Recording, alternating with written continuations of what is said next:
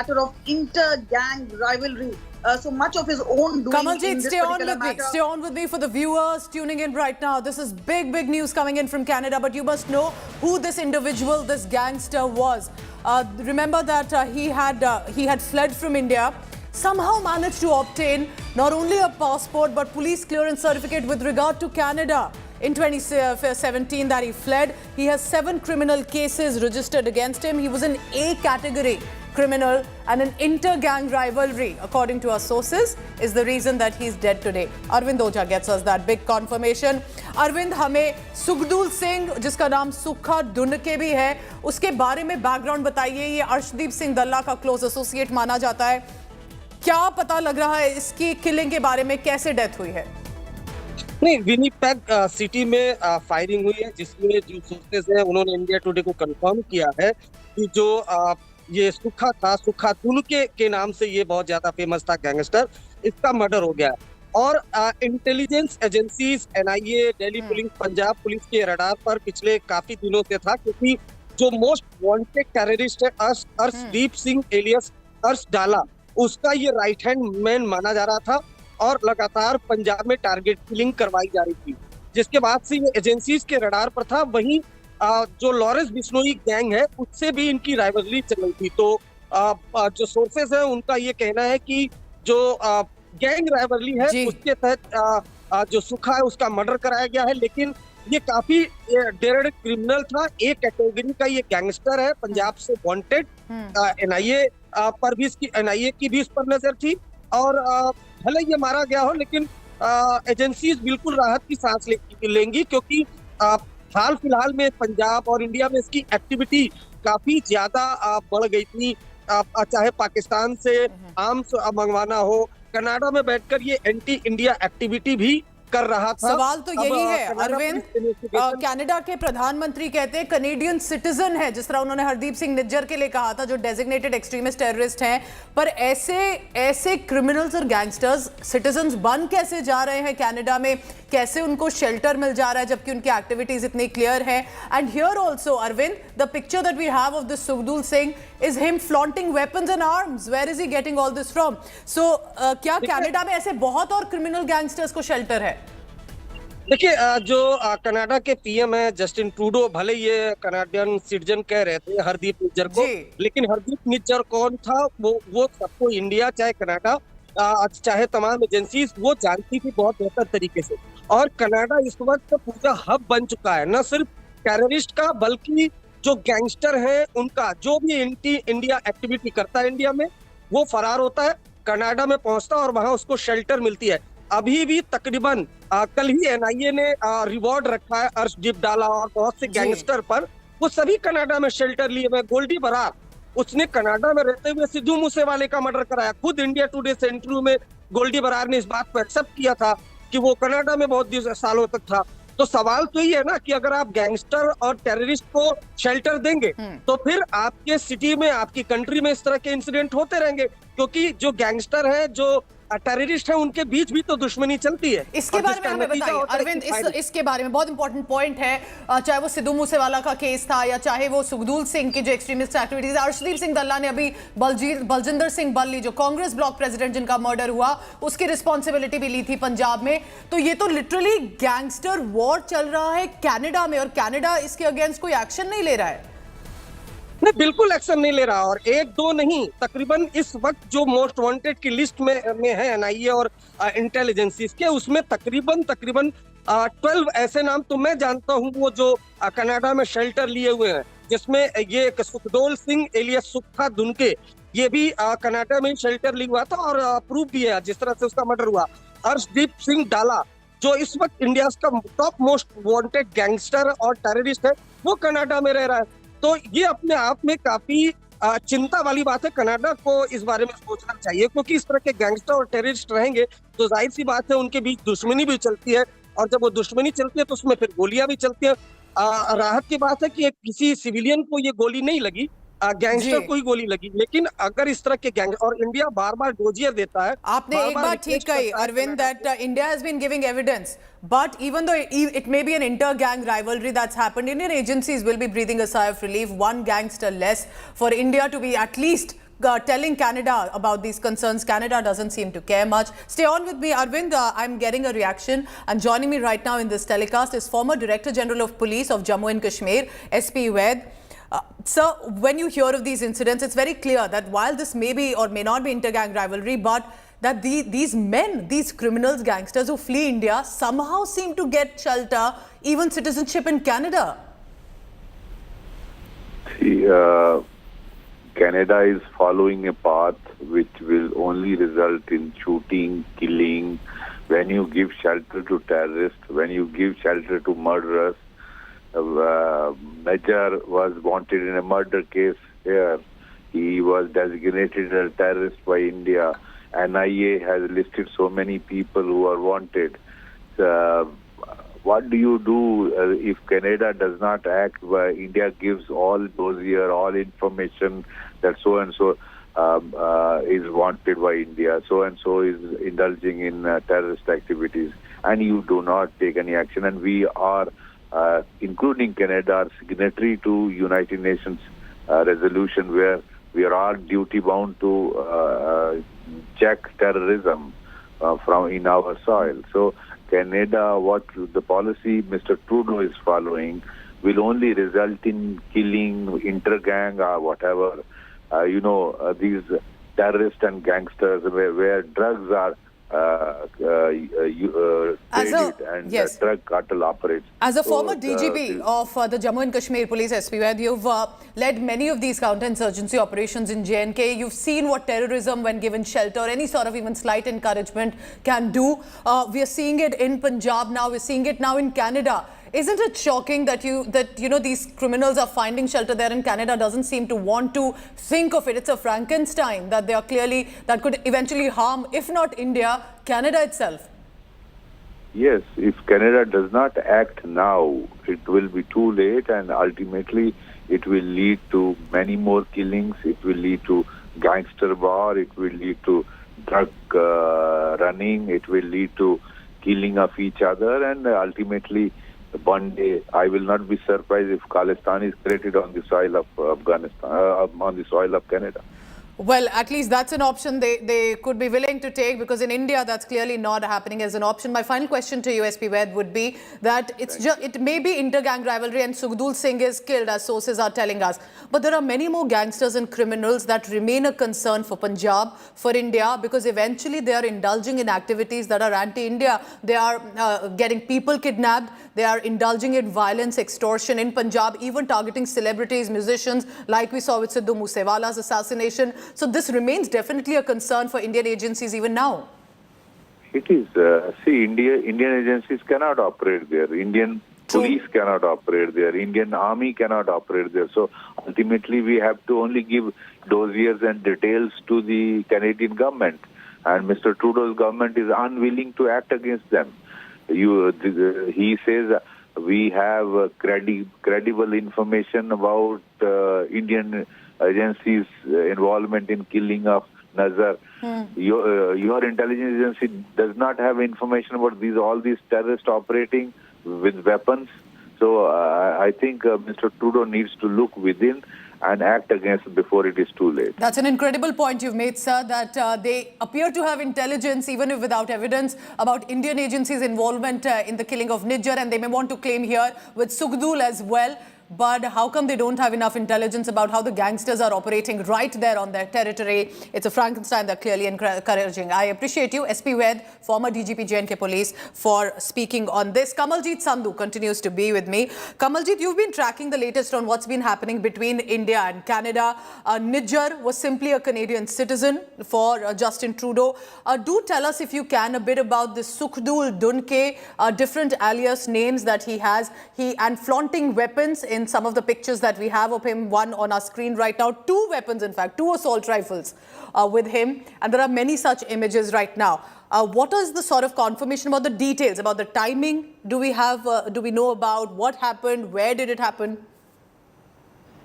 Pooja, Sugul Dunke, as he has been called, and Sukha is what people know him as. Okay. Now, he is carrying weapons. It may be disturbing for the viewers to actually see him making those statements along with that weapon. But clearly, when it comes to information which has come in, he's been killed. And at this point of time, what we can tell to our viewers is that there is information coming via intelligence agencies that Sukha has been killed. He had been terrorizing people. He had been doing extortions. He's been behind target killings. Close associate of another person called the Arshdeep Dalla, who's also wanted by NIA. So all this has been going on for a very, very long time. But also significantly, at that point of time, we can also tell you is that at least 7 of the gangsters who were operating out of the 10 gangsters operating in Canada were from Punjab. And that itself is a list which goes on to show that all has not been well, and that the Canada authorities have actually managed to look the other way rather than crack down on such elements. And now what we know is that they're not only part of the extortion racket, but there's also the inter-gang rivalry which has been playing out. That's true. So yes, the Goldie Barar, Lawrence Bishnoi, which has been against this. So this is suspected to be one of the inter-gang rivalry where one person has been bumped off. We'll really have to see how Winnipeg police really comes out with a statement, and whether, because, earlier we've seen how Hardeep Singh Nijjar, one of the Khalistani activists, these are propagandists of violence, and they are the ones who've been talking about it. And eventually, when the killing happened, that is when what was worrisome is the way Justin Trudeau came out and obviously pointed fingers at the Indian agency. Now, this isn't proven as of now, but clearly the things have escalated, even though the Canadian government has said that they don't want any escalation. But yes, the way these operatives have been operating from Canada is very worrisome, especially the way the killings have taken place. Yes. It is, for that matter, Canada to investigate as to what is really happening on their ground rather than point fingers. That's true, and we'll see what does Justin Trudeau have to say about this. A Canadian killed, and they love to call them the Canadian citizen. So a Canadian citizen who was clearly a gangster with enough history has been killed. Kamaljeet, also tell us, meanwhile, right now as we speak in Punjab police is conducting raids against gangsters. In Punjab, there's a crackdown that's happening right now as well. Well, absolutely. This has gone on from 7 o'clock and will go on till 5. We do expect a press conference to be held by Punjab Police in Chandigarh in a while from now. But yes, this is a raid which has been going on in several places. But coming back to the Canada bit, yes. What we've been speaking to Punjab Police officer, intelligence agencies is that even as gangsters get visa very easily to go to Canada, the Punjab Police officer, intelligence officers, their form itself talk about their postings, about where they have been. They find it extremely difficult to reach Canada. And this seems to be a very partial sort of a treatment which has been given out, where the officials with law enforcement agencies are not the ones to get visa. Meanwhile, these gangsters not only reach there, but manage to freely operate from there. As I see, Punjab police or Indian agencies have constantly been giving out evidence and dossiers to Canada. It doesn't want to take action against gangsters while these gangsters are getting killed in this inter-gang rivalry as well. Kamaljeet, I also request you to tell us more about this individual, this criminal that viewer may not know about. How he was involved in criminal cases, in extortion, in alleged murders, that he finally managed to get into Canada on forged documents. And is it really that easy? With one by one, these gangsters and criminals manage to get clearance, visas, and also even citizenship, like in Nijjar's case, by Canadian intelligence agencies. For that matter, what we've seen is not just Hardeep Singh Nijjar, Guru Patwant Singh Pannu has moved base right from US to Canada and has been going about carrying on anti-India Khalistani activities from there. There is this referendum 2020, much to the concern of Indian agency. They have been sounded out. The gangsters have been operating not just now, but for several years. Now, this has been pointed out. There have been Indian agencies who've gone and met the officials there. There has been a talk of cooperation. As a matter of fact, NIA team was supposed to go there. They were supposed to meet. But yes, now with all this happening and a change of equation and an escalation between the Indian and the Canada government, each issuing advisory against the other, what goes to show is perhaps Canada's own doing, which is they are not willing to look at their own mistakes and possibly how things have been operating out of Canada rather than pinpoint fingers.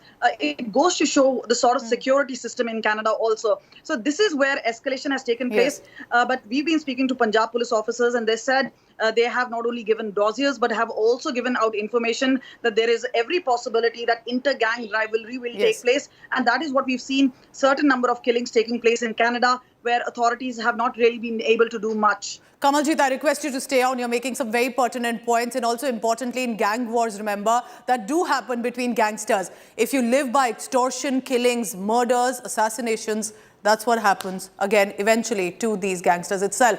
In the past few months, in fact years, in the past 3 years specifically, a lot of them in these inter-gang rivalry or suspicious ways have died. Here's one, Harmeet Singh. In 2020, I remember, he's a Khalistani designated terrorist by India. He was killed in Lahore, right outside a Gurdwara premises. Also remember, Ripudman Singh Malik in 2022, he was involved and accused in the 1995 Air India bombing, the Kanishka bombing that led to the death of 331 people. He was suspiciously shot dead in Canada. He had found shelter in Canada. Where else? Paramjeet Singh Panjwar, remember, just about a few months ago, he was the leader of the Khalistani Commando Force. He was also shot dead in Lahore because he had found shelter in Pakistan. That's why ISI Khalistani link have long been mentioned and has been described even by India to Canadian agencies. Avtar Singh Khanda, this is before Hardeep Singh Nijjar, he was from the Liberation Force. He had died in a UK hospital, but according to the UK administration, that was because of some issues that he had health issues that led to his death. Hardeep Singh Nijjar, the man who was called a simply Canadian citizen by Justin Trudeau, but was not only a Khalistani Tiger Force leader, a designated terrorist involved in murders, extortion and bomb blast, even in 2007, was shot dead in Canada where he had been living and becoming even a citizen somehow. And then there is Sukhdev Singh, September 21st, 2023, adding on to this list of gangsters who have died suspiciously, mysteriously in gang wars. Close aide of Arshdeep Dalla, who had recently claimed responsibility for killing a Congress bloc president Baljinder Singh Balli in Punjab. And as we know that, not surprising, Sukhdev Singh or Dunke was shot dead in Canada where he had shelter. Our managing editor, Gaurav Sawant, continues to be with us and he'll be giving us details on that. Gaurav, you've been speaking to a lot of experts and journalists based in Canada, and they've expressed concerns of how Canada definitely does not want to do anything while India keeps on giving them dossiers and at least evidence as well. When we talk of Sukhdev Singh, another gangster killed in Canada, what should one make of it? This is inter-gang rivalry that has actually come to the fore, and it's desperation. Now, why is all of this happening? When these terrorists and extortionists were successful in India, a lot of money was coming their way. You know, whether it's Lashkar-e-Taiba or Jaish-e-Mohammed or these assorted Khalistan terrorist outfits, ultimately, when terror is low, they end up becoming extortionists. And there is a long history of how, they're involved in vasuli. They demand money and extortion is their biggest business. And that is where a lot of these Punjabi singers came in the line of the fire of these extortionists, because they were making big money in records. They were doing very well in Punjab and they wanted money and these extortionists then demanded that money. When that money became scarce because agencies tightened the noose around them, Lashkar-e-Taiba terrorists started getting eliminated, Khalistani terrorists started getting eliminated, money dried. Also, Pakistan is in a very bad shape. Pakistan earlier was able to pay these elements. Extortion was their pocket money. Their main money came from ISI. Now, Pakistan doesn't have money even for 2 square meals a day. These people are dependent only on extortion, and that pie is small. So various terrorist outfits, various extortionist gangs, they fight with each other for the same pie. And that is where this desperation is coming to the fore. Now, people like Justin Trudeau, they're well aware. Their intelligence agencies are well aware of ground realities. Five Eye members are well aware of ground realities. But they choose to turn a blind eye to this because Justin Trudeau, to remain in office, needs people like Jagmeet Singh and his NDP to remain in power. They choose to turn a blind eye to the activities of these Khalistani terrorists, to the extortionists, to all such elements who incidentally are involved in human trafficking, drugs and extortion, even in Canada, not just in Punjab, but even in Canada, they're involved in this. And that is why people of Indian origin or even Canadians are scared of these elements. But now with the pie becoming smaller, they're killing each other. It's a dog-eat-dog, man,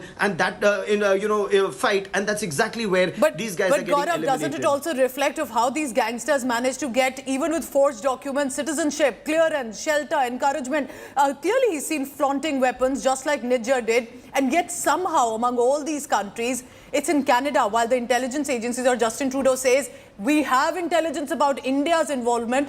They don't have enough intelligence, clearly, of the gangsters on their soil. You've hit the nail on its head, Pooja. You're absolutely right. In a law-abiding, liberal society, is the society so liberal that they permit extortionists and terrorists to carry banned weapons, prohibited bore weapons? Because an AK series assault rifle in any civilized society cannot be permitted, for citizens or civilians to carry. Again, as you very rightly asked, how did Nijjar get Canadian citizenship? Yes. Entered that country on a false passport, so his citizenship was denied. Sponsorship in marriage, that citizenship was denied. Who then in 2007, cleared his citizenship? And that perhaps indicates how deep is the rot in Canada and these Khalistani elements. It's almost like cancer. It penetrates very deep, and unless that cancerous tissue is taken out, it continues to destroy the body. We've seen that in Pakistan with Lashkar-e-Taiba, Jaish-e-Mohammed, Lashkar-e-Jhangvi, Tehreek-e-Taliban, Pakistan, Afghan Taliban. Now we are seeing this in Canada. You've made a very important point. Pakistan supported Taliban. Taliban is at its door right now, and the Pakistan forces are now facing the pressure to combat it somehow. They're unable to. Thank you so much. For now, Gaurav Sawant with the latest. Another criminal gangster shot dead in Canada. Meanwhile, tensions between India and Canada continue to escalate. Just a day after the Ministry of External Affairs issued an advisory for Indians living in Canada or who are even visiting Canada to be on alert, stating, and now Indian origin member of Parliament in Canada has put out a video message and has said that Hindu Canadians are soft targets. And Chandra Arya is his name, and he's urging the Hindu community to, while stay calm, but also stay vigilant. He's slamming the Khalistan supporters and said that through videos and threats, they are threatening Hindus specifically and Indian community in general. They are glorifying terrorism, and the Hindus can expect religious hate crimes against them in the next few days. Meanwhile, according to sources, ISI agents present in Canada, we're being told there was a secret meeting. Not surprising, but just to reiterate with facts coming in, ISI and Khalistan extremists have met. There was also SFJ Chief Gurpantwan Singh Pannu, other chief of Khalistan organizations, present in that meeting. The meeting was held about 5 days ago. Few days back, Khalistan movement leader in Canada and president of Sikhs for Justice, which organizes the so-called referendum, Gurpantwan Singh Pannu, attacked Hindu Canadians, asking us to leave Canada and go back to India. I've heard from many Hindu Canadians who are fearful after this targeted attack. I urge Hindu Canadians to stay calm but vigilant. Please report any incident of Hindu phobia to your local law enforcement agencies. The Khalistan movement leader is trying to provoke Hindu Canadians to react and divide the Hindu and Sikh communities in Canada. Let me be clear. Vast majority of our Canadian Sikh brothers and sisters do not support Khalistan movement. Most Sikh Canadians may not publicly condemn the Khalistan movement for several reasons, but they are deeply connected to the Hindu-Canadian community. Canadian Hindus and Sikhs are connected through family relationships and shared social and cultural ties. This direct attack on Hindu Canadians by the leader of Canadian Khalistan movement is further escalation of the recent attacks on Hindu temples and public celebration of the assassination of Hindu Prime Minister Indira Gandhi by terrorists.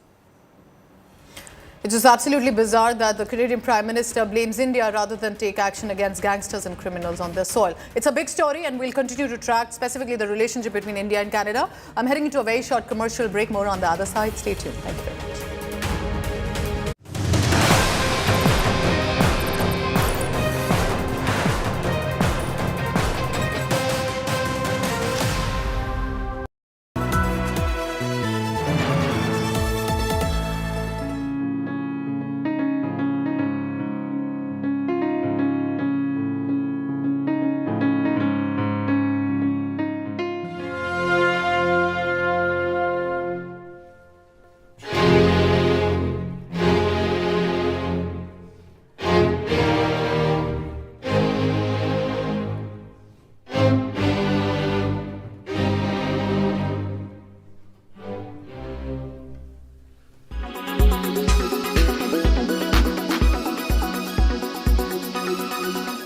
अगर इनकी मंशा होती तो 2021 में इन्होंने जाति आधारित जनगणना प्रारंभ कराया होता।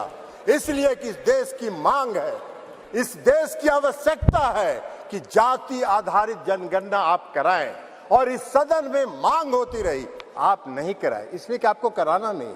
आप गरीबों को, अति पिछड़ों को प्रति न्याय करने में आपका विश्वास नहीं है, आपका भरोसा नहीं है, इसलिए आपने जनगणना नहीं कराया।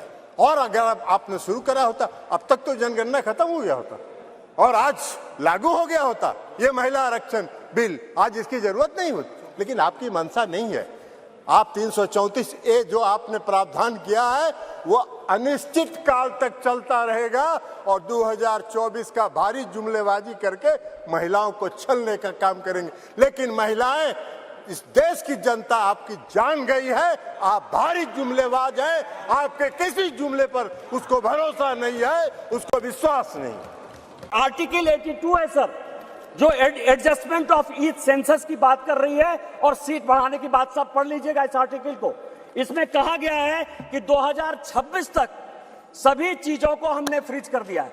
आप अनकॉन्स्टिट्यूशनल काम करना चाहते हैं, आप उसके ऊपर जो है कहते हैं कि 2024 से लागू कर दीजिए, तुरंत सुप्रीम कोर्ट में जाएगा और सुप्रीम कोर्ट में तुरंत स्टक डाउन हो जाएगा। क्या आप चाहते हैं कि महिलाओं को रिजर्वेशन नहीं दें? और जिस तरह से आप केवल राजनीति के माध्यम से इस महिला रिजर्वेशन को लॉलीपॉप बनाते रहे, घुमाते रहे, वही भारतीय जनता पार्टी करे। हमारे प्रधानमंत्री जी हैं जो कहते हैं कि जिसकी मैं शुरुआत करता हूं उसका अंत भी करता हूं। यदि ये महिला रिजर्वेशन यहाँ आया है तो महिलाओं को अधिकार मिलेगा, मिलकर रहेगा, दुनिया की कोई ताकत इसको नहीं रोक सकती है। लेकिन इनके यहाँ क्या दिक्कत है सर? इनके यहाँ सबसे बड़ी दिक्कत है, और अभी जितने स्पीकर बोलने वाले हैं सर, वो स्पीकर 2026 में ये आर्टिकल 82 पढ़िए, संविधान को जो है पढ़िए, जो संविधान में लिखा हुआ है कि सेंसस होगा, सेंसस के बाद डिलिमिटेशन होगा और डिलिमिटेशन के बाद जो है हम उसको लागू करेंगे। और ये आर्टिकल 82 कह रहा है, ये 82 कह रहा है।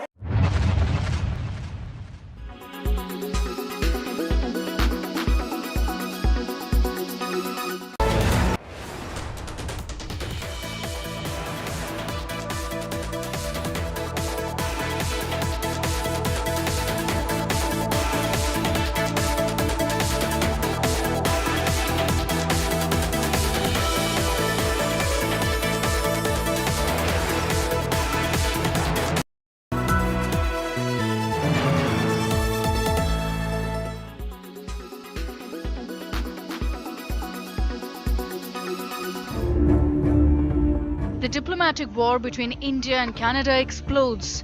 India has issued a hard-hitting advisory on hate crimes, urging Indian nationals and students in Canada to be cautious. The advisory says, and I quote, "In view of growing anti-India activities and politically condoned hate crimes and criminal violence in Canada, all Indian nationals there and those contemplating travel are urged to exercise utmost caution. Recently, threats have particularly targeted Indian diplomats and sections of the Indian community who oppose the anti-India agenda. Indian nationals are therefore advised to avoid travelling to regions and potential venues in Canada that have seen such incidents." Over the past number of weeks, Canadian security agencies have been actively pursuing. After his bombshell statement claiming credible allegations of a potential link between the killing of Canadian extremist Hardeep Singh Nijjar and agents linked to India, Trudeau finds little support either at home or abroad.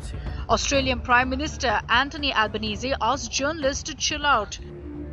Justin Trudeau is a friend of mine. He's a fine Prime Minister of Canada. I was pleased to engage with him at the G20. He has expressed his concerns about this on behalf of the Canadian government, and the Australian Foreign Minister Penny Wong has also expressed concerns.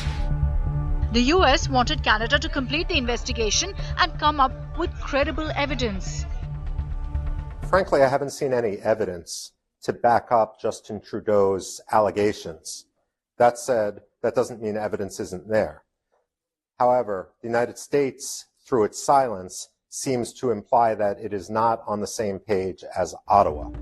And even after Justin Trudeau calling up the British Prime Minister Rishi Sunak seeking support, UK insisted trade talks with India will continue.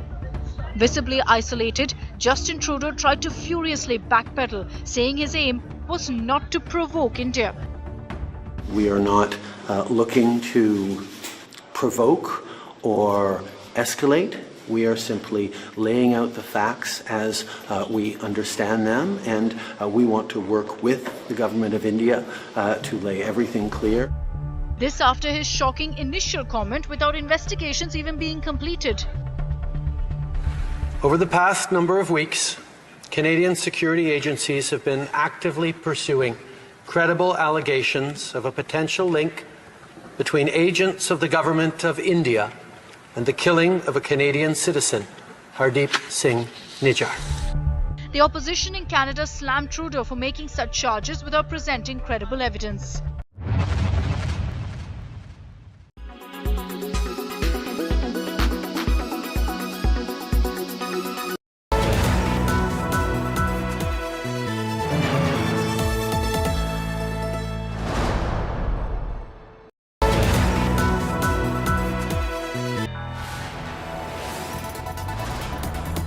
You are watching India Today, powered by Finest Be Sustainable Change, a B&P Group company.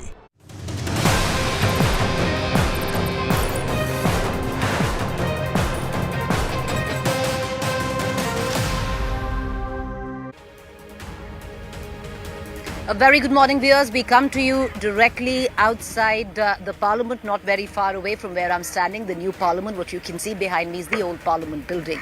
But, to take it from where we left off last evening, historic, after decades, the Women Reservation Bill has been cleared by the Lok Sabha. Today, you're going to see discussions in the Rajya Sabha, and by the end of it, there will be a voting in Rajya Sabha as well. And from there, it will go for the President's signature and then will become a law, provided it gets passed where the Rajya Sabha is concerned.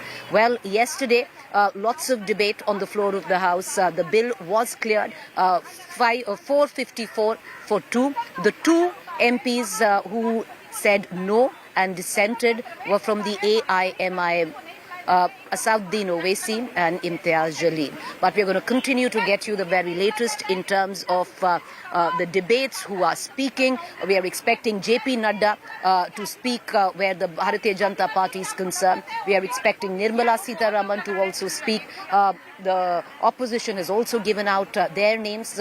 Will there be a surprise element in terms of speeches? We'll keep our viewers updated. But it's a big day today, viewers, of where we stand in terms of just history. It's a moment in history. It's India's headlight moment.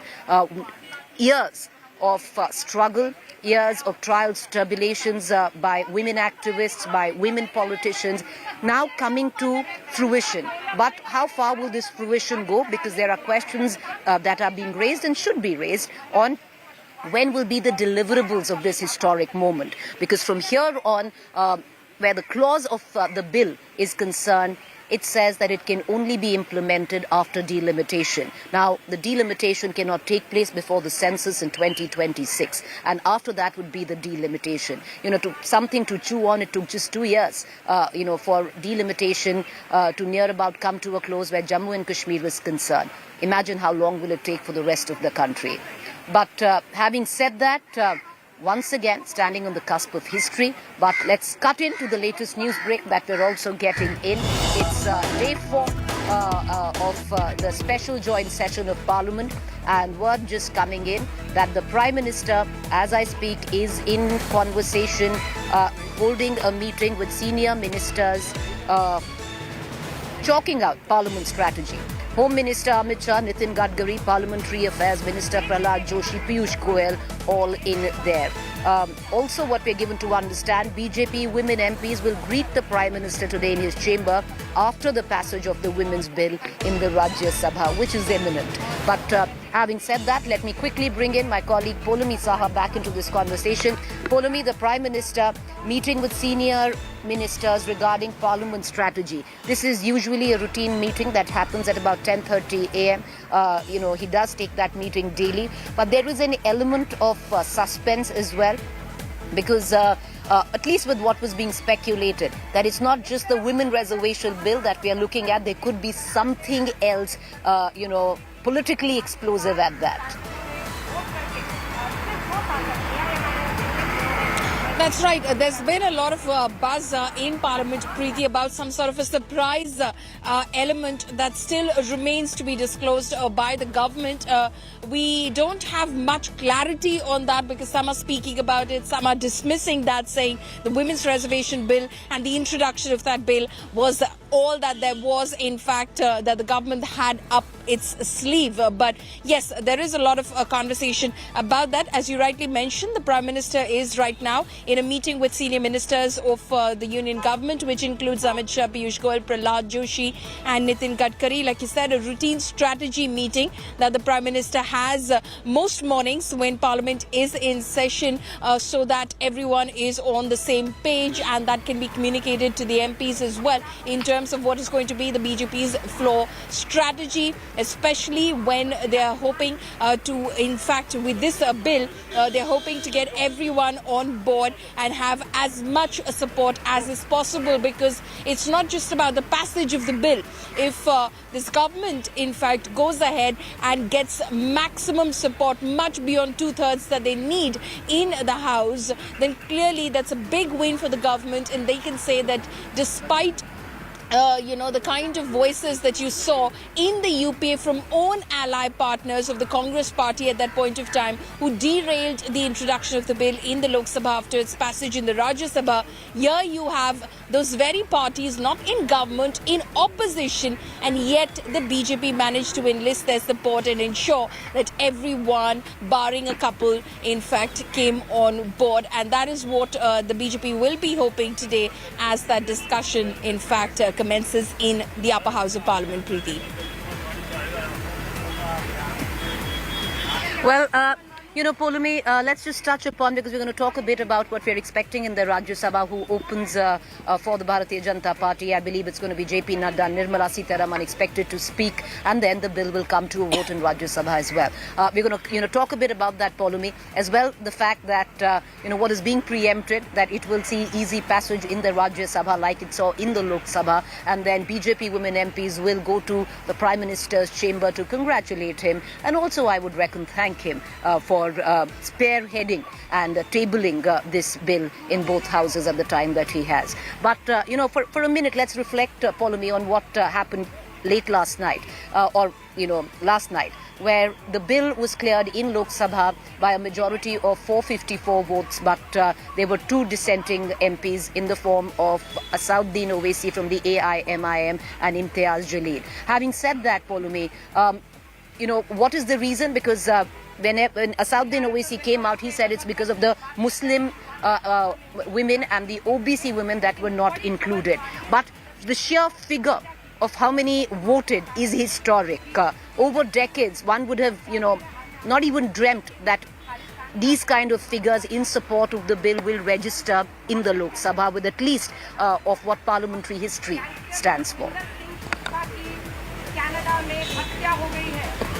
Absolutely. Like I said, it's not just about the passage of the bill. The BJP hopes that the numbers in itself will tell a completely different story as to what this bill has faced in the past, the kind of dissent it has faced, passage in the Rajya Sabha, but not possible to have introduced the bill in the Lok Sabha because already partners were pulling out in terms of their support, couldn't get, in fact, introduced in many previous instances before that. So clearly the BJP BJP hopes that it is going to rewrite history and ensure that it goes down in the annals of history for not just having passed the Women's Reservation Bill, but to have done so with overwhelming support and majority from all political parties. And that's exactly what the BJP is hoping. And the numbers from last evening tell you that story. Already at least half that story has been written as the BJP would want it to be written. 456 present and voting, 454 voted in support of the bill. Many, of course, stood up and raised objections to, of course, not the inclusion of an OBC quota for women from the OBC background. Asad Owaisi, of course, raised the point about Muslim women also being given reservation. Many raised the question about why not now that this bill is being implemented? Why is this pipe dream being sold to everyone that this will only happen after the census, and following the census, the delimitation exercise, and following that, 1/3 reservation for women in Parliament and Vidhan Sabhas. But despite all of that, everyone lent their support, barring the two from the AIMIM. And that is what BJP is hoping, that the Rajya Sabha numbers will be as historic as that. Again, we've spoken to parties from across party lines. In fact, the India bloc already, as you know, is supporting the bill. So there's going to be no trouble from the opposition, as is usually the case. You saw the kind of resistance that the opposition put up during the Delhi Services Bill discussion in the last session of Parliament, where they came together in order to stand up against the government. Here, the opposition has already lent its support. So the entire bloc of 26-28 parties is with the government on this bill, and also those who have in the past resisted the passage of this bill, like SPRJD-JDU. Right. Well, you're right there, Polumi. Once again, what has happened over the course of the last 24 hours is historic. It will be embedded as an indelible mark and a very positive one at that, in the annals of Indian parliamentary history and for the country as well. However, questions still continue to be asked about when will it be implemented, and is there even a possibility of it being implemented? We're going to keep breaking it down for our viewers. We're going to go into a quick break. When we return on the other side, we're going to get you more, because the discussion on in Rajya Sabha today, they're given to understand 14 Bharatiya Janata Party women MPs will be debating the bill. We also ask, why not any men also debating on the floor of the Rajya Sabha? But we're hoping JP Nadda to open for the BJP there. A quick break. Stay with us.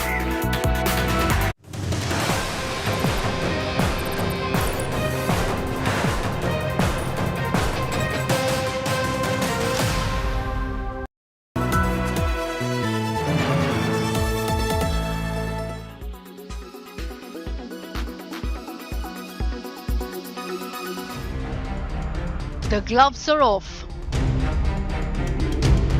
Canadian Prime Minister Justin Trudeau on Monday announced in Parliament Indian agents could be behind the killing of Canadian citizen Hardeep Singh Nijjar, a Khalistani terrorist wanted in India. Over the past number of weeks, Canadian security agencies have been actively pursuing credible allegations of a potential link between agents of the Government of India and the killing of a Canadian citizen, Hardeep Singh Nijjar. We've been clear. Canada has expelled an Indian diplomat over what it calls the involvement of a foreign government in its internal affairs. Within hours of Canada's provocation, New Delhi retaliated by expelling a senior Canadian diplomat.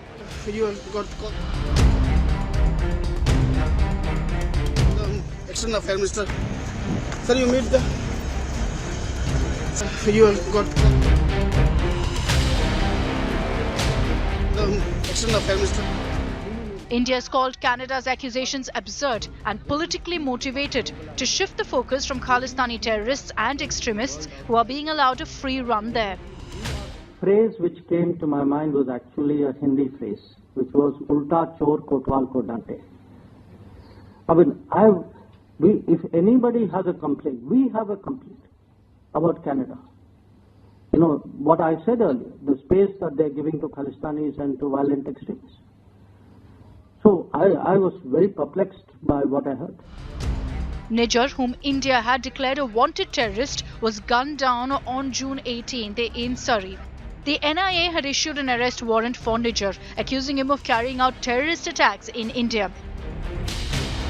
Prime Minister Narendra Modi had taken up the issue of Khalistani extremists getting a voice in Canada in his bilateral meeting with Prime Minister Trudeau in Delhi on the sidelines of G20. Trudeau claims he'd discussed Nijar's killing with the Indian Prime Minister. Canada had recently suspended negotiations for a free trade agreement with India. With the latest accusations, the already sour diplomatic relations between the two countries have hit a new low. Bureau Report, India Today.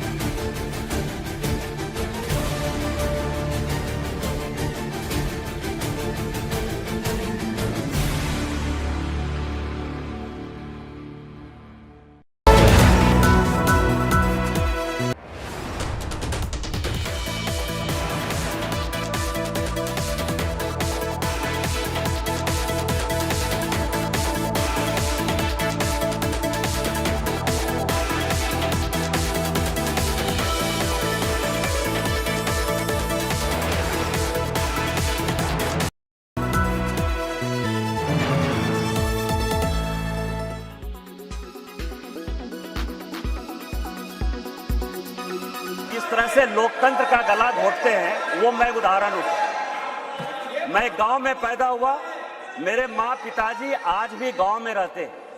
आज जब मैं parliament के लिए चल रहा था तो मेरी माँ आज एम्स देवघर में भर्ती है सर।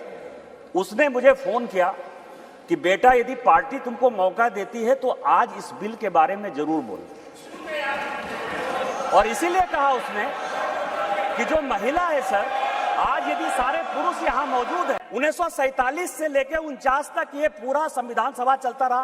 परसों से यही भाषण सुन रहे हैं सर। इस कॉन्स्टिट्यूएंट असेंबली से लेकर 1952 से लेकर आज तक चुनाव हुआ, कभी किसी ने राज्यसभा में रिजर्वेशन की बात नहीं की, विधान परिषद में बात नहीं की। आज भी राज्यसभा में शेड्यूल कास्ट और शेड्यूल ट्राइब को रिजर्वेशन नहीं है, विधान परिषद में शेड्यूल कास्ट शेड्यूल ट्राइब को रिजर्वेशन नहीं है। आप कौन सी नई बात केवल पॉलिटिकल एंगल के लिए ले आते हैं? आपने जब नहीं किया, जब तक आज तक जो है भारत के संविधान में यह कहा गया कि राज्यसभा में कोई रिजर्वेशन नहीं होगा, विधान परिषद में कोई रिजर्वेशन नहीं होगा। और जब माननीय प्रधानमंत्री जी और भारतीय जनता पार्टी इस बिल को लाती है तो आप कहते हैं राज्यसभा में रिजर्वेशन नहीं है, विधान परिषद में रिजर्वेशन नहीं है।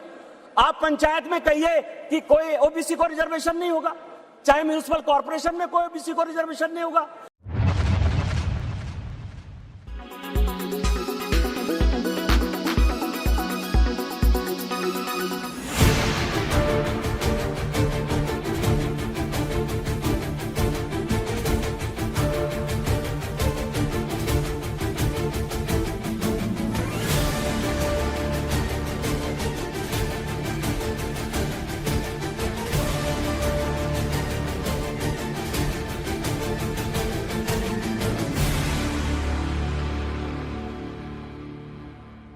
Weather forecast now.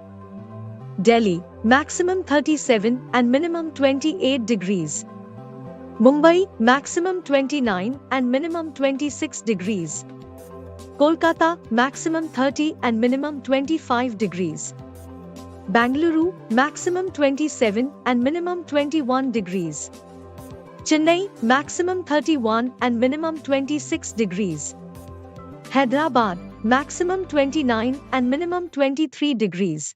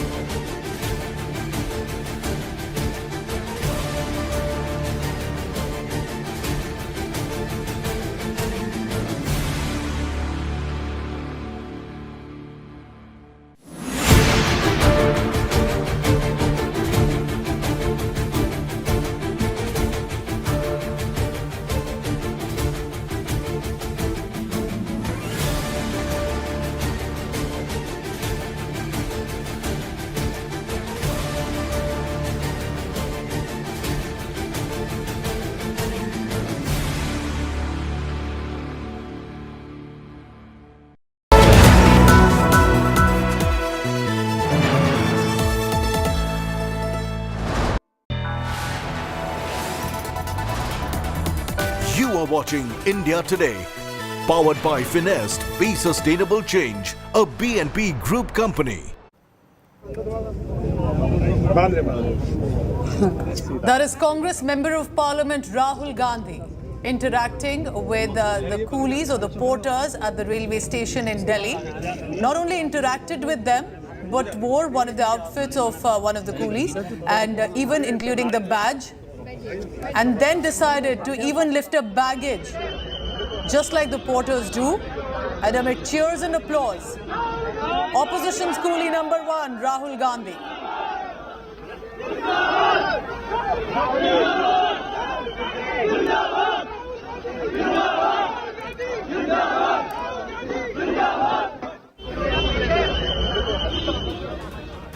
So that was Rahul Gandhi interacting with the porters at the railway station in the national capital, and we'll be tracking more on that. First, the headlines. Let's begin. After Lok Sabha, the debate on the Quota bill in Rajya Sabha today on Women Reservation Bill, 14 women members of the BJP will be debating and representing the BJP on the Women Bill. Nirmala Sitharaman will be the leading speaker. MPs from SC, ST and OBC groups also will be a part of this debate. Clamour for the OBC women quota grows as Congress and other opposition parties demand the OBC reservation in the women quota bill. Home Minister Amit Shah says BJP delivered an OBC Prime Minister leading this country. जो OBC का राग आलपते हैं उनको मैं कहना चाहता हूं, आपकी पार्टियों ने कभी ओबीसी प्रधानमंत्री नहीं बनाया, भारतीय जनता पार्टी ने ओबीसी प्रधानमंत्री बनाया। Another gangster, Khalistani extremist killed in Canada. Top gangster Sukhdev Singh killed in Canada's Winnipeg City. Sukhdev was an extremist and was a close aide of Arshdeep Singh, the La terrorist.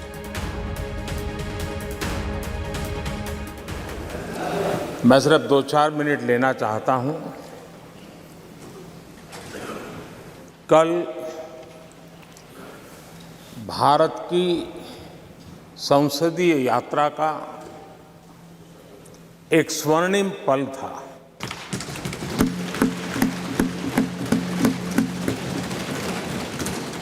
और इस स्वर्णिम पल के हकदार इस सदन के सभी सदस्य हैं, सभी दल के सदस्य हैं, सभी दल के नेता भी हैं। सदन पे हो या सदन के बाहर हो, वे भी उतने ही हकदार हैं। और इसलिए मैं आज आपके माध्यम से इस बहुत महत्वपूर्ण निर्णय में और देश की मातृशक्ति में एक नई ऊर्जा भरने में ये कल का निर्णय, और आज राज्यसभा के बाद जब हम अंतिम पड़ाव भी पूरा कर लेंगे, देश की मातृशक्ति का जो मिजाज बदलेगा, जो विश्वास पैदा होगा, वो देश को नई ऊंचाइयों पर ले जाने वाली एक अकल्पनीय अप्रतिम शक्ति के रूप में उभरेगा। ये मैं अनुभव करता हूं। और इस पवित्र कार्य को करने के लिए आप सब ने जो योगदान दिया है, समर्थन दिया है, सार्थक चर्चा की है, सदन के नेता के रूप में मैं आज आप सबका पूरे दिल से, सच्चे दिल से आदरपूर्वक अभिनंदन करने के लिए खड़ा हुआ हूं, धन्यवाद करने के लिए खड़ा हूं। नमस्कार। अब एक मिनट, सभी दलों के नेताओं ने कल समर्थन किया है। माननीय प्रधानमंत्री जी ने सबका आभार व्यक्त कर दिया, और सदन के नेता जब आभार कर दे तो पूरा सदन का आभार होता है। माननीय सदस्यगण,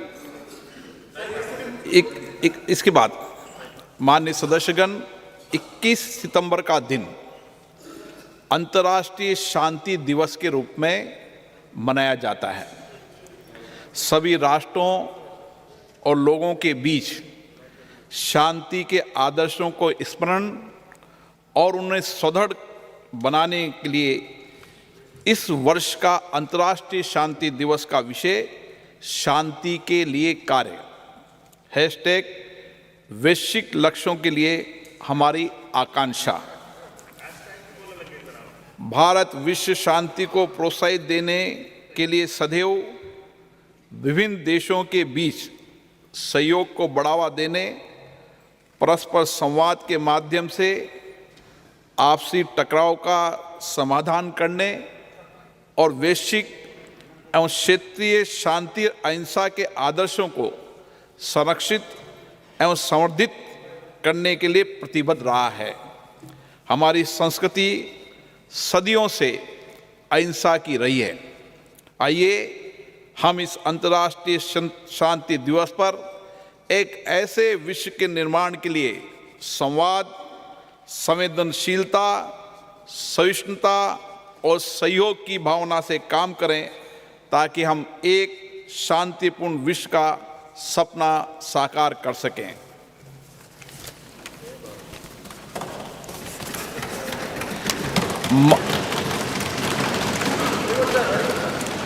माननीय सदस्यगण, अंतरिक्ष के क्षेत्र में हमारी now and will repeat that bit again. Prime Minister Modi speaking as Rajya Sabha is set to debate the women quota bill today. निर्णय में और देश की मातृशक्ति में एक नई ऊर्जा भरने में ये कल का निर्णय और आज राज्यसभा के बाद जब हम अंतिम पड़ाव भी पूरा कर लेंगे,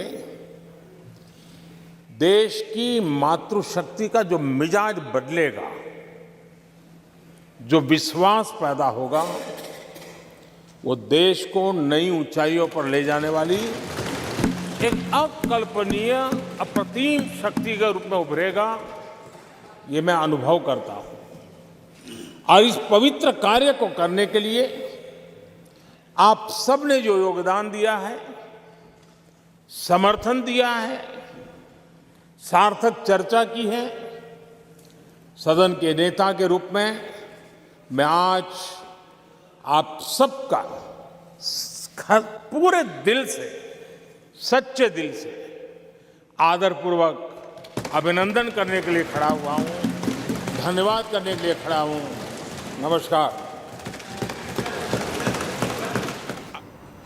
That is Prime Minister Modi. Remember today, who yesterday also said that he appreciates how even opposition parties, all parties basically, 454 members of parliament in Lok Sabha had voted, while 2 had even voted against it. But because it was with such an overwhelming majority, the bill was cleared in the lower house of the parliament. Today is going to be very interesting because more than Lok Sabha, it is going to be in Rajya Sabha where the numbers are still comparatively closer, and it remains to be seen what do the women members of parliament, and this time even from scheduled caste, scheduled tribe and other backward caste groups will also be speaking today.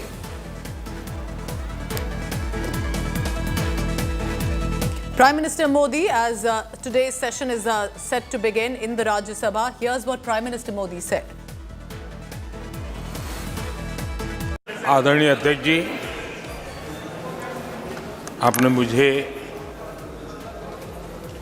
बोलने के लिए अनुमति दी, समय दिया, इसके लिए मैं आपका बहुत आभारी हूं।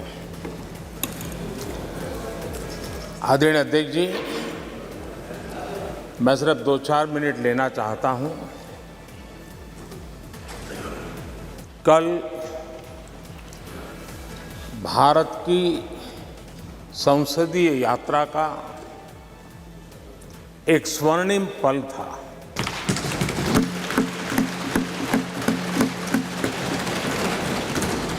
और इस स्वर्णिम पल के हकदार इस सदन के सभी सदस्य हैं,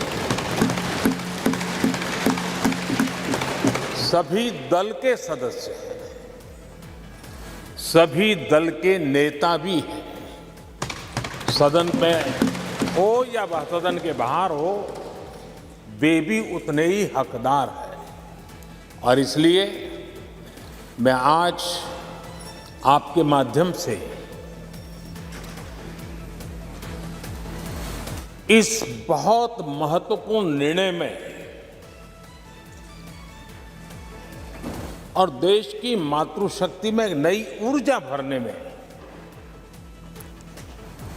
ये कल का निर्णय और आज राज्यसभा के बाद जब हम अंतिम पड़ाव भी पूरा कर लेंगे, देश की मातृशक्ति का जो मिजाज बदलेगा, जो विश्वास पैदा होगा, वो देश को नई ऊंचाइयों पर ले जाने वाली एक अकल्पनीय अप्रतिम शक्ति के रूप में उभरेगा।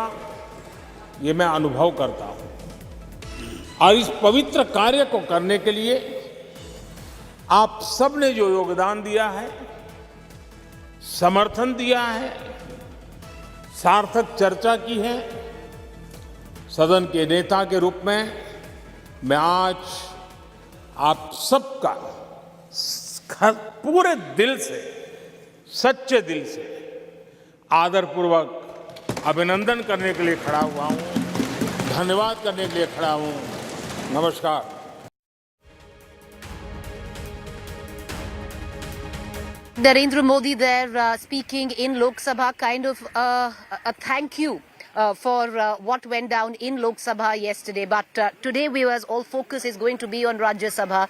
The first speaker from the Bharatiya Janata Party is going to be JP Nadda. I want to quickly bring in my colleague Himanshu Mishra, keenly following the PMO and the Bharatiya Janata Party. Himanshu, आज प्रधानमंत्री ने लोकसभा में बोला vote of thanks type क्या है ये? मतलब उन्होंने थैंक यू बोला, उन्होंने जो कल इतना हिस्टोरिक जो डिसीजन हुआ, जो वोटिंग हुई, ये उनका बोलना था आज या इम्प्रॉम्प्टू डिसीजन था?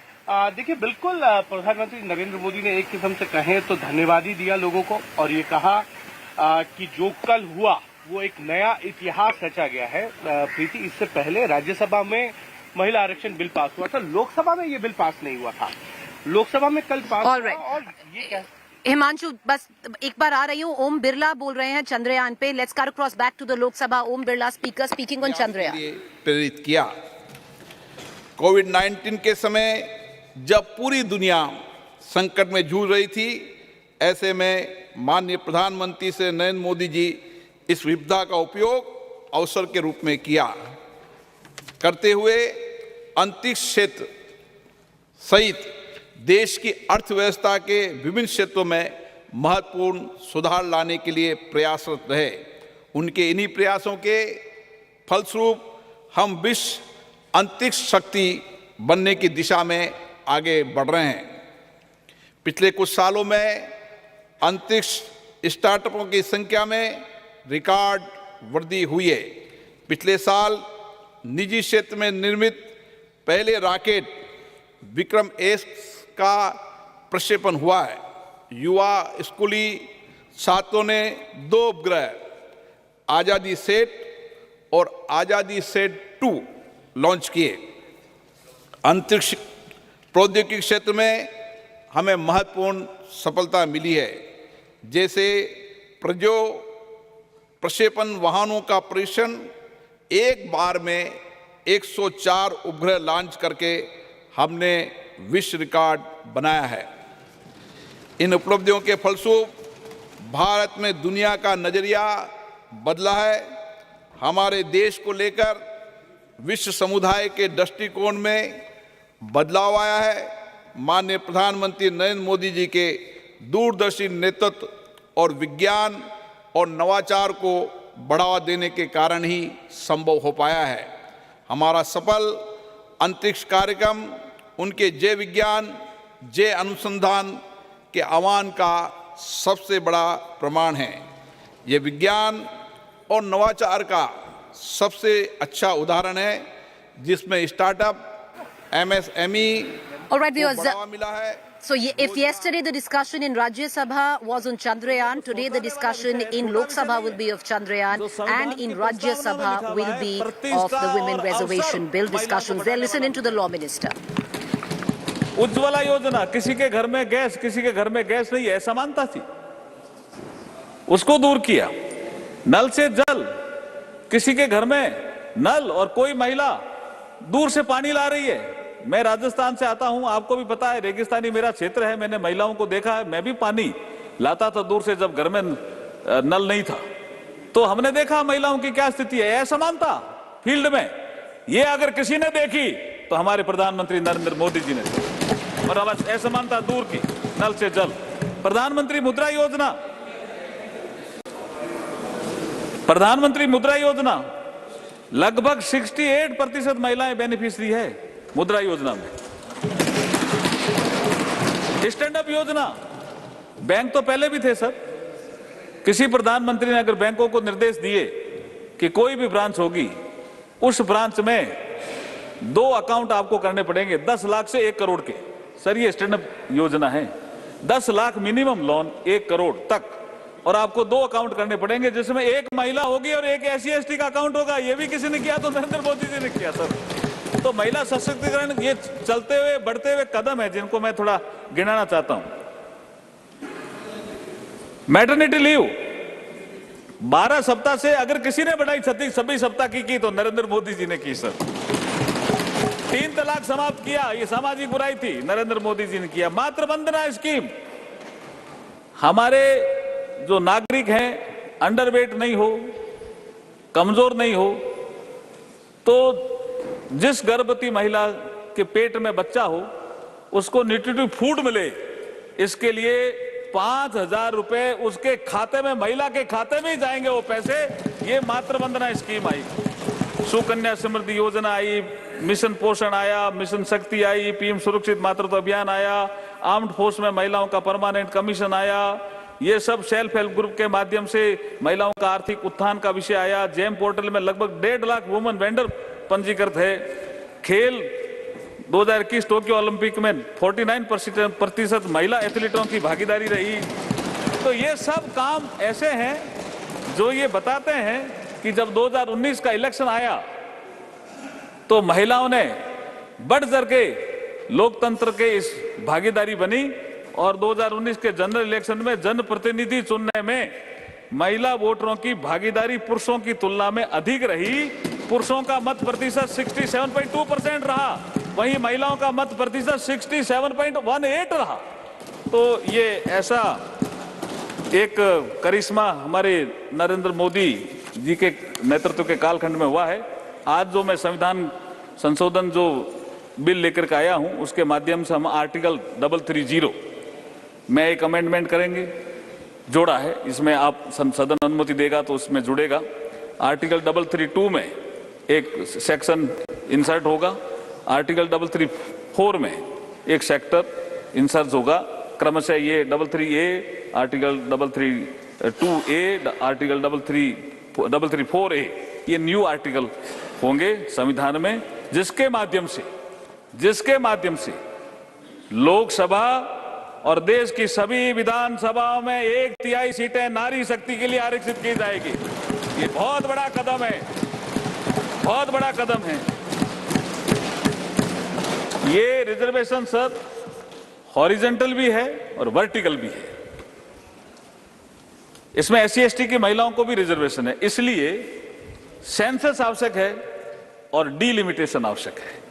संविधान के आर्टिकल 82 में पहले से ही प्रावधान है, डीलिमिटेशन की व्यवस्था दी गई है, और वो 2026 तक फ्रीज है। तो जैसे ये बिल पास होगा, सेंसस होगा, डीलिमिटेशन होगा, वो क्वासी जुडिशियल एक प्रक्रिया है sir.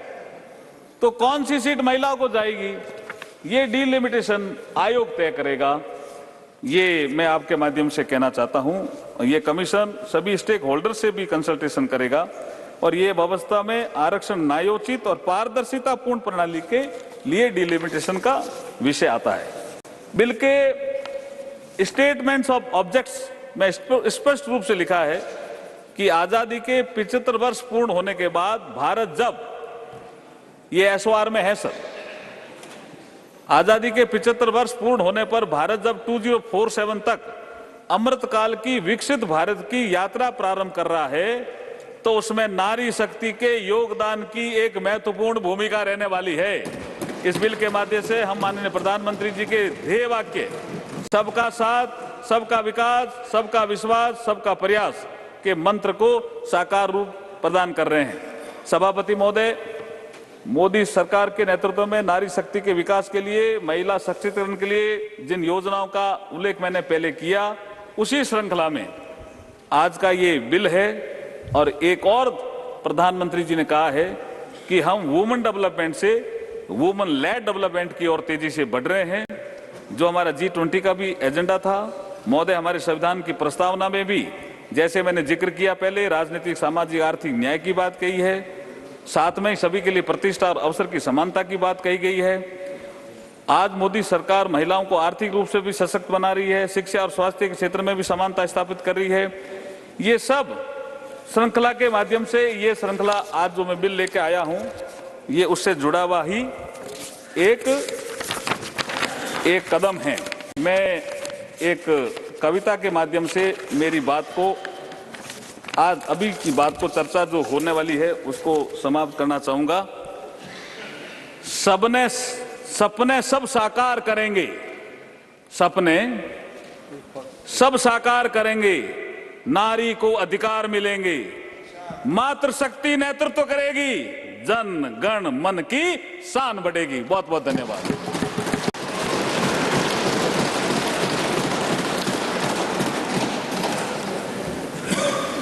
Motion moved. I now call upon the members whose names have been received for participation in the discussion. Shrimati Ranjit Ranjan. Sir, I don't believe. 10 minutes. धन्यवाद sir. 10 minutes. Thank you sir. एक महिला होने के नाते मैं आशा करूंगी कि आप 5 मिनट आप अपनी तरफ से मुझे देंगे, और मैं सत्ता पक्ष को भी कहूंगी कि आज महिलाओं का दिन है। मैं होम मिनिस्टर साहब से रिक्वेस्ट करती हूं कि 5 मिनट आप अपनी तरफ से मुझे दीजिएगा, अपनी पार्टी से दीजिएगा। सबसे पहले मैं महिला रिजर्वेशन बिल का स्वागत करती हूं। मैं भी महिला हूं और चाहते हैं हम लोग कि महिलाओं की जो भागीदारी है वो सदन में बढ़े, राजनीतिक परिवेश में बढ़े, लोगों के प्रतिनिधित्व करने में बढ़े। मैं एक आपत्ति दर्ज कराना चाहती हूं, जिसका नाम आपने दिया है महिला आरक्षण का नारी शक्ति विधेयक। ये नारी शक्ति विधेयक है, लेकिन अपने नाम दे दिया इसका नारी शक्ति वंदन विधेयक। मुझे लगता है ये एक संवैधानिक अधिकार है, ये कोई दैविक वरदान नहीं है, ये कोई प्रधानमंत्री साहब का या आपका दिया हुआ महिलाओं को दया का पात्र नहीं है। ये हमारा एक संवैधानिक अधिकार है। आपने इसका नाम दैविक और दया और पूजा से जोड़ के, मुझे लगता है जो आंदोलन का इतिहास था उसको भी खत्म करने की कोशिश की है। ये एक मैं महिला होने के नाते बोल रही हूँ। वंदना, आपके सरकार में महिलाओं की कितनी होती है यह हम सबको मालूम है। वंदना हम महिलाओं की, सत्ता पक्ष हो या विपक्ष में हो, जितनी भी पुरुष मानसिकता है, महिलाओं की वंदना इतिहास गवाह है कि जब जब आपको शक्ति की जरूरत होती है, जब जब आपको सत्ता पाने की जरूरत होती है, जब जब आप विजय की आशा रखते हैं, तब आप एक महिला को देवी बनाकर उसकी पूजा करने लगते हैं, वंदना करने लगते हैं। लेकिन अंदर में एक पुरुष की जीत और उसकी वंदना होती है। आपकी वंदना हमने जंतर मंतर में बैठी उन महिलाओं के रूप में देखी। आपकी वंदना, आपका महिलाओं का सम्मान जब मणिपुर पे हमारी महिलाएं निवस्त्र हो रही थी, हमने तब देखी। आपकी वंदना और आपकी पूजा और सम्मान जब एक रेपिस्ट को बचाने के लिए, जब आप सत्ता पक्ष वालों को यह मालूम चलता है कि वोट की राजनीति में जरूरत है, तो मैं रिक्वेस्ट करती हूँ, हमें अधिकार चाहिए। दया का पात्र ना महिला कभी थी ना होगी।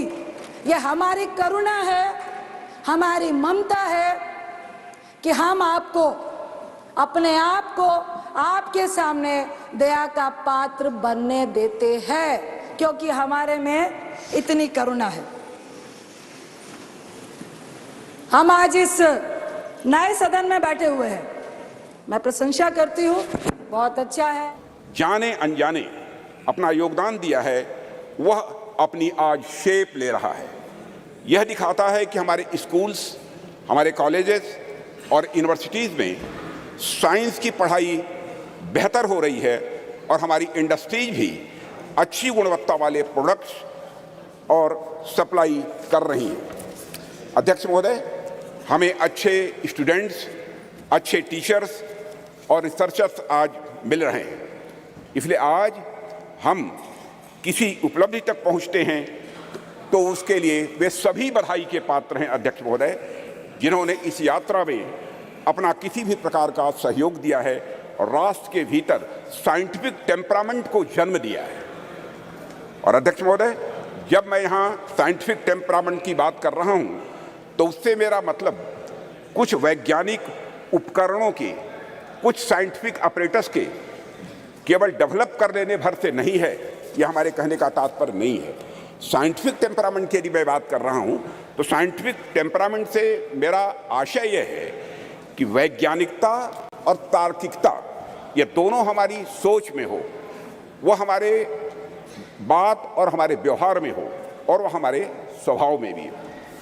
आवश्यक नहीं हम जब विज्ञान का विषय पढ़ें तभी हम साइंस से दो चार हों, बल्कि हम आर्ट्स, म्यूज़िक और साथ ही साथ एस्थेटिक्स भी पढ़ें तो हम उसमें भी साइंटिफिक अप्रोच रख सकें।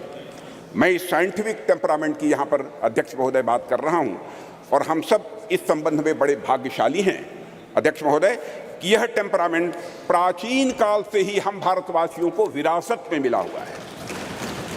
आप देखें, चाहे हमारे प्राचीन ग्रंथ वेद हों या फिर उपनिषद देख लें या फिर स्मृति ग्रंथ देख लें, सर्वत्र आपको विज्ञान या फिर विज्ञान से युक्त विचारों के दर्शन करने को मिलेंगे।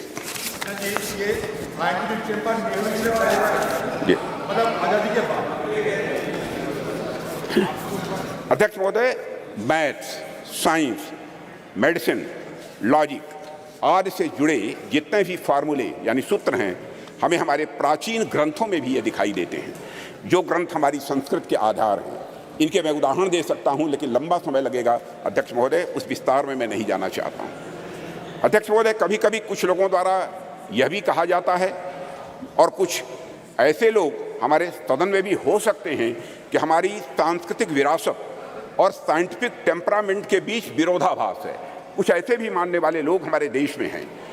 यहाँ तक कहा जाने लगा कि अगर आप साइंटिफिक टेम्परामेंट के हैं तो आप पीपल की पूजा कैसे कर सकते हैं, आप नीम की पूजा कैसे कर सकते हैं, आप तालाब की पूजा कैसे कर सकते हैं, या फिर आप गाय को माता कैसे कह सकते हैं। अध्यक्ष महोदय, अगर आप वैज्ञानिक की तरफ सोचते हैं तो मूर्ति पूजा कैसे कर सकते हैं, यह कहने वाले लोग हमारे देश में हैं। महोदय, बात तो यहाँ तक अब होने लगी है कि संस्कृत का विरोध करना, विरासत का विरोध करना, यह प्रगतिवाद यानी प्रोग्रेसिव होने का सूचक हो गया है। और प्रगतिवाद वह नहीं रह गया जो प्रगति की बात करे, बल्कि प्रगतिवाद वह हो गया है जो अपनी संस्कृत और विरासत का केवल विरोध करे, वह भी इसलिए कि उसे विरोध करना है। All right, with that, we're going to head into a break. Rajnath Singh opening discussions on Chandrayaan landing in Lok Sabha. The discussions have switched. What the Rajya Sabha was discussing yesterday, the Lok Sabha will be discussing today, which is Chandrayaan, and what the Lok Sabha was discussing yesterday, the women reservation bill, the Rajya Sabha will be discussing it today, and it will come to a vote this evening. A quick break to stay with us. We are back with the latest.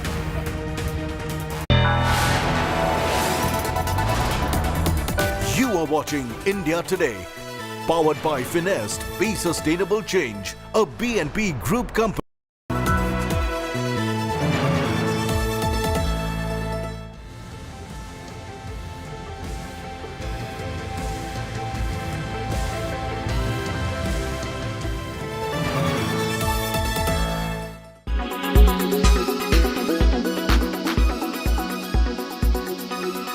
के संविधान की प्रस्तावना में सामाजिक और आर्थिक न्याय का भी उल्लेख है और प्रतिष्ठा और अवसर की समानता का भी उल्लेख है।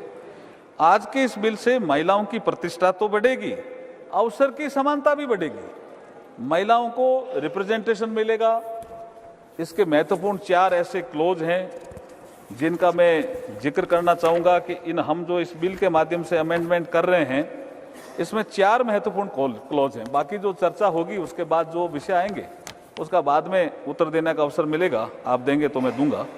पहला जो क्लॉज है वो संविधान का आर्टिकल 239, उसमें हम एक 239AA जोड़ रहे हैं, जिससे नेशनल कैपिटल दिल्ली की असेंबली में महिलाओं के लिए 33% सीट का रिजर्वेशन सुनिश्चित होगा।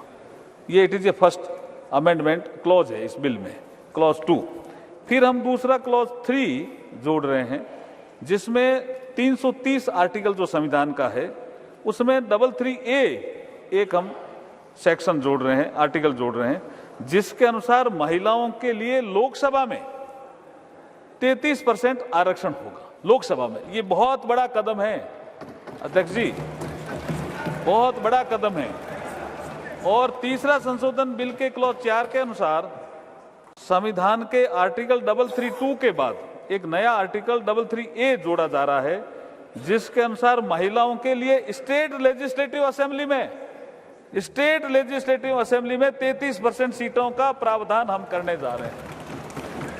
और जो चौथा एक क्लॉज है 5, उसके अनुसार संविधान का आर्टिकल 334 के बाद एक नया आर्टिकल 33A जोड़ा जा रहा है, जिसके अनुसार महिलाओं के लिए ये आरक्षण जो आज ये सदन चर्चा के लिए ले रहा है, ये आरक्षण 15 सालों के लिए प्रभावी रहेगा। 15 सालों के बाद अगर इसको बढ़ाना है तो ये संसद ही तय करेगी, ये संसद को अधिकार रहेगा।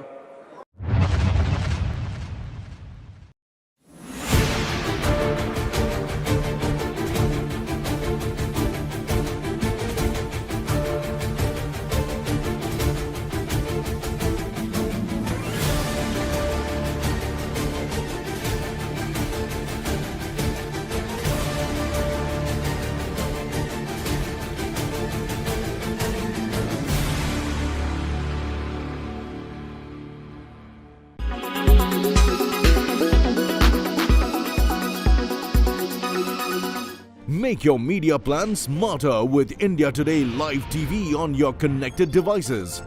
Amplify your brand with 100 million smart internet viewers. To advertise, mail us at sales@aajtak.com.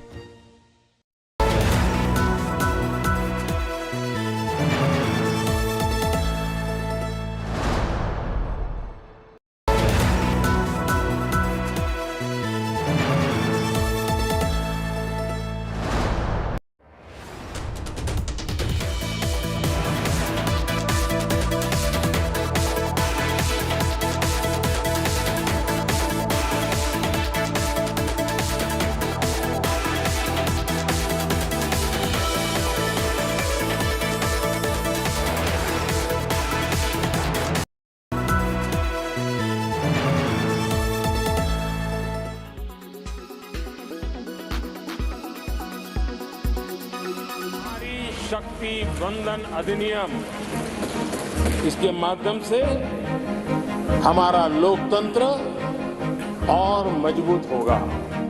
The suspense is over. The Narendra Modi government has brought the Nari Shakti Vandan Bill or the Women's Reservation Bill to the Lok Sabha. Prime Minister Modi broke the news making his first speech in the new Parliament building on Tuesday, which also happened to be Ganesh Chaturthi. आज जब महिलाएं हर sector में तेजी से आगे बढ़ रही हैं, नेतृत्व कर रही हैं, तो बहुत आवश्यक है कि नीति निर्धारण में, पॉलिसी मेकिंग में हमारी माताएं, बहनें, हमारी नारी शक्ति अधिकतम योगदान दें।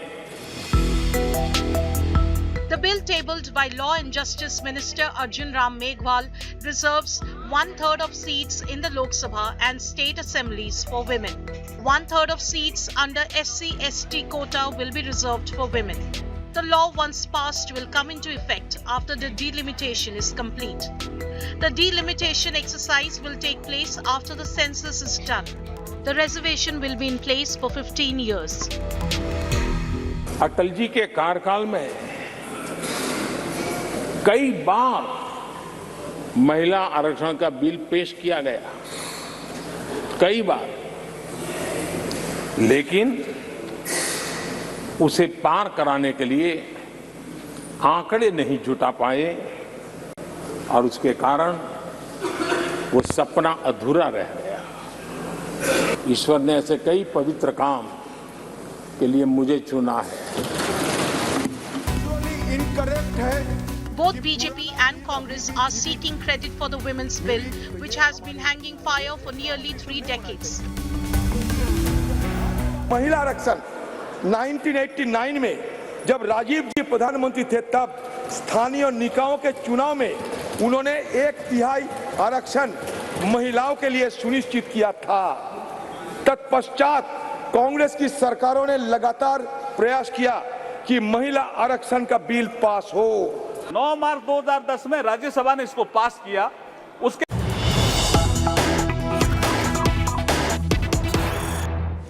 किसी भी विघ्न के बगैर सर्वसम्मति से 128 कॉन्स्टिट्यूशनल अमेंडमेंट बिल पास होगा और सबकी सहमति इसमें मिलेगी। हम यह भी जानते हैं कि हमारे प्रधानमंत्री मोदी जी, मैं उनको धन्यवाद देना चाहता हूं, जिन्होंने यह नारी शक्ति वंदन बिल लाकर जो रिजर्वेशन का विषय काफी लंबे अंतराल से चल रहा था, उसको एक निर्णायक मोड़ पर लाने का प्रयास किया है।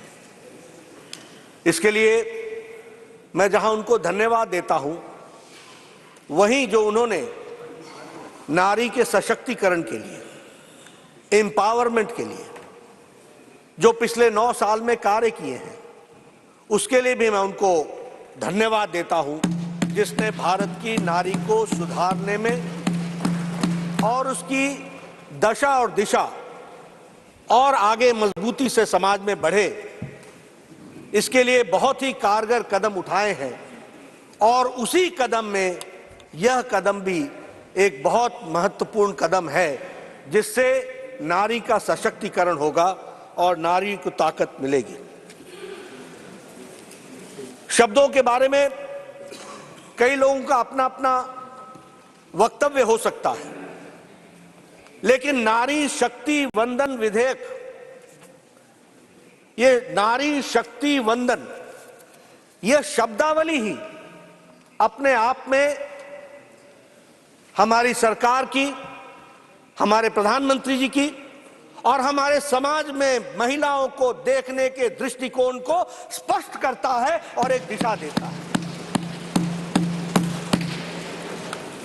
सभापति जी, मैं यहां यह भी कहना चाहता हूं कि हम सब लोगों के मन में कुछ धारणाएं बन गई और वो धारणा ये बनी है कि जैसे हम महिलाओं पर कोई कार्य कर रहे हैं तो कुछ एहसान कर रहे हैं।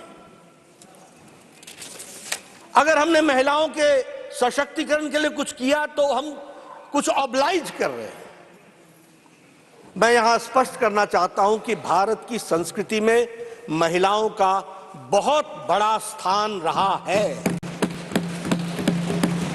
ये हमारे और आपका नहीं, ये हमारे पूर्वजों ने, हमारी संस्कृति ने महिलाओं को जिस तरीके से समाज में प्रतिस्थापित किया, वह बताता है कि हमेशा ही हमारी संस्कृति में महिलाओं का स्थान उज्जवल रहा है।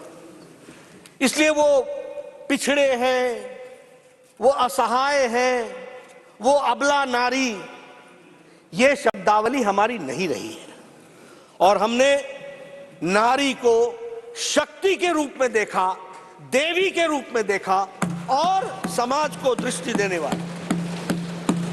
और इसीलिए प्रधानमंत्री जी जब कहते हैं विमेन एम्पावरमेंट, तो वो हमेशा विमेन लेड डेवलपमेंट की बात करते हैं, और उन्होंने G20 में भी दुनिया को बताया that it is not only women empowerment, it is a women led development. यह भारत की सोच को प्रतिपादित करते हुए दुनिया के सामने रखने का काम हमारे प्रधानमंत्री मोदी जी ने G20 के माध्यम से भी किया है।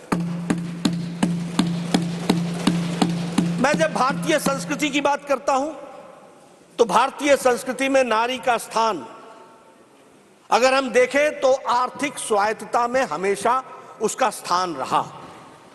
उसके सामाजिक जीवन में आर्थिक स्वायत्तता रही। अध्यात्म से लेकर अध्यापन तक नारी का विशेष योगदान रहा है। और अगर हम हड़प्पन काल की भी बात करें तो वो जो कांस्य की मूर्ति डांसिंग गर्ल है, वह बताता है कि हमारे समाज में महिलाओं को कितनी स्वतंत्रता थी और कितना इंडिपेंडेंस था, यह भी उसमें से दर्शाता है। यह दीगर बात है कि कुछ हमारे जब हम गुलामी के काल से गुजरे, मेडिवल पीरियड से गुजरे, तो उस समय पर्दा सिस्टम से लेकर के महिलाओं का जरूर कुछ जो उत्थान का स्थान था उसमें कमी आई, लेकिन भारतीय संस्कृति में उसे हमेशा ऊर्जा का स्थान दिया गया, देवी का स्थान दिया गया, शक्ति के रूप में देखा गया। और हमारे यहां शब्दावली भी वैसी है, गौरी शंकर, गिरजा शंकर, भवानी शंकर, सीताराम, राधे श्याम। अब हमको दुनिया समझाए लेडीज फर्स्ट, ये हमारे साथ एक तरीके से मजाक नहीं तो और क्या है, हमारी संस्कृति को समझने की आवश्यकता है। और वैदिक काल में भी विदुषियों की कोई कमी नहीं थी। वैदिक काल में भी अगर हम देखें तो अगर जब शास्त्रार्थ आदि शंकराचार्य जी के साथ जब मंडन मिश्र जी का हुआ तो आप जानते हैं उसमें न्यायाधीश कौन था? उसमें न्यायाधीश मंडन मिश्रा जी की पत्नी उभय भारती थी, यह भी हमको ध्यान में रखना चाहिए। उसी तरीके से यजुर्वेद काल में महिलाओं को बराबर का स्थान दिया गया और कहा गया कि राजा अगर न्याय प्रेमी है तो रानी भी न्याय प्रेमी होनी चाहिए, इतनी दूर की सोच रखी गई थी, यह भी हमको ध्यान रखना। उसी तरीके से 4th सेंचुरी में, 4वीं सेंचुरी में प्रभावती गुप्त जो इंडियन हिस्ट्री में प्रथम राज्य इन्होंने किया, वह बताता है कि महिलाओं का कितना गौरवमय इतिहास रहा है। रानी जीजाबाई जो मराठा रानी के रूप में जानी गई, उनका जो गाइडेंस थी, उनका जो डायरेक्शन था, उसने छत्रपति शिवाजी को हिंदवी स्वराज्य बनाने के लिए प्रेरित किया, यह भी हमको ध्यान में रखना चाहिए। अहिल्याबाई होलकर जी को हम सब लोग जानते हैं अध्यात्म की दुनिया में, और उसके साथ साथ जिस तरीके से उन्होंने मंदिरों का नवनिर्माण किया, वह बताता है कि महिलाओं का हमारे सामाजिक और हमारे आध्यात्मिक जीवन में किस तरीके का स्थान रहा है।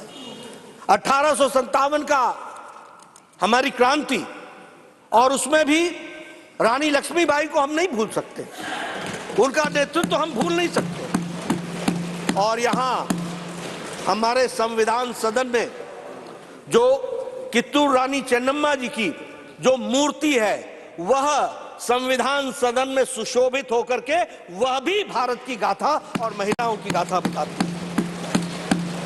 पोर्चुगीज के खिलाफ अगर कर्नाटक के महारानी अब्बक्का ने अगर लड़ाई लड़ी, तो वह भी एक अपने आप में गाथा बताती है कि महिलाओं ने किस तरीके से हमारे विकास के लिए काम किया है। मैं ये भी बोलना चाहूंगा कि मॉडर्न टाइम्स में भी, आज के युग में भी अगर हम देखें, 21वीं शती जो है वो महिलाओं की शती है। 21वीं शताब्दी जो है वह महिलाओं की शताब्दी है। और फिर चाहे ज्ञान हो, चाहे विज्ञान हो, चाहे मिलिट्री एजुकेशन हो, चाहे सैन्य सुरक्षा हो, चाहे अर्थ जगत हो, हमें खुशी है कि आज हमारी भारत की महिलाएं अपने आप को लीडिंग रोल में लेकर के आई हैं और उन्होंने अपने आप को प्रतिस्थापित किया है और सम्मानित स्थान पर लेकर के आई हैं। It is not only the presence but it is the position, वह सम्मानित स्थान जो उनको मिला है, जो उन्होंने हासिल किया है, यह बताता है कि भारतीय नारी किस तरीके से उन्होंने अपना योगदान किया है। आज सॉफ्टवेयर की दुनिया में 21% हमारी महिलाएं हैं जो लीडिंग रोल में हैं। आज हम अगर इसरो की बात करें, जिसके बारे में कल परसों जयराम रमेश जी चर्चा कर रहे थे, उसमें अगर हम साइंटिस्ट देखें तो फिर चाहे मार्स मिशन हो, चाहे चंद्रयान हो, चाहे आदित्य L1 हो, इन सब में महिला साइंटिस्ट का बहुत बड़ा योगदान है। इसको भी हमको ध्यान में रखना। और अगर हम कहें तो सरकार की सत्ता में भी आजाद भारत में 12 मंत्री महिलाएं बन चुकी हैं इस आजाद भारत में। इसको भी हमको ध्यान में रखना है। बहुत से ऐसे देश हैं जिन्होंने वोटिंग राइट्स पाने के लिए एक लंबा संघर्ष किया। महिलाओं ने सिर्फ फ्रेंचाइज पाने के लिए बहुत लंबा संघर्ष किया। किसी ने आधी शताब्दी तक संघर्ष किया, किसी ने पूर्ण शताब्दी तक संघर्ष किया। लेकिन यह हमारा सौभाग्य था कि हमको फर्स्ट जनरल इलेक्शन में महिलाओं को बराबर का स्थान दिया गया। यह हमारी सोच दर्शाती है। और ऐसा नहीं है, सबका योगदान है। 1931 में सरोजिनी नायडू जी ने ब्रिटिश प्राइम मिनिस्टर को चिट्ठी लिखी थी और उसमें कहा था कि हमें फ्रेंचाइज मिलना चाहिए। और उस उन्होंने वाक्य लिखा था, we do not want to be nominated, we want to be elected. तो इस तरीके से अगर हम देखें तो हर दृष्टि से महिलाओं का एक विशेष योगदान रहा है। और हमें यह भी सौभाग्य है कि बहुत देशों से पहले हमें प्रधानमंत्री भी महिला इस देश को बहुत पहले मिल गई, कई अन्य देशों से पहले। इसलिए हमारा नजरिया बेचारा, अबला, बेचारी नारी ऐसा कभी नहीं रहा। हमेशा हम लोगों ने उनको एक विशेष स्थान देकर के उनको आगे बढ़ाने का काम किया। हमारे कॉन्स्टिट्यूएंट असेंबली में भी 15 महिलाएं थी जिनका विशेष योगदान संविधान के निर्माण में रहा।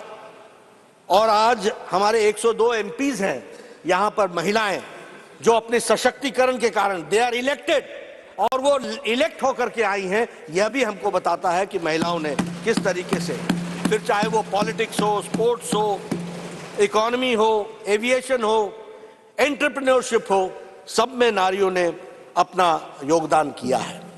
इसलिए जब हम नारी शक्ति वंदन विधेयक को लाकर उनको हम सशक्तिकरण कर रहे हैं तो ये उनके ऊपर हम एहसान नहीं कर रहे, ये उनका सम्मान है, ये उनका सशक्तिकरण है, ये उनकी सहभागिता को बढ़ाने का कार्य है। ये हमको ध्यान में रखना चाहिए। मैं यहां ये भी कहना चाहता हूं कि कुछ धारणाएं हम बदल दें, और ये मैं अपने आधार पर नहीं कह रहा हूं, रिसर्च के आधार पर कह रहा हूं। रिसर्च ने यह बताया है कि महिलाओं की सेंसिटिविटी ज्यादा है। रिसर्च ने यह भी बताया है कि महिलाओं की सेंसिटिविटी विषयों पर डिसीजन मेकिंग कैपेसिटी ज्यादा तेज है और ज्यादा फास्ट है। मुझे याद है 1993 में मैं पहली बार विधायक बनकर के बीजेपी ग्रुप का नेता बना था। उस समय पंचायतों में रिजर्वेशन हुआ था विमेन का, और जब हम समाज में घूमते थे तो पता नहीं पुरुष प्रधान समाज क्या क्या बातें करता था। ये कुछ नहीं कर सकेंगी, ये तो पता नहीं सरकार ने क्या सोच लिया है, ऐसे थोड़ी ना काम चलता है, ये क्या जाने। इस तरह की बातें हमको सुनने को मिली थी। मैं इसका फर्स्ट हैंड विटनेस हूं। लेकिन महिलाओं को पंचायत में बराबर का स्थान मिला। और मैं आपको बताना चाहता हूं कि अब रिसर्च ये बताती है कि women are more accessible than men as a public representative. अब ये रिसर्च बताती है कि कलेक्टिवली नशा के खिलाफ महिलाओं ने आवाज उठाई है। अब ये बताती है कि the corruption level is less where there are women representative. यह भी बात समझ करके मैं पुरुषों के खिलाफ नहीं बोल रहा हूं, इसको अन्यथा ना लीजिएगा। लेकिन जो रिसर्च की दृष्टि से अभी यूनाइटेड नेशंस की एक रिसर्च आई है और यूनाइटेड नेशंस की रिसर्च ने यह कहा कि वाटर स्केर्सिटी में काम करने में और वाटर स्केर्सिटी को दूर करने में महिलाओं के नेतृत्व में 62% ज्यादा काम हुआ है इस तरीके की रिसर्च में। इसलिए उनकी कैपेसिटी, और आप तो जानते ही हैं कि महिलाएं घर चलाती हैं, इसलिए बजट का भी जितना उनको ज्ञान होता है और जितनी सेंसिटिविटी होती है वो हम सबको मालूम है, अपने घरों में भी हम सबने देखा। इसलिए उनकी capacity, decision making, financial sense, इसको हमको अप्रिशिएट करना चाहिए और उसको भी हमको ध्यान में रखना चाहिए। मैं यहां यह भी कहना चाहूंगा कि नेशनल पर्सपेक्टिव प्लान के तहत जब हम लोगों ने काम शुरू किया तो उसमें आज लगभग 14 लाख से ज्यादा महिलाओं का पंचायती लेवल पर रिप्रेजेंटेशन है ऑन डिफरेंट लेवल्स, और ये एक कंटिन्यूअस प्रोसेस को, ग्रोथ को आगे बढ़ाने का काम किया है, सब लोगों के योगदान से हुआ। और एक लंबी जर्नी, अब जब लंबी जर्नी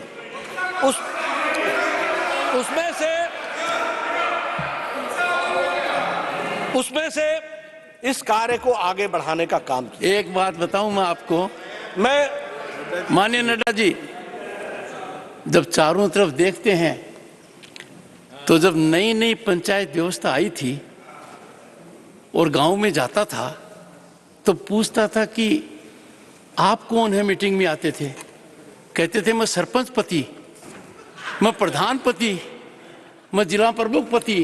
ये कल्चर चालू हुआ था, वो कल्चर अब खत्म हो गया है जी, and that you can see all around. Yes,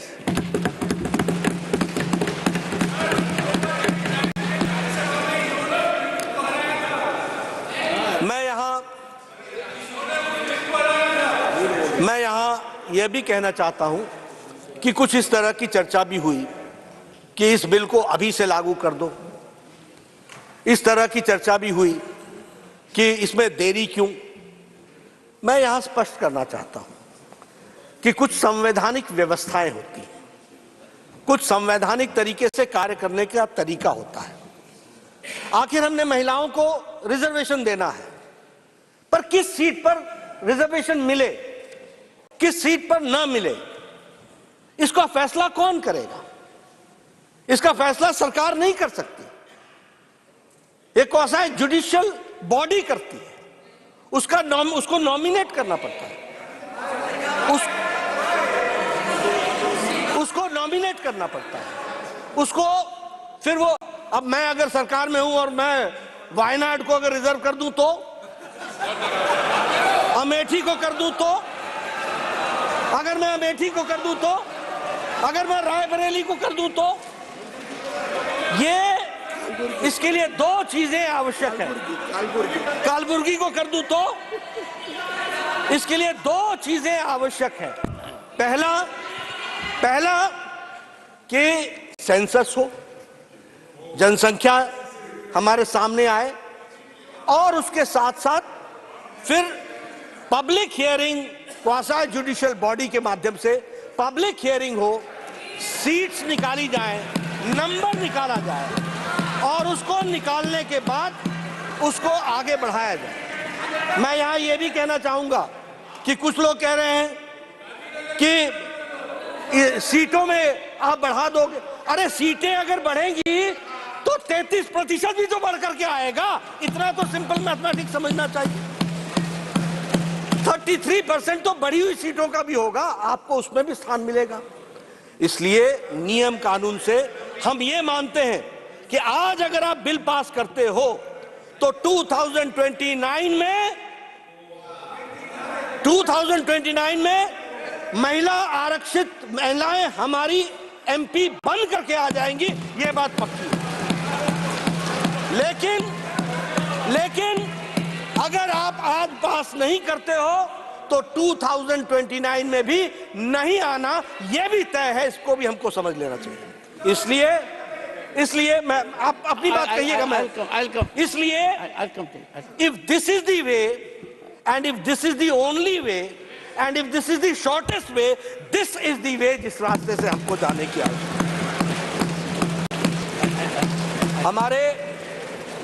हमारे आज भारतीय जनता पार्टी के दृष्टि से मैं आपके सामने ये बात कहना चाहूंगा कि honourable leader of the opposition wants to intervene for a minute, please. Sir खड़गे जी, प्लीज। क्या बोलना है इसका जवाब? इसका अमेंडमेंट करने का कोई दिक्कत नहीं है। ये आप अब करने का तो ये 31 को डाल रहे हैं। इसका मकसद क्या है कि बिल ऐसा ही चले। नहीं, आप ही ने कहा 29 के बाद ये सब 29 को नहीं, मैं सर जब पंचायत में रिजर्वेशन के लिए होता है, जिला पंचायत का होता है, तो ये वुमन रिजर्वेशन का क्यों नहीं होता? आज करो। और मैं एक कबीर का दुआ सुनाता हूँ, कल करने का आज करो, आज करने का अब करो, और फिर तो पल में प्रलय होगा तो फिर करेंगे कब? पल में प्रलय होगा तो फिर करेंगे कब? मिस्टर नड्डा, तो इसीलिए आप आज कीजिए, वी आर रेडी। वो इलीगल नहीं होता, जुडिशरी नहीं होता, कुछ नहीं। मैं यहाँ ऑनरेबल मेंबर्स, वन सेकंड सभापति जी, honourable members, one second please सभापति जी, ऑनरेबल मेंबर्स, सभापति जी, one second sir. We are the upper house, we are the house of elders. If there is a reflection that there is a legal working mechanism, a constitutional process, then rather than play the other way around, we have to look into the real legality of it. And he is focusing on legality of it. Please go ahead, sir. सभापति जी, मैं यहाँ एक बात स्पष्ट करना चाहता हूँ। Bharatiya Janata party का इंटेंशन कोई अपने आप को स्कोर करने का नहीं है, कोई पॉलिटिकल एडवांटेज लेने का नहीं है। हमारा उद्देश्य महिलाओं का सही मायने में सशक्तिकरण करने का। अगर हमको पॉलिटिकल एडवांटेज लेना होता तो हम कह देते हम अभी कर लेंगे। जो काम नहीं हो सकता, मैंने कहा this is the only way and this is the shortest way and this is the correct way, that we have to understand. ऐसा है आप लोगों ने ये जो नो कर रहे हैं ना, इसीलिए आपको उधर बैठा दिया, क्योंकि शासन करने नहीं आया। 20 साल से कोशिश करते, अगर शासन करने आता तो अगर आपको ये मालूम होता कि कुछ नियम कानून भी चीज है। अब no, I am not going to yield, no I am not going to, no I am not going to, no sir, please, no sir, please, खड़गे ji, no please, he is not yielding, he is not yielding. तो मैं ये बोल रहा हूँ, he is not yielding. No, he is not yielding. I gave you time when he yielded. He is not yielding. Please continue. मैं ये बोल रहा था कि please continue. No, nothing will go on record except what Mr. Narendra. Nothing will go on record. Venugopal बैठ जाओ यार। No, he is not yielding. No. ऐसा है, खड़गे जी, मैंने फिर कहा, मैं फिर कहता हूँ कि सरकारें नियम कानून से चलती हैं और नियम कानून के कुछ लिमिटेशंस होते हैं। हम जो मोदी जी जो काम करते हैं वो पक्का काम करते हैं, कच्चा नहीं करते, और इसीलिए पक्के तरीके से महिलाओं का सशक्तिकरण किया जा रहा है। मैं फिर आपसे बोलूंगा, मैं यहां ये बताना चाहता हूं कि भारतीय जनता पार्टी के अध्यक्ष के रूप में मैं यहां यह भी स्पष्ट करना चाहता हूं कि भारतीय जनता पार्टी हमेशा महिलाओं को स्थान देने में हमेशा अग्रसर रही है। अगर लोकसभा में हमारे 42 एमपी हैं, राज्यसभा में 14 एमपी हैं, हमारे सेंट्रल मिनिस्टर्स 10 महिलाएं हैं और हमारे यहां हम पहली पार्टी हैं और अकेली पार्टी हैं जो संवैधानिक तौर पर 33% आरक्षण महिलाओं को देते हैं हर समिति में। Every committee, right from national committee to the booth committee, in every committee 33% women representation होता है। और हम सबको मालूम है कि मोदी जी के नेतृत्व में first foreign minister madam Sushma Swaraj, first finance minister Nirmala Sitharaman ji, first defence minister हमारी निर्मला सीतारमण जी और first women member in the cabinet committee on security, इसमें भी फर्स्ट विमेन मंत्री। यानी हम लोगों ने, प्रधानमंत्री जी ने किस तरीके से महिलाओं का सशक्तिकरण किया है, यह बात हमारे सामने में आती है। वो तो मैंने आपको मैंने पहले ही बोल दिया, मैं नहीं बोला। मैं यहां यह भी कहना चाहूंगा अध्यक्ष महोदय कि ऐसा है, कुछ लोग आत्मस्तुति में इतने ज्यादा रहते हैं कि अपना छोड़ करके कुछ और सुनना चाहते ही नहीं है। मैंने खुद बोला, ये क्या बोलेंगे, मैंने खुद बोला कि this country has seen prime minister, lady prime minister before many countries वर। हमने कहा, मैं यहां ये भी कहना चाहूंगा कि जो कार्यक्रम चलाए गए, चाहे वो स्वच्छ भारत अभियान है, चाहे बेटी बचाओ बेटी पढ़ाओ है, ये इसके बारे में मैं स्पष्ट रूप में आपको बताना चाहता हूं कि जब प्रधानमंत्री जी ने पहली बार प्रधानमंत्री बनकर के लाल किले के प्राचीर से, from the ramparts of Red Fort, he had said that हम स्वच्छता अभियान, दीपेंद्र बैठ जाओ, No disturbance. Please sit down. Beti Bachao Beti This is पढ़ाओ। not the way to conduct in the house. You are a senior member. Please sit down. No, I will not bear this. Beti Bachao Don't बेटी go in that पढ़ाओ direction. और Have some स्वच्छता अभियान, positivity. Please sit down. Sorry. इसके बारे Don't में, force my hands. इसके बारे में जब लाल किले के प्राचीर से प्रधानमंत्री जी ने कहा, from the ramparts of Red Fort, जब कहा तो उस समय राजनीतिक लोगों ने कहा था ये बड़ा गैर राजनीतिक की क्या सस्ता की बात प्रधानमंत्री लाल किले से कर रहे हैं। कुछ लोगों ने मजाक उड़ाया था, कुछ लोगों ने हंसी उड़ाई थी और बेटी बचाओ बेटी पढ़ाओ की बातचीत करते हुए प्रधानमंत्री जी ने कहा था कि हम लड़कों की चिंता करते हैं लेकिन हम लड़कियों के बारे में चिंता नहीं करते हैं, हमको उसके बारे में चिंता करनी चाहिए। इस पर भी बहुत कटाक्ष हुए थे। लेकिन आज मुझे आपको बताते हुए खुशी हो रही है कि sex ratio at birth level हम 19 पॉइंट बढ़ करके आगे आए हैं, 19 पॉइंट्स हम आगे बढ़े। उसी तरीके से gross enrolment in higher education has increased by 18%, 18% बढ़ गया है। उसी तरीके से फर्स्ट टाइम देश में सेक्स रेशियो टोटल पॉपुलेशन का, out of 1000 male, females are 1020, female का सेक्स रेशियो बढ़ गया। ये आज बेटी बचाओ बेटी पढ़ाओ का हम सबको ध्यान में आता है कि हम सबको उसका क्या फायदा करना है। जहां तक स्वच्छ भारत का सवाल है, 11 साढ़े 11 करोड़ इज्जत घर बनाना, मैं यहां बोलना चाहता हूं, 50 साल से ज्यादा आप राज किया आपने।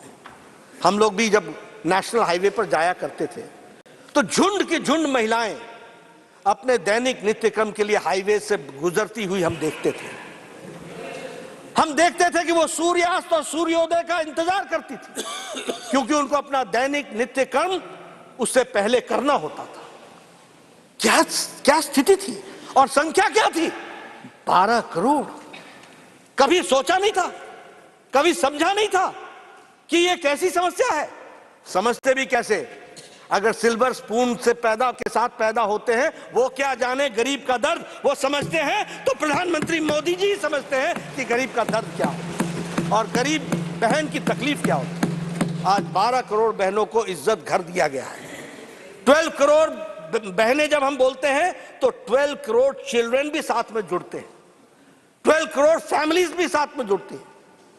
किस तरीके का उनके साथ बर्ताव होता था, क्या क्या उसके साइड इफेक्ट, बैड इफेक्ट्स होते थे, वो सब हम सबको मालूम है। उनको इज्जत देने का काम प्रधानमंत्री मोदी जी ने किया और यूनाइटेड नेशंस ने भी उसको रिकॉग्नाइज किया और प्रधानमंत्री जी को उसके लिए सम्मानित किया। यह भी हमको ध्यान में रखना चाहिए। उसी तरीके से अगर हम प्रधानमंत्री आवास योजना की बात करें, आपको जानकर के खुशी होगी कि प्रधानमंत्री आवास योजना में हमारे 69% ओनरशिप जॉइंटली या इंडिविजुअली महिलाओं के पास है, महिलाओं को भी। एलपीजी गैस कनेक्शन, मैं हिमाचल के गांव से आता हूं, मुझे मालूम नहीं कि आप लोगों ने गांव को कितना देखा होगा, लेकिन हमारे यहां गांव में बहनें सुबह 4 बजे उठती थी, जंगलों में जाती थी, पेड़ों पर चढ़ती थी, लकड़ी काटती थी, लकड़ी का बोझा लेकर के आती थी, सवेरे उस लकड़ी को जलाती थी। और कच्ची लकड़ी को जलाना कितना कठिन काम है और कितना धुआं निकलता है उसमें से, उसका अंदाजा लेना चाहिए।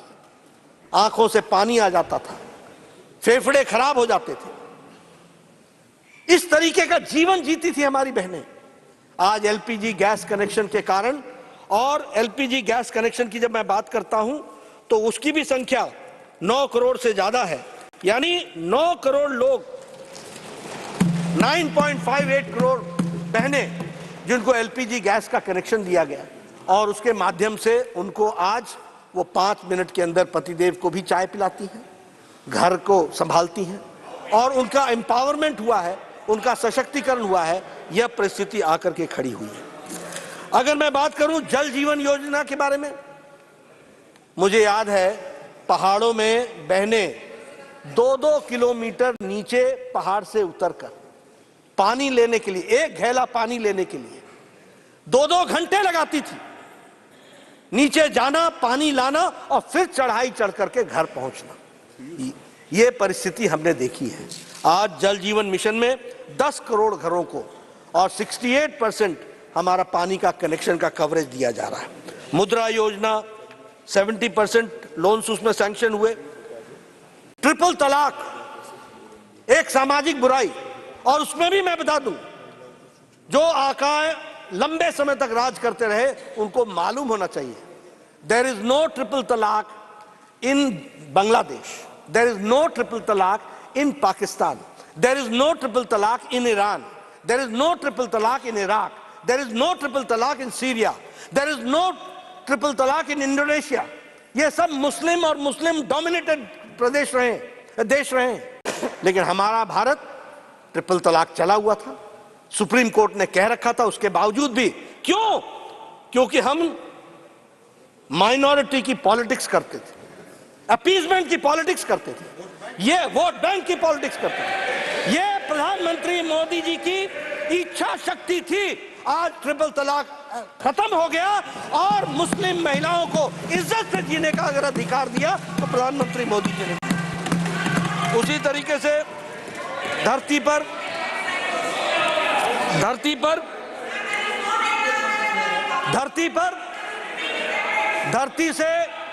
धरती से चंद्रयान को साउथ पोल पर लैंड करने वाले स्थान को भी प्रधानमंत्री मोदी जी ने शिव शक्ति के नाम से पहचाना। वहां भी शक्ति महिलाओं को जोड़ने का और उसकी बात को कहा गया है। मैं इसके साथ साथ यह भी बोलना चाहूंगा, टाइम में से बोल रहे हैं, मैं यहां यह भी बोलना चाहूंगा कि ये सारी महिला सशक्तिकरण के कार्यक्रमों के माध्यम से देश को आगे बढ़ाने का काम किया है और इसी में आज एक नई कड़ी जुड़ रही है और वो है महिला शक्ति वंदन का विधेयक को पास करना। मैं सभी से तो अपील करूंगा ही, लेकिन इसके पहले एक कुछ और विषय भी मैं आपके सामने रखना चाहूंगा। एक चर्चा आज सुबह से मैं देख रहा हूं कि चर्चा चल रही है कि ओबीसी का ध्यान नहीं रखा गया, ओबीसी की चिंता नहीं की गई, ओबीसी के बारे में कुछ सोचा नहीं गया। ठीक है, राजनीति में इस तरीके के वक्तव्य चलते हैं और वक्तव्य चलते यहां तक पहुंच गया कि 70 सेक्रेटरी में 3 ही शायद ओबीसी। अब मैं इसमें सिर्फ ज्ञानवर्धन करना चाहूंगा, मैं ज्ञानवर्धन करना चाहूंगा कि कालेलकर की रिपोर्ट नेहरू जी के टाइम की कहां पड़ी हुई थी? मंडल कमीशन इंदिरा गांधी जी के टाइम पर, राजीव गांधी जी के टाइम पर कहां पड़ा हुआ था? क्या हुआ उसका? क्या कर पाए उसको? 1992 में सुप्रीम कोर्ट ने कहा कि आप सर्विसेज में ओबीसी को रिजर्वेशन दीजिए और 1995-96 में एससी, एसटी और ओबीसी कैटेगरी सर्विसेज में जुड़ी और ऑल इंडिया सर्विसेज में जुड़ी। अब आप बताइए कि आज सेक्रेटरी के एम्पैनलमेंट का जो कट ऑफ ईयर है वो है 1992। जो सेक्रेटरीज हैं वो 1992 बैच के नीचे के लोग हैं, पहले के लोग हैं। अब मैं आपसे पूछता हूं कि 2004 से 2014 तक कितने सेक्रेटरी ओबीसी थे और कहां थे वो ओबीसी के सेक्रेटरी, किस क्राइटेरिया में थे? जरा हमको इसका ज्ञानवर्धन कीजिए। देखिए, मैं बार बार बोलता हूं, लीडर को लीडर बनना पड़ेगा, ट्यूटर से नहीं चलता काम।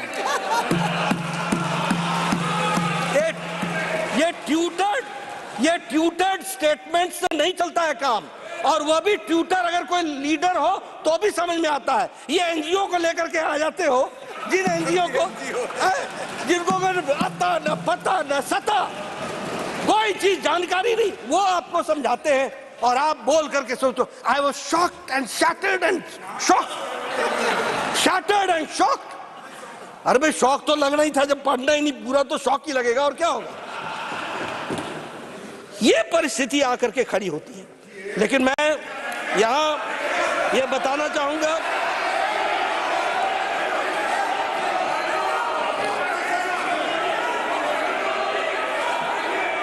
इस देश को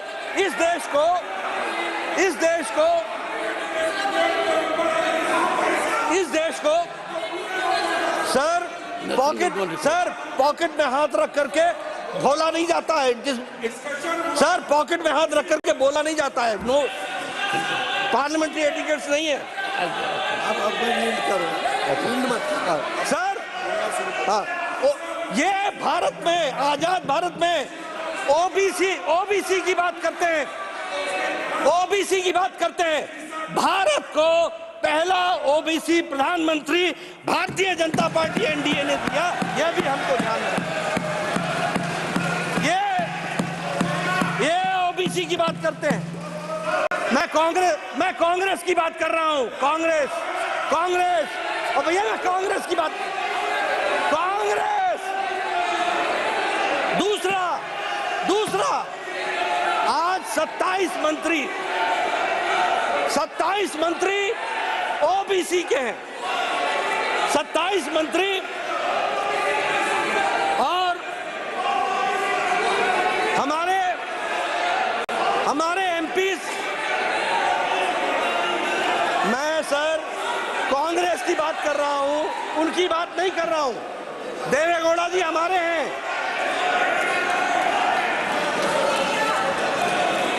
ओबीसी, मैं कांग्रेस की बात कर रहा हूं। कांग्रेस, आई am not talking about Janata Dal, I am talking about Congress. That first Prime Minister has been given by NDA OBC, that is Narendra Modi, by NDA. Never Congress has given. मैं OBC, मैं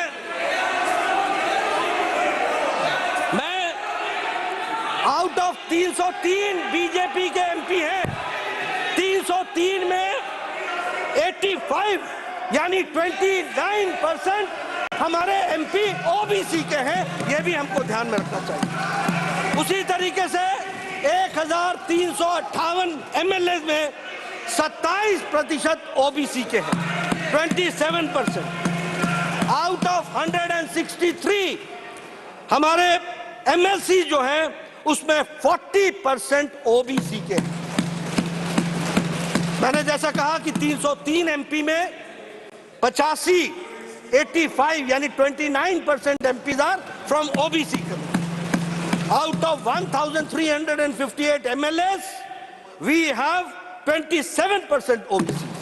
And I repeat that among the MLCs, 163 हमारे MLCs हैं, जिसमें से 40% OBC है। यह भी हमको ध्यान में रखना। इसलिए अगर कहा जाए, फिर मैं बोल रहा हूं, कांग्रेस की बात कर रहा हूं, कांग्रेस के जितने MP हैं उससे ज्यादा तो हमारे OBC MP हैं। यह भी हमको ध्यान रखना चाहिए, यह भी हमको ध्यान रखना चाहिए। इसलिए ये और देखिए मैं सिर्फ लोकसभा की बात कर रहा हूं। अगर लोकसभा और राज्यसभा मिला ले तो आपसे कहीं ज्यादा हम निकल जाते हैं, यह भी आपको ध्यान रखना। इसलिए और आप OBC की बात करें, आप OBC की बात करें, जो एक बार नहीं अनेकों बार OBC को गाली दे और एक बार नहीं अनेकों बार बोले मैं नहीं माफी मांगूंगा, ये इस तरह की बातचीत करें। इसलिए मैं ये कहना चाहता हूं, सब लोगों का साथ मिलना चाहिए, सबकी सद्बुद्धि आए, सब लोग मिलकर के चलें, नारी सशक्तिकरण में अपने आप को जोड़ करके चलें और इस काम में अपना योगदान करें। और हम OBC समर्थक होते हुए समाज को सबको साथ लेकर के चलने की बात कहते हैं। इन्हीं शब्दों के साथ इसका मैं समर्थन करता हूं और सबसे समर्थन करता हूं।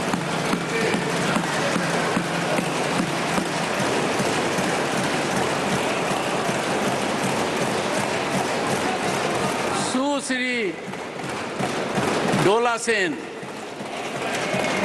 ma'am, 9 minutes. Thank you, Chairman, sir, for allowing me to speak on women reservation in my mother tongue, Bangla. And thanks to my party, All India Trinamool Congress, and my respected leader, Honorable Mamata Banerjee, for giving me chance to be in the Council of States, Rajya Sabha, for the 3rd term, so that I gain chance to take part in policy-making debates over here.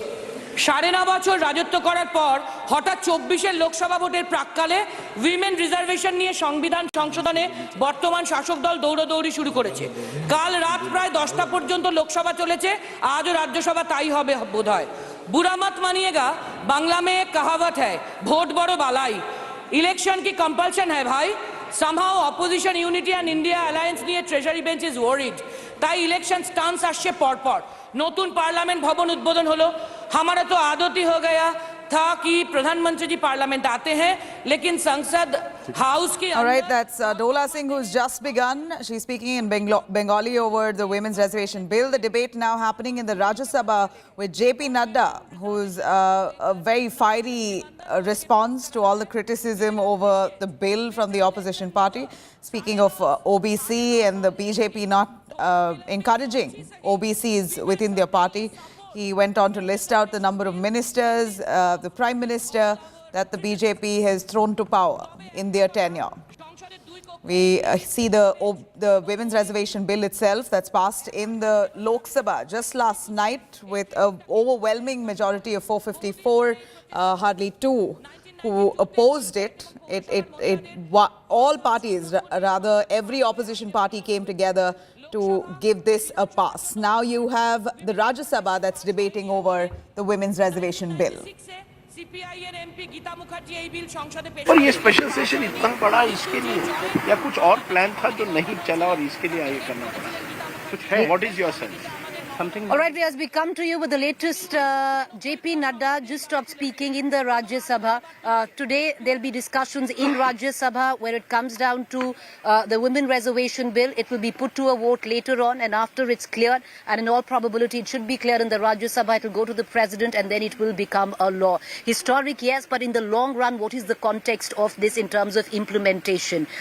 How long will that take? Let's cut across right now. I have with me Rajdeep Sardesai, who's joined joining us on this very, very hot and muggy afternoon, and Himanshu Mishra covering the BJP and the Prime Minister's office. Rajdeep, what do you make of it? Yesterday, 454 historic numbers just in terms of Lok Sabha, and one can't deny that in terms of the years that have gone into the making of this. There were two dissenting MPs, both of them from the AIMIM, Asauddin Owaisi and Imtiaz Jalil, and today the discussion on in Rajya Sabha. You know, Preeti, reform in this country takes place often through accident and often through happy. Serendipity is my word. And often some kind of happy coincidence.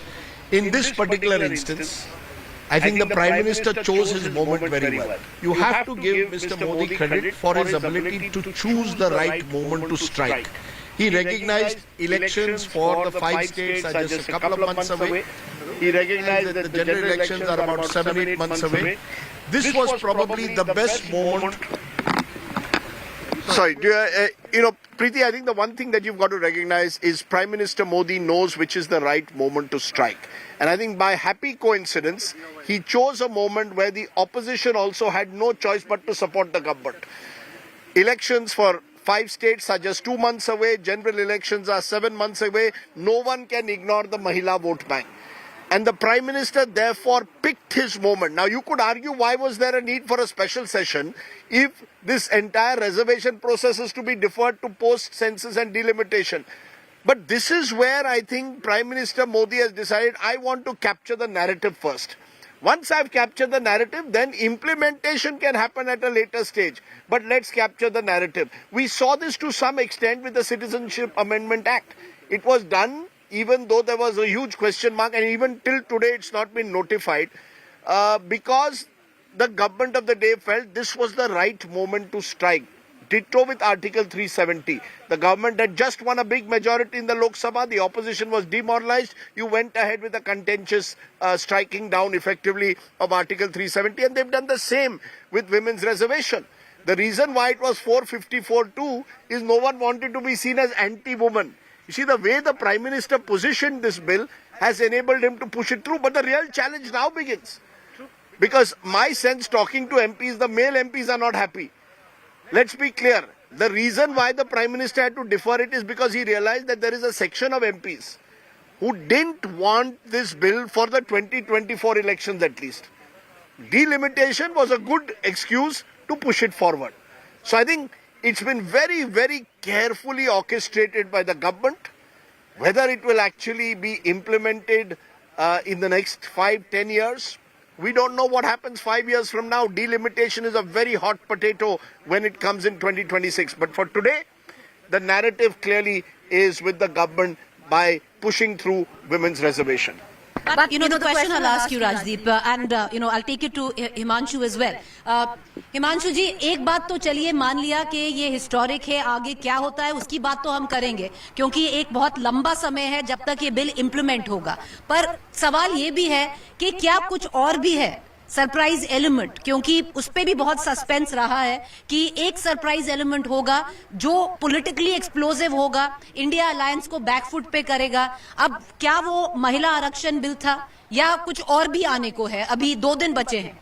ये तो कहना बड़ा मुश्किल है कि क्या आएगा नहीं आएगा, लेकिन मुझे ये लगता है, जो मेरी पॉलिटिकली सेंस कहती है कि अभी कुछ तर्कश में एक तीर और बाकी है और वो होने वाला होगा. हो सकता है कि वो इस संसद के विशेष सत्र के बाद हो.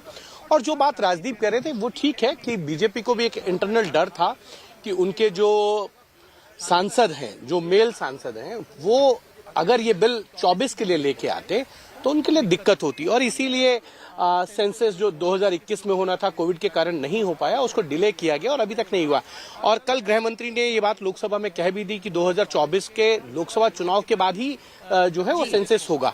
तो ये मान के चला जा सकता है उसके बाद डिलिमिटेशन होगा. डिलिमिटेशन में बहुत टाइम लगता है, ये बात ठीक है. लेकिन बीजेपी ने एक बहुत अच्छी चालाकी से एक स्टेप उठा लिया. शायद मुझे लगता है अपोजिशन उसको नहीं पकड़ पाया. और जो बात राजदीप भी कह रहे थे कि डिलिमिटेशन में जो है नंबर ऑफ सीट्स बढ़ जाएंगी. जब नंबर ऑफ सीट्स बढ़ जाएंगी तो जो मेल पुरुष अभी हैं या जितनी सीटें हैं उतनी ही रहेंगी. तो वो जो नंबर ऑफ सीट्स बढ़ेंगी वो फीमेल्स के लिए हो जाएंगी, जो मेरा को लगता है पॉलिटिकली सेंस से मुझे लगता है. और नंबर ऑफ सीट्स बढ़ेंगी तो हो सकता है डिलिमिटेशन में कुछ सीटें खत्म होती हैं, कुछ नई सीटें बनती हैं। उन समीकरणों को ध्यान में रखते हुए पुरुष सांसदों के लिए वो बहुत ज्यादा दिक्कत वाला नहीं रहने वाला है। ये बात सही है, लेकिन नो द प्रॉब्लम हिमांशु भाई about delimitation is simply south states will they allow it. कल अमित शाह ने ये भी कहा कि साउथ स्टेट्स का ध्यान रखा जाएगा, जो जिन लोगों ने जिन स्टेट्स ने पॉपुलेशन को कंट्रोल किया है साउथ के, उनके साथ अन्याय नहीं होगा डिलिमिटेशन में। ये पर 2 साल लग गए जम्मू कश्मीर की डिलिमिटेशन होने में, कितना टाइम लगेगा अगर हम पूरे इंडिया की बात करेंगे? कितना लॉन्ग टाइम लगेगा इसका कहना बड़ा आसान है। देखिए एक कंफ्यूजन है। एज पर article 82-83 the first census after delimitation will be taken as the basis. Now that means would it be a census that you do post 2026 or will it be the census you do in 2025 and you start with delimitation in 2026? If you start with do the census of 2025 as the basis and then delimitation, possibly by 2029 you can have some form of 33% reservation in place. If it is the first census post 2026 and that census only starts after 2026, then you are looking at 2034 at the earliest. So either way it has been pushed forward.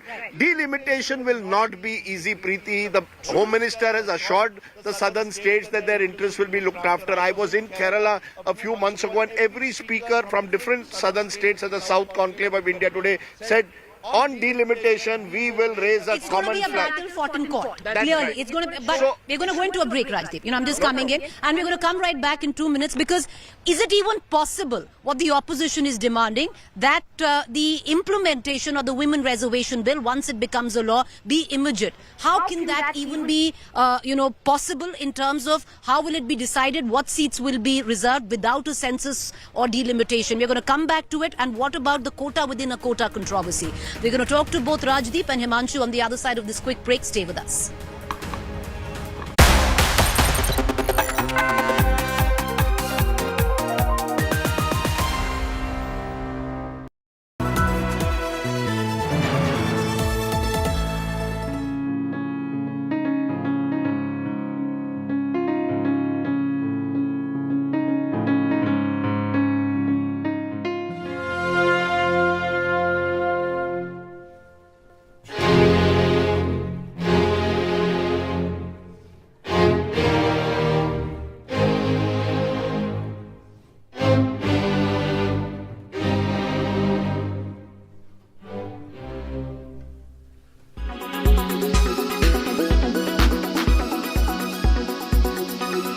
ये संशोधन विधेयक वास्तव में महिलाओं को आरक्षण देने की साफ नीयत से नहीं लाया गया है, बल्कि आने वाली विधानसभाओं तथा लोकसभा के चुनावों में देश की भोली भाली महिलाओं को ये प्रलोभन देकर व उनकी आंखों में धूल झोंककर उनका वोट हासिल करने की नीयत से ही लाया गया है। और यदि ऐसा नहीं है तो फिर हमारी पार्टी सरकार से ये भी अनुरोध करती है कि सरकार इस विधेयक में से या तो इन दोनों प्रावधानों को निकाले। आपने जो जो कानून पास किए वो महिलाओं के खिलाफ है। यदि 498 आपने पास किया जिसका आप क्रेडिट लेना चाहते हैं, तो उसमें से पुरुष से ज्यादा महिलाएं ही जेल में बंद हैं। डॉरी के केस में जिस तरह से आपने बनाया, आज यदि आपने कई एक कानून ऐसे पास किए हैं जिसमें लोग महिलाओं को नौकरी देने के लिए तैयार नहीं होते हैं। आपने महिलाओं को रोकने का प्रयास किया, महिलाओं को बढ़ाने का प्रयास नहीं किया। और म्युनिसिपल कॉर्पोरेशन में किस तरह से रिजर्वेशन होगा, आपने उसके लिए कभी ओबीसी की बात तो नहीं की। यदि इस आर्टिकल में यदि आपने डाला होता ओबीसी की बात, तो आप जब करिए बहुत अच्छा, इतने वर्षों से आपको नहीं दिखाई दिया। उसी तरह से 1947 से लेकर 49 तक ये पूरा संविधान सभा चलता रहा। परसों से यही भाषण सुन रहे हैं सर। इस कॉन्स्टिट्यूएंट असेंबली से लेकर 1952 से लेकर आज तक चुनाव हुआ, कभी किसी ने राज्यसभा में रिजर्वेशन की बात नहीं की, विधान परिषद में बात नहीं की। आज भी राज्यसभा में शेड्यूल कास्ट और शेड्यूल ट्राइब को रिजर्वेशन नहीं है। ये बिल आपका नहीं है। आप जो बिल लेकर आए वो गलत बिल है। और यदि इसके लिए किसी ने आंदोलन किया तो वो गीता मुखर्जी है, वो सुषमा स्वराज है। आपने ये नहीं बोलकर इस महिला बिल में भी राजनीति करने की कोशिश की। और आज का पूरा क्रेडिट जो जीता वो सिकंदर, जो गोल मारता है, यहाँ बंगाल के लोग बैठे हुए हैं, जो गोल मारता है उसी के नाम से गोल मारा जाता है। ये माननीय प्रधानमंत्री जी का बिल है, आपको ये मानना पड़ेगा।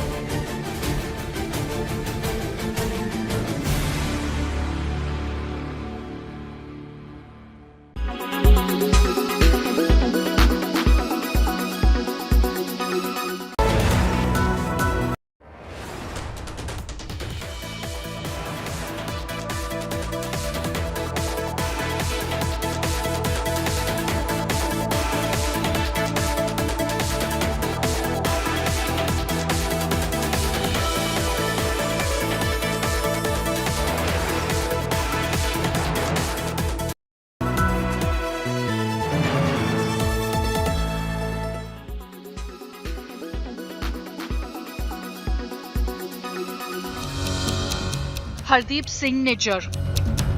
Originally from a village in Punjab's Jalandhar district, the 45-year-old, wanted by India in several terror cases, shot dead in the parking lot of a Gurudwara in Canada's Surrey. Gunned down by what investigators initially said were two masked men who fled the scene. A third suspected assailant added to the list later. The three believed to have used a silver 2008 Toyota Camry as their getaway vehicle. In 2022, the National Investigation Agency declared a 10 lakh rupees reward for information leading to Nijjar on charges of conspiring to murder a priest in Jalandhar.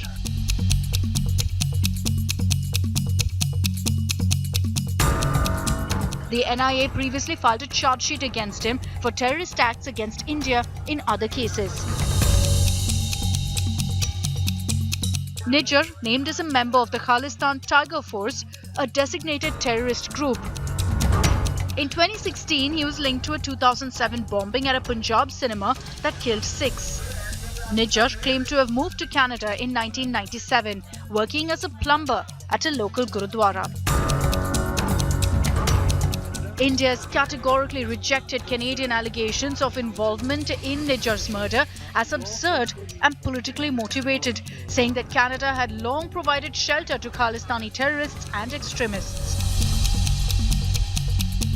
Experts, however, believe non-state actors like Nijjar, crafted by Pakistan's rogue ISI, have been caught in their own web.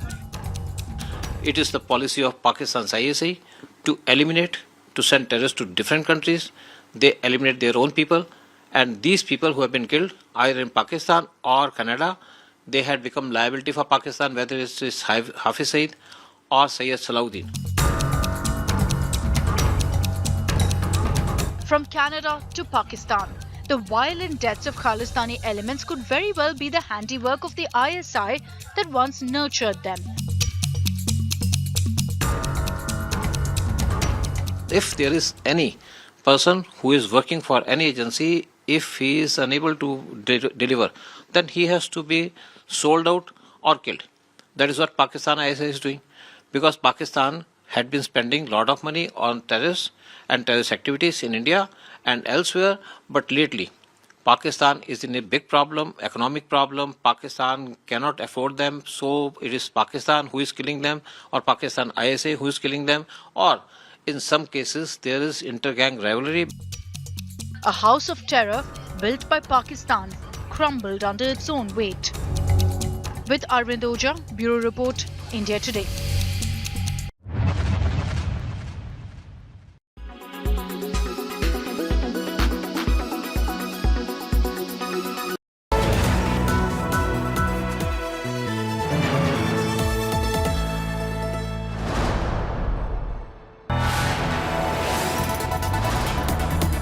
You are watching India Today, powered by Finest, Be Sustainable Change, a BNP Group company.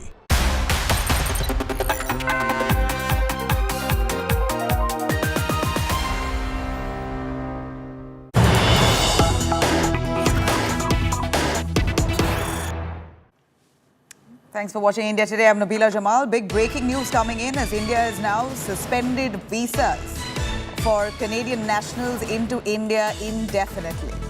India's all-out attack on Trudeau Sarkar, the Indian visa services, has been suspended in Canada after a hard-hitting advisory for Indians. Indian visa services now indefinitely suspended. Visa authority cites operational reasons.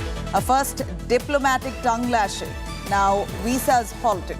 We see as the both nations and their diplomatic ties has seen a strain for quite a few months over the growing momentum of the Khalistani separatist movement in Canada itself, and just as Justin Trudeau blames India for the killing of a Khalistani leader, Niger, India, while responding that this is absolutely wrong and that this is arbitrary, the claims are absurd and motivated, India now taking a stern step and suspending visas to Canadian nationals indefinitely into India. We have Abhishek Valla joining us live for more on that. Abhishek, tell us more. This is a huge diplomatic response after Justin Trudeau made allegations without concrete proof. India has responded. No more visas for Canadians wanting to come into India now.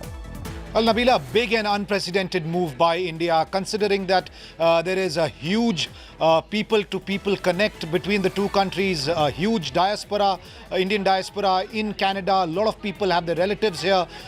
This is going to have long-lasting implications as far as relations between the two countries are concerned. Never have relations been soured to this level, perhaps, at least in the recent past. And with the way Canada accused the Indian state of orchestrating, allegedly orchestrating the killing of Niger, who Canada says was a Canadian citizen.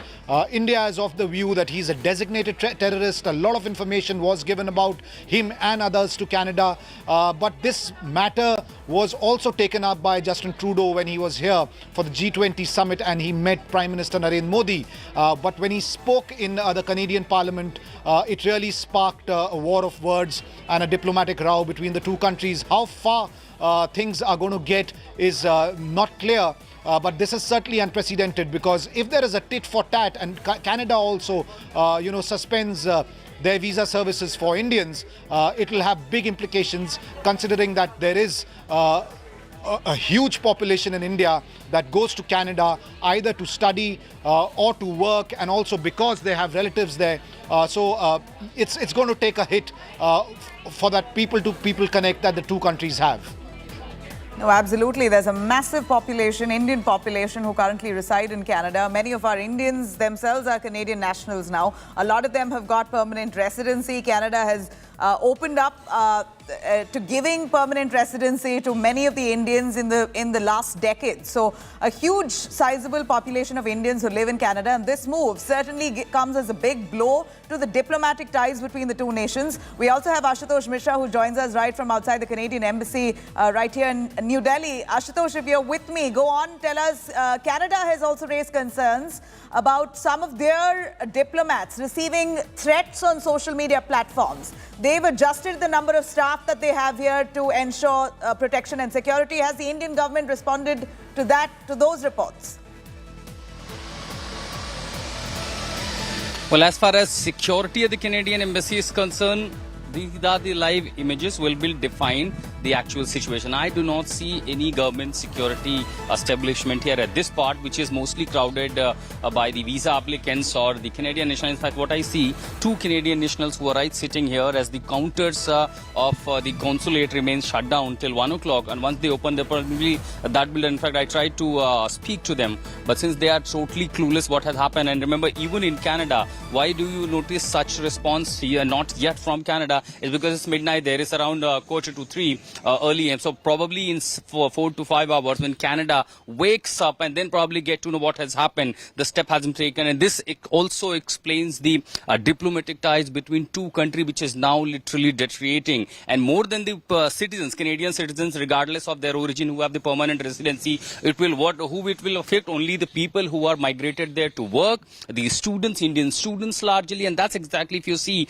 the advisory issued by the the Indian government for the residents, for the travelers, for the students in Canada, that particularly in the conflict areas where there have been tension by the extremist organizations like Khalistani organization, avoid traveling there, be very careful, get connected to the Indian embassies. And here, this is the consular section of the Canadian embassy here in New Delhi. The timing, of course, it's a lunchtime, so it's all shut down, out of operations for now. Once 1 o'clock it opens, we get to see whether these consular services are also working, and we have to see whether they're going to be a reciprocative response even from the Canada as far as the visa restriction imposed by India on the Canadian nationals are concerned. That's a major step, and we are seeing the kind of conflict and tension growing between two countries. And this because the step that was taken by the Canadian Prime Minister, accusing, publicly on India as far as the death of the extremist elements in Canada is concerned. Now, we have seen the response, advisories after advisory, but this seems to be one of such major step taken by India. And for now, I don't see any applicants such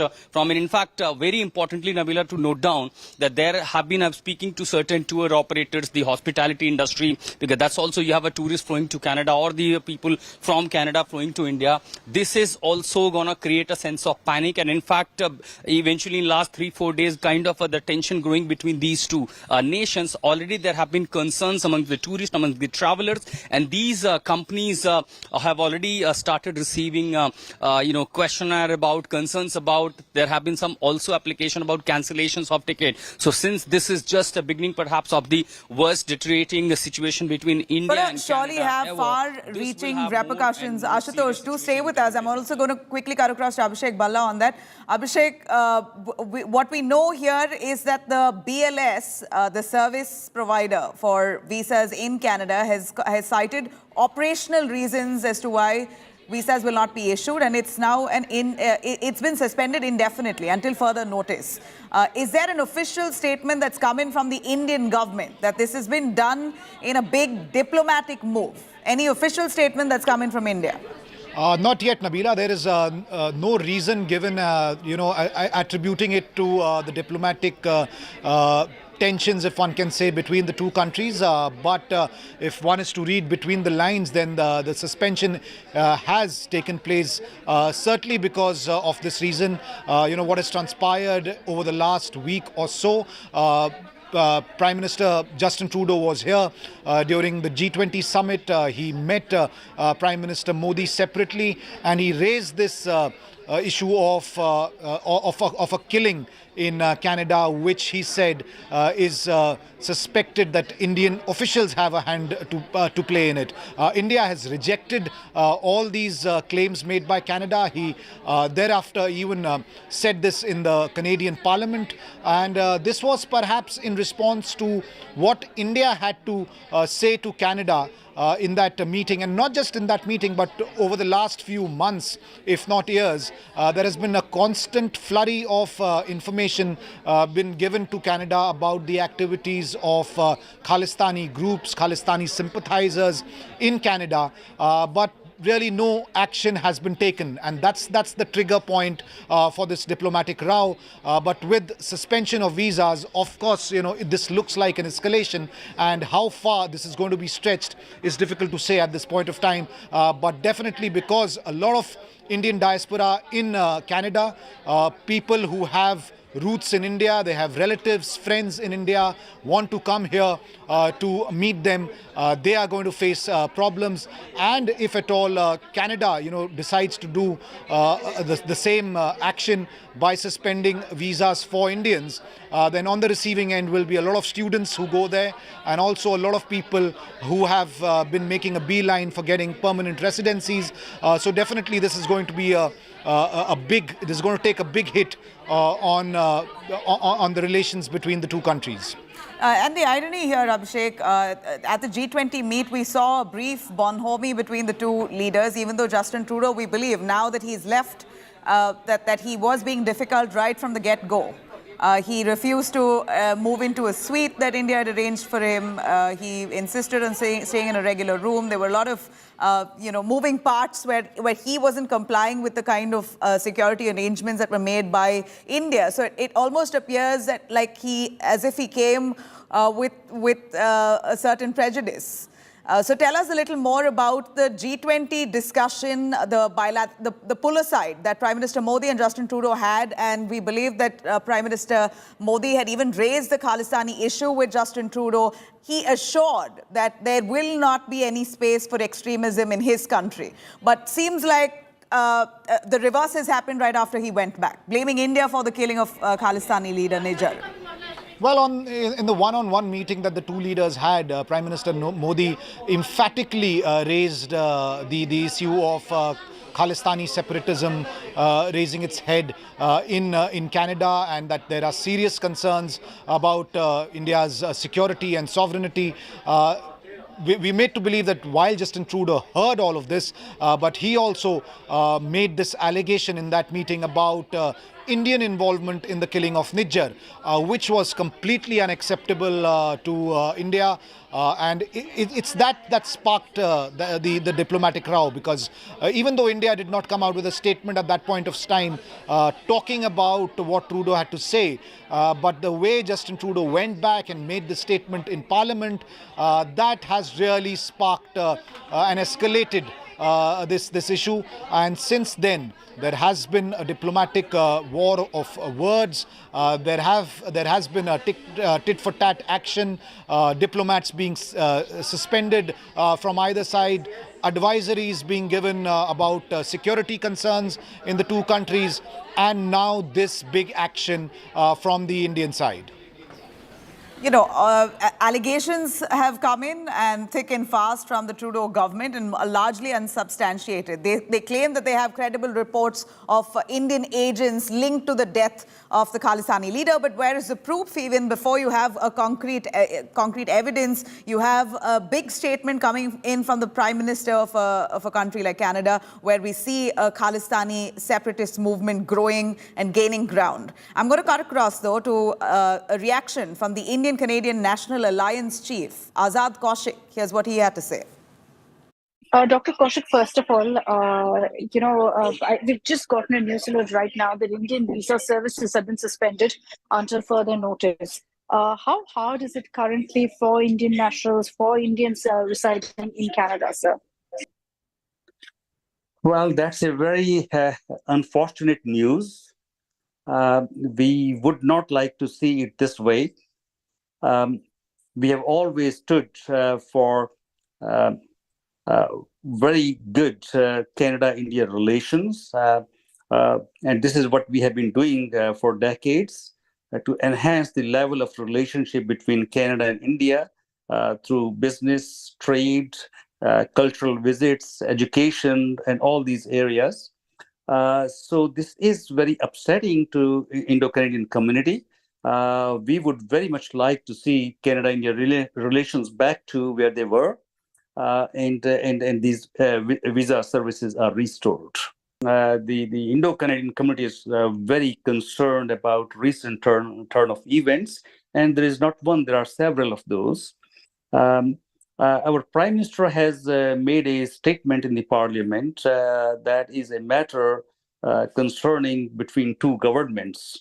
That's entirely an intergovernmental matter, but Indo-Canadian community is very upset to see these relations nosedive all of a sudden with this kind of revelation, and the community looks forward to getting some evidence and treat it as per rule of law of the land. We are waiting and watching all of a sudden. What has happened that has shocked all of us. Somebody could make such hostile statements to ask people to leave. They have no business to make such a kind of statement about Canadians. So that's a challenge, and we are quite concerned about that. We have raised that matter with our Public Safety Minister, and we expect that all Indo-Canadians feel safe and they're very well protected. All right. Well, we hear that. Of course, it's going to be a troublesome or a point of trouble for many, many Indians and Canadians alike wanting to come into India. Let me cut across to Gaurav Sawant, who joins us for more on that. Gaurav, traditional allies, friends at one point, the equations between India and Canada has now turned so sour. Never have we seen this kind of strained relationship between the two nations, and it all sparked off with Justin Trudeau's one comment, which largely is unfounded. He may have signals that indicate whatever it does, but without concrete evidence. Speaking about India's involvement in killing of Khalistani leader Nijar is certainly going to be troubling, and India is undoubtedly going to be reacting, and this is a response. Even though the Indian government has not clearly stated what's the reason for suspending services, one can only imagine that this is the reason. Nabila, if I may, not only did Canada make completely baseless and unfounded allegations, they also sent back the officer who was supposed to ensure that the visa process and security functions smoothly. That officer of the Indian mission in Canada was ordered by the government of Canada to go back. Now, until there's a new officer who can go there, until a system can be put in place again, visas cannot arbitrarily and be given to people who want to come to India, especially when there are voices in Canada that threaten Indian lives, that threaten Hindus, that you go back to your country. It's a very dangerous situation in Canada, and these things cannot be taken lightly. Nabila, we have suffered in our own country when mosque loudspeakers were used to tell Hindus to get out of Jammu and Kashmir. So any threat that is made telling people to go back can never be taken lightly, whether it was made in Kashmir in 1990 or it's being made in Canada in 2023. It can have massive consequences. Do keep in mind, India had sensitized Canada about Khalistani terrorists trying to blow up a plane. Canada did not take it seriously, and Air India flight Air AI 182, they put a bomb, the Khalistanis put a bomb on it, and 320 plus people died.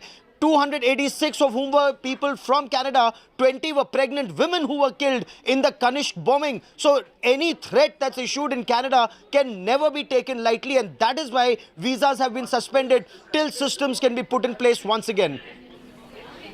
It's unfortunate that the Canadian government does not see through it, the threat that the Khalistani movement brings. At least for long, what they've stood for is a separate country, and India is never going to be okay with that.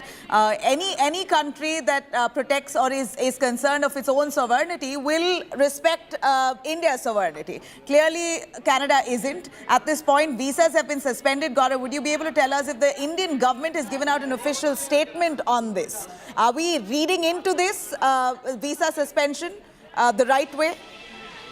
Well, visas have been suspended because there is a due process that needs to be followed when a visa is given to a person of another country to come to your country, and verification and security verification is a very important aspect of that. You want to know who are the people who are coming into your country, and if Canada sends back the officer who's supposed to do that job, then until somebody else is able to do that job, India's security cannot be vulnerable to Justin Trudeau's whims and fancies. So that's exactly why this process has been put on hold. Whether there would be an escalation in times to come, whether retaliatory measures would be taken, all of that needs to be watched. But none of this, do keep in mind, none of this is an arbitrary step that is being taken. Every step, at least from the Indian side, is very well thought out. That's what my sources are telling me. Every step is very well thought out to ensure Indian lives are safe. The advisory that was issued yesterday, each word was very carefully chosen, including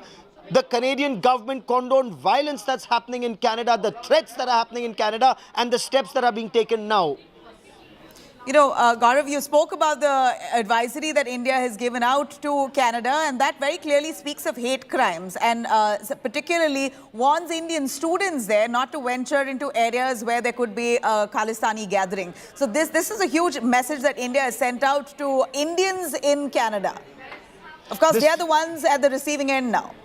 The situation is very precarious. The situation is very tense. It cannot be taken lightly. And this is happening despite India's repeated warnings to Canada. Look at the way gang wars are escalating in Canada. Look at the way Khalistani terrorists and Khalistani terror supporters are now virtually on a killing spree. And instead of taking action against the perpetrators, the blame is being laid at India's door without any evidence being put in public domain. Now, any evidence also has to stand scrutiny in a court of law. in any civilized country. At least that's the way one functions, unless of course it's like the United States of America that kills Osama bin Laden or Ayman al-Zawahiri, and that is seen as war on terror. So again, there are rules to be followed, and this is where India is very systematically moving forward. If you send back the minister counselor in charge of security, of visas, of consular service, if that officer is sent back, then systems need to be put in place. Right, Gaurav, thank you very much for joining us. A lot. This, of course, we're waiting for an official statement from the Indian government. We're going to continue tracking those developments.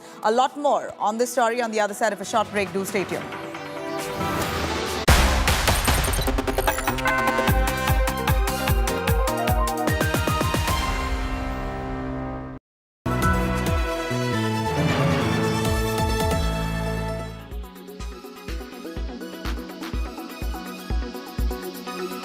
आदरणीय अध्यक्ष जी, आपने मुझे बोलने के लिए अनुमति दी, समय दिया, इसके लिए मैं आपका बहुत आभारी हूं। आदरणीय अध्यक्ष जी, मैं सिर्फ 2-4 मिनट लेना चाहता हूं। कल भारत की संसदीय यात्रा का एक स्वर्णिम पल था।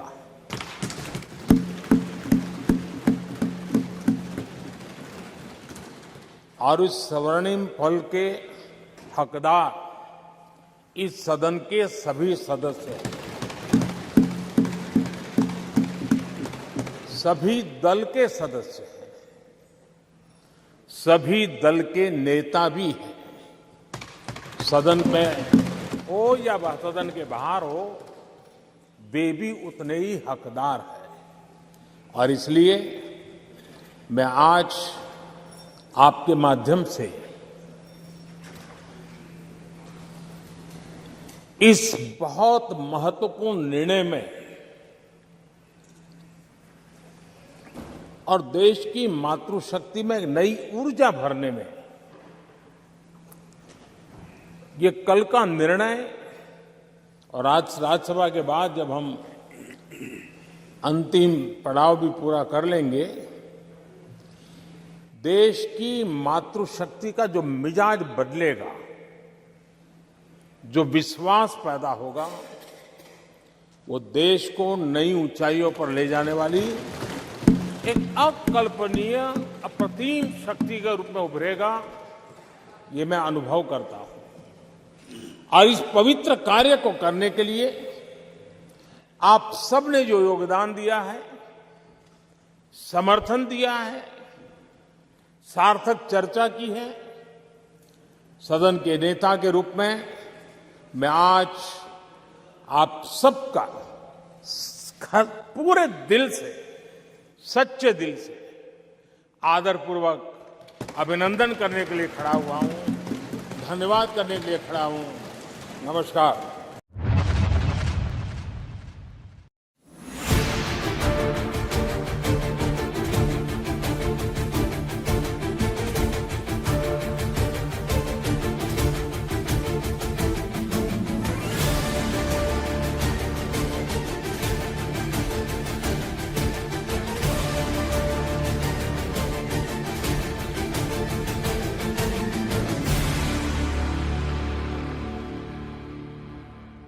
Weather forecast now.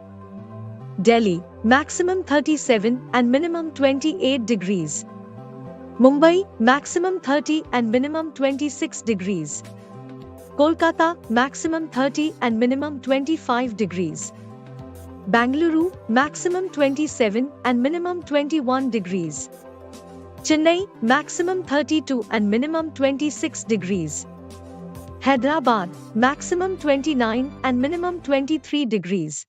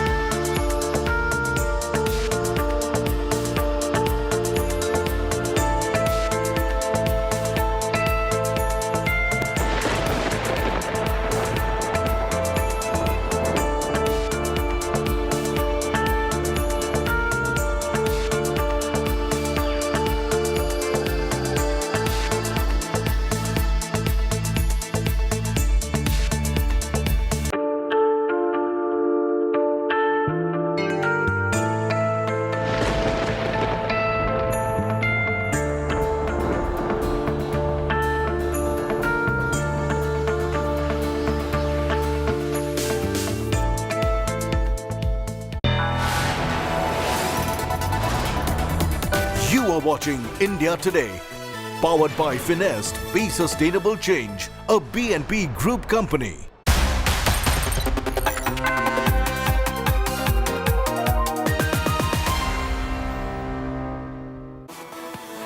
You're watching India Today. I'm Nabila Jamal. Massive suspense now on India suspending visa services for Canadians. I'm going to take you through those details. Let me start with the headlines first. As we see, growing suspense over Indian government's diplomatic move. Of course, visa suspension notice, as we see that was issued, has now been taken down by the Indian visa agency. More developments coming through. Canadian MP's message on Khalistani provocation alleges targeted attack on Hindus in Canada, says Hindu Canadians were asked to go back to India. Gurpatwant Singh Pannoon attacked Hindu Canadians, asking us to leave Canada and go back to India. I've heard from many Hindu Canadians who are fearful after this targeted attack. Another Khalistani terrorist killed in Canada. Top gangster Sukhdool killed in Canada's Winnipeg City. Sukhdool was the Khalistani, part of the Khalistani gang, and Arshdalla's top aide. After Lok Sabha debate on Quota bill in Rajya Sabha, JP Nadda leads the BJP's fight in the upper house, lashes out at the Congress over Quota bill politics. Udayanidhi Stalin's fresh Sanatan provocation. Stalin Jr. accuses the BJP of insulting the President of India, Draupadi Murmu. R.N. Ravi hits out, says it's impossible to end Sanatan Dharma.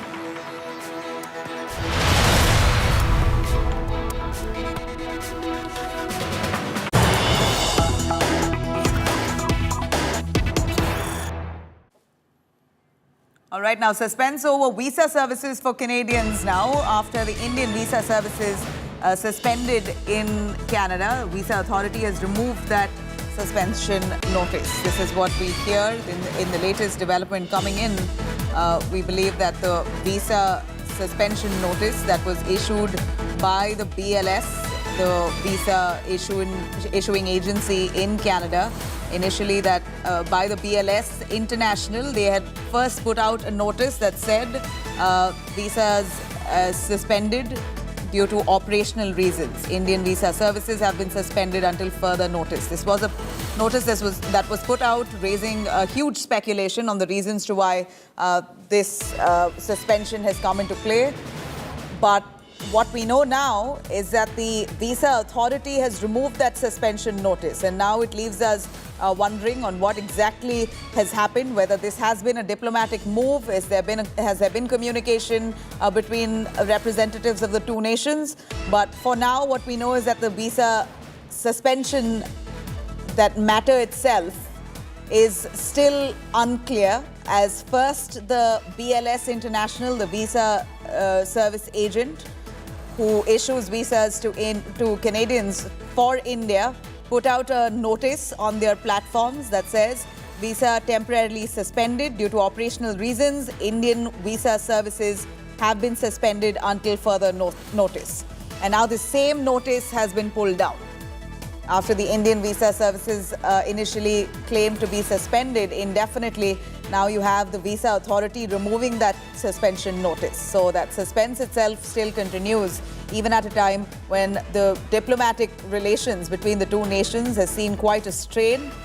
The last few months has been tense between the two countries, as the Khalistani movement is really gaining ground in Canada, with India constantly raising concerns on multiple levels, even at the G20 summit when Justin Trudeau was part of the meet here. Prime Minister Modi spoke about the Khalistani menace, with Trudeau assuring that there is no space for extremism in his country. Now, this suspense over the visa issue itself continues, as the visa authority first said that it's suspended, now has withdrawn that notice.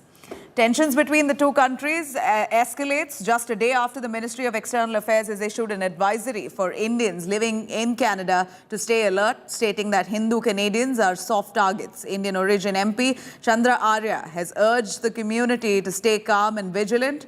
Arya has slammed the Khalistani supporters and expressed his reservations about how, in the name of freedom, and in the name of freedom of speech here, glorification of terrorism and hate crimes targeting religious groups are being allowed to persist. In fact, meanwhile, according to sources, ISI agents present in Canada have held a secret meeting with the people of Khalistani groups in Vancouver. In fact, SFJ chief Gurpatwan Singh Panno, the man who seems to be a most wanted in India, he and a few other chiefs of the Khalistani organizations were present in a meeting which was held about 5 days ago, showing links with the ISI. Few days back, Khalistan movement leader in Canada and president of Sikhs for Justice, which organizes the so-called referendum, Gurpatwant Singh Panno, attacked Hindu Canadians, asking us to leave Canada and go back to India. I've heard from many Hindu Canadians who are fearful after this targeted attack. I urge Hindu Canadians to stay calm but vigilant. Please report any incident of Hindu phobia to your local law enforcement agencies. The Khalistan movement leader is trying to provoke Hindu Canadians to react and divide the Hindu and Sikh communities in Canada. Let me be clear.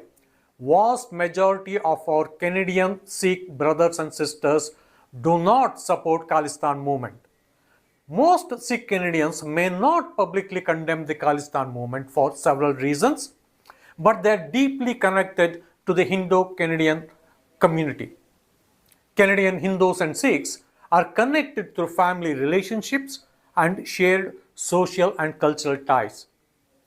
This direct attack on Hindu Canadians by the leader of Canadian Khalistan movement is further escalation of the recent attacks on Hindu temples and public celebration of the assassination of Hindu Prime Minister Indira Gandhi by terrorists.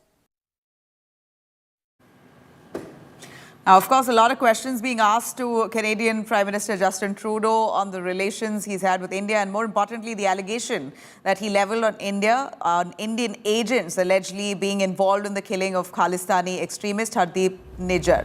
This was him being asked a question, but he walked away.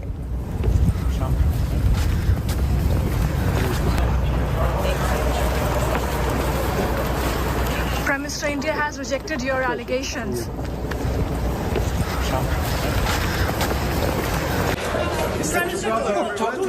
Did you talk about India? Did you talk about India? Did you talk about India? Did you talk about India? Did you talk about India? Did you talk about India?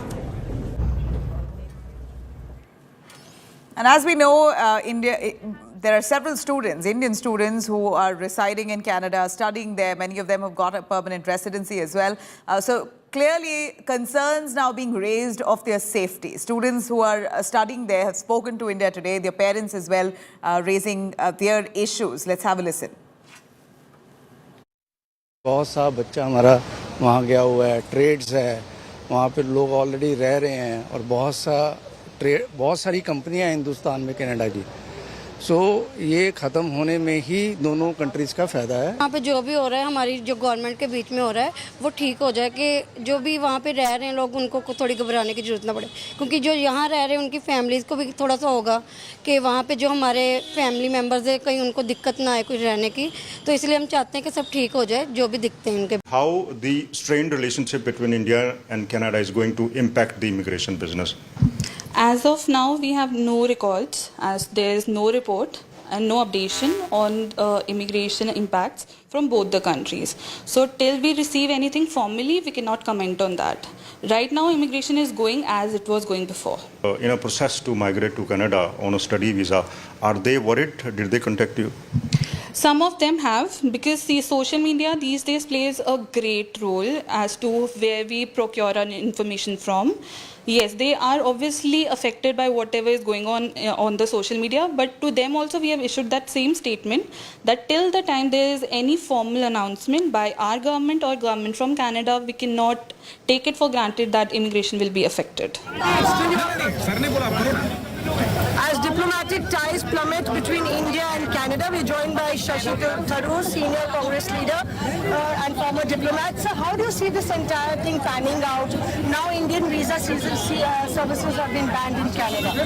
This is extremely worrying, and I must say that we will have to now take strong steps to arrest this deterioration in the relationship. Canada is an important relationship for us. It's a major trading partner. We have a very large Indian diaspora, some 1.7 billion people in that country, out of a total population of 40 million. So it's a country that should matter to us. And at the same time, I don't understand how Canada could go public in such an embarrassing,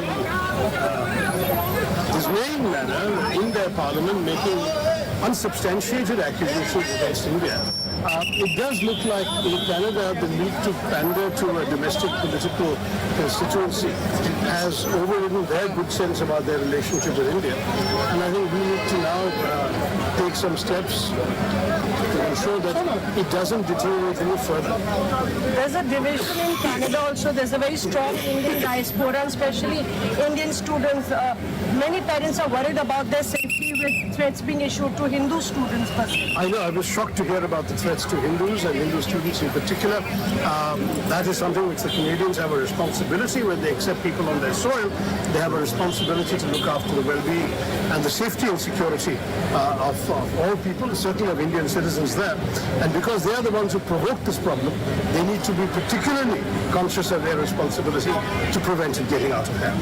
Thank you very much for talking to us. That was Shashi Tharoor saying that the response of the Indian government and perhaps the Indian response of the Indian government has been apt, and it's somewhere that Canada has been really amateurish in making public statements against India, and more so with the unsafe environment for Indians and Indians, specifically Indian students. It's the responsibility of the Canadian government to ensure they're safe.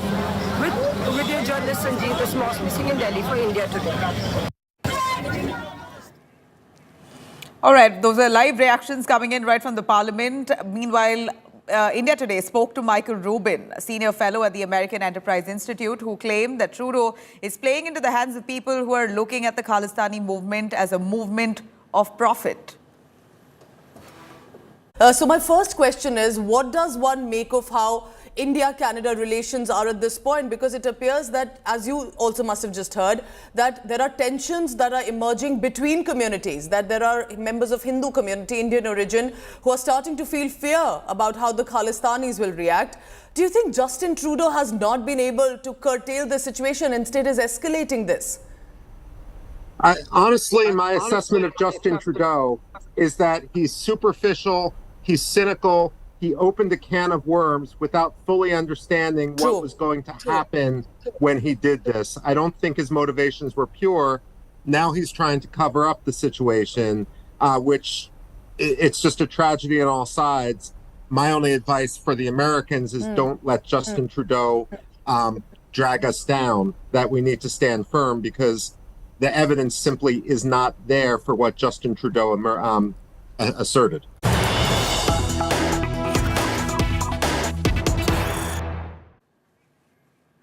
Now, another Khalistani terrorist has been killed in Canada. Sukhdev Singh, an aide of Khalistani terrorist Arshdeep Singh alias Arsh Dalla, who was wanted by India, was killed in Canada's Winnipeg City at an A-category gangster, as he's known. Sukhdev Singh had earlier escaped from Punjab to Canada. In 2017, Sukhdev Singh obtained a passport, a police clearance certificate on forged documents to flee to Canada, despite having 7 criminal cases registered against him. He's now managed to escape to Punjab with the help of 2 police officials who were later arrested by the Moga police. In fact, Sukhdev Singh's killing just comes amid growing diplomatic tensions between India and Canada over the killing of another Khalistani terrorist, Hardeep Singh Nijjar, in Surrey, British California.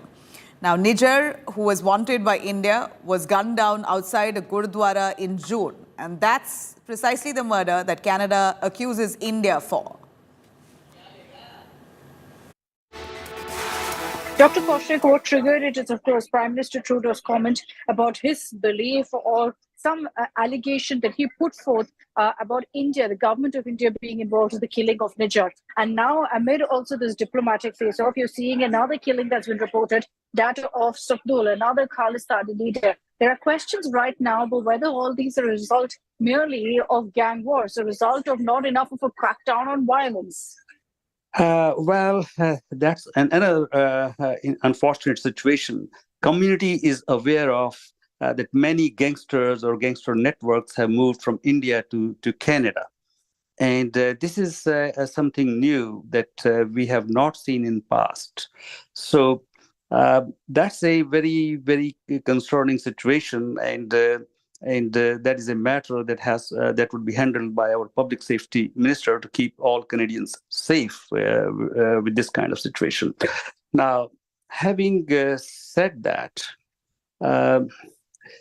you see, the major concern at this time for the community is this threat to them to leave Canada. This has created an atmosphere of fear. And many people are concerned about it, and they really don't know how to deal with it. We are raising this matter with our public safety minister, and with these gangsters in play, we don't know really what is going on. That's a very, very unusual situation. I've spent all my life here, and Canada was known as a peaceful, loving place, a wonderful place to live. With these kind of gangsters getting into India, plus this Khalistani extremism on top of that, that creates a very bad cocktail for public safety environment in Canada, especially for Indo-Canadian community. So this is a challenge. We have to deal with that. All right, let me cut across to Gaurav Sawant joining us live more. Gaurav, give us a sense of this, the latest killing. We know another gangster called Sukhdul has been killed in Winnipeg City. Investigation is underway. What does this really signal? It seems like an inter-gang rivalry. You know, you've said it yourself. It does prima facie appear to be inter-gang rivalry, and it's been going on in Canada for quite some time. The killing of Nijjar was also being seen initially and being investigated initially as an inter-gang rivalry. Sukhdul Singh, the killing has already been claimed by the Lawrence Bishnoi gang. They've given reasons why they've carried out this killing, and we've been speaking to our sources in the government, especially investigating agencies who've been keeping a hawkeye on the activities of these extortionist gangsters, mafia, and in some cases terrorists who operate in India but live in Canada, and the money trail and the Hawala money trail. So all of this is part of a very massive extortion racket, and in this extortion racket, the pie is becoming smaller. Earlier, Pakistan's ISI would fund some of these terrorist organizations and extortionists to carry out terror activities in India. Also, narco-terrorism would fund them. That, since major curbs have been put on that, the fight for that pie between gangs continues. Who's in charge of what area, who will extort from where, and this is where it leads to inter-gang rivalry and eliminating those who, according to the gangsters, are becoming too big for their boots. All right, Gaurav, it seems like hectic developments coming in between the two nations and diplomatic ties. Stay with us. We have some big breaking news coming in as the Canadian High Commission has now called on the Indian government to ensure safety and security of their diplomats and their staff members after receiving threats on social media platforms. Now, this is something that Canada has raised an issue for the last day or two, right after what Justin Trudeau said in a statement linking India to the death or the murder of the Khalistani leader Nijjar. soon after that, Canadian officials claim that their diplomats and their staff members within the Canadian High Commission have been receiving threats on social media platforms, and Canada's High Commission has now called on Indian officials to ensure security to their staff members here in India. Let me cut across to Geeta Mohan, also joining us, tracking the hectic developments coming in between India and Canada. Geeta, it's unfortunate that we're seeing the relations between the two countries reach this stage. And in the latest, we understand that the Canadian High Commission has requested the Indian government to ensure security to their staff members as they claim threat that they've received on social media platforms. Well, that's right, Nabila. This is the lowest point when it comes to India-Canada relations, which has always been marred in some kind of controversy or the other. But this time around, it has taken another turn where allegations have been leveled. And yes, the countries and peoples of both the countries, to a large extent, quite outraged. But there have been threats on social media, and is the reason why now the Canadian High Commission has approached the Indian government to ensure that safety and security of the diplomats and the staff of the Canadian High Commission is looked into. So a lot of caution that the Canadian High Commission officials would be exercising. There is an internal advisory, so to say, for the staff and the diplomats to exercise caution, to be careful, so on and so forth. But the fact that there have been open threats on social media against Canadian officials here in New Delhi is the reason why the Canadian High Commission has approached the Indian government, Nabila, to seek security and safety of diplomats and staff, whether they're Canadian or Indian. Right. Geeta, of course, there's still a lot of confusion, though, on whether India has stopped visa services for Canadians. Initially, the BLS, the agent that provides visa services, put up a notice saying due to operational reasons we've suspended it. An hour later, after we flashed those reports, now that notice has been pulled down, but still no clarity or no official word coming in from either side. Well, yes, there was no official announcement that was made by the Indian administration on suspension of visas. So all we can say is this, that BLS, the service provider, the visa service provider for Indian administration to provide visas to Canadian nationals who want to travel to India, suspended their services, and then briefly they resumed. That we do not know whether the visa services were resumed, but the suspension notice ban was removed. And then a while later, we saw the suspension notice come back on the website. So a little confusion there as to what is happening, whether if visas were officially visa services were officially suspended by the Indian administration. But certainly there is a notice that's now back on the BLS website, which temporarily, for a very brief period between the suspension notice and the suspension notice coming back, briefly the notice was removed from the website. So there was confusion there whether if there is suspicion on what's really happening. We do not know whether if it's a policy decision that has been taken, but this is the first time, Nabila, that visa process has been halted by the BLS since the COVID-19 pandemic. And during the pandemic, we knew reasons why visas were not being provided or the services were shut. But this certainly amounts to, or many who are looking at the situation between India and Canada would think that it is because of the heightened tensions between India and Canada for now. But it is certainly not a policy decision that has been announced by the Indian administration. We are just reporting the facts that we see on the BLS website, that there was a suspension notice. The notice was removed briefly, and after our reporting again, we see the suspension notice up again. Okay, so it seems like that suspension notice has now come back. So, but yet no official word. Geeta, we're going to continue tracking those developments. Geeta will bring us a lot more information. This is, of course, a huge development coming in. Geeta, thank you very much for now. But in an all-out diplomatic war here between the two nations, India and Canada, the latest, India has suspended issue of visas to Canadian citizens until further notice. As per a notice put out by the BLS International, which is the online visa application center in India that provides visa consultancy services. The visas has been suspended due to operational reasons. That's the notice that's been put out, precisely saying suspended until further notice due to operational reasons. Remember, just yesterday, Indian authorities had issued a hard-hitting advisory on hate crimes, urging Indian nationals and students in Canada to be cautious. All of this started when Canadian Prime Minister Justin Trudeau accused India of having a role in the Sikh leader's murder, Nijar, post which Canada had expelled an Indian diplomat as well over what it calls the involvement of foreign government in its internal affairs. And within hours of Canada's provocation, New Delhi then retaliated by expelling a senior Canadian diplomat in a tit-for-tat move. Earlier, Canadian journalist Daniel Boardman exclusively spoke to India Today on the current diplomatic situation between the two countries. Let's have a listen.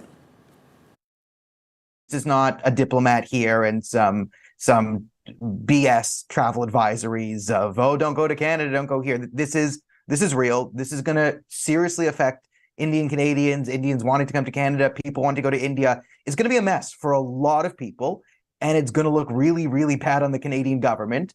And it's going to force this. I mean, the Indian government's forced the Trudeau government's hand domestically into addressing this situation. And unless Trudeau can, tomorrow release this report that he's got, and it's dynamite, there's really nothing he can do. And if he thought he was just going to score an easy win here and distract from the Chinese interference scandal, and this would just be a lot easier to handle, India would be easier than China. Turns out that might not be the case, and this is the Indian government throwing sort of an opening salvo, showing that they have leverage over Canada. They can push buttons, and if Canada wants, for lack of a better phrase, if Canada wants to play, they can play. All right. Now, we know this has really led to a lot of confusion whether or not Indians are going to be able to travel to Canada or Canadians will be able to travel to India. Here are a few questions that we've addressed for you. What happens to your visa, your current visa? Well, no bar on traveling by valid Indian visa holders. That's what we know for now. Now, you may wonder if you can travel to Canada at all. Then what we understand here is that there's no bar on Indian travelers at all. Of course, concerns over whether your child, if you have a loved one who is in Canada, will they be able to return from Canada to India on the existing visa? Yes, absolutely yes. There's no problem for valid Canadian visa holders. And what about holidays? Of course, visitors with valid Canadian visa can travel, but if you want a fresh issual of visas at the moment, seems like there's a halt to it. Well, on that note, I'm going to slip into a short break. You could log on to indiatoday.in. You could also download our app for a lot more information on this very big breaking news that we've given to you on India suspending visas to Canada. There's a lot of questions that are yet to be answered. It is an unfolding story, and we're bringing you every angle of this on the other side of a very short break. Do stay tuned.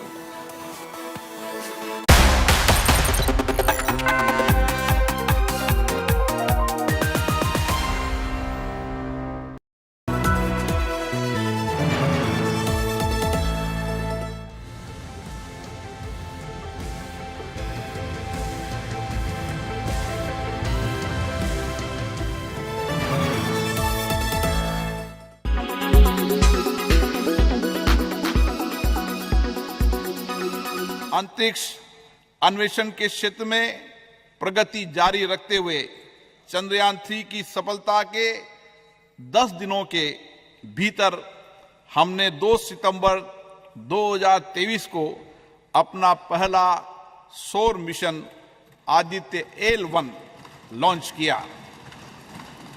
ये सूर्य का अध्ययन करने वाला हमारा पहला mission है, जिससे सूर्य के भीतर होने वाली भौतिक प्रक्रियाओं और पृथ्वी पर उनके प्रभाव के बारे में जानकारी में वृद्धि होगी। चंद्रयान 3 और आदित्य L1 सफल अंतरिक्ष कार्यक्रम होने के साथ ही भारत की वैज्ञानिक और तकनीकी शक्ति के उदय और हमारी प्रतिभा और क्षमता के प्रतीक हैं। इन दोनों मिशनों में बड़ी संख्या में महिला वैज्ञानिकों ने आगे बढ़कर नेतृत्व किया है, जिससे नए भारत में महिलाओं के योगदान का पता चलता है। इन दोनों मिशनों को पूरी तरह से भारत में डिजाइन और निर्मित किया है। हमारे अंतरिक्ष कार्यक्रम की जो बात दूसरों से अलग करती है, वह हमारी सभी परियोजनाओं में कम लागत। इससे अंतरिक्ष प्रौद्योगिकी में हमारी बढ़ती क्षमताओं के साथ साथ हमारे वैज्ञानिकों की प्रतिभा का परिचय भी मिलता है। इन उपलब्धियों के फलस्वरूप भारत ने अंतरिक्ष के क्षेत्र में विश्व में अग्रणी देशों में अपना स्थान बनाया है। ये सभी उपलब्धियां प्रधानमंत्री माननीय नरेंद्र मोदी जी के नेतृत्व में भारत सरकार के अथक प्रयासों से संभव हुई है।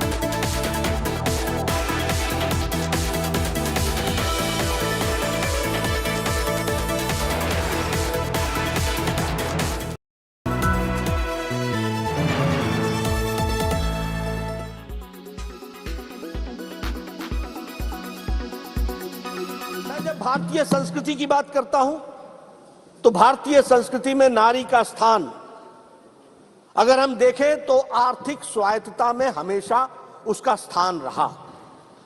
उसके सामाजिक जीवन में आर्थिक स्वायत्तता रही। अध्यात्म से लेकर अध्यापन तक नारी का विशेष योगदान रहा है।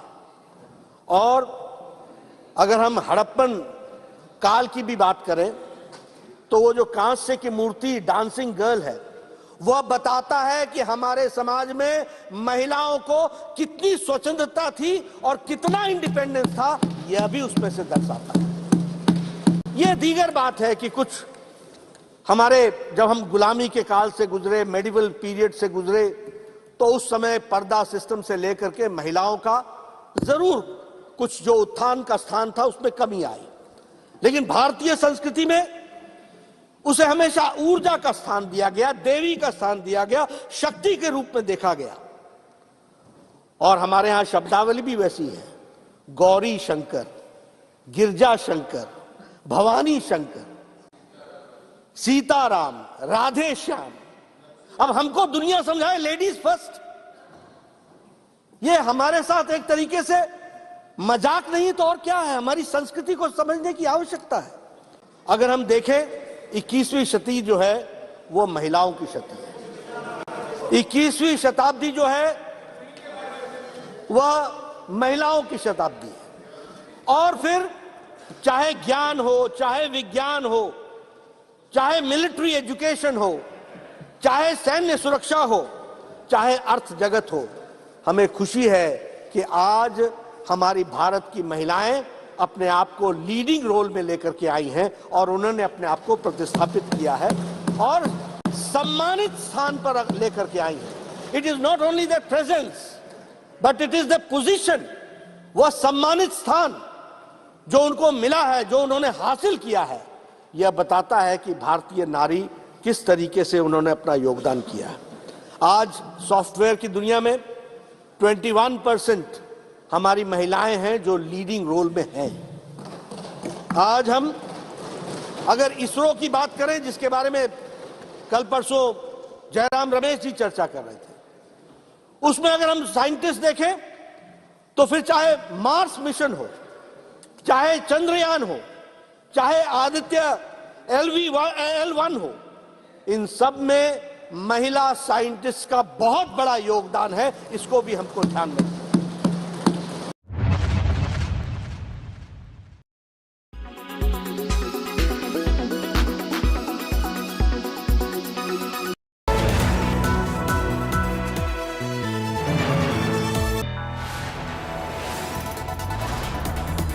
You are watching India Today, powered by Finest, Be Sustainable Change, a BNP Group company.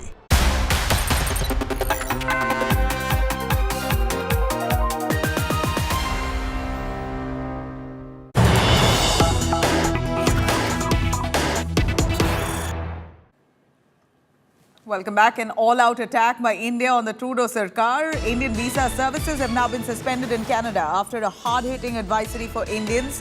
Indian visa services now stands cancelled indefinitely. External Affairs Ministry briefing on the same at 4 p.m. This is a massive development coming in as relations between the two nations already see a strained relationship in the last few months owing to the Khalistani movement gaining ground in Canada. India raising several concerns, alerting the Trudeau government. But despite assurances, we see congregations of all kinds happening with threats, open threats issued to Indian Hindus in Canada. You have the Indian government now almost in the most diplomatic way giving out a response in such a fashion. We understand that external ministry briefing on the same will come out at 4 p.m. There will be an announcement, a formal announcement that's likely to be happening at 4 p.m. today. That's what's expected. But for now, what we see is that visas to Canada has been cancelled. Indian visa services itself has been fully suspended indefinitely right after that hard-hitting advisory that India issued to Indians in Canada to be safe in light of hate crimes. Here you have another move, a huge one that will have far-reaching repercussions undoubtedly, hopefully for the better for India, considering that all the concerns raised so far have not been addressed by the Canadian government, and in turn, fingers pointed at India of being allegedly involved in a murder of Khalistani leader Nijar. Here, India now has taken stern action. We're really waiting for a formal announcement on this. The External Affairs Ministry is going to be briefing on the same at 4 p.m. this evening. But Geeta Mohan joining us live for more on that. Geeta, do take us through a word on the visa suspension. As you said, there hasn't been a formal word, but the External Affairs Ministry is going to be announcing, and that announcement could come in at 4 p.m. We're still awaiting to know if this is confirmed, if this has been a diplomatic move by the Indian government or indeed it's suspended due to operational reasons. Well, Nabila, the weekly MEA briefing is going to take place at 4 p.m. Expect all questions on India-Canada and whether there is a policy decision. For now, there is no policy decision that has been announced to suspend visas for Canadian nationals who intend to travel to India. The BLS service provider that provides services, visa services for India in Canada has suspended the visa process for now. It stood suspended when we started reporting. For a very brief period, the suspension notice was removed from the website and then now it's back again. But this is only a notice that has been put out by BLS. We are trying to ascertain details from BLS as to what are the reasons as to why they actually suspended the services. A formal announcement has not been made by the Indian administration. Again, we will have to wait for the weekly media briefing by the Ministry of External Affairs to understand what's really happening with the visa services. Whatever one says when it comes to visa services or for that matter relations between India and Canada, it has reached its lowest with the recent developments, allegations and claims by Canada with regards to Nijar killing and claiming that Indian agencies were involved. India has vehemently rejected all those claims and has actually now sought details from Canada. Canada is yet to share evidence. It's an ongoing investigation. We do know that there are a lot of countries, allies and partners of India, but also clearly of Canada, coming out and giving out statements expressing concern. It is concerning, but it is also concerning for India, because India still is waiting for those the evidence that needs to be furnished by Canada. So once that happens, we'll have more clarity on what really transpired and what is it that Canada is really talking about. And given the fact that there have been expulsions, this is certainly a very serious matter. We do not know whether if the decision of BLS is at the behest of the Indian administration. For now, we are trying to seek details from the BLS visa service provider in Canada, and a policy decision has not been announced by India. The Ministry of External Affairs will be briefing the media at 4 p.m. We'll have to wait and see what the government has to say on the temporary halt in visa services by BLS. All right. Geeta, thank you very much for joining us, but we believe the Canadian High Commission has sent out a statement. We're going to break that news for you in just a moment. But in an all-out diplomatic war here between India and Canada, we see that India has suspended the issual of visas to Canadian citizens until further notice, citing operational reasons. As per a notice put up by the BLS International, which is the online visa application agent in India that provides visas, it's a consultancy service, basically has said that visa issual has been suspended due to operational reasons. No more has been said. In fact, just yesterday, the Indian authorities had a hard-hitting advisory that was issued to people in Canada that highlighted hate crimes, urging Indian nationals and students in Canada to be highly cautious. All this started when Canadian Prime Minister Justin Trudeau accused India of a role in Sikh leaders' murder, post which Canada had expelled an Indian diplomat over what it calls the involvement of a foreign government in its internal affairs. Now, within hours of Canada's provocation, New Delhi retaliated by expelling a senior Canadian diplomat. Now, let's take you through a reaction from the Indian-Canadian National Alliance chief on this suspension of visas, what he has to say. Dr. Kaushik, first of all, we've just gotten a news alert right now that Indian visa services have been suspended until further notice. How hard is it currently for Indian nationals, for Indians residing in Canada, sir? Well, that's a very unfortunate news. We would not like to see it this way. We have always stood for very good Canada-India relations. And this is what we have been doing for decades to enhance the level of relationship between Canada and India through business, trade, cultural visits, education, and all these areas. So this is very upsetting to Indo-Canadian community. We would very much like to see Canada-India relations back to where they were, and these visa services are restored. The Indo-Canadian community is very concerned about recent turn of events, and there is not one, there are several of those. Our Prime Minister has made a statement in the Parliament that is a matter concerning between two governments. That's entirely an intergovernmental matter. But Indo-Canadian community is very upset to see these relations nosedive all of a sudden with this kind of revelation. And the community looks forward to getting some evidence and treat it as per rule of law of the land. We are waiting and watching all of a sudden what has happened that has shocked all of us. Somebody could make such hostile statements to ask people to leave. They have no business to make such a kind of statement about Canadians. So that's a challenge, and we are quite concerned about that. We have raised that matter with our Public Safety Minister, and we expect that all Indo-Canadians feel safe and they're very well protected. Well, this is certainly a move that's going to be, that's going to have real harsh impact on Indians living in Canada, and those who wanting to come back here or any kind of travel will be hindered.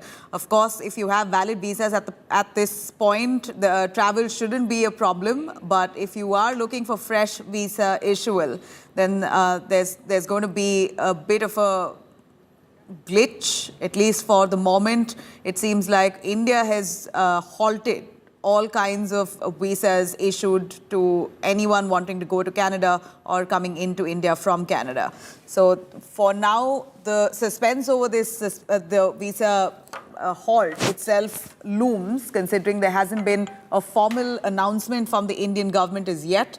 The External Affairs Ministry is yet to announce this as if this is a policy decision at all, and that announcement is likely to come in at 4 p.m. But just reading through the information that we have for the moment, what we know is that India has stopped issuing visas, or the visa issual itself has fully halted in Canada as well as in India. This is a big news that we get here of the Canada mission, who's sent out a statement right after developments coming in of visa halt. The Canada mission now assures safety of diplomats. Canada mission says monitoring safety of missions. The mission says, and I quote in its statement, as a result and out of an abundance of caution, we have decided to temporarily adjust staff presence in India. All of our locations are staffed by diplomats and locally engaged staff to ensure business and operational continuity. Global Affairs Canada will continue to take all appropriate measures to protect the health and safety of our personnel, including locally engaged staff, and to protect our operations in India. Decisions are made based on a number of factors, including the professional profile of an employee or personal circumstances. In the context of respect for obligations under the Vienna Convention, we expect India to provide for security of our accredited diplomats and the consular officers in India, just as we are for theirs. Now, this basically is a statement coming in from the Canada High Commission that first raised concerns of safety of their Canadian diplomats here in India. And while that said, they claim in that very statement that they have ensured that their diplomats are safe and are also seeking help from the Indian government to ensure safety of their officers. Geeta Mohan joins us on the phone line. Geeta, as we know, and you rightly pointed out, this has never been so bad between the two countries who've been traditional allies and great friendship for decades. The first time that it's hit a rock bottom low. Now, Canadian High Commission issuing a statement has sought help from Indian government to ensure safety to their staff members here in India. Well, that's right, Nabila. It is a very serious matter, given the fact that there are threats online to certain diplomats, and that cannot be taken lightly, which is why the Canadian High Commission has approached the Indian government, seeking security and safety of not just the diplomats, but also the staff. They are also, in the statement that the Canadian High Commission has put out, they have also said that they are looking at how to align their staff and adjust their staff temporarily in India, given the security situation. They've also advised abundant caution to their diplomats, and all locations where the diplomats are, they're still open, and they're ensuring business and operational continuity. But they're also looking at adjusting staff given the security scenario, and depending on which state or which place the mission is working and operational in. All right, Geeta, thank you very much for joining us on that. I'm going to cut across to a lot more news coming in on the strained relationship between Canada and India. In the latest, a Canadian Punjabi singer Shubh, who had a concert that was lined up in Mumbai, had to cancel it after a huge backlash post his post him putting up a distorted image of in the Indian map on his social media platforms. But before I get into that story, I'm going to cut across to Gaurav Sawant, who gives us a little more clarity on this visa suspension. A lot of questions being asked, Gaurav, on whether if you have a valid visa, can I travel back and forth Canada to India? Of course, a lot of Indians who reside in Canada, their families worried here in India. Take us through some of the questions and its answers, please. So there is uncertainty, there is a lot of fear and apprehension what's happening when it comes to visas. As of now, no policy decision has been taken. At least that's what government sources are telling India Today. The restriction as of now, that's temporary. But let's take a look at some of the questions that are coming. Visa war FAQs. What happens to your current visa? Well, the information is there is no bar on traveling by for people who have a valid visa. You have a visa, you can travel. The only thing is there is an advisory in place that when you travel to Canada, or if you're studying in Canada, be very cautious, be very well aware of your surroundings. Can an individual travel to Canada? Yes, absolutely no bar on Indians traveling to Canada, but be very aware of your surroundings, be in touch with the Indian mission, and you know, there is uncertainty given the activities of the Khalistani terrorists and sympathizers in Canada, and unfortunately the inaction of the Justin Trudeau government. Can my child return from Canada on an existing visa? Absolutely. If you have a valid visa, there is absolutely no problem to return home on a valid visa. It is for Canadians who want to come to India. There are certain limitations as of now, according to the Visa Facilitation Service, on getting fresh visas to come to India, and not a policy decision, but something at an operational level, which an attempt is being made to set it right. What about holidays? If you have a visa, you can travel. But given the uncertainty, is this the best time to travel to Canada is a question that perhaps is best left to individuals to answer, given the fact that Government of India has repeatedly asked the Justin Trudeau government to ensure that safety and security of Indians is ensured. Even our diplomats are not safe when our missions are targeted in Canada. What about holidays? Well, visitors with a valid Canadian visa can travel for a holiday, but once again, would you be in that holiday mood given the current situation and uncertainty and the threats that are coming India's way from the Khalistani elements, and sadly inaction against those who are issuing such threats? All right, Gaurav, thank you very much for joining us with those details. Of course, a lot of questions still loom over whether or not travel is going to be easy. Henceforth, Gaurav there answering some of those top questions.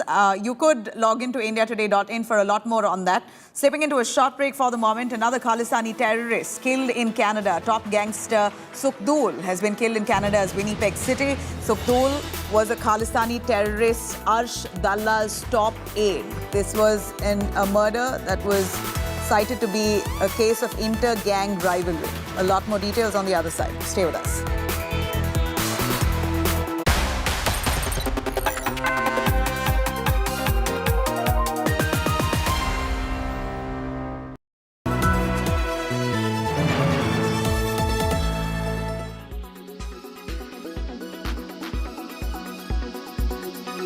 नारी शक्ति वंदन विधेयक,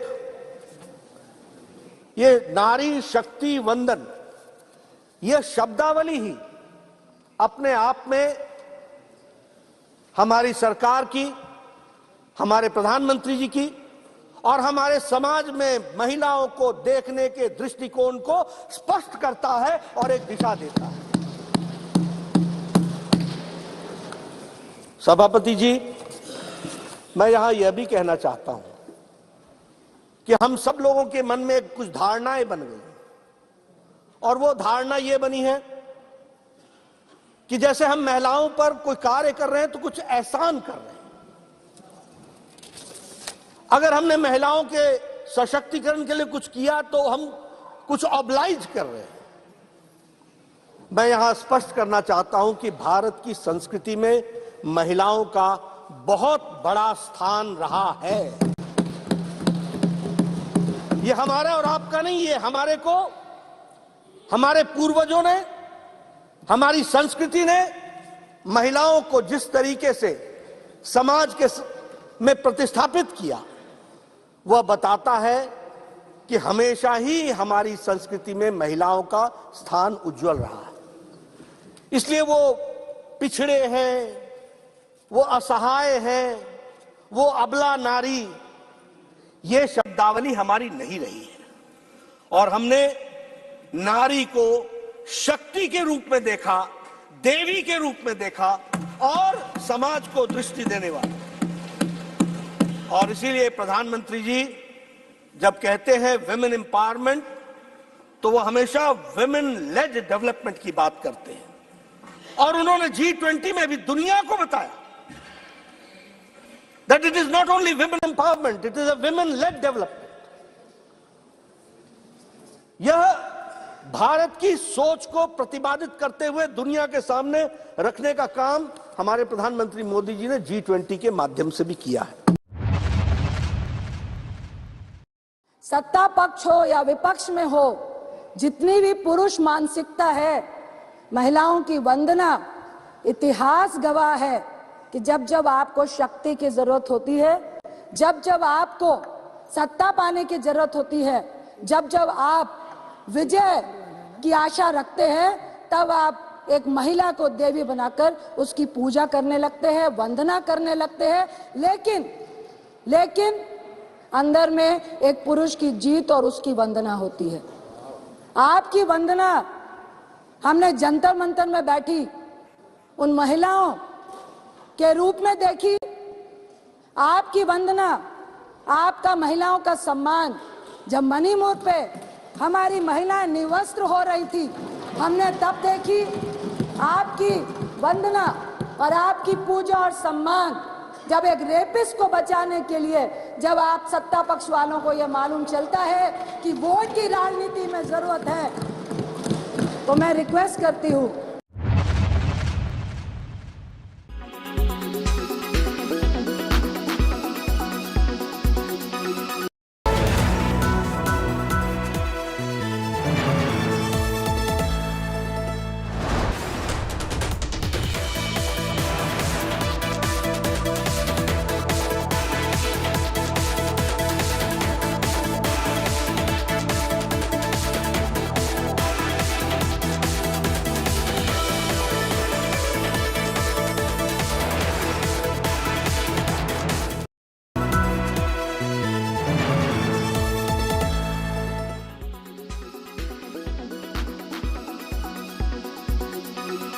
आदरणीय अध्यक्ष जी, आपने मुझे बोलने के लिए अनुमति दी, समय दिया, इसके लिए मैं आपका बहुत आभारी हूं। आदरणीय अध्यक्ष जी, मैं सिर्फ 2-4 मिनट लेना चाहता हूं। कल भारत की संसदीय यात्रा का एक स्वर्णिम पल था।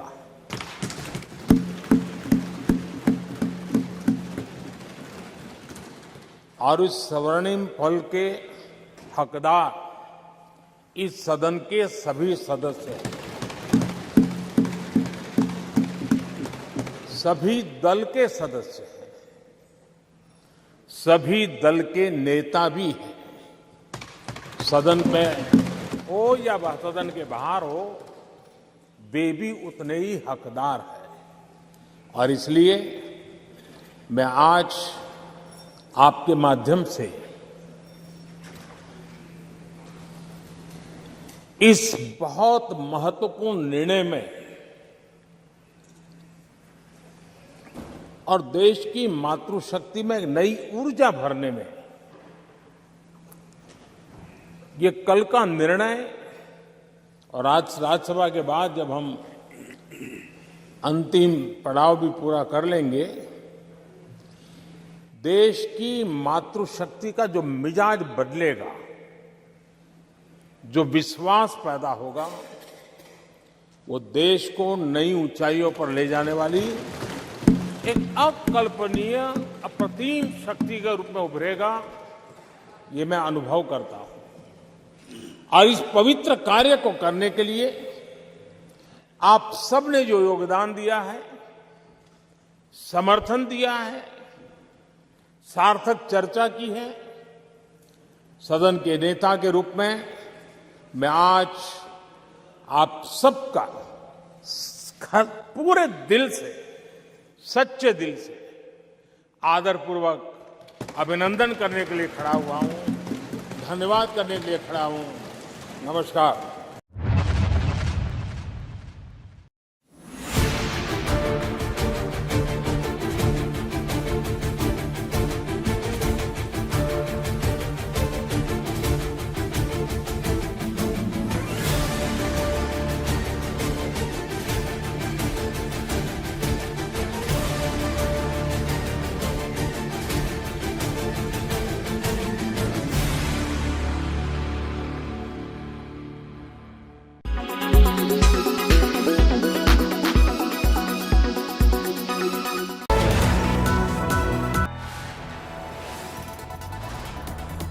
You are watching India Today, powered by Finest. Be Sustainable Change, a BNP Group company.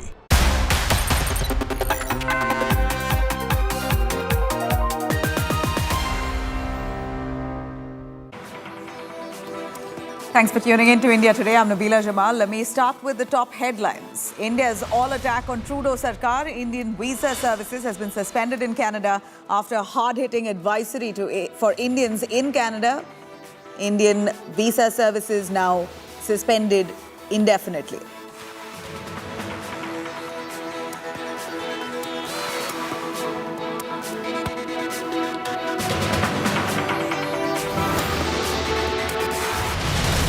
Canadian MP's message on Khalistani provocation alleges targeted attack on Hindus in Canada, says Hindu Canadians were asked to go back to India by the Khalistani separatists.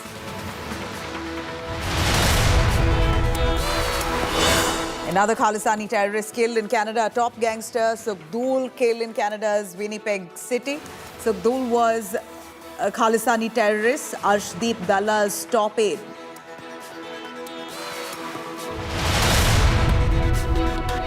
After Lok Sabha debate on Quota bill in the Rajya Sabha now, Nadda leads the BJP's fight in the upper house, lashes out at the Congress over Quota bill politics. Udayanidhi Stalin's fresh Sanatan provocation. Stalin Jr. accuses BJP of insulting President Murmu by not inviting her to the new parliament building because she, in fact, R.N. Ravi, the governor on the other hand, has responded saying that it's impossible to end Sanatan Dharm just like what Stalin had indicated.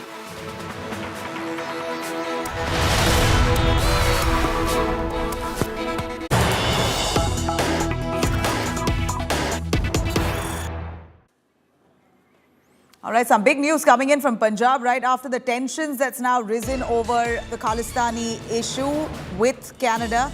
We see that Punjab police has now put the state on high alert. The top Punjab cop, while speaking to India Today, spoke about a crackdown on gangsters in the state. The Punjab cop says all suspects are being detained and the state is now on alert. This is the Punjab police saying that a red alert has been issued in Punjab amid tensions with Canada. Punjab top cop says a crackdown on gangsters in the state has happened and this might lead to tensions and friction. Therefore, a red alert has been sounded. Punjab top cop saying that all suspects have now been detained. Those suspects who may be having links with the Khalistani gangsters abroad have all been detained in Punjab. Listen in. Shukla साहब, आज जो ये red डाली गई है, कितनी बड़ी red है और क्या उम्मीद है और क्या इनपुट आपके पास था? पंजाब पुलिस की एक जो मुहिम है anti social elements, drug traffickers और गैंगस्टर्स के खिलाफ, वो लगातार जारी है। उसी की कड़ी में आज एक बहुत बड़ा ऑपरेशन हमने प्लान किया है। एक नोन हमारे गैंगस्टर है गोल्डी बराड़, जो इस वक्त देश के बाहर है। उसके जितने एसोसिएट्स हैं और जितने उसके काम करने वाले लोग हैं, उन जगहों पे आज रेड किए गए हैं। पूरे पंजाब में तकरीबन 1000 से ज़्यादा स्थानों पर आज इकट्ठे रेड किया गया। पंजाब के सीनियर अधिकारी एसएसपी रैंक के ऑफिसर्स इन रेड्स को मॉनिटर कर रहे हैं और शाम तक जो भी इसके रिजल्ट्स आएंगे वो आपके साथ हम शेयर करेंगे. All right, I'm cutting across to Manjeet Saigal joining us live for more on that. Manjeet, tell us on Punjab now. The Punjab police is issuing a red alert to the state as many gangsters or suspects related to Khalisani gangsters abroad have all been detained. So they're expecting some kind of friction. Give us more on this announcement that has been given by the police. Well, Nabila, a red alert has already been sounded in Punjab, keeping in view the activities of the gangsters. Remember, NIA had issued a statement in which some gangsters were named. Sukha Dunike, who was killed in Winnipeg, Canada, was one of them. Though the police officials said that these raids, which were being conducted in various districts of Punjab from 7 a.m. onwards, were being conducted to nab the associates of Canada-based gangster Goldie Brar, who was involved in the murder of Punjabi singer Sidhu Moosewala. His father time and again has alleged that the real faces, the real culprits who were involved in the murder of his son were beyond the reach of the police. So police is not taking any chances and conducting raids at various places. Some people have been nabbed. Searches are still on. The details will be available later on when the police will address presser. But as far as our information is concerned, the police in fact wanted to break the nexus between the drug smugglers and the gangsters, which in connivance with each other were not only smuggling the drugs but were also the arms and ammunition from the neighboring states. During the investigations, it has also come to the light that these gangsters had spread their network not only in Punjab but also in the neighboring states of Haryana, Uttar Pradesh and Uttarakhand. So raids are still on. Police will reveal the details later on. Raids have also been conducted in the past when the police had recovered a huge cache of arms and ammunition besides the cash and other incriminating documents. But the motive behind this raid is to break the nexus and arrest the members of Goldie Brar gang. Goldie Brar himself, who used to live in Canada, is absconding after Sidhu Moosewala's murder. He's hiding somewhere outside Canada. So efforts are on to trace him as well. Police so what we know, Manjeet, that there is now zero tolerance to any kind of gangster culture that was thriving in many parts of Punjab, especially linked to the Khalisani terrorists abroad. Many of them have been detained, with the Punjab government now sounding a red alert in the state amid the tensions with Canada. Currently, Manjeet, stay with us. Another Khalisani terrorist has been killed in Canada. Sukhdev Singh, an aide of Khalisani terrorist Arshdeep Singh alias Arsh Dalla, who was wanted by India, was killed in Canada's Winnipeg City. A-category gangster Sukhdev Singh had earlier escaped from Punjab to Canada. In 2017, Sukhdev Singh had obtained a passport and a police clearance as well on forged documents to flee to Canada despite having several criminal cases against him here in India. He managed to escape from Punjab with the help of 2 police officials who were later arrested by the Moga police. Sukhdev Singh's killing came amid growing diplomatic tensions between India and Canada over killing of another Khalisani terrorist, Hardeep Singh Nijjar, in Surrey, British California. Nijjar, who was wanted by India, was gunned down outside a Gurudwara in June. And that's precisely the murder that Justin Trudeau links with India.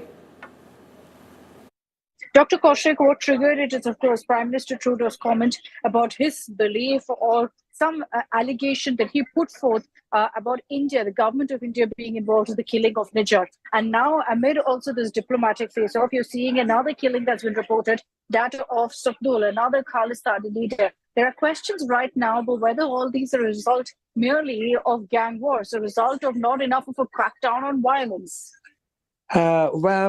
That's another unfortunate situation. Community is aware of that many gangsters or gangster networks have moved from India to Canada. And this is something new that we have not seen in past.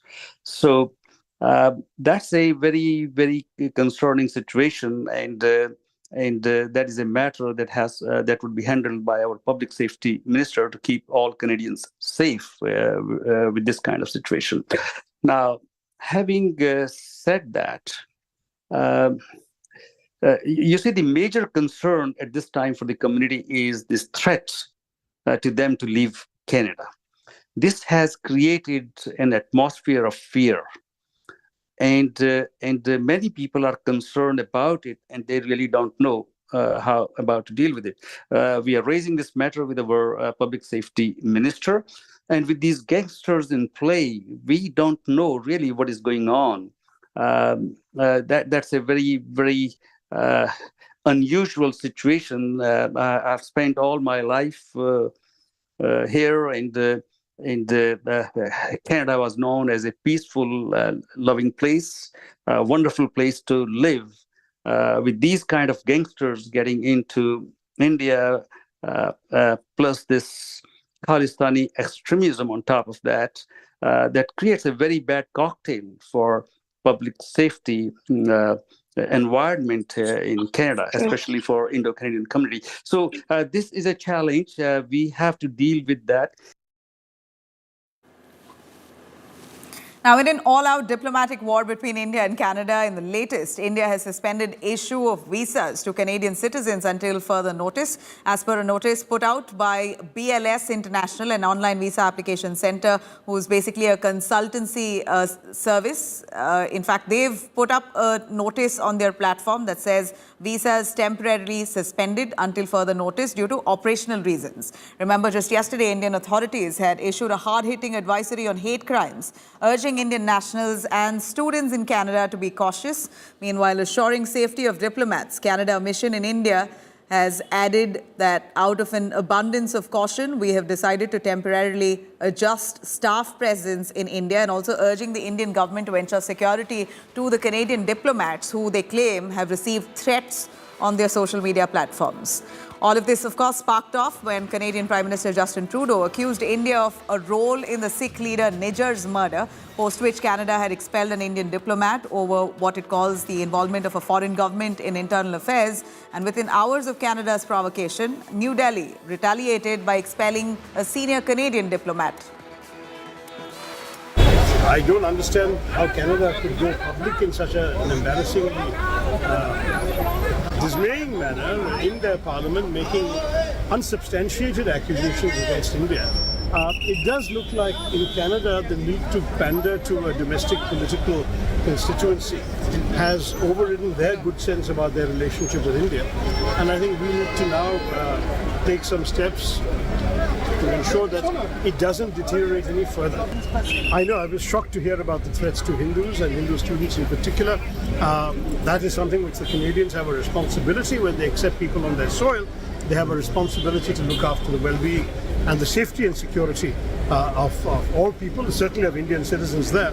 And because they are the ones who provoked this problem, they need to be particularly conscious of their responsibility to prevent it getting out of hand.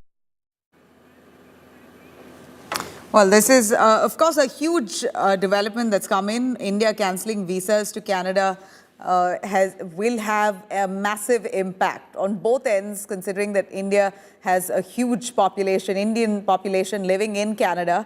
So there's a lot of back and forth, to and fro travel that happens on a daily basis. So this is going to mean a lot of tickets that may have been booked could get cancelled. But yet, as per information that we have, if you have a valid visa, there shouldn't be a problem. It's only fresh visa issual that could have a problem there. On the visa issue itself, Geeta Mohan joining us for a little more on that. Geeta, 4 p.m. we had expected for the Ministry of External Affairs to give out a formal briefing on whether this is a diplomatic move or a policy decision to ban visas for the moment. But this suspense looms over whether people can travel into Canada. We've answered some of those questions here, but to take us through the fine prints of it, what does this really mean? Not issuing fresh visas to Canadians wanting to come into India, what kind of impact would it have? Well, for now, this is in all probability temporary. We're looking at the BLS services. That's a visa service provider for the Indian administration in Canada, halting visa services for now. This is not a policy decision by the Indian administration because the Indian administration has not announced formally that visa issuance has been stopped or suspended for the time being. We are still awaiting a response from BLS as to what are the reasons why the suspension of the visa services have taken place for now. But that has only to do with those who are seeking visas. Those who already have visas, Nabila, can travel. It is not a suspension or, for that matter, ensuring that all valid visas stand invalid from now on. All valid visas continue to remain valid, and those who have valid visas, whether they're Indians with Canadian visas or Canadians with Indian visas, can travel to the respective countries. This is a halt in visa services for the moment, and BLS, the service provider, is yet to explain as to why the halt in visa services for now. In fact, the halt has come only the first time since the COVID-19 pandemic, and during the pandemic we know reasons why the visa services were halted. This time around it's different. It's amid heightened tensions, so a lot of us here do believe that this could very well have to do with the and could be a ramification of the tensions and the row between India and Canada, but this could also be maybe a technical problem with BLS. BLS is yet to respond to India today. For now, services halted, but a policy decision not taken or not announced yet. We will get to know the details on the visa situation at 4 p.m. when the Ministry of External Affairs will hold its weekly briefing. All right. Thank you very much, Geeta, for joining us on that. I'm going to take our viewers through a reaction, though, from the Indian-Canadian National Alliance chief. Let's have a listen. Azad Kaushik, what he had to say. Dr. Kaushik, first of all, we've just gotten a news alert right now that Indian visa services have been suspended until further notice. How hard is it currently for Indian nationals, for Indians residing in Canada, sir? Well, that's a very unfortunate news. We would not like to see it this way. We have always stood for very good Canada-India relations. And this is what we have been doing for decades to enhance the level of relationship between Canada and India through business, trade, cultural visits, education, and all these areas. So this is very upsetting to Indo-Canadian community. We would very much like to see Canada-India relations back to where they were, and these visa services are restored. The Indo-Canadian community is very concerned about recent turn of events, and there is not one, there are several of those. Our Prime Minister has made a statement in the Parliament that is a matter concerning between two governments. That's entirely an intergovernmental matter. But Indo-Canadian community is very upset to see these relations nosedive all of a sudden with this kind of revelation. And the community looks forward to getting some evidence and treat it as per rule of law of the land. We are waiting and watching all of a sudden what has happened that has shocked all of us. Somebody could make such hostile statements to ask people to leave. They have no business to make such a kind of statement about Canadians. So that's a challenge, and we are quite concerned about that. We have raised that matter with our Public Safety Minister, and we expect that all Indo-Canadians feel safe and they're very well protected. Now, earlier Canadian journalist Daniel Broadman exclusively spoke to India today on the current diplomatic situation between the two nations. Let's hear it. This is not a diplomat here and some BS travel advisories of, oh, don't go to Canada, don't go here. This is real. This is going to seriously affect Indian Canadians, Indians wanting to come to Canada, people wanting to go to India, is going to be a mess for a lot of people. And it's going to look really, really bad on the Canadian government. And it's going to force this. I mean, the Indian government's forced the Trudeau government's hand domestically into addressing this situation. And unless Trudeau can, tomorrow release this report that he's got and it's dynamite, there's really nothing he can do. And if he thought he was just going to score an easy win here and distract from the Chinese interference scandal, and this would just be a lot easier to handle, India would be easier than China. Turns out that might not be the case, and this is the Indian government throwing sort of an opening salvo, showing that they have leverage over Canada, they can push buttons, and if Canada wants, so better for lack of a better phrase, if Canada wants to play, they.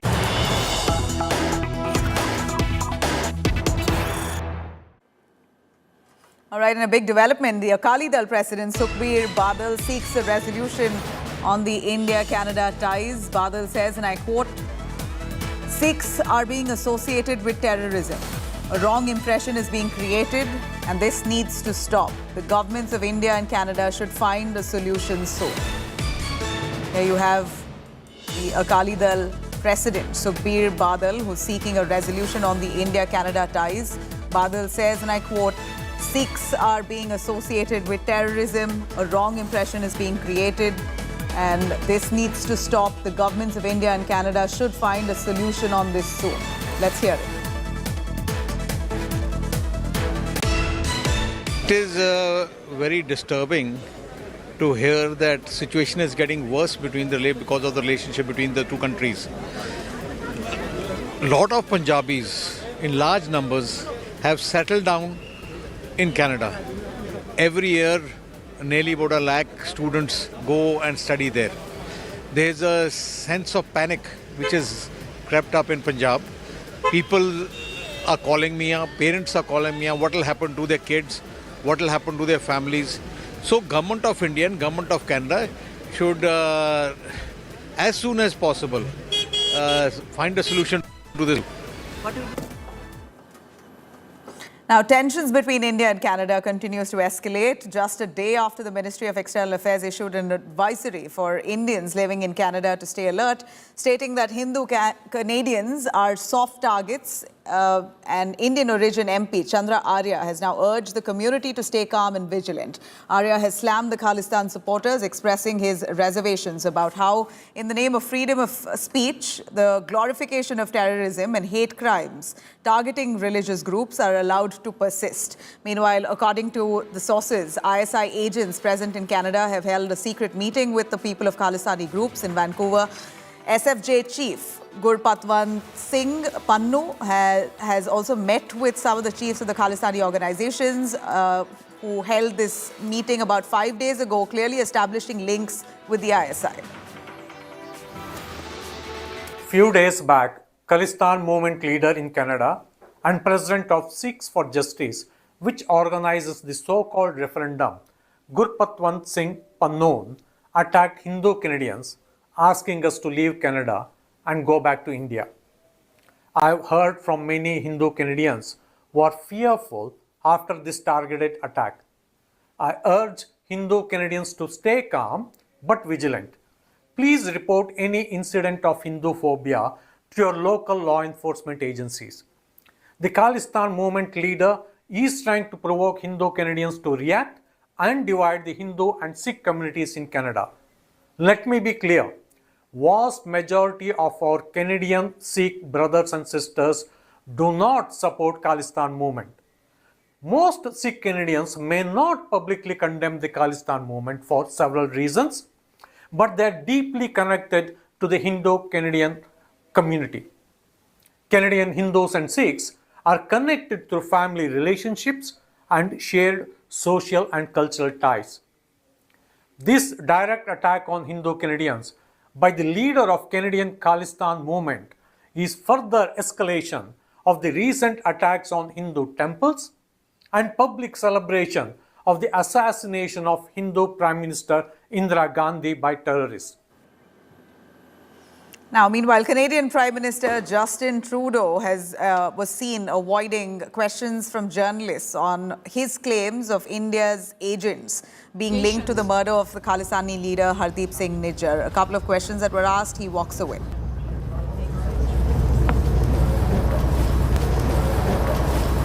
Prime Minister, India has rejected your allegations.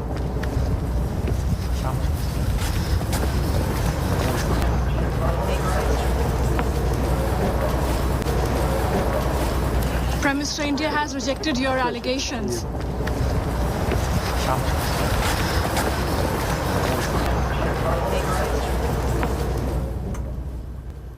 All right, that's a wrap on this edition of the Bulletin. You could log on to indiatoday.in. You could also download our app for a lot more news. Stay with us. Our entertainment special in the club coming up next.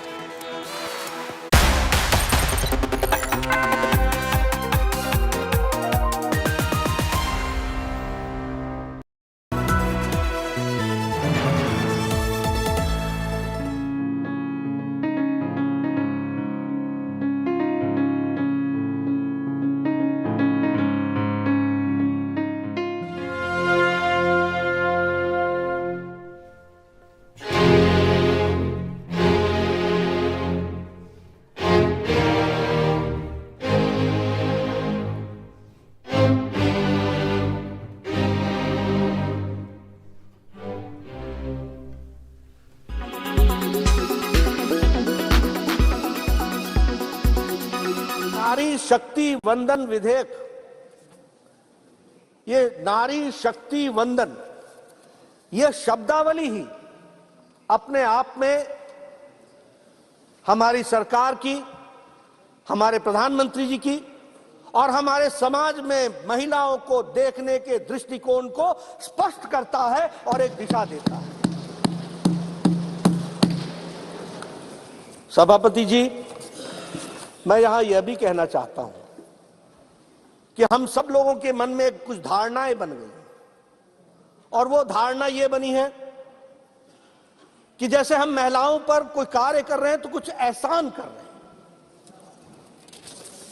अगर हमने महिलाओं के सशक्तिकरण के लिए कुछ किया तो हम कुछ ऑब्लाइज कर रहे हैं। मैं यहां स्पष्ट करना चाहता हूं कि भारत की संस्कृति में महिलाओं का बहुत बड़ा स्थान रहा है। ये हमारा और आपका नहीं, ये हमारे पूर्वजों ने, हमारी संस्कृति ने महिलाओं को जिस तरीके से समाज के में प्रतिस्थापित किया, वह बताता है कि हमेशा ही हमारी संस्कृति में महिलाओं का स्थान उज्जवल रहा है। इसलिए वो पिछड़े हैं, वो असहाय हैं, वो अबला नारी, ये शब्दावली हमारी नहीं रही है और हमने नारी को शक्ति के रूप में देखा, देवी के रूप में देखा और समाज को दृष्टि देने वाला। और इसीलिए प्रधानमंत्री जी जब कहते हैं विमेन एम्पावरमेंट, तो वो हमेशा विमेन लेड डेवलपमेंट की बात करते हैं और उन्होंने G20 में भी दुनिया को बताया that it is not only women empowerment, it is a women-led development. यह भारत की सोच को प्रतिपादित करते हुए दुनिया के सामने रखने का काम हमारे प्रधानमंत्री मोदी जी ने G20 के माध्यम से भी किया है।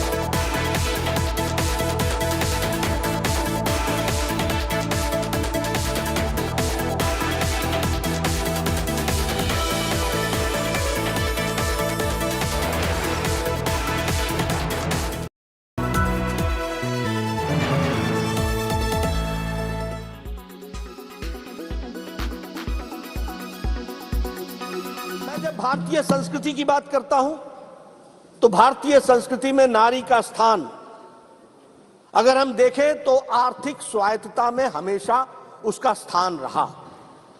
उसके सामाजिक जीवन में आर्थिक स्वायत्तता रही। अध्यात्म से लेकर अध्यापन तक नारी का विशेष योगदान रहा है। और अगर हम हड़प्पन काल की भी बात करें तो वो जो कांस्य की मूर्ति डांसिंग गर्ल है, वह बताता है कि हमारे समाज में महिलाओं को कितनी स्वतंत्रता थी और कितना इंडिपेंडेंस था, यह भी उसमें से दर्शाता है। यह दीगर बात है कि कुछ हमारे जब हम गुलामी के काल से गुजरे, मेडिवल पीरियड से गुजरे, तो उस समय पर्दा सिस्टम से लेकर के महिलाओं का जरूर कुछ जो उत्थान का स्थान था उसमें कमी आई, लेकिन भारतीय संस्कृति में उसे हमेशा ऊर्जा का स्थान दिया गया, देवी का स्थान दिया गया, शक्ति के रूप में देखा गया। और हमारे यहां शब्दावली भी वैसी है, गौरी शंकर, गिरजा शंकर, भवानी शंकर, सीताराम, राधे श्याम। अब हमको दुनिया समझाए लेडीज फर्स्ट, ये हमारे साथ एक तरीके से मजाक नहीं तो और क्या है, हमारी संस्कृति को समझने की आवश्यकता है।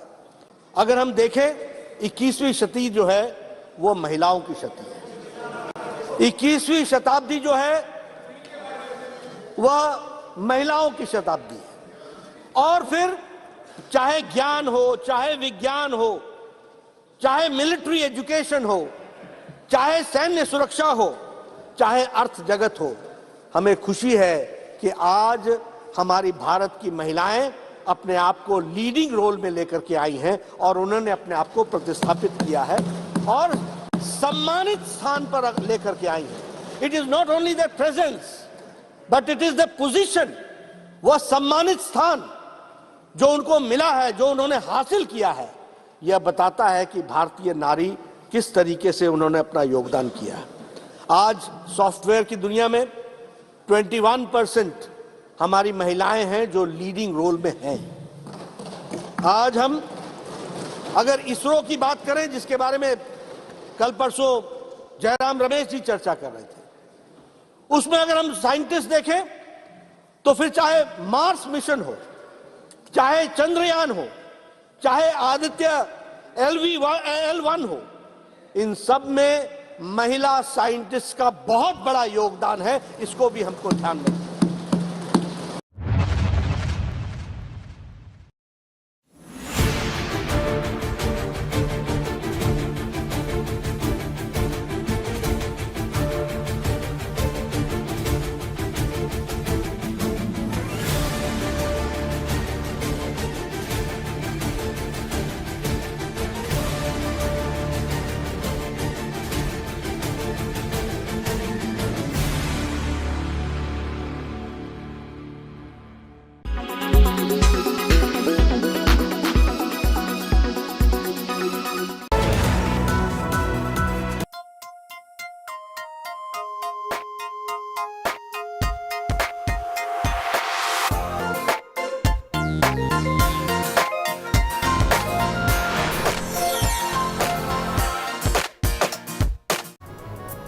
Hello and welcome. You're watching In the Club. I'm Dipali Patel. I'm back with the best from the world of entertainment. Now, Ganpati celebrations are on in full swing in Mumbai, with celebrities stepping out to offer their prayers at Lal Bagh or at those who brought Bappa home. Visarjan also began with some, including Salman Khan and Shilpa Shetty, bidding Bappa adieu. Here are all the highlights.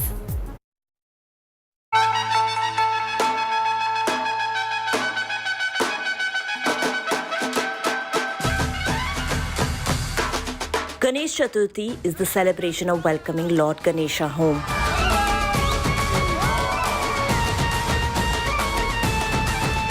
Like every year, this year too, celebrities from the film industry invited Ganpati with utmost love, devotion and gusto.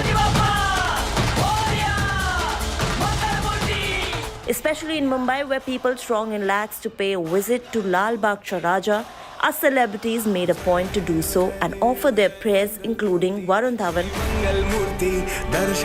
Kartik Aaryan and even Isha Deol. Many brought Bappa home including Salman Khan's sister Arpita Khan and her husband Ayush Sharma. To pay his respects, Salman visited their home. In fact, on the Visarjan night, he was even accompanied by the Chief Minister of Maharashtra, Eknath Shinde. Post that, Arpita and Ayush, with their children and clan, visited Salman's residence to see off Bapa until next year. With beats of dhol, Ganpati Visarjan was completed.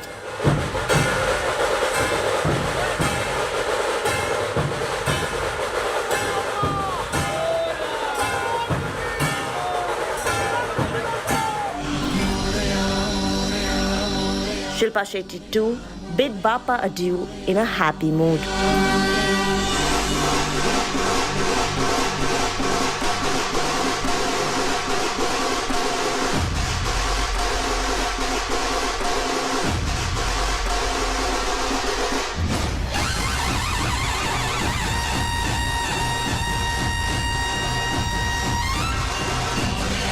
Unlike last year, she danced her heart out and even Raj Kundra joined her.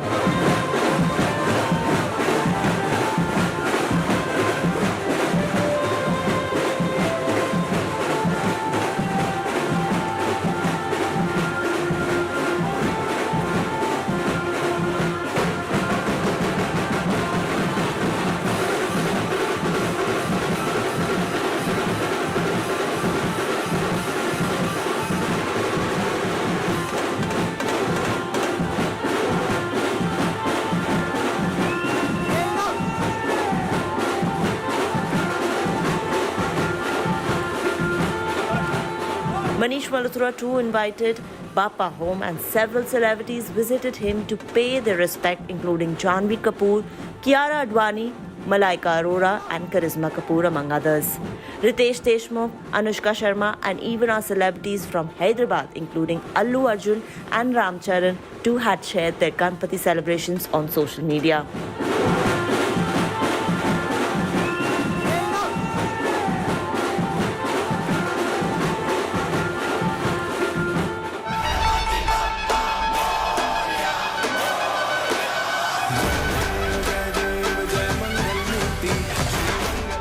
But one celebration that stood out in terms of grandeur was the Ganesh Chaturthi celebrations at the Ambani residence.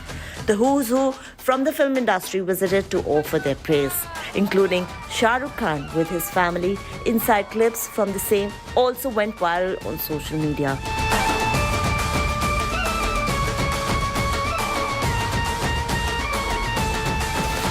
Salman Khan too was a part of Ganpati Puja at Andheri. From veteran actors to Gen Z stars, everyone reached to celebrate the festival of Ganesh Chaturthi and chanted Ganpati Bappa Moria. Entertainment Bureau, India Today. Now, pre-wedding festivities of Parineeti Chopra and Raghav Chadha kick-started with an ardas and a Sufi night in Delhi. The couple is all set to tie the knot in Udaipur on September 24th. India Today has exclusively learned that Parineeti will be a Manish Malhotra bride. Here are all the details you need to know about this year's big fat wedding.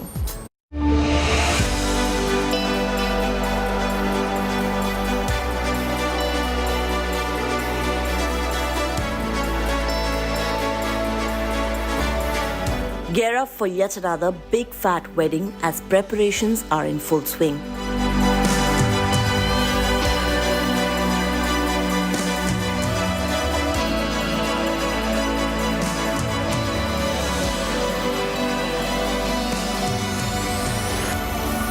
That's right, days ahead of Parineeti Chopra and Raghav Chadha's wedding, Parineeti's house was decked up with lights and even Raghav's residence in Delhi.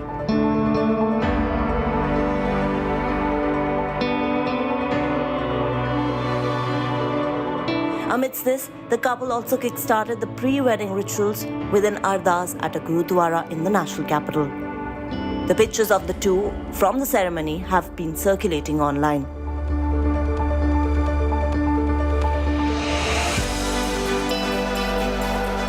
Later that evening, for the guests, a Sufi night was also arranged, which was attended by several family members and close friends, including Priyanka Chopra's mother, Madhu Chopra, and singer Sukhwinder Singh.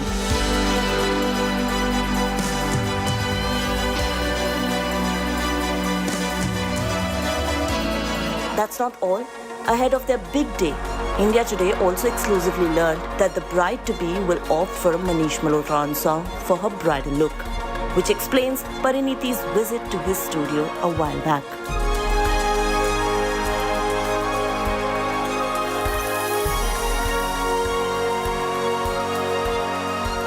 A source close to India Today said, and we quote, Pariniti and Manish share a long friendship. Manish is very well aware of Pari's style and what she wants for her wedding. Hence, the actress was always clear that she will be a Manish Malhotra bride. The source further added, Pariniti is going for a basic solid pastel-colored lehenga for her wedding. She will accentuate the look with statement jewelry. Well, this comes as no shocker as Pariniti wore a pastel kurta set by the designer on her engagement day, and so did Raghav Chadha. It has also been reported that the couple will have a Punjabi menu since both bride and groom are Punjabis. Guests will also be served local Rajasthani delicacies since the wedding is in Udaipur. Reports further suggest that Raghav Chadha will ditch the traditional entry on a horse and reach the venue on a boat. In between ceremonies, the couple also planned tourist activities for the guests. Hence, it looks like it is going to be one packed weekend in Udaipur for Pariniti, Raghav and the entire clan. Entertainment Bureau, India Today. Pariniti Chopra and Raghav Chadha will be exchanging their vows on September 24th, with guests arriving on the 22nd. In our next exclusive report, we'll tell you what all the couple has planned for their big day.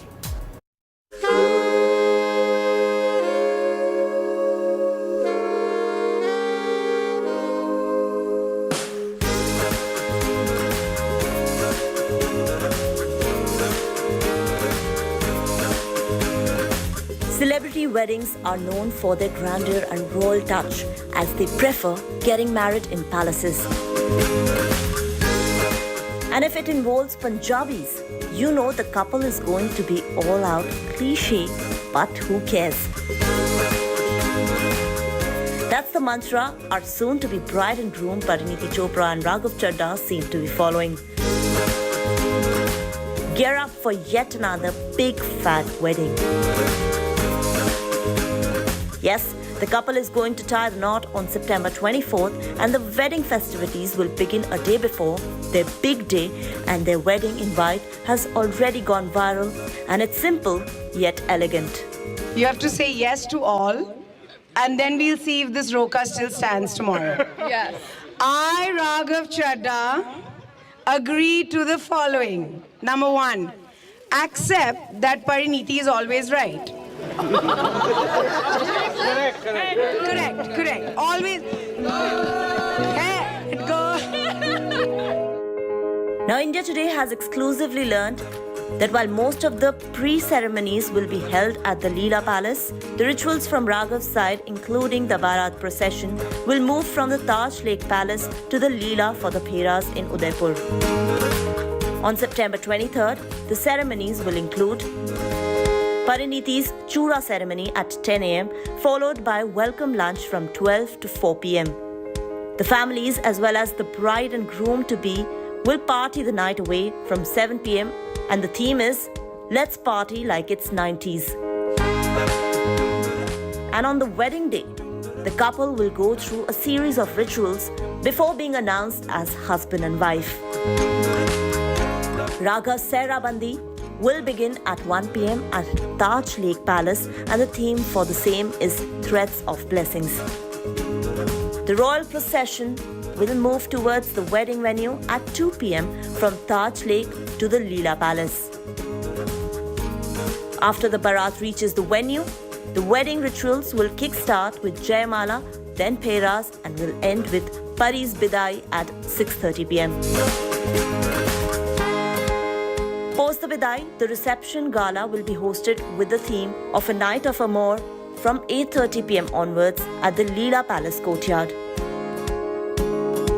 The couple will also be hosting one party for friends on September 30th in Chandigarh. Now, Pariniti and Raghav first grabbed headlines after their first outing together in Mumbai earlier this year. Thereafter, the duo has been clicked together on multiple occasions, even attending an IPL match together. Until they actually made their relationship official by posting the images from their engagement ceremony in May. The couple looked head over heels in love with each other in those pictures.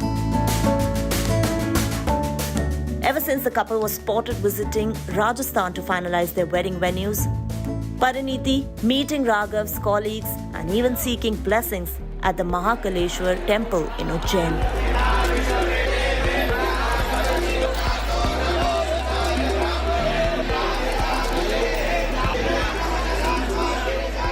Raghav and Pari have been surely painting the town red with their love. Recently, during one of his interviews, Raghav Chadda shared his feelings for Pariniti. He said, and we quote, "Hum jaise bhi mile, it was very magical and a very organic way of meeting. It is something that I thank God every day for giving me Pariniti in my life. बहुत बड़ी blessing है, and I'm extremely happy that I have her as my partner. As I said, I thank God every single day for giving her to me."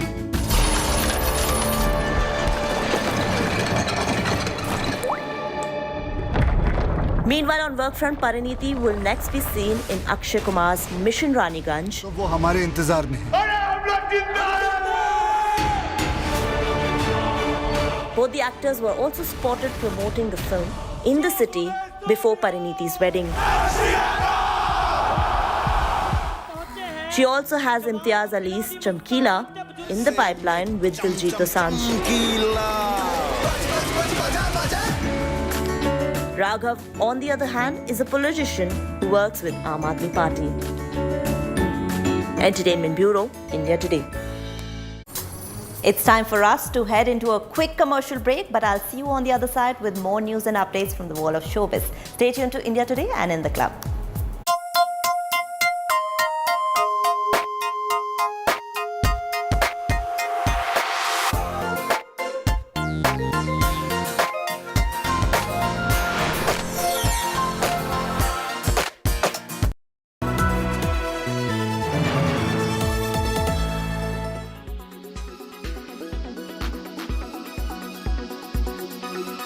भारतीय संस्कृति की बात करता हूं तो भारतीय संस्कृति में नारी का स्थान अगर हम देखें तो आर्थिक स्वायत्तता में हमेशा उसका स्थान रहा।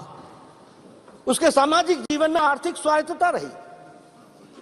अध्यात्म से लेकर अध्यापन तक नारी का विशेष योगदान रहा है। और अगर हम हड़प्पन काल की भी बात करें तो वो जो कांस्य की मूर्ति डांसिंग गर्ल है, वह बताता है कि हमारे समाज में महिलाओं को कितनी स्वतंत्रता थी और कितना इंडिपेंडेंस था, यह भी उसमें से दर्शाता है। यह दीगर बात है कि कुछ हमारे जब हम गुलामी के काल से गुजरे, मेडिवल पीरियड से गुजरे, तो उस समय पर्दा सिस्टम से लेकर के महिलाओं का जरूर कुछ जो उत्थान का स्थान था उसमें कमी आई, लेकिन भारतीय संस्कृति में उसे हमेशा ऊर्जा का स्थान दिया गया, देवी का स्थान दिया गया, शक्ति के रूप में देखा गया। और हमारे यहां शब्दावली भी वैसी है, गौरी शंकर, गिरजा शंकर, भवानी शंकर, सीताराम, राधे श्याम। अब हमको दुनिया समझाए लेडीज फर्स्ट, ये हमारे साथ एक तरीके से मजाक नहीं तो और क्या है, हमारी संस्कृति को समझने की आवश्यकता है। अगर हम देखें 21वीं शताब्दी जो है वो महिलाओं की शताब्दी है। 21वीं शताब्दी जो है वह महिलाओं की शताब्दी है। और फिर चाहे ज्ञान हो, चाहे विज्ञान हो, चाहे मिलिट्री एजुकेशन हो, चाहे सैन्य सुरक्षा हो, चाहे अर्थ जगत हो, हमें खुशी है कि आज हमारी भारत की महिलाएं अपने आप को लीडिंग रोल में लेकर के आई हैं और उन्होंने अपने आप को प्रतिस्थापित किया है और सम्मानित स्थान पर लेकर के आई हैं। It is not only the presence but it is the position, वह सम्मानित स्थान जो उनको मिला है, जो उन्होंने हासिल किया है, यह बताता है कि भारतीय नारी किस तरीके से उन्होंने अपना योगदान किया है। आज सॉफ्टवेयर की दुनिया में 21% हमारी महिलाएं हैं जो लीडिंग रोल में हैं। आज हम अगर इसरो की बात करें, जिसके बारे में कल परसों जयराम रमेश जी चर्चा कर रहे थे, उसमें अगर हम साइंटिस्ट देखें तो फिर चाहे मार्स मिशन हो, चाहे चंद्रयान हो, चाहे आदित्य L1 हो, इन सब में महिला साइंटिस्ट का बहुत बड़ा योगदान है। इसको भी हमको ध्यान में रखना है।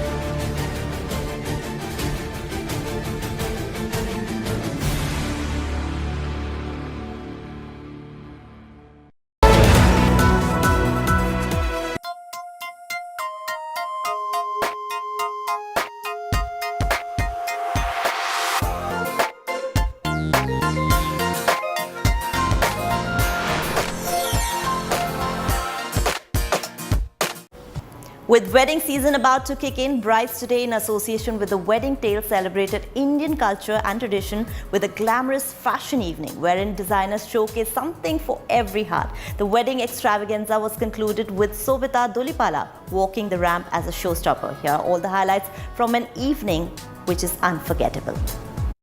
Welcome everyone back to this beautiful, grand Wedding Tales evening. A wedding style.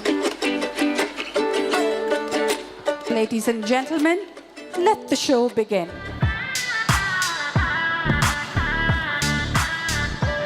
The most exquisite evening of the season. The Wedding Tales, in association with Brides Today, presents a fashion soiree.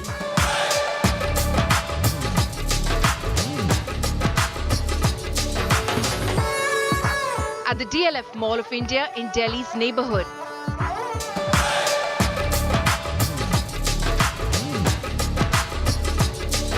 This is our 4th edition of Wedding Tales, and we wanted to make it really special. Ruchika and the team did a wonderful job in selecting the right kind of clothes and curated it in such a way that every bride with any budget in mind can look stunning. And that's really our thought process at Mall of India. We cater to a wide demographic profile, and we wanted to ensure that quiet luxury and being elegant is possible in multiple budgets.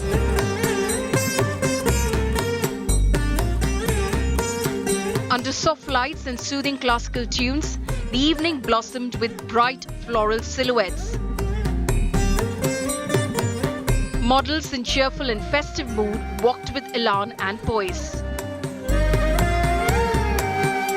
The collection, a pure celebration of love and togetherness, just like the Indian culture and tradition. Showcasing something for every heart.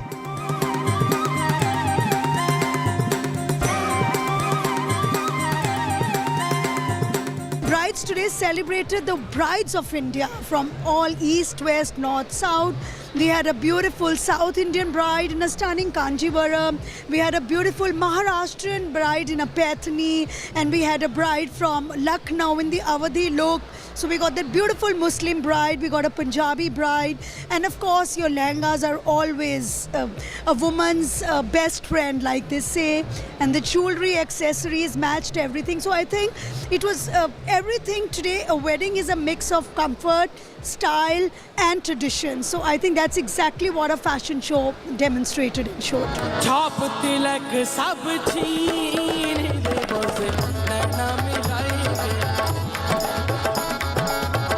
Colourful Indo-Westerns, pastel evening gowns, lehengas, ruffle saris were on the ramp.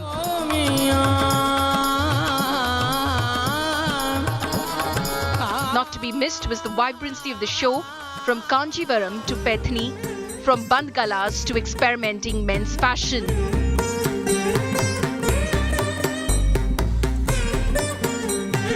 Even the traditional Indian red bride look to the comfort-seeking bride.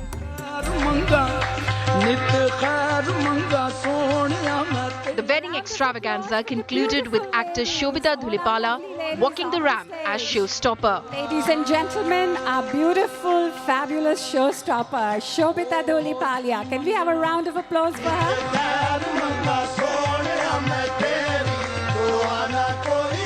I'm wearing this beautiful outfit from Ritu Kumar. And yeah, I'm actually really enjoying it. I love drama. The latest wedding trends that are coming to India this season?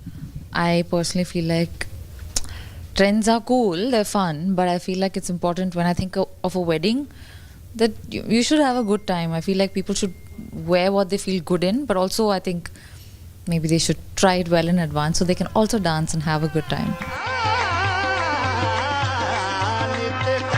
From masterclasses in beauty, styling and decor to a fashion ensemble showcasing the latest bridal trends, the Wedding Tales, in association with Brides Today, was an evening to remember.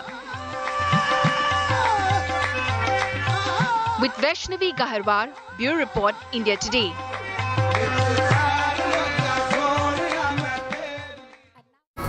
Canadian Punjabi singer-rapper Shubh's India tour has been cancelled after facing backlash over backing Khalistanis. Book My Show has initiated a complete refund of the ticket amount for all consumers who had purchased tickets for Shubh's still rolling show. Canadian Punjabi singer Shubh faces backlash over backing Khalistanis. The Canadian Punjabi rapper's India tour has been cancelled. 26-year-old singer is accused of supporting Khalistani elements. His Mumbai performance was scheduled for September 23rd to 25th. His social media activity espousing separatism came back to haunt him. The singer had earlier shared a distorted map of India. Following the outrage, cricket stars Virat Kohli, KL Rahul and Hardik Pandya, who once followed Shubh for his rap on social media, unfollowed him. Book My Show has initiated a complete refund of the ticket amount for all consumers who had purchased tickets for the Shubh's Still Rollin' show. Earlier, Indian company Boat had withdrawn its sponsorship. Bureau Report, India Today. That's all we could pack in our show today, but keep watching In the Club from Monday to Friday at 2:30 p.m. and 11:30 p.m. only on India Today to get your daily dose of entertainment. This is me, Dipali Patel, signing off for today. Till next time, thanks for watching and goodbye.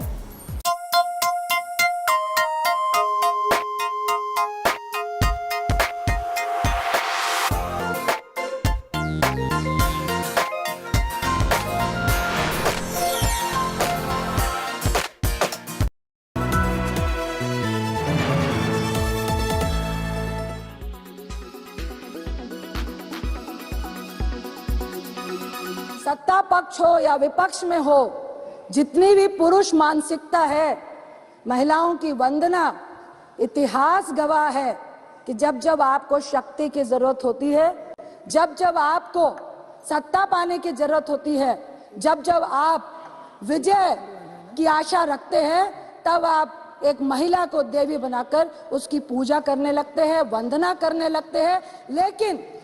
लेकिन अंदर में एक पुरुष की जीत और उसकी वंदना होती है। आपकी वंदना हमने जंतर मंतर में बैठी उन महिलाओं के रूप में देखी। आपकी वंदना, आपका महिलाओं का सम्मान, जब मणिपुर पे हमारी महिलाएं निवस्त्र हो रही थी, हमने तब देखी आपकी वंदना और आपकी पूजा और सम्मान।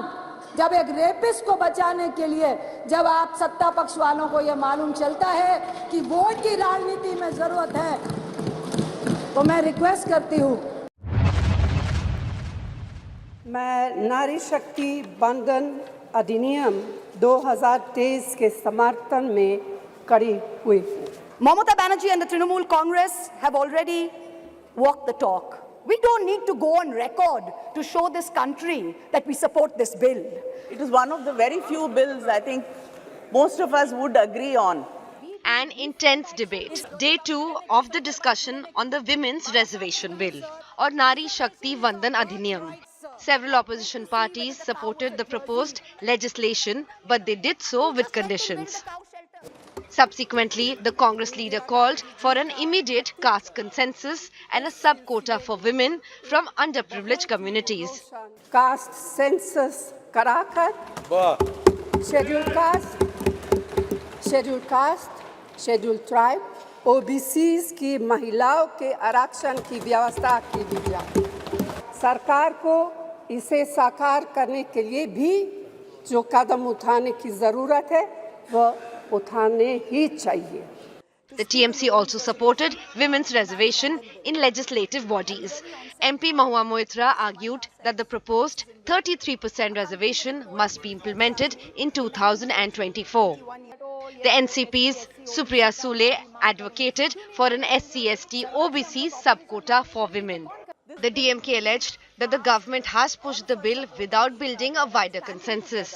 Union Minister Smriti Irani accused the opposition parties of attempts to create a myth around sub-quotas and taking ownership of the reservation. The political landscape simmers. The race to take ownership of the Women's Reservation Bill and demand sub-quotas intensifies, highlighting the complex nature of this important legislative discussion. Bureau Report, India Today. Guarantee Act.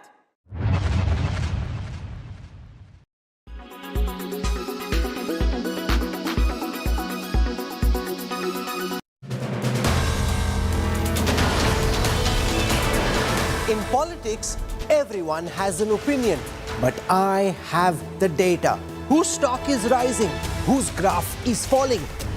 Track India's political stock exchange. Unmatched, unmissable data analytics. The only show on News TV where numbers do the talking.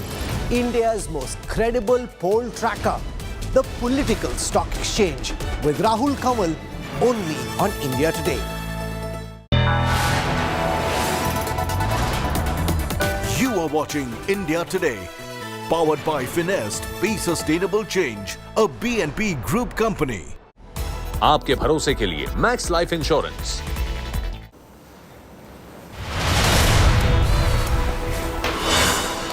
You're watching India Today, and here are the headlines this hour. Visa agency BLS stops issuing Indian visas to Canadians amid tensions with India. Canada High Commission seeks safety of diplomats in India.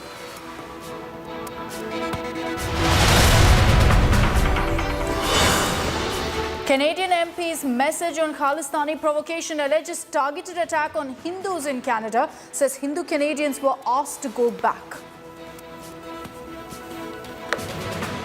Gurpatwant Singh Pannoon attacked Hindu Canadians, asking us to leave Canada and go back to India.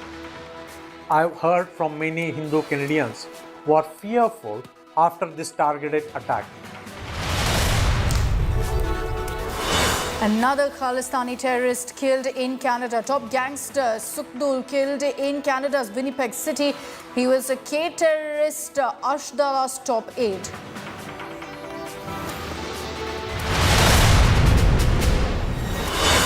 After Lok Sabha, debate on Quota bill in Rajya Sabha underway. Nadda leads BJP fight in upper house, lashes out at Congress over Quota bill politics.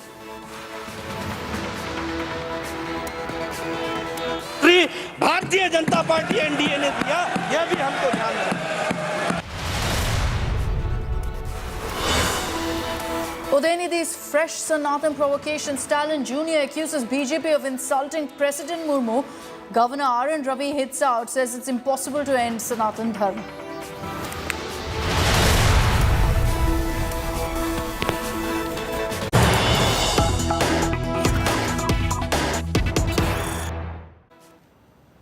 And let's begin with breaking news that's coming in. A crackdown on Khalistani terror now by the NIA, the National Investigation Agency as well. They've now put out on social media pictures of 10 wanted accused in the case involving the attack and vandalism at the Indian consulate in San Francisco. The NIA is now seeking information from the public. What you see on your screen, to the right of your screens, are the images that have been published by the NIA. 10 accused have been identified in the Indian consulate arson.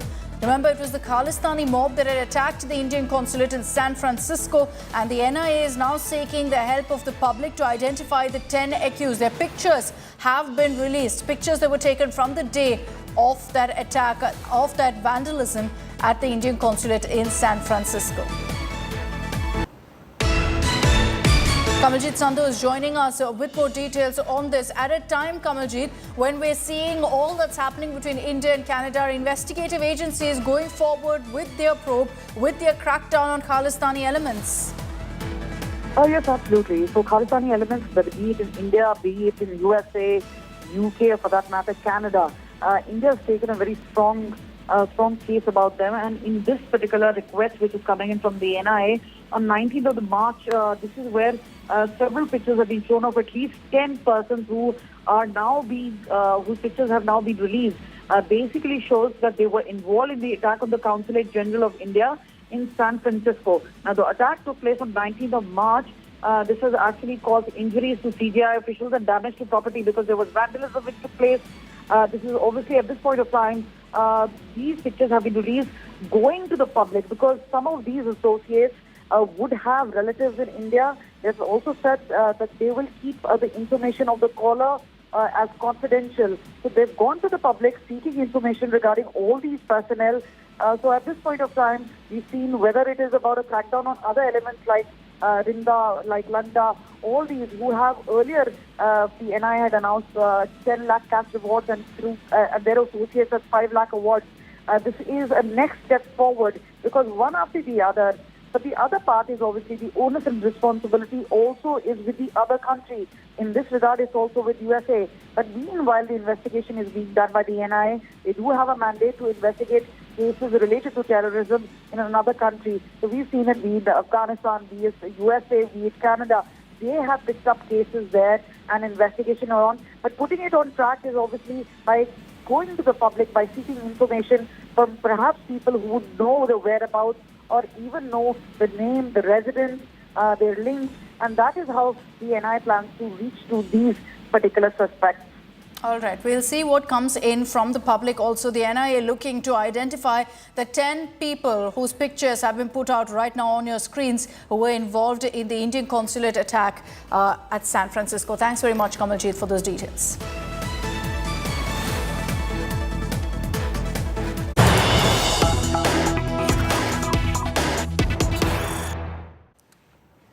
With the news that's come in of an India visa agency suspending issuing visas for the moment in Canada, Akali Dal chief Sukhbir Singh Badal has met with Home Minister Amit Shah, and this meeting is happening even as tensions continue with Canada. After seeking a solution to what's happening between India and Canada, Badal now has also met with Home Minister Amit Shah. This comes after Sukhbir Singh Badal put out a statement saying that there is a wrong impression being created about Sikhs, that all of them support the Khalistani movement, and it's important to get it right that nobody in Canada, the Sikhs who are living in Canada, very clearly do not support the Khalistani movement. That was the message that he put forth, and now he's also met with Home Minister Amit Shah, reportedly also to express his concern over what's happening and whether it will have an impact on the large Sikh population currently in Canada.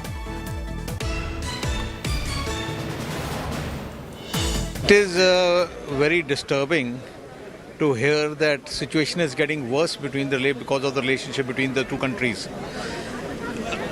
A lot of Punjabis in large numbers have settled down in Canada. Every year, nearly about 1 lakh students go and study there. There's a sense of panic which has crept up in Punjab. People are calling me up, parents are calling me up, what will happen to their kids? What will happen to their families? So Government of India and Government of Canada should, as soon as possible, find a solution to this. Okay, so that was a statement that was put out by Sukhbir Singh Badal. Let me bring in Himanshu Mishra on this broadcast. Himanshu, इस meeting का agenda क्या था? क्या Canada में जो हो रहा है उसके ऊपर भी डिस्कशन हुआ? देखिए, बिल्कुल कनाडा में जो कुछ हो रहा है और जिस तरीके से पंजाब के लोग वहाँ पर हैं, उनकी सुरक्षा को लेकर खुद सुखबीर बादल जो अकाली दल के प्रेसिडेंट भी हैं, उन्होंने गृह मंत्री अमित शाह से मुलाकात की और उन्होंने कहा कि जो लोग इंडियन सिटीजन वहां पर रह रहे हैं उनकी सुरक्षा का ध्यान जो है भारत सरकार को रखना चाहिए, और जो खालिस्तानी मूवमेंट को सपोर्ट है वहां उसके लेकर जो है हमको अपने क्लैरिटीज के साथ ही आगे बढ़ना होगा। लेकिन इतना जरूर उन्होंने कहा कि जो लोग इंडियन कम्युनिटी के वहां हैं उनकी सिक्योरिटी को लेकर पूरा कंसर्न जो है भारत सरकार का रहना चाहिए, इसमें कहीं भी किसी तरीके की कोई जो है कमी बेशी नहीं रहे। Okay, Himanshu, thanks very much for getting us all of those details. And let's get you the latest updates right now on the all-out diplomatic war between India and Canada. In a big update that came in earlier today, a visa authority in Canada, which primarily issues Indian visas to Canadians, has stopped doing the same, has suspended it. As per a notice put up by BLS International, which is an online visa application center that provides visa consultancy services, visas have been suspended due to operational reasons. That's exactly what's been mentioned in the notice that's been put out. Remember, yesterday, Indian authorities had issued a hard-hitting advisory on hate crimes, urging Indian nationals and students in Canada to be cautious, assuring safety of diplomats. Meanwhile, the Canada mission in India also added that out of an abundance of caution, we have decided to temporarily adjust staff presence in India. What exactly does that mean? Does that translate to downsizing? We're awaiting clarity. All of this, remember, kicked off with Canadian Prime Minister Justin Trudeau just a few days ago accusing India of having a role in Khalistani terrorist Nijjar's murder, post which Canada had even expelled a top Indian diplomat over what it called as the involvement of a foreign government in its internal matters. Within hours of that provocation and a tit-for-tat response, New Delhi retaliated by expelling a senior Canadian diplomat. I don't understand how Canada could go public in such an embarrassingly dismaying manner in their parliament, making unsubstantiated accusations against India. It does look like in Canada the need to pander to a domestic political constituency has overridden their good sense about their relationship with India. And I think we need to now take some steps to ensure that it doesn't deteriorate any further. I know I was shocked to hear about the threats to Hindus and Hindu students in particular. That is something which the Canadians have a responsibility when they accept people on their soil. They have a responsibility to look after the well-being and the safety and security of all people, certainly of Indian citizens there. And because they are the ones who provoked this problem, they need to be particularly conscious of their responsibility to prevent it getting out of hand. Now, Indians residing in Canada are worried looking at the developments. They are, of course, hoping that this diplomatic tension that we're witnessing passes by soon. I spoke earlier to the India-Canadian National Alliance chief, and here's his message. Dr. Kaushik, first of all, we've just gotten a news alert right now that Indian visa services have been suspended until further notice. How hard is it currently for Indian nationals, for Indians residing in Canada, sir? Well, that's a very unfortunate news. We would not like to see it this way. We have always stood for very good Canada-India relations. And this is what we have been doing for decades. To enhance the level of relationship between Canada and India through business, trade, cultural visits, education, and all these areas. So this is very upsetting to Indo-Canadian community. We would very much like to see Canada-India relations back to where they were, and these visa services are restored. The Indo-Canadian community is very concerned about recent turn of events, and there is not one, there are several of those. Our Prime Minister has made a statement in the Parliament that is a matter concerning between two governments. That's entirely an intergovernmental matter, but Indo-Canadian community is very upset to see these relations nosedive all of a sudden with this kind of revelation. And the community looks forward to getting some evidence and treat it as per rule of law of the land. We are waiting and watching all of a sudden what has happened that has shocked all of us. Somebody could make such hostile statements to ask people to leave. They have no business to make such a kind of statement about Canadians. So that's a challenge, and we are quite concerned about that. We have raised that matter with our public safety minister, and we expect that all Indo-Canadians feel safe and they're very well protected. So if you're currently in Canada or if you've got a loved one there, what does this kind of a notice that's been put up on BLS International on an India visa agency really mean for you? We've put out a couple of questions and answers that essentially will give you clarity on that. First of all, what happens to my current visa? If you've got a current visa, you have no reason to worry because there's no bar on traveling by a valid Indian visa holders. It's important to note here that if you've got a valid visa, you have no problem. Now, if you've got a visa to Canada and you want to travel to Canada, is there going to be a problem? Again, no. There's no bar on traveling to and from Canada. So if you've got a valid visa, you can go ahead and travel to Canada. Can my child return from Canada on an existing visa? If everything's valid, if you've got the papers, it's a go ahead. There's no problem really for valid Canadian visa holders. If you've got that visa, you don't have to worry whatsoever.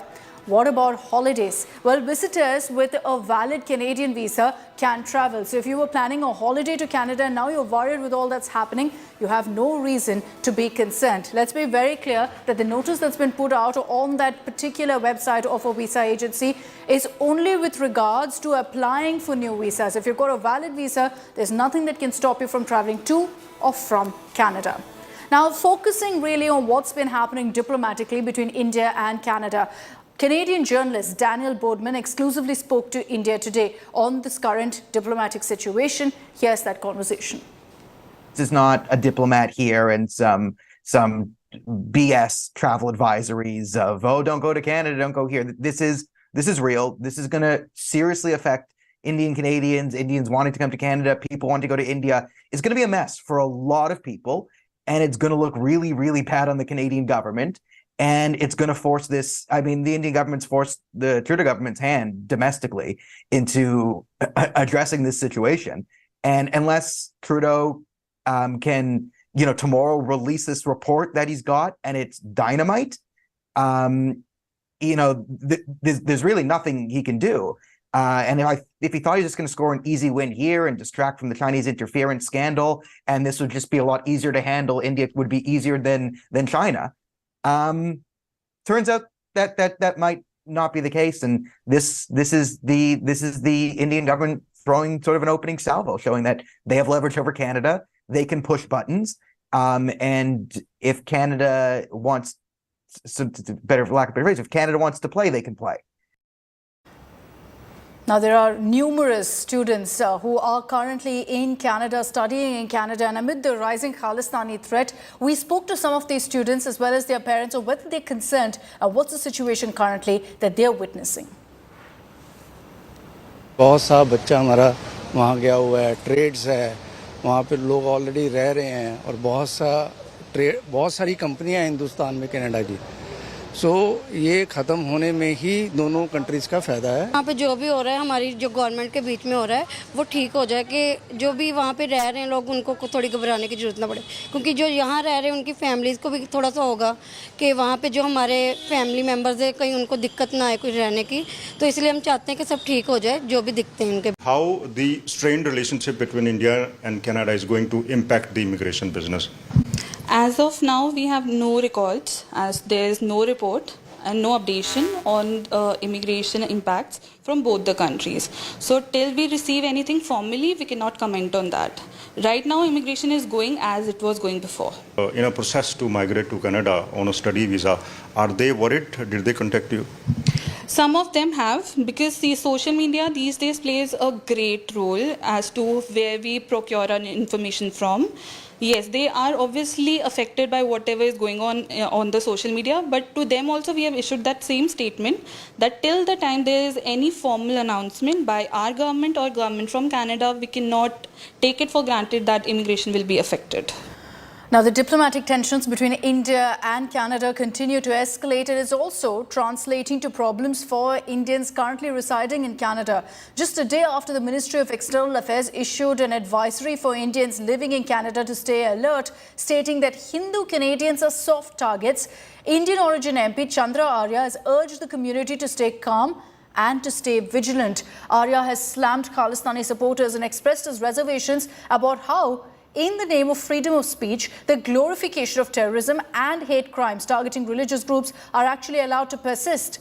Meanwhile, according to sources, ISI agents who are present in Canada have held a secret meeting with the people and with Khalistani groups in Vancouver in Canada.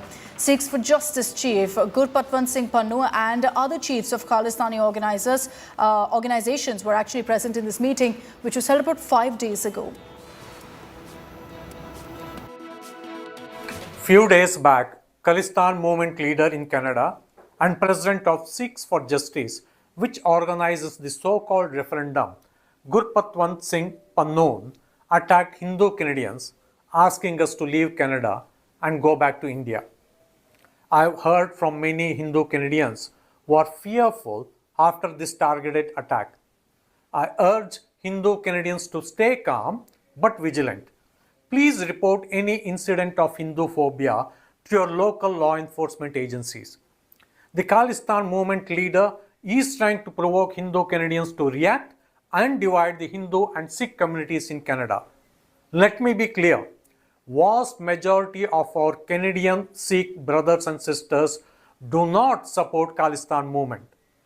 Most Sikh Canadians may not publicly condemn the Khalistan movement for several reasons, but they are deeply connected to the Hindu-Canadian community. Canadian Hindus and Sikhs are connected through family relationships and shared social and cultural ties. This direct attack on Hindu Canadians by the leader of Canadian Khalistan movement is further escalation of the recent attacks on Hindu temples and public celebration of the assassination of Hindu Prime Minister Indira Gandhi by terrorists. Meanwhile, Canadian Prime Minister Justin Trudeau, who started off this entire fire by making that comment a few days ago about the Indian government's involvement in the killing of Nijar, was seen avoiding questions on the claims which he'd made earlier. Prime Minister, India has rejected your allegations.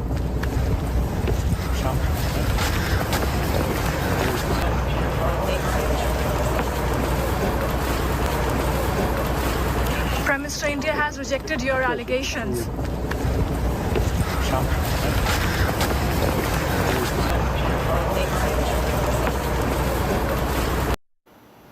So Trudeau, they're offering no comment whatsoever on all that's played out in the last few days since he made that particular claim and that allegation. Let's get you more expert voices on what's happening between India and Canada and what's the road ahead. We spoke to Michael Rubin, Senior Fellow at the American Enterprise Institute, who said that Trudeau is playing into the hands of people who are looking at the Khalistani movement as a movement of profit and nothing else. So my first question is, what does one make of how India-Canada relations are at this point? Because it appears that, as you also must have just heard, that there are tensions that are emerging between communities, that there are members of Hindu community, Indian origin, who are starting to feel fear about how the Khalistanis will react. Do you think Justin Trudeau has not been able to curtail the situation, instead is escalating this? Honestly, my assessment of Justin Trudeau is that he's superficial, he's cynical, he opened a can of worms without fully understanding what was going to happen when he did this. I don't think his motivations were pure. Now he's trying to cover up the situation, which it's just a tragedy on all sides.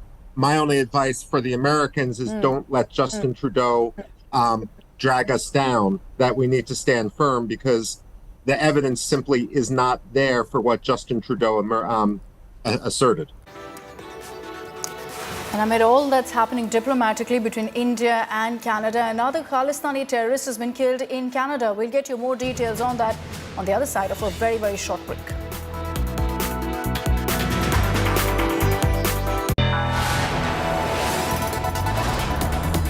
You are watching India Today. Powered by Finest, Be Sustainable Change, a BNP Group company.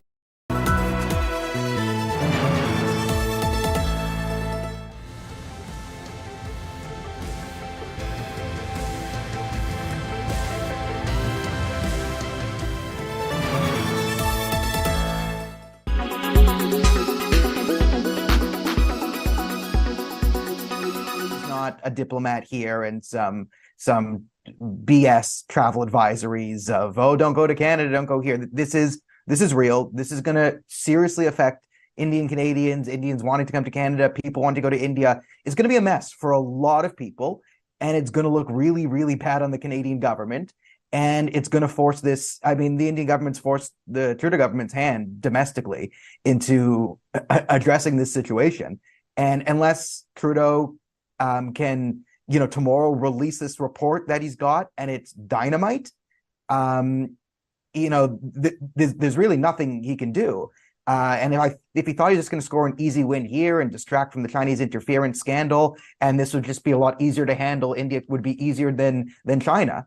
Turns out that might not be the case, and this is the Indian government throwing sort of an opening salvo, showing that they have leverage over Canada. They can push buttons, and if Canada wants, for lack of a better phrase, if Canada wants to play, they can play.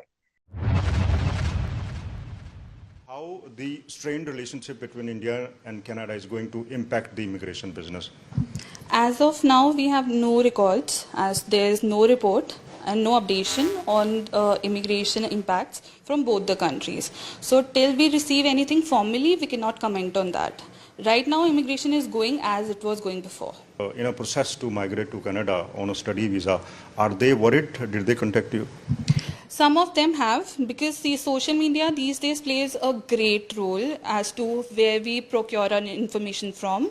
Yes, they are obviously affected by whatever is going on the social media, but to them also we have issued that same statement that till the time there is any formal announcement by our government or government from Canada, we cannot take it for granted that immigration will be affected. बहुत सा बच्चा हमारा वहाँ गया हुआ है, trades है, वहाँ पे लोग ऑलरेडी रह रहे हैं और बहुत सारी कंपनियां हैं हिंदुस्तान में कनाडा की.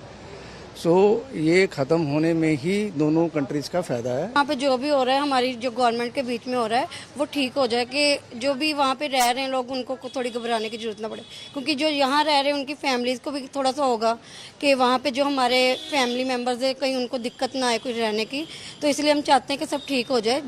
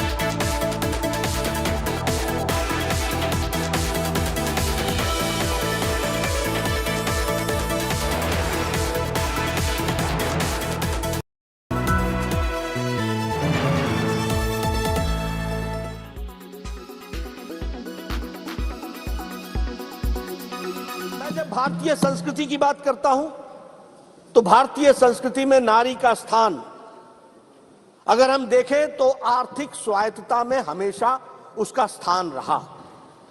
उसके सामाजिक जीवन में आर्थिक स्वायत्तता रही. अध्यात्म से लेकर अध्यापन तक नारी का विशेष योगदान रहा है. और अगर हम हड़प्पन काल की भी बात करें तो वो जो कांस्य की मूर्ति डांसिंग गर्ल है वह बताता है कि हमारे समाज में महिलाओं को कितनी स्वतंत्रता थी और कितना इंडिपेंडेंस था, यह भी उसमें से दर्शाता है. यह दीगर बात है कि कुछ हमारे जब हम गुलामी के काल से गुजरे, मेडिवल पीरियड से गुजरे, तो उस समय पर्दा सिस्टम से लेकर के महिलाओं का जरूर कुछ जो उत्थान का स्थान था उसमें कमी आई, लेकिन भारतीय संस्कृति में उसे हमेशा ऊर्जा का स्थान दिया गया, देवी का स्थान दिया गया, शक्ति के रूप में देखा गया। और हमारे यहां शब्दावली भी वैसी है, गौरी शंकर, गिरजा शंकर, भवानी शंकर, सीताराम, राधे श्याम। अब हमको दुनिया समझाए लेडीज फर्स्ट, ये हमारे साथ एक तरीके से मजाक नहीं तो और क्या है, हमारी संस्कृति को समझने की आवश्यकता है। अगर हम देखें 21वीं शताब्दी जो है वो महिलाओं की शताब्दी है, 21वीं शताब्दी जो है वह महिलाओं की शताब्दी है। और फिर चाहे ज्ञान हो, चाहे विज्ञान हो, चाहे मिलिट्री एजुकेशन हो, चाहे सैन्य सुरक्षा हो, चाहे अर्थ जगत हो, हमें खुशी है कि आज हमारी भारत की महिलाएं अपने आप को लीडिंग रोल में लेकर के आई हैं और उन्होंने अपने आप को प्रतिस्थापित किया है और सम्मानित स्थान पर लेकर के आई हैं। It is not only the presence but it is the position, वह सम्मानित स्थान जो उनको मिला है, जो उन्होंने हासिल किया है, यह बताता है कि भारतीय नारी किस तरीके से उन्होंने अपना योगदान किया है। आज सॉफ्टवेयर की दुनिया में 21% हमारी महिलाएं हैं जो लीडिंग रोल में हैं। आज हम अगर इसरो की बात करें, जिसके बारे में कल परसों जयराम रमेश जी चर्चा कर रहे थे, उसमें अगर हम साइंटिस्ट देखें तो फिर चाहे मार्स मिशन हो, चाहे चंद्रयान हो, चाहे आदित्य L1 हो, इन सब में महिला साइंटिस्ट का बहुत बड़ा योगदान है। इसको भी हमको ध्यान रखना है।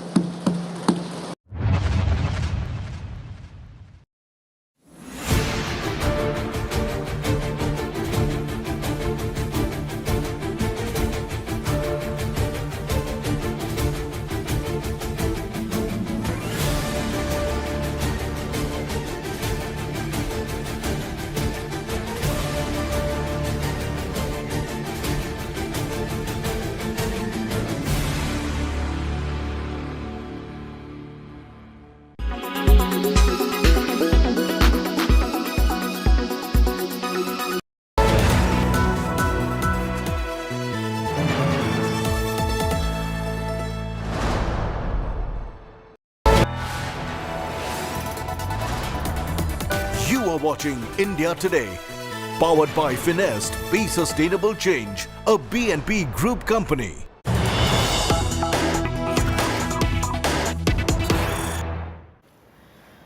Details coming in right now here on India Today on the killing of Khalistani terrorist Sukhdul in Canada. Now, information trickling in right now that he was shot inside his house.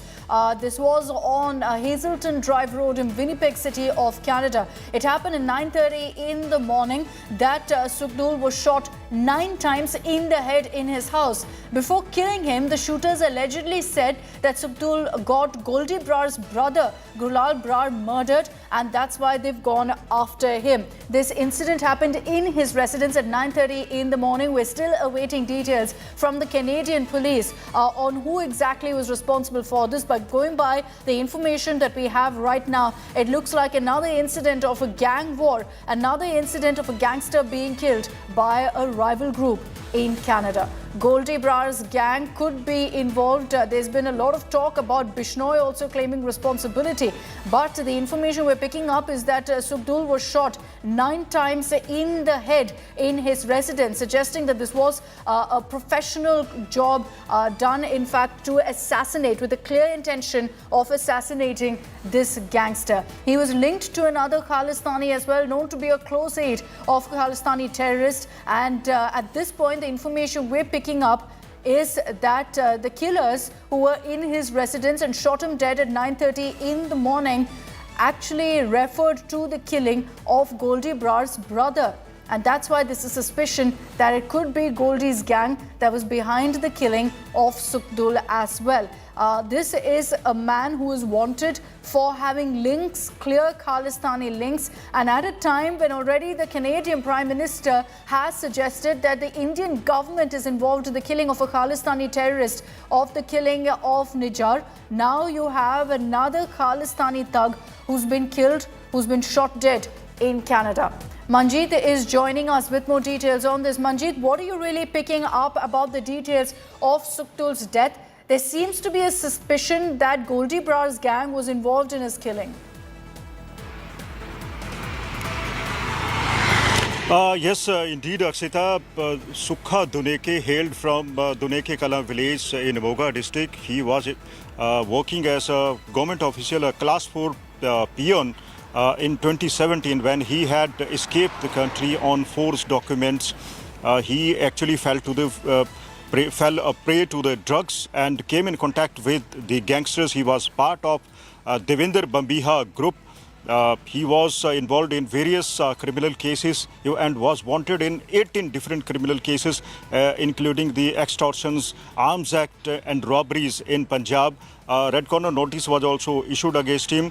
This is being believed as an inter-gang rivalry. He was shot dead in Canada on Wednesday. So investigations are currently on. A red alert has already been sounded in Punjab.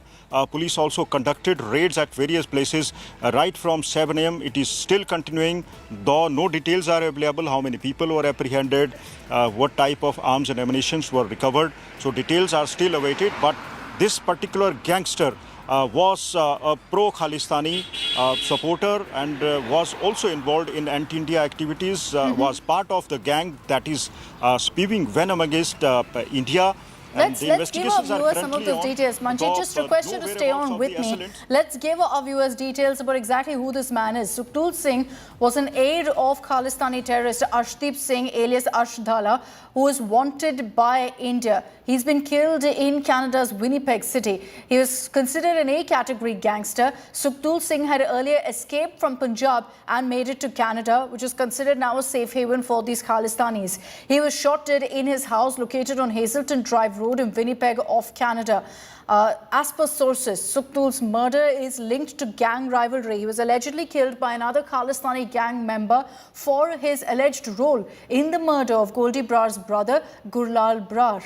In 2017, Sukhdul Singh obtained a passport and a police clearance certificate on forged documents to escape from Punjab to Canada despite having 7 criminal cases against him registered here in India. Sukhdul Singh's killing came amid growing diplomatic tensions between India and Canada over the killing of Khalistani terrorist Hardeep Singh Nijjar. Shukla साहब, आज जो ये red डाली गई है, कितनी बड़ी red है और क्या उम्मीद है और क्या इनपुट आपके पास था?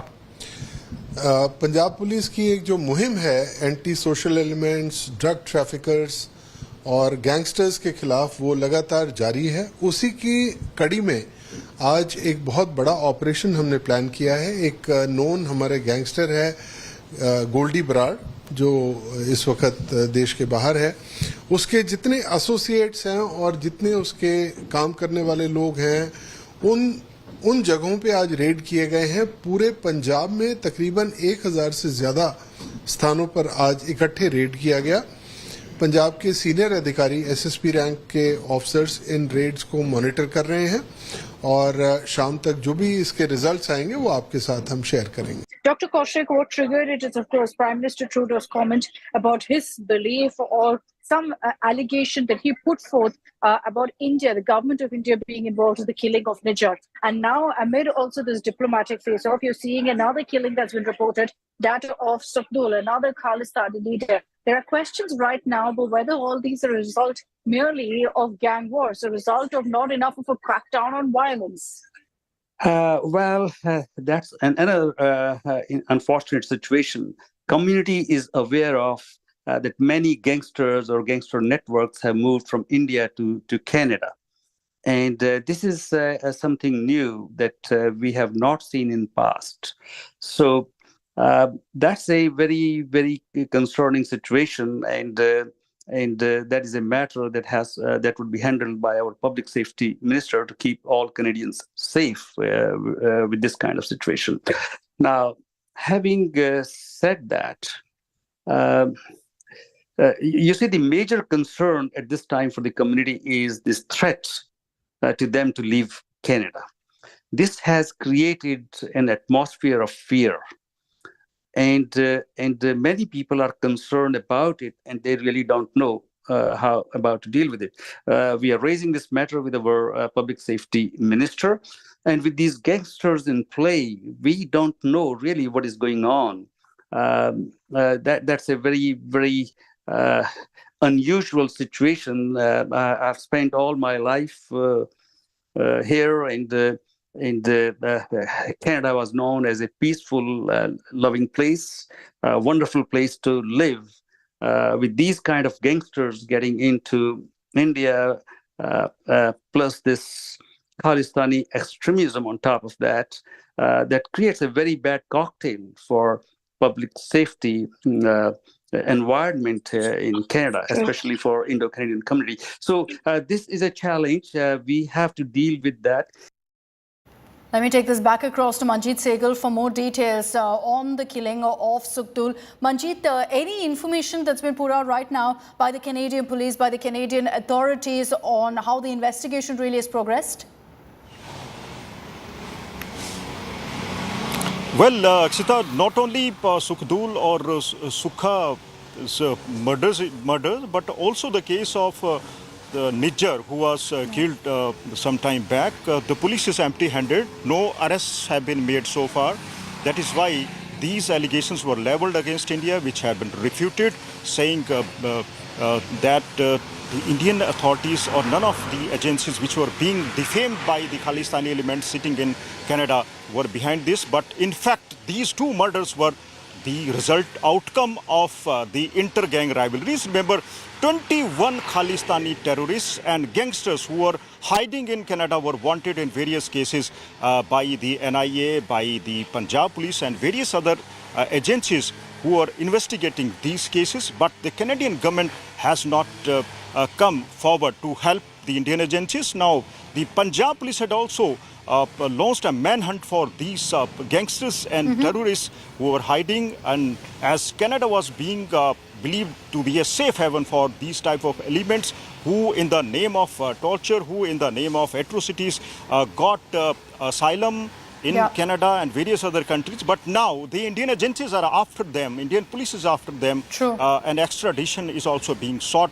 As I said, 21 such people are wanted by the various Indian agencies. And there were searches conducted in Punjab as well with this Khalistani link as well coming to the fore. Thanks very much, Manjeet, for getting us all of those details. There's a lot of talk right now about all of these deaths of Khalistani terrorists, of their killings being linked to gang rivalry.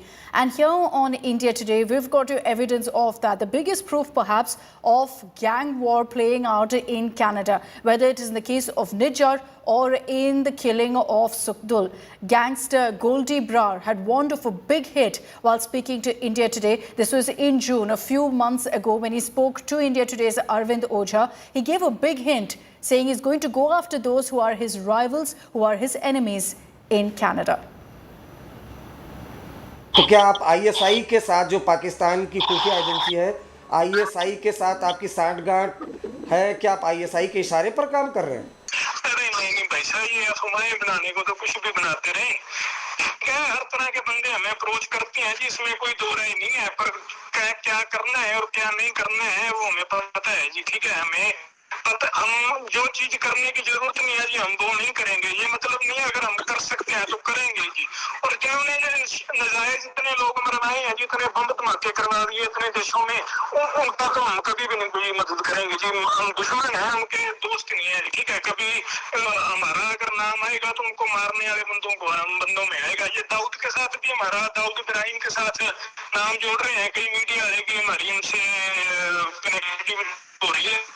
या कुछ हो, उन्होंने approach करी होगी कई बारी, पर हमने नहीं कभी उनसे कोई भी कनेक्ट कराया, ना हम करेंगे, ना ही हमारा उनके दोस्तों के साथ कभी नाम आएगा। अगर कभी नाम आएगा तो उसको मारने वालों के साथ आएगा, दोस्तों में कभी नहीं आएगा जी। और जो भी बंदा सही इन्होंने कराए सब बंद धमाके हैं जी, को करने वाले काम तो नहीं करे ना, हम कभी भी इनके साथ हमारा नाम नहीं आएगा जी। वैसे अप्रोच करने को दुनिया अप्रोच करती है जी, पर वो हमारी मर्जी है ना, हमने किसके साथ क्या करना है और किसके साथ क्या नहीं करना। पहली बात, नजायज काम कभी भी नहीं करेंगे जी, जो मर्दों का असूलियां है, जिनके साथ हमारी दुश्मनी है वो है, ठीक है जी। दुनिया कहती है हमने सिद्धू को पब्लिसिटी के लिए मरवा दिया, अगर पब्लिसिटी के लिए मरवाना होता तो उसको ही मराते जो मतलब इतना अलर्ट रह रहे हैं या जिसको इतना थ्रेट है। ये बॉम्बे में भाई साहब सारे एक्टर प्रोड्यूसर अकेले जिम में जाते हैं गाड़ी ड्राइव करके। अगर हम बॉम्बे वाले बंदों को पंजाब ला सकते हैं तो उनसे नहीं काम करा लेते, बॉलीवुड में मार देते, किसी को पब्लिसिटी चाहिए होती। इतना छोटा दिमाग तो नहीं है ना कि पंजाब से बाहर नहीं निकल सकते।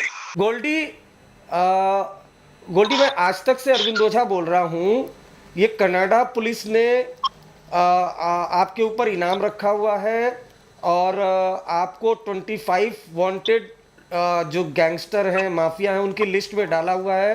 क्यों डाला है, ऐसा क्यों किया कनाडा पुलिस ने? देखो अरविंद जी, इसके बारे में मैं कुछ कह नहीं सकता जी। मैं तो सिर्फ यही चीज कहूँगा, मैं 17-18 में रहा जरूर था जी कनाडा में, पर मैंने कभी वहाँ पे कोई क्राइम नहीं कराया जी, और मुझे नहीं पता ये वहाँ पे क्यों कर रहे हैं। पर ना मैं वहाँ पे हूँ 2-3 सालों से, और ना ही मैंने वहाँ रह के कोई इलीगल हरकत करी है जी। बिल्कुल आम बंदे की तरह जिंदगी व्यतीत करी है वहाँ पे, जितने दिन भी रहा हूँ अपनी मेहनत करी है जी। अपना जो भी जैसे एक आम बंदा वहाँ पे रहता है, जो इमिग्रेंट वैसे ही रहा जी, कभी कोई क्राइम नहीं कराया। पता नहीं ये क्या कर रहे हैं, क्यों कर रहे हैं जी। There are at least 12 men accused of serious crime and terrorism in India who are operating safely from Canada. India's most wanted list for Canada includes terrorist Arshdeep Singh, accused of murdering a local Congress leader in Punjab's Moga. It's his aide who's in fact been killed in Canada. Gangster Goldie Brar, accused of orchestrating the murder of famous Punjabi singer Sidhu Moosewala, also is conveniently in Canada. India's most wanted have found a safe sanctuary essentially in Trudeau's den because of the inaction by the Trudeau government. India's most wanted list for Canada.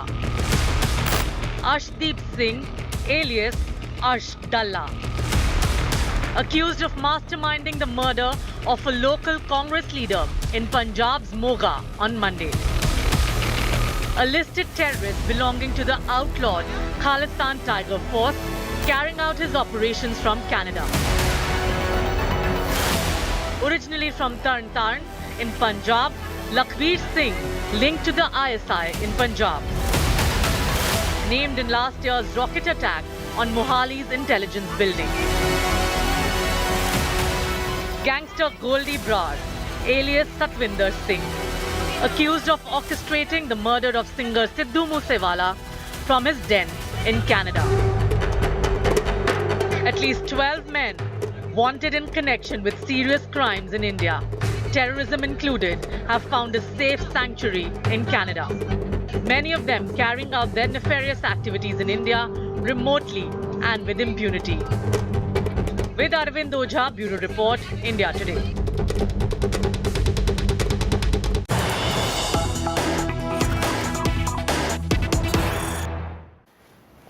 Now, in light of all that's happened and also of the India tour of popular singer Shubh being cancelled, another Punjabi singer has now postponed his Canada tour. Singer Shankar Sani has postponed his scheduled October tour, has referred to Canadian Prime Minister Justin Trudeau's statements as irresponsible and hence has said that I will take a stand.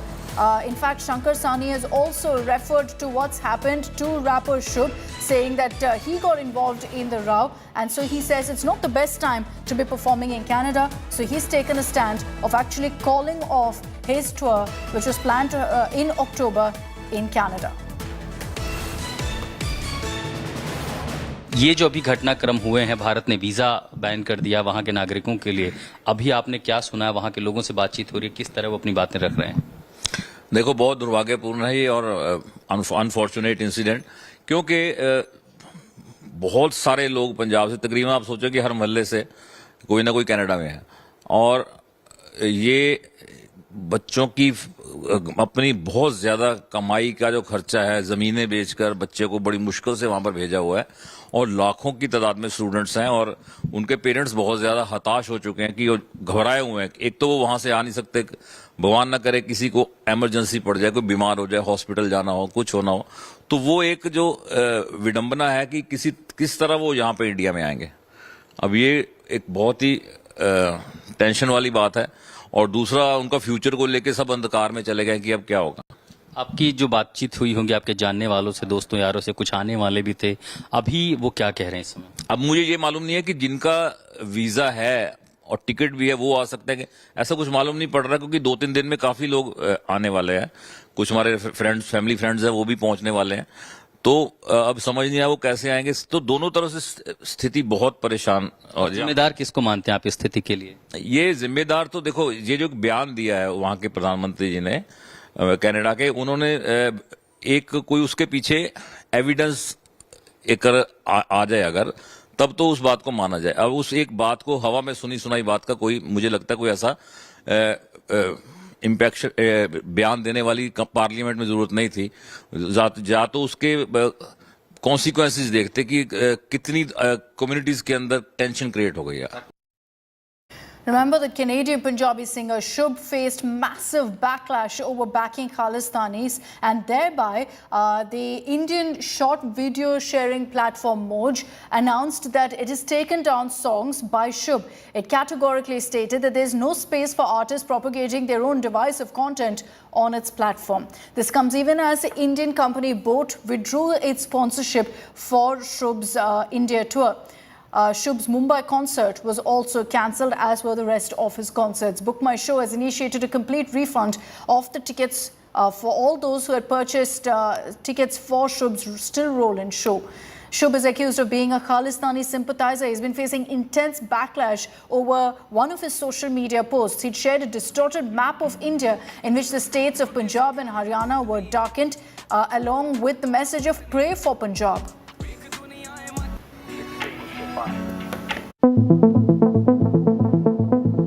Canadian Punjabi singer Shubh faces backlash over backing Khalistanis. The Canadian Punjabi rapper's India tour has been cancelled.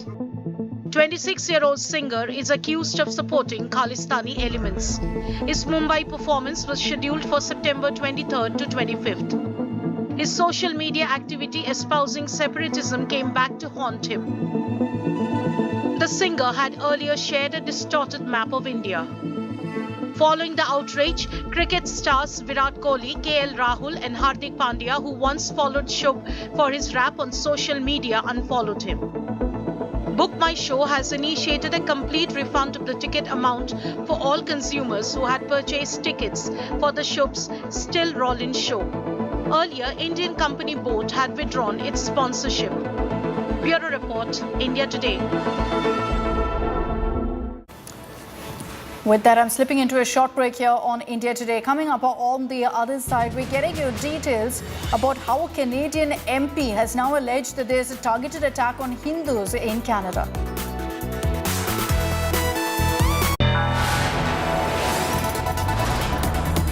You are watching India Today. Powered by Finest, Be Sustainable Change, a B&P Group company.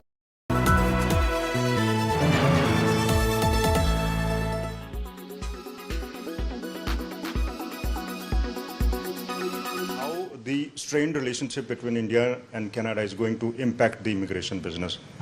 As of now, we have no records, as there is no report and no updation on immigration impacts from both the countries. So till we receive anything formally, we cannot comment on that. Right now, immigration is going as it was going before. In a process to migrate to Canada on a study visa, are they worried? Did they contact you? Some of them have, because the social media these days plays a great role as to where we procure our information from. Yes, they are obviously affected by whatever is going on the social media, but to them also we have issued that same statement that till the time there is any formal announcement by our government or government from Canada, we cannot take it for granted that immigration will be affected. बहुत सा बच्चा हमारा वहाँ गया हुआ है, trades है, वहाँ पे लोग ऑलरेडी रह रहे हैं और बहुत सारी कंपनियां हैं हिंदुस्तान में कनाडा की। सो ये ख़त्म होने में ही दोनों कंट्रीज़ का फ़ायदा है। वहाँ पे जो भी हो रहा है हमारी जो गवर्नमेंट के बीच में हो रहा है वो ठीक हो जाए कि जो भी वहाँ पे रह रहे हैं लोग उनको थोड़ी घबराने की ज़रूरत ना पड़े, क्योंकि जो यहाँ रह रहे हैं उनकी फैमिलीज़ को भी थोड़ा सा होगा कि वहाँ पे जो हमारे फैमिली मेम्बर्स है कहीं उनको दिक्कत ना आए कुछ रहने की, तो इसलिए हम चाहते हैं कि सब ठीक हो जाए। सत्ता पक्ष हो या विपक्ष में हो, जितनी भी पुरुष मानसिकता है, महिलाओं की वंदना, इतिहास गवाह है कि जब जब आपको शक्ति की जरूरत होती है, जब जब आपको सत्ता पाने की जरूरत होती है, जब जब आप विजय की आशा रखते हैं, तब आप एक महिला को देवी बनाकर उसकी पूजा करने लगते हैं, वंदना करने लगते हैं। लेकिन अंदर में एक पुरुष की जीत और उसकी वंदना होती है। आपकी वंदना हमने जंतर मंतर में बैठी उन महिलाओं के रूप में देखी। आपकी वंदना, आपका महिलाओं का सम्मान जब मणिपुर पे हमारी महिलाएं निवस्त्र हो रही थी, हमने तब देखी। आपकी वंदना और आपकी पूजा और सम्मान जब एक रेपिस्ट को बचाने के लिए जब आप सत्ता पक्ष वालों को यह मालूम चलता है कि वोट की राजनीति में जरूरत है, तो मैं रिक्वेस्ट करती हूँ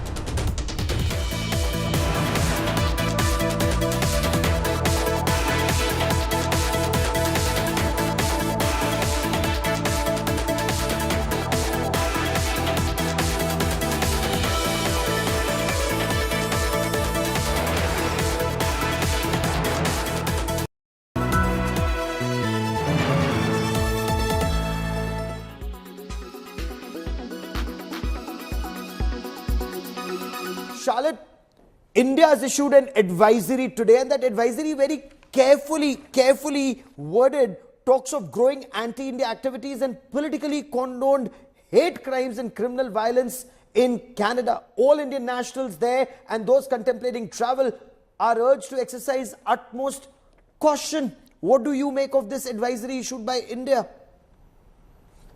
I think there's a growing concern around attacks on temples that has been something that's building for a while, an anti-India bias that we're seeing actually across the West, but that really has been seeing a real issue in Canada.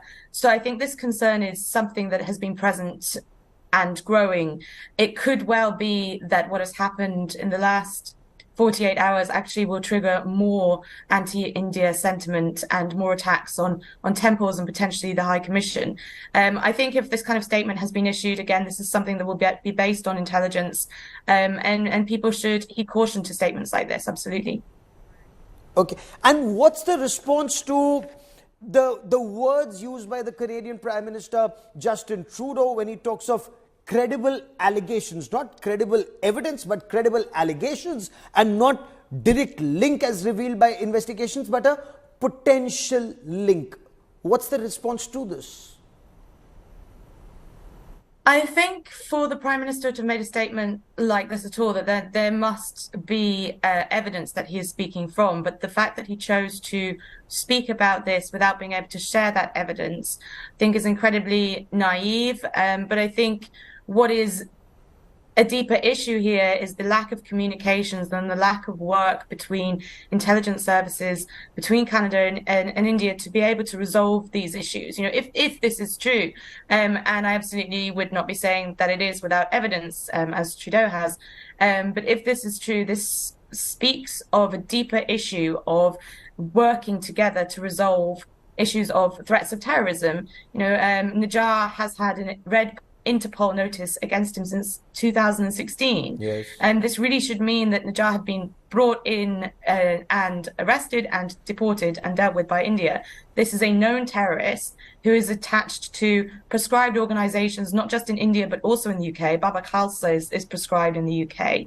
And Canada itself has faced the worst terrorist attack on its soil at the hand of Khalistani extremists. So I really feel like Trudeau's statements and his positioning here is not only an insult to India's sovereignty, but is also an insult to the victims, the Canadian citizens that died over Ireland.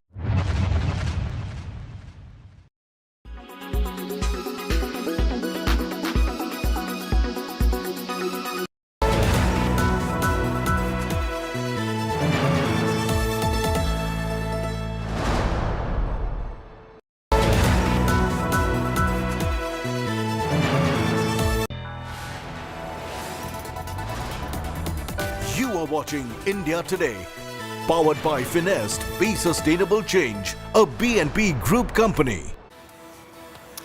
Hello and welcome. You're watching India Today. I'm Akshata Nandagopal. We're continuing to get you all the latest updates on the diplomatic tensions between India and Canada. Standing by for an MEA briefing as well. First, as always, the headlines. Visa agency BLS stops issuing Indian visas to Canadians amid tensions with India. Canada High Commission seeks safety of diplomats in India. Canadian MP's message on Khalistani provocation alleges targeted attack on Hindus in Canada, says Hindu Canadians were asked to go back to India. Gurpatwant Singh Pannon attacked Hindu Canadians, asking us to leave Canada and go back to India.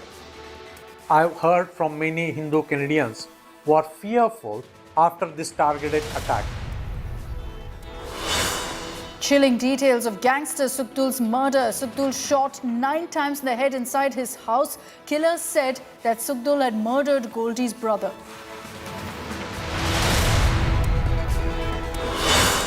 Crackdown on Khalistani terror by NIA. 10 accused in Indian consulate arson in San Francisco identified. NIA seeks information on accused from public. In Parliament, the Women's Reservation Bill set to be passed by Rajya Sabha today. JP Nadda leads BJP fight in upper house, lashes out at Congress over quota bill politics. Bharat को पहला OBC प्रधानमंत्री Bharatiya Janata party NDA ने दिया, यह भी हमको ध्यान रखना है।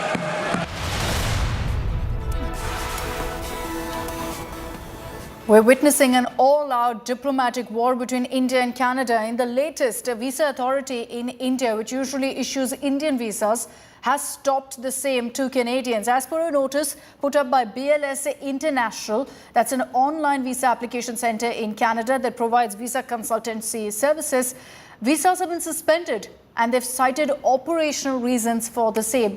Remember, just yesterday you had Indian authorities issuing a hard-hitting advisory on hate crimes, urging Indian nationals and students in Canada to be cautious. Meanwhile, assuring safety of diplomats, the Canada mission in India, in a detailed statement, has added that out of an abundance of caution, they've advised to temporarily adjust staff presence in India. Does that translate to downsizing? We're still awaiting clarity from Canada on that.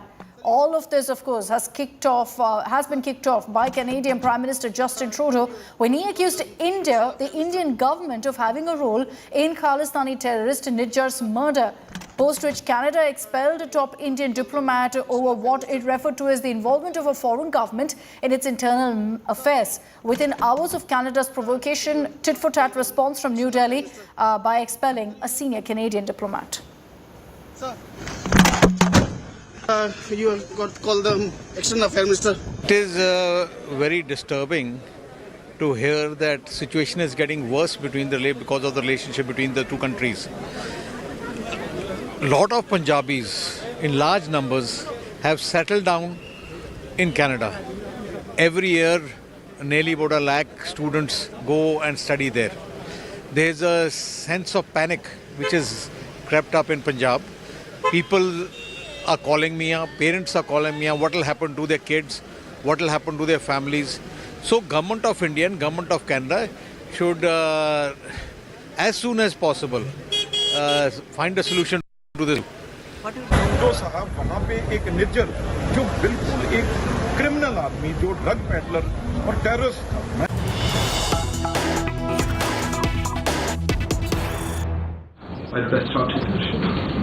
So this is Rishabh from Times Now, and I have a very straight question. Plans to reduce the number of Canadian diplomats deployed here in India. I know start there. I'll come to you in a second. Arindam, Mr. Panon seems to have... If you don't recognize my... Okay, this is Vinita Pandey from the Asian Age Deccan Chronicle.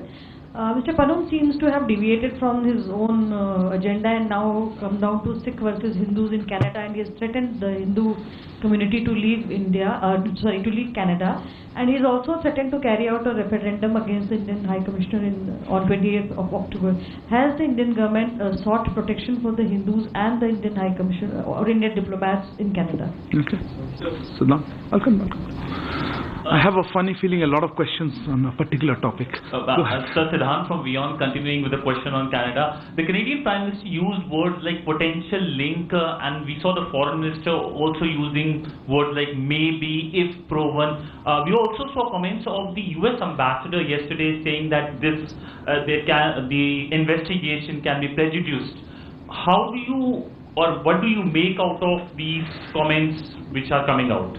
Okay, thank you. Pranay, I'll come to you.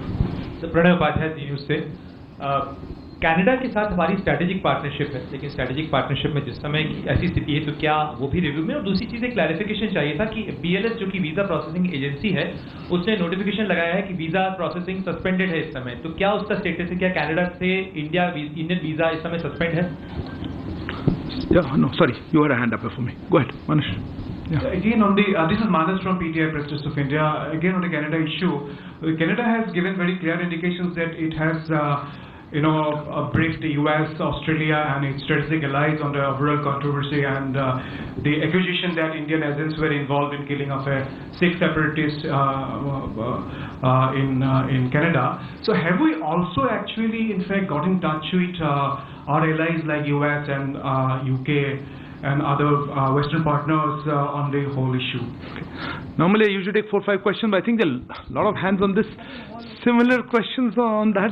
No, I saw your hand first, ma'am. Go ahead. I'll come to you. I'll try to take a few more. I think it's similar questions. We can answer together. Hi, I'm Megha Sharma from Newsax, and the Pakistani Foreign Ministry has also responded on it. It's taken the name of Kulbhushan Jadhav and said that there has been espionage and sabotage that has taken place on the soil of Pakistan by the government of India. How do you react to this? How does the Minister of External Affairs... Can we limit ourselves to Canada for the moment? Because I think there's a lot of Canada questions. Is that related to Canada? If not, I'll come back to you. Pakistan, and Pakistan has responded to what the Canadian thing. But Kulbhushan Jadhav you mentioned. Okay. Kulbhushan Jadhav... If it's on Canada, I'll come back. I will take the question on Canada. Okay. Right. Yeah, I'll come to you. All of you. I saw your hand a little later. I apologize. Sir, मैं मनीष हूँ TV9 से और हमारा सवाल ये है कि... Microphone. Hello नहीं, माइक्रोफोन नहीं चल रहा है. हेलो, हाँ जी मैं मनीष हूँ TV9 से और मेरा सवाल ये है कि लाखों भारतीय कनाडा में रह रहे हैं, उनके परिवार की चिंता है इस वक्त, खास करके जब रोजाना हम एक्शन और रिएक्शन कर रहे हैं दोनों देशों की तरफ से, तो ये भी है कि कल के दिन में बहुत सारे लोग जो वीजा अप्लाई कर रहे हैं उनका प्राइस... नहीं, आपका क्वेश्चन क्लियर नहीं है. आप क्या वो डर रहे हैं इंडियन गवर्नमेंट के एक्शन से? नहीं, उनका डर ये है कि वो कनाडा में जो लोग हैं वहाँ पर उनकी सिक्योरिटी को लेकर या उनके जॉब को लेकर या उनके स्टडी को लेकर जो कंसर्न है उसको किस तरह से भारत सरकार... समझ गया जी. या go ahead. I'm Sahil from ANI. Since there are multiple threats to our High Commission and consulates in Canada, is Government of India planning to send its own security as well in that case? Okay. Yeah, go ahead. So I gave you the floor that time, but you weren't ready. Sir, Shruti from Bloomberg. Sir, can you confirm whether Canada shared any evidence with us on this particular, before making this allegation in the Parliament, and also whether India, or how many times India has shared its concerns and evidence on nuclear with Canada, and what was their response to it? And an associated question. What is the second part? I mean, did India share evidence on Nijar and the other suspected Khalistani, The second question, okay. Can we hold on? We'll come back to more. Okay.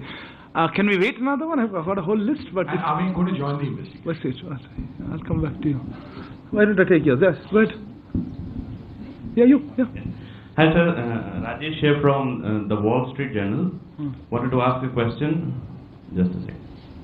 Not ready? Beyond issuing robust denials, so what is India's strategy on countering the allegation, which carries a risk of reputational harm to India's global standing? Okay. Fair enough. If it's just on this, otherwise I still see many hands. Maybe one more round? Yeah. So, Meghna from DD News. Is ME considering any specific advisory for the Hindu Canadians? Because we have seen an advisory for Indian nationals and students, but anything specific in view of the threats that have emerged? Okay. Maybe I will hold off. I think I just see too many hands around. Okay. Let me start with some of the... Rishabh, your query was on diplomats, Canadian diplomats here. Yes, we have informed the Canadian government that there should be parity in strength and rank equivalence in our diplomatic presence, in mutual diplomatic presence. Their numbers here are very much higher than ours in Canada. The details of this are being worked out, but I assume there will be a reduction from the Canadian side. There was a query, I think you mentioned, let me take it in a different order. Siddhant, you had a comment on words used by Canadian Prime Minister, Foreign Minister, and then the US Ambassador, right?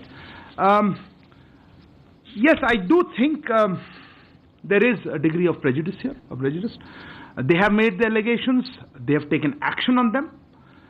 To us, it seems or it appears that these allegations by the Government of Canada are primarily politically driven.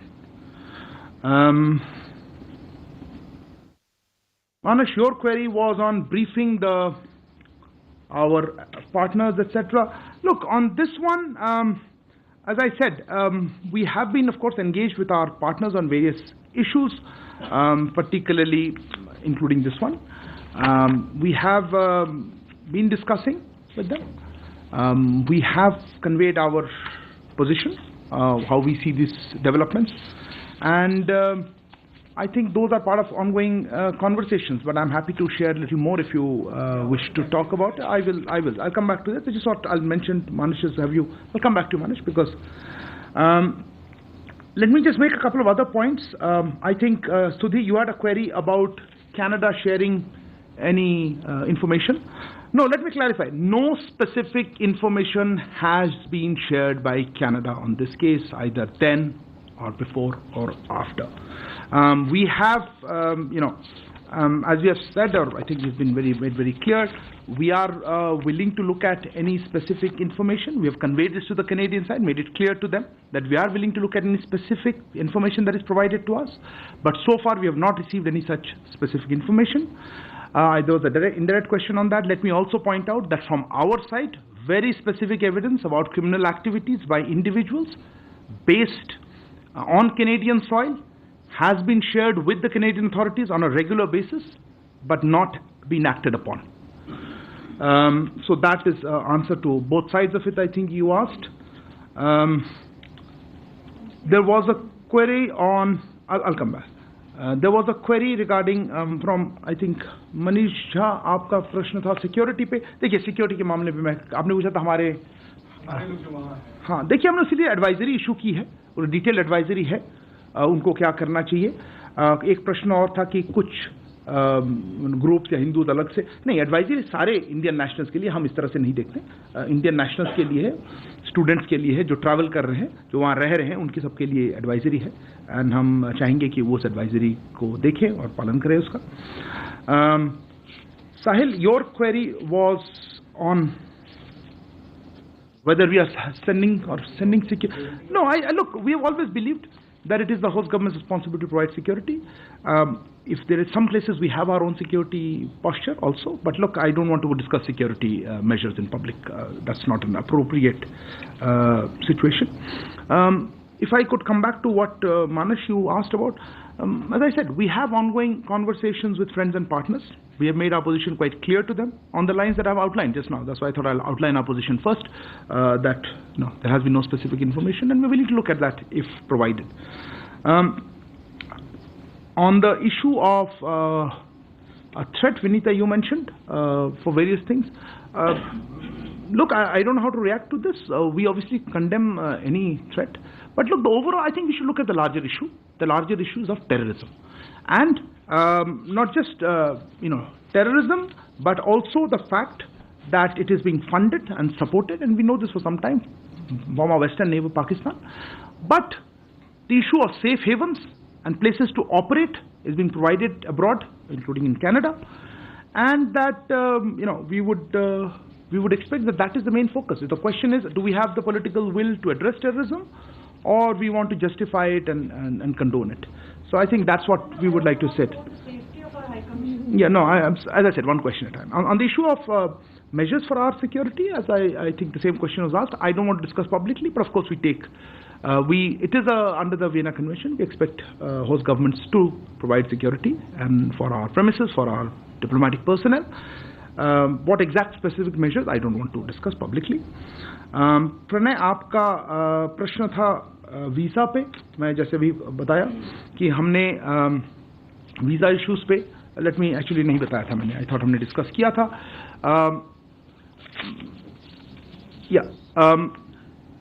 आपने देखा होगा कि हमारे जो Canada में high commissioner और consulates हैं, उनको किस तरह के सिक्योरिटी थ्रेट्स वो फेस कर रहे हैं, उसको आप जानते हैं.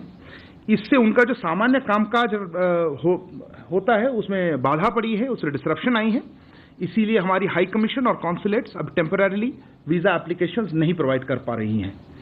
हम इस सिचुएशन को रेगुलर बेसिस पे रिव्यू करते रहेंगे, इसकी समीक्षा होती रहेगी. पर अभी के लिए ये सिक्योरिटी सिचुएशन जो कनाडा में और कैनेडियन गवर्नमेंट की इनएक्शन से रहा है, उसके लिए हम इसको अस्थायी रूप में हम इसको वीज़ा आवेदन का जो प्रोसेस है उसमें बाधा पड़ रही है, और इसीलिए हमने उसको अभी उसको स्टॉप कर रखा है. I know there'll be questions on this in English, so let me say that in English. You are aware of the security threats being faced by our High Commission and consulates in Canada. This has disrupted their normal functioning. Accordingly, our High Commission and consulates are temporarily unable to process visa applications. We will be reviewing the situation on a regular basis. That's what I wanted to respond to it on Pranay's question on visas. Megha, I think you asked on Pakistan comments. I don't even know how to quite respond to that. Pakistan, if there is the last country, I think, talking about credibility, and I don't think anybody really takes their comments seriously at all. I think that covers it. Sahil, I had talked about security. Rajesh, Yeah, look, if there is any country, if you're talking about reputational issues and reputational damage, if there's any country that needs to look at this, I think it is Canada and its growing reputation as a place, as a safe haven for terrorists, for extremists, and for organized crime. And I think that's a country that needs to worry about its international reputation. I think that covers it. Next, can I take the next rounds of it? I saw your hand a long time. Yes, I'll come to you. Yeah, please. We're staying on Canada, right? Yeah, go ahead. Let's hear. Yeah? This is Karishma Mehrotra from the Washington Post. Okay. I wanted you to clarify the comment where you said that there should be parity in strength between the different diplomatic missions. Are you saying that the current reduction in the Canadian mission today was a result of an Indian request to downsize its presence in New Delhi, or was it an active measure taken by Canada to do so? Can you clarify that the parity statement you made? Sir. Hi sir, I'm Siddhant from CNN News 18. Sir, a former diplomat has made a comment on a national TV a week back saying that there was always a trouble for Indian Army officers to get visa, those who have served in specific locations in India like Jammu Kashmir, northeastern state, to get Canadian visa. Was Ministry aware about it, and have we ever raised this issue to the Canadians? And also, sir, my follow-up question, E.M. Jaishankar... I haven't even answered. How can you have a follow-up question? Sir, E.M. Jaishankar is in New York, sir. We have been told. No, sir. Honorable Minister is in Parliament. Oh, yes, sir. Follow-up question called down. Yes, I'll come to everybody. I assure you, there's time. Yes, This is Yeshi. Microphone, please. This is Yeshi Seri from the New Indian Express. When PM Trudeau was in Delhi for the G20, did he raise this issue of Nijar whilst he was here with the Prime Minister, really make these allegations that he's raising in Parliament, or did this come as a surprise to all of us? During the meet. I'm meaning India, because he was here and he had a meeting with the PM Modi, and Khalistan issue was raised over there.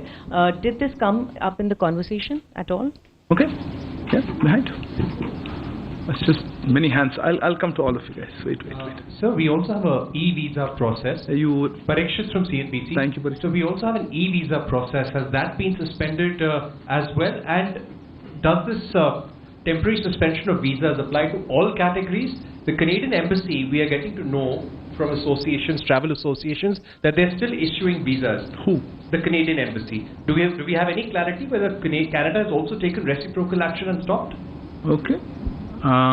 You had, yes ma'am? I'll come to you. Yeah. I'm Amity from Business Line. The Canadian High Commission has said in a statement today that some of its diplomats have been facing threats on various social media platforms, and they have also cited the Vienna Convention and said that they would be expecting the host government to provide security. So will there be a reassessment of the security situation as far as the Canadian High Commission is concerned? Okay. Let me finish that, sir. Kallol, I'll come to this side then. Yeah.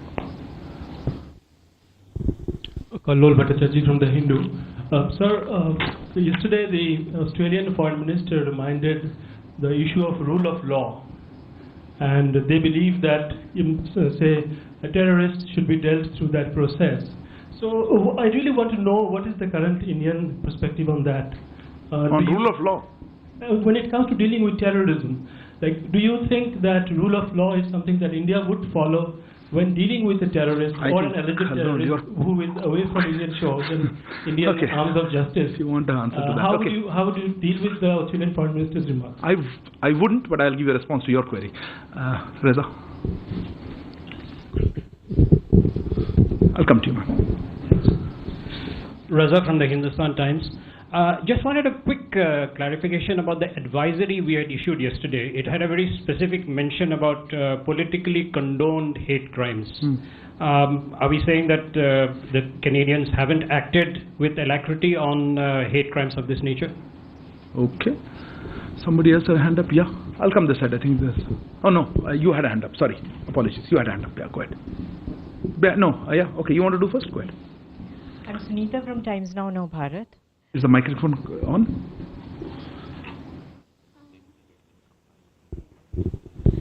Sunita from Times Now Bharat. Sir जो Canada में Indian students stuck हैं उनके parents बहुत worried हैं यहाँ पे उनके लिए क्या? Okay. I'll come back to that. Yeah. Rishabh, I just give you anything, but you did a question. Follow up? Okay, go ahead. Sir, follow from my last question itself. Is there any particular reason for the reduction of numbers of diplomats? Okay. Yeah.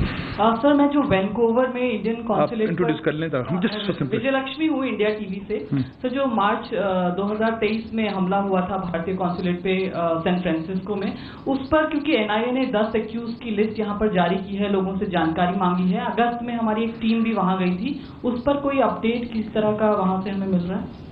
Okay या Krishna Hi, this is Krishnan Kaushik from Reuters.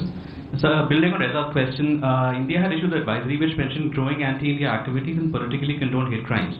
Can you provide any specifics if they were shared or if they are any that you can share with us? Okay. बताइए आपका microphone you are surprised go ahead sir मैं मुकेश कौशिक हूँ दैनिक भास्कर से sir जैसा कि आपने कहा कि कनाडा में सेफ हेवन्स हैं टेररिस्ट के तो पाकिस्तान में तो हम टैकल कर लेते थे सर्जिकल स्ट्राइक वगैरह से इन सेफ हेवन्स को आप कैसे टैकल करेंगे बी G20 की भागीदारी के बाद ट्रूडो की ये सब डिप्लोमेटिक स्पार सामने आया है। एक क्वेश्चन ले ये दो। अच्छा क्या ये G20 की हिस्सेदारी में जो उनके साथ हुआ या उनको बताया गया कि वहाँ पर सेपरेटिस्ट एलिमेंट से आप नहीं निपट रहे हैं, क्या उसके रिएक्शन में ये सब हो रहा है? क्या हो रहा है? ये दोनों देशों के बीच में जो टेंशन नहीं, ओके ठीक है। एक और, no you answer question, let him first. Avinash from Station. Sir, just a clarification about the visa. You said that the issue of visa has been temporarily suspended in Canada. So, sir, just a clarification that the Canadian passport holders, they can continue applying for Indian visa in the third countries. Okay. Somebody else had a hand up? Yeah, I'll come this side. There's a lot of questions. Hold on. You asked a question already. Hold on.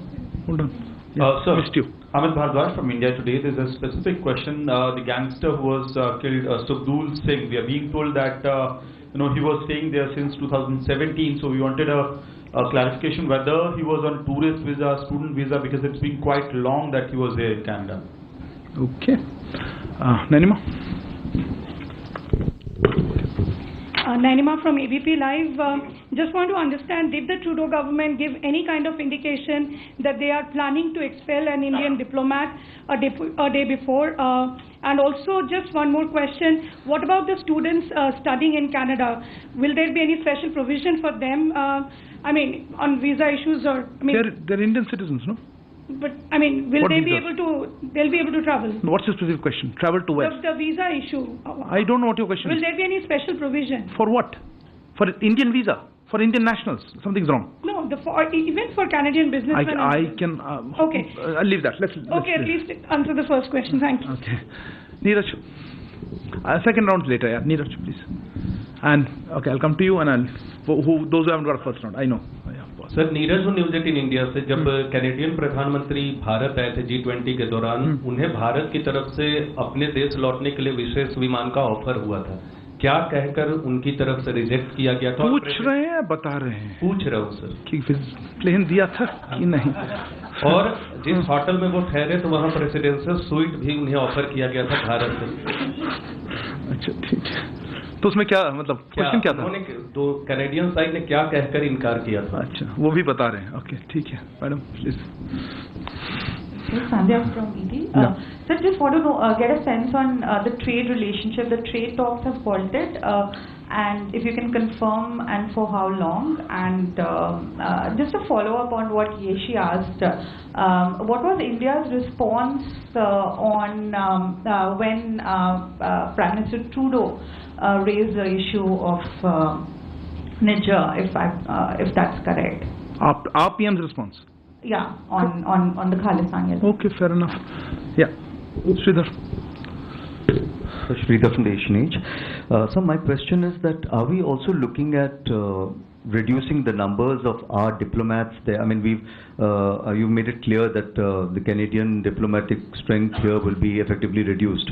But are we also, if we find that the security situation continues to deteriorate, are we looking at reducing, like what we did with Pakistan? We reduced it by half, the diplomatic strength. Are we thinking on those lines? And what happens to all the students who have been applying to join Canadian universities whose visas are under process, because there's every chance Canada may reciprocate? It's a very different issue. Okay, I'll come down. You're talking about Canadian visa, right? Yeah. Okay. And the students. Who else is left in first round? You? Yeah, please go ahead. Vineet Dixit from Newsgate. Sir, you have given advisory for people living in Canada to your microphone's not working. Log on to mother.gov.in. How many people there have got themselves registered before, as the advisory said, before the situation? Come to you. Hi, this is Devi Rupa from The Wire. I just want a clarity on the issue of Australia and US had both asked India to join the investigation. So I believe you earlier said that if Canada showed evidence that you will take a look at it. So you're not saying that you will join the investigation at this time, right? Sorry. Yeah. Neville from Sky News. I just wanted to know if the government is concerned that this might end up being a problem between the two communities in Canada, with threats being made to a certain community out there, especially in Canada. In Canada, between Hindus and Sikhs, where there's Okay.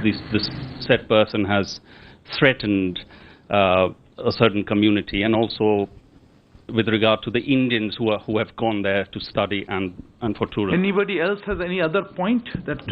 No, that's a hold on. You already asked one. आपने पूछ लिया था ना? आपका? पूछा था आपने? नहीं. Please. First question yes, I'll take. Okay, I'll let the first round go. Sir मैं संतोष ठाकुर हूँ नवादा से. मैं ये जानना चाहता हूँ सर कि ट्रिगर पॉइंट क्या है कि ऑल ऑफ सडन इतना बढ़ गया और इंडिया असेस नहीं कर पाया सिचुएशन को. Thank you. किस सिचुएशन को नहीं असेस कर पाए? कि कनाडा के साथ हमारा रिलेशन इतना खराब हो रहा है. Okay. ट्रिगर पॉइंट क्या था? पता नहीं. Okay. You had a question? Yeah. No, behind you. Yeah, wait. Follow up a few seconds later. Sir, Ashish from ABP News. Sir, ये बहुत सारी रिपोर्ट्स आई है कि अमेरिकन साइड से भी कमेंट्स हैं, ऑस्ट्रेलियन और भी जो 5 आईज इंटेलिजेंस वाले हैं. क्या इंडियन गवर्नमेंट से किसी फॉरेन गवर्नमेंट ने कनाडा के अलावा इस इशू को लेकर रेज किया और हमारा रिस्पांस उन गवर्नमेंट्स को क्या था? दूसरा पार्ट तो आंसर कर दिया था, but anyway I'll try to answer other countries. Okay. एक लास्ट कोई हैंड देखा था मैंने. Yeah, you didn't ask, right? Yes, ma'am. Don't have an afterthought. You don't have to ask a question. I think if you haven't asked in the first now, I think it's over. Yeah, go ahead. Yeah, hi, I'm Sanya from CNN. Given all that's happened in the last 72 hours, how would you describe the current diplomatic ties between India and Canada? You asked a question, right? You asked a question. Yeah, I missed you. Okay, sorry. Sir मैं नीरज दुबे. मेरा प्रश्न ये है कि sir Prabha साक्षी से नीरज दुबे. मेरा प्रश्न ये है कि जो 5 आईज हैं उनसे पर्याप्त समर्थन नहीं मिला, इसको कैसे देखते हैं आप? क्या इससे झटका लगा ट्रूडो को?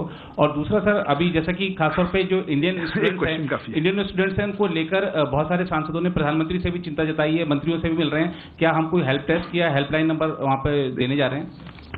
Any other? Yeah, you haven't asked. Go ahead. Somebody had a follow-up. Sir, just one question.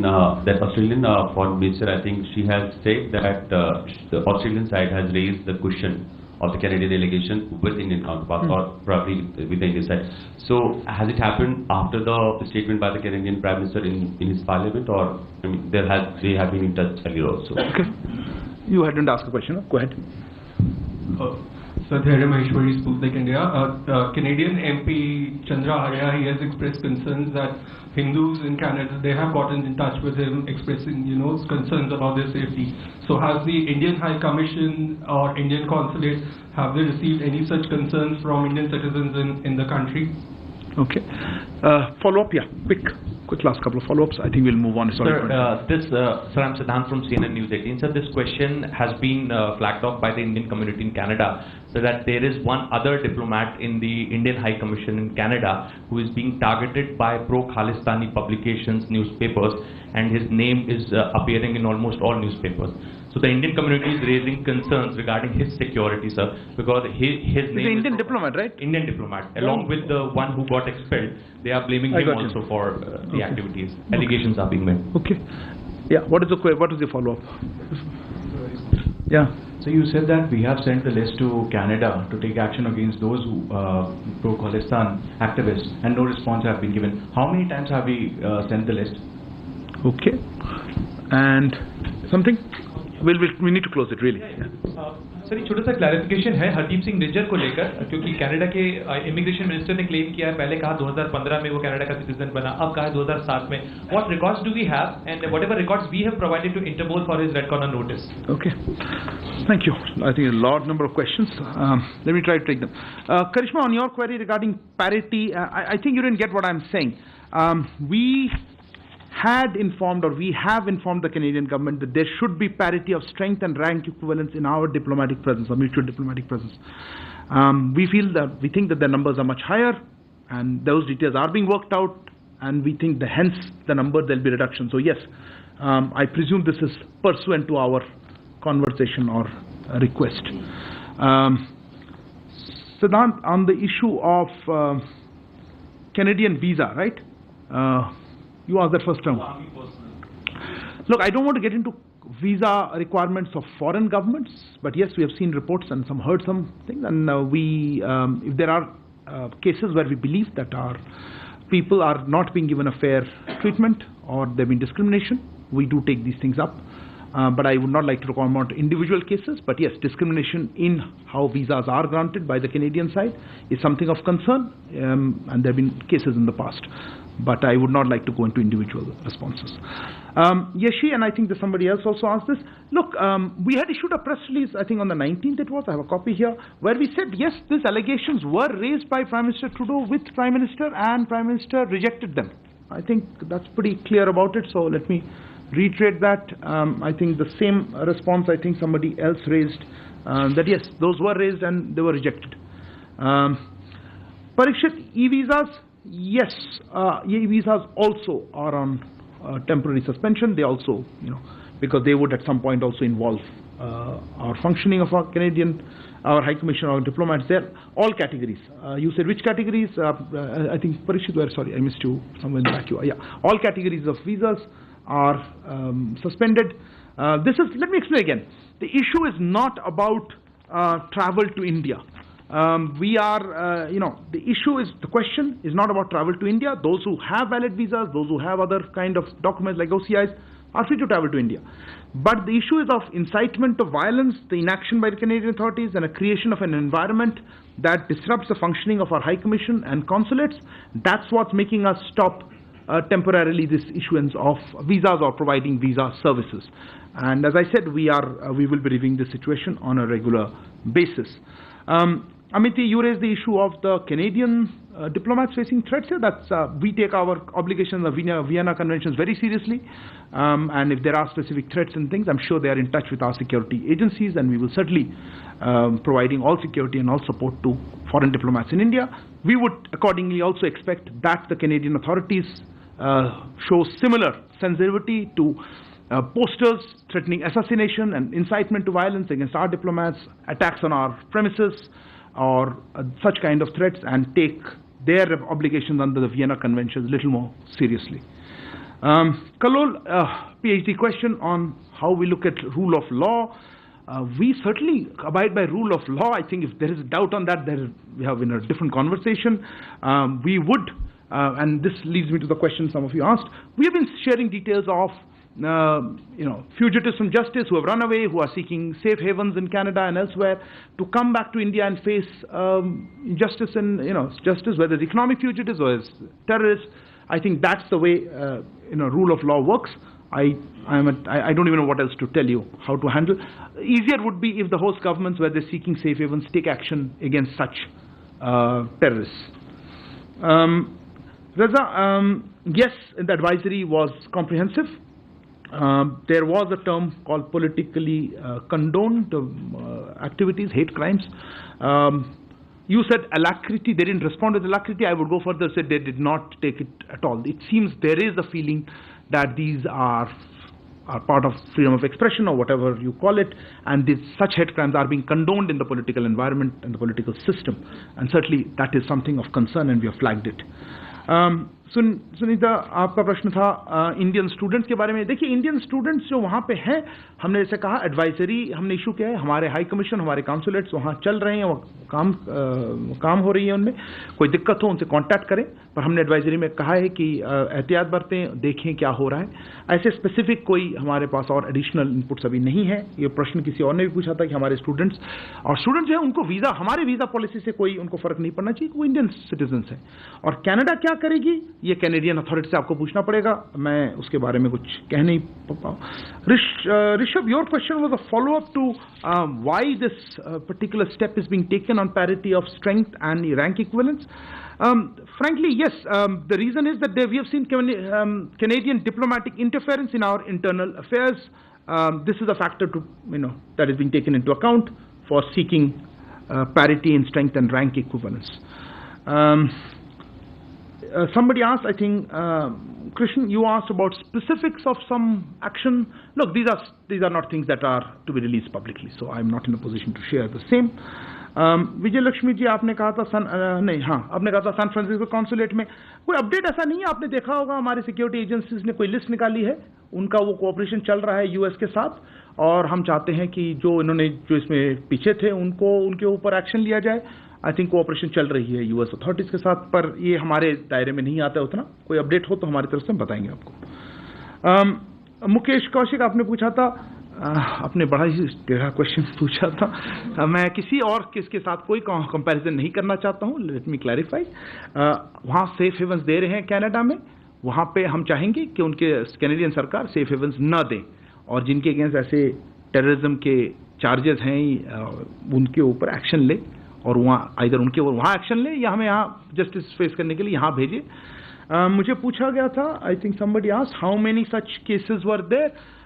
My understanding is over 20 individuals. I don't have exact number. That's for security agencies. We have sought either extradition requests or other kind of assistance related to that. So at least more than 20, maybe 25 individuals we have requested over, and not just recently. So many years we've been requesting, and the response has not been helpful at all.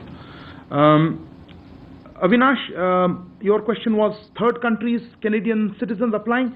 Yes, also will be applicable. Canadian citizens in third countries will also be subject to the same temporary visa suspensions, because at some point this comes through our High Commission, our consulates need to be involved in that process, so that's not going to happen. Amit, I think your question was Sugdul. I think, to be fair, this is not a question that's really in our it's more of a security thing. All I can say is, we have seen reports in this. Frankly, it seems that if you have so much organized crime, this violence has been there. There's a lot of violence when organized crime has such a large presence. That's all I would like to say on that. संतोष, आपका प्रश्न था trigger. पता नहीं आप क्या trigger कह रहे हैं, आप किस पर्सपेक्टिव देख रहे हैं। हमारे पर्सपेक्टिव बहुत सिंपल है। हम कह रहे हैं कि वहाँ पे जो एक्सट्रीमिस्ट हैं, जो टेररिस्ट हैं, जो ऑर्गेनाइज क्राइम पे इन्वॉल्व हैं, उनको हम चाहते हैं कि उस पर एक्शन लिया जाए। कैनेडियन गवर्नमेंट नहीं ले रही है, और इनका जो एलिगेशन है उस पर मैंने जैसे कहा कि हमारे पास कोई ऐसा कोई स्पेसिफिक इन्फॉर्मेशन नहीं शेयर किया है। तो उसके बाद हमने फिर एक्शन जो लेना पड़ा, सब इससे रिलेटेड है कि टेररिज्म पे एक्शन नहीं हो रहा है। अदर कंट्रीज, आशीष आपका प्रश्न था अदर कंट्रीज का। अभिषेक आपका भी प्रश्न, your thing was Australian side had said, look, I think some of this countries have made public that they took up the issue with us, and I think I also said that we are in conversations with many of our partners. I don't want to say which are the countries, because let them mention it. I don't want to get into which countries have been saying what, but as I said, we have ongoing conversations with our friends and partners. I have highlighted our position very clearly, and this is what we have shared with them. It's the same thing I'm telling you that we've been telling them. Neeraj ji, आपका प्रश्न 5 Eyes के साथ था। पता नहीं आप क्या पूछना चाहते थे, बट वही हमने उनसे भी यही कहा है कि देखिए हमारा जो पोजीशन है कि इसमें टेररिज्म का मुद्दा है, इसमें सिक्योरिटी का मुद्दा है, वहाँ पे जो एक्शंस ले रहे हैं हमारे डिप्लोमेट्स के अगेंस्ट या किसी और के अगेंस्ट, उस किस तरह से रिस्पॉन्ड करें। Sania, your question was describe this again broadly, MPhil question, maybe not PhD. I think you'd make a good assessment. I don't think we are here to assess a relationship. I think that's beyond the purview of a weekly presser. But clearly, we would expect better steps by the Canadian authorities on our very significant concerns about terrorism, about security of our diplomats, of Indian community, and overall anti-India activities that are being operated or given a safe haven in Canada. कुछ प्रश्न थे हिंदू और I think Siddhant, I think no Sputnik was a question also, there was targeting of diplomats also. I think Nanima, your question was there. Look, I think the issue is larger. As I mentioned, this is not about individual groups or this group. I don't think that is how we are looking at it at all. I think Neville, your question was also that. I think we should look at it on a larger issue of there are elements linked to organized crime, linked to terrorists, secessionists or extremists who are operating freely. They are being politically condoned. They seem to have a free run, and we would expect that the Canadian government takes action against that. As regards the Indian origin or Indian community or Indian diaspora, look, I think they've been speaking out very clearly. We have talked about the advisory for Indian nationals, and we would hope that they feel safe. They feel that they can operate there. Communicate the expulsion of the Indian diplomat. Sorry, the expulsion, I'll come to that. On the issue of the expulsion, yes, obviously when our diplomat is asked to leave, they communicate to us. When exactly, I'll have to check. But as I said, we were of course made aware that he had been asked to leave. But I don't have the exact timing with me. So now there was something on, somebody asked about targeting of another. Look, again, I'm very hesitant to get into individual cases. This brings me to the larger issue of our violence being incited, not just against one diplomat, but you've seen High Commissioner, our Consul Generals are on posters, their faces. I think all of that worries us. It's not about just one individual or otherwise. I think we covered anybody? Anybody missed? Are we looking at reduction of... Oh, sorry. Look, as I said, we are looking at parity. Your question was, are we looking at reduction of our personnel? Look, we're looking at parity in rank and diplomatic strength. We think the Canadian numbers will probably come down, but the discussions are going on. I have no information to share at this point of any change in our diplomatic posture. Of course, if the security situation changes, I would not like to, speculate on that. I think I will stop there. I think I've spoken on the students. I will take no further. Sorry, have I missed your question, Neeraj?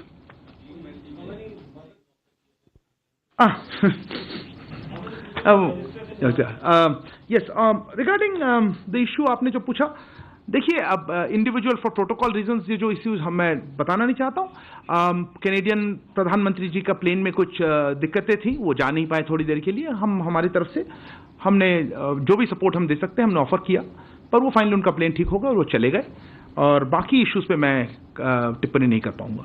Or how many people are registered? I don't have that number right now because there's a large number of Indian students, and this is a comment I would like to make overall.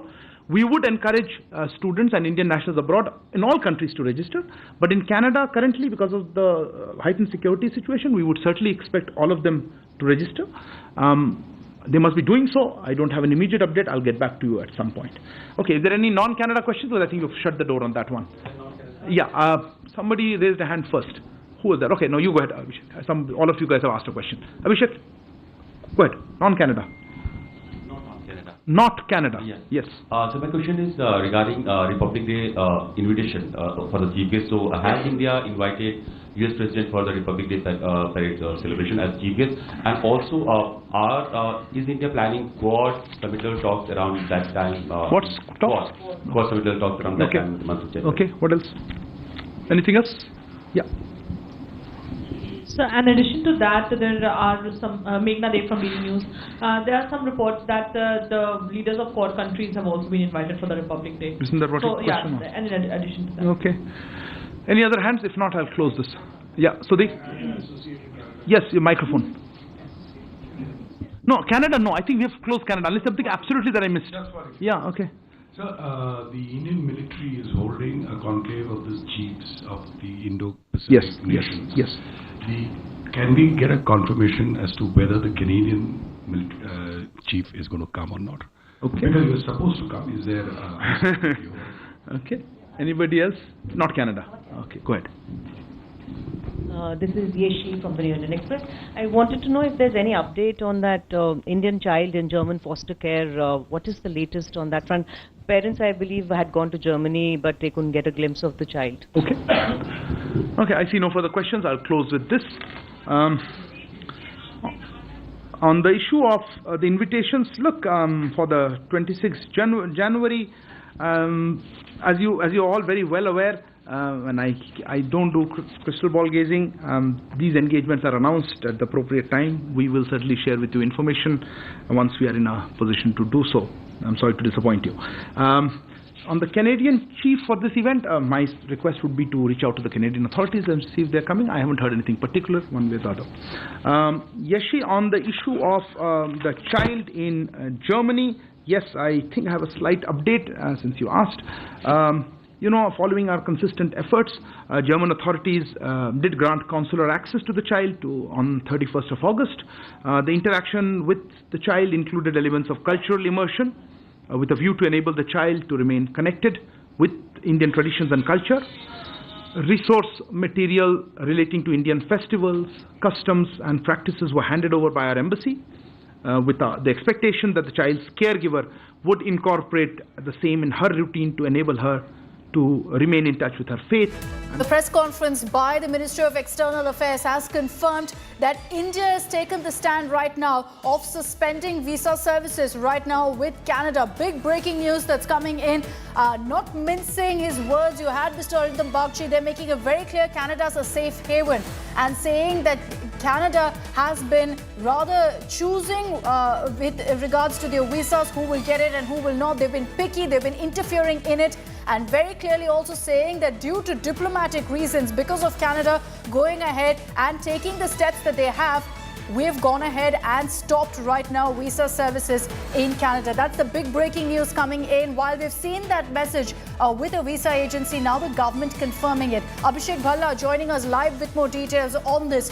Not holding back, Abhishek. Very, very clear, really, that message coming out from this press conference. Words like safe haven, which so far have been reserved for Pakistan, now being used against Canada by a government that's sending out a message to Trudeau that you have to first act on Khalistani elements or we will continue this diplomatic showdown. Well, big statement by the Ministry of External Affairs calling Canada a safe haven for terror, and the spokesperson also said that Canada should think about its international reputation. If it does not act against terror, then certainly there's a lot at stake for Canada. This is the message that was sent. And also about the visa suspension, he gave out a specific reason, and that is again a very grave allegation, Akshita, when the MEA spokesperson said that the Indian High Commission and consulates cannot work because of a lot of disruption in their functioning, in their operations. There are big security concerns about these consulates, and that's the reason why the visas have been suspended. Also the fact that he mentioned that there are about 20 to 25 terrorists on who India has given information to Canada, but there has been no action at all. And this is not just recently, but over the last few years. So these are the big takeaways where, India taking a very hard stand. And remember, the trigger for all of this came when Prime Minister Trudeau actually spoke in the Canadian Parliament. Of course, during the G20 summit in New Delhi, when the two leaders had a one-on-one, these issues were raised. Prime Minister Justin Trudeau spoke about the Indian officials being involved in the killing of Nijjar, something that India has completely rejected.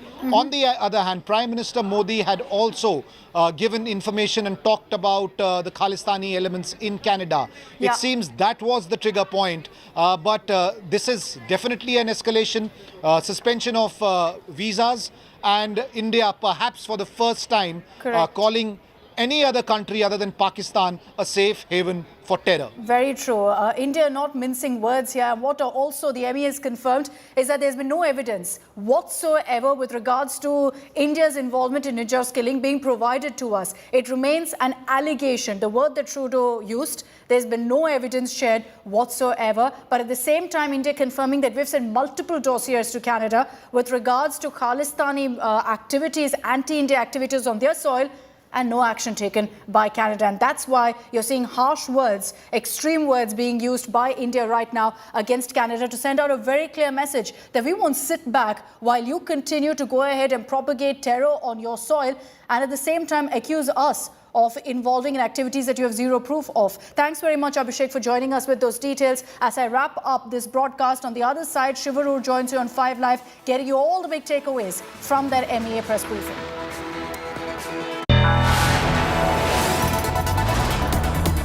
You are watching India Today, powered by Finest, Be Sustainable Change, a BNP Group company.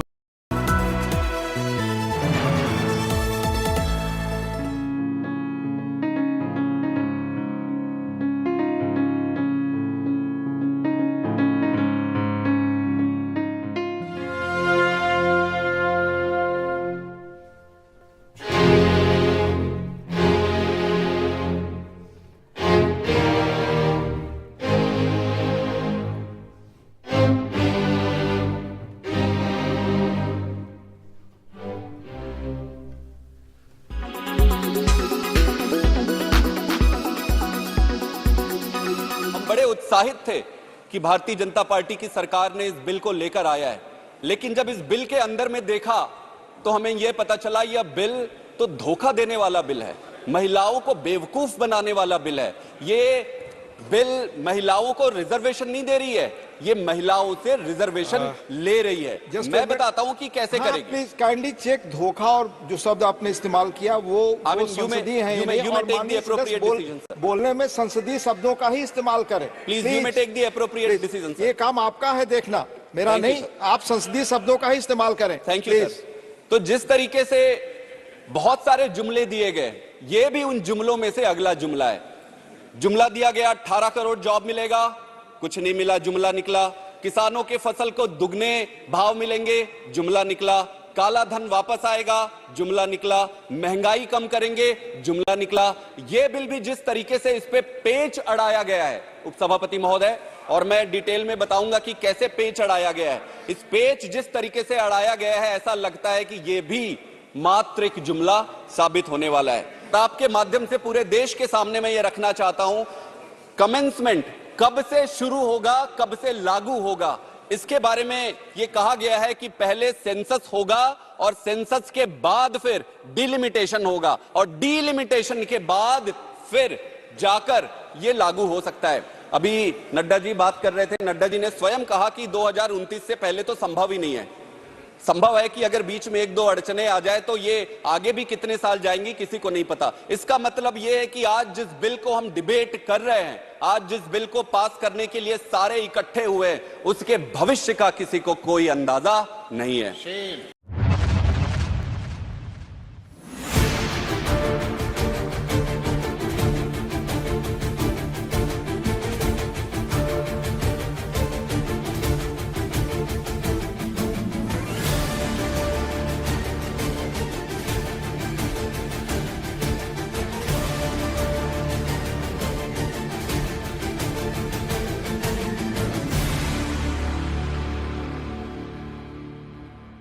Weather forecast now.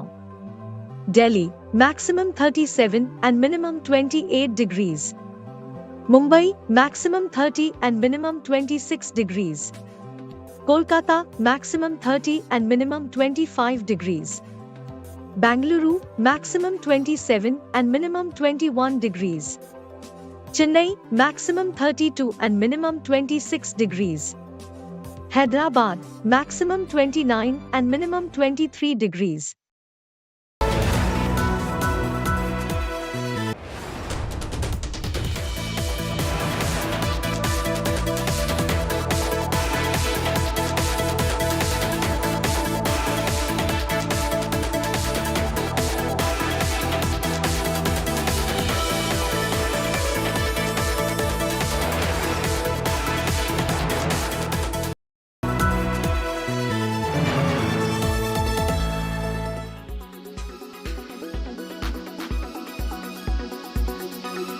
कविता लेके आया था, उसके पहले गले मिलकर गला ना दबाइए, और ये कविता पढ़ के खत्म करूंगा और जय हिंद बोल दूंगा।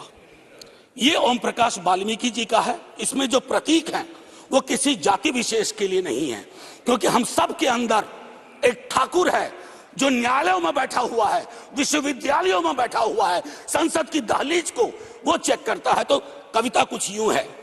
चूल्हा मिट्टी का, मिट्टी तालाब की, तालाब ठाकुर का, भूख रोटी की, रोटी बाजरे की, बाजार खेत का, खेत ठाकुर का, बैल ठाकुर का, हल ठाकुर का, हल की मूठ पर हथेली अपनी, फसल ठाकुर की, कुआं ठाकुर का, पानी ठाकुर का, खेत खलिहान ठाकुर के, गली मोहल्ले ठाकुर के, फिर अपना क्या, गांव, देश, शहर। और मैं फिर से क्लैरिफाई करता हूं, वो ठाकुर मैं भी हूं, वो ठाकुर संसद में है, वो ठाकुर विश्वविद्यालयों में है, वो ठाकुर विधायिका को कंट्रोल करता है। इस ठाकुर को मारो जो हमारे अंदर है। जय हिंद मैम, जय हिंद। बुरा मत मानिएगा, बांग्ला में एक कहावत है, वोट बड़ो बालाई। इलेक्शन की कंपल्शन है भाई। somehow opposition unity and India alliance নিয়ে ট্রেজারি বেঞ্চ ইজ ওয়ারিড। তাই ইলেকশন স্টান্স আসছে পরপর। নতুন পার্লামেন্ট ভবন উদ্বোধন হলো, हमारा तो आदत ही हो गया था कि प्रधानमंत्री जी पार्लियामेंट आते हैं लेकिन संसद हाउस के अंदर बहुत कम आते हैं, हाउस के अंदर बोलते और भी कम। वो दुख भी इस बार पहले 2 दिन में 4 बार सुनने के बाद चले गए। और विमेन रिजर्वेशन को लेकर नारी शक्ति बंधन बोल के पास कराना है। We will appreciate, better late than never. 9.5 साल ही सही, थोड़ा विलंबित सोच ही सही, we will certainly support women reservation bill in this house with all our criticism. This is not a diplomat here and some BS travel advisories of, oh, don't go to Canada, don't go here. This is real. This is going to seriously affect Indian Canadians, Indians wanting to come to Canada, people wanting to go to India. It's going to be a mess for a lot of people, and it's going to look really, really bad on the Canadian government. And it's going to force this, I mean, the Indian government's forced the Trudeau government's hand domestically into addressing this situation. And unless Trudeau can, you know, tomorrow release this report that he's got and it's dynamite, you know, there's really nothing he can do. And if he thought he was just going to score an easy win here and distract from the Chinese interference scandal, and this would just be a lot easier to handle, India would be easier than China. Turns out that might not be the case, and this is the Indian government throwing sort of an opening salvo, showing that they have leverage over Canada. They can push buttons, and if Canada wants, so better for lack of better phrase, if Canada wants to play, they can play.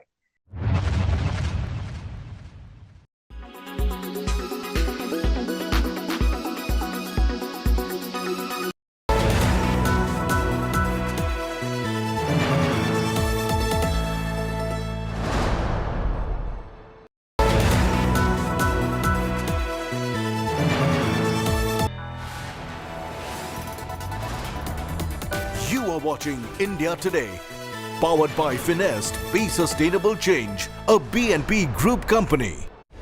The fully electric Audi Q8 e-tron range.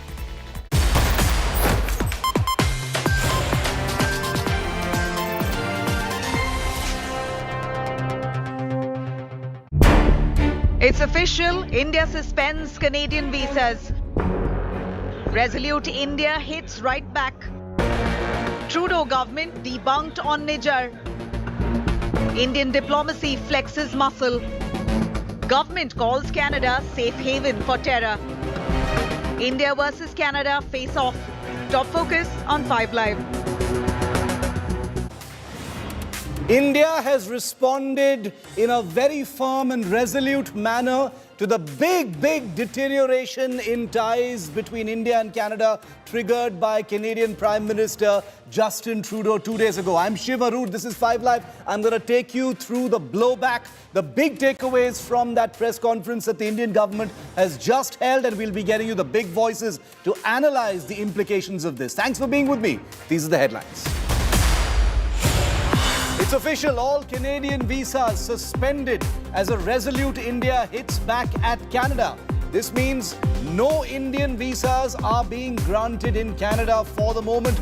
Government calls out Canadian prejudice, says zero action taken by Canada on India's terror dossiers. Canadian MP's big message on Khalistani provocation alleges targeted attacks on Hindus, says Hindu Canadians have been asked to go back and are living in fear now. Chilling Singh Panno attacked Hindu Canadians, asking us to leave Canada and go back to India. I've heard from many Hindu Canadians who are fearful after this targeted attack. Chilling details of Khalistani extremist Sukhdul's murder. The gangster was shot 9 times in the head at his Canadian residence. Killers say Sukhdul murdered Goldie's brother. Big deterioration in law and order and criminal violence in Canada. Crackdown on Khalistani terror by National Investigation Agency of India. 10 accused in San Francisco Indian consulate arson attack identified. NIA seeks info on the accused from the public. Women's reservation bill set to be passed by the Rajya Sabha. Nadda leads BJP fight in upper house, lashes out at Congress over quota bill politics. Bharat को पहला OBC प्रधानमंत्री।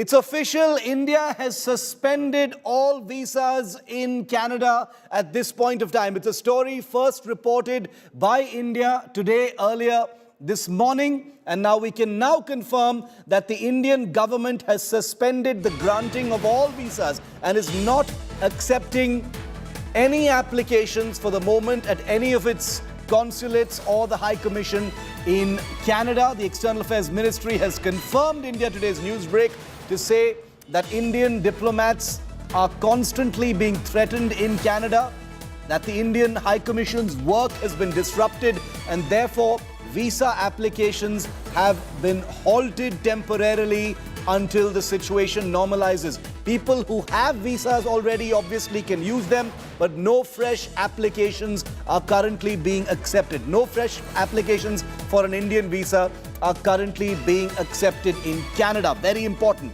India has cited a threat to its own diplomats in Canada and talked about a heightened sense of tension and security in that country at this time. You are aware of the security threats being faced by our High Commission and consulates in Canada. This has disrupted their normal functioning. Accordingly, our High Commission and consulates are temporarily unable to process visa applications. We will be reviewing the situation on a regular basis. E-visas, yes, e-visas also are on temporary suspension. They also, because they would at some point also involve our functioning of our our High Commission, our diplomats there. All categories of visas are suspended. Let me explain again. The issue is not about travel to India. The question is not about travel to India. Those who have valid visas, those who have other kind of documents like OCIs are free to travel to India. But the issue is of incitement to violence, the inaction by the Canadian authorities, and a creation of an environment that disrupts the functioning of our High Commission and consulates.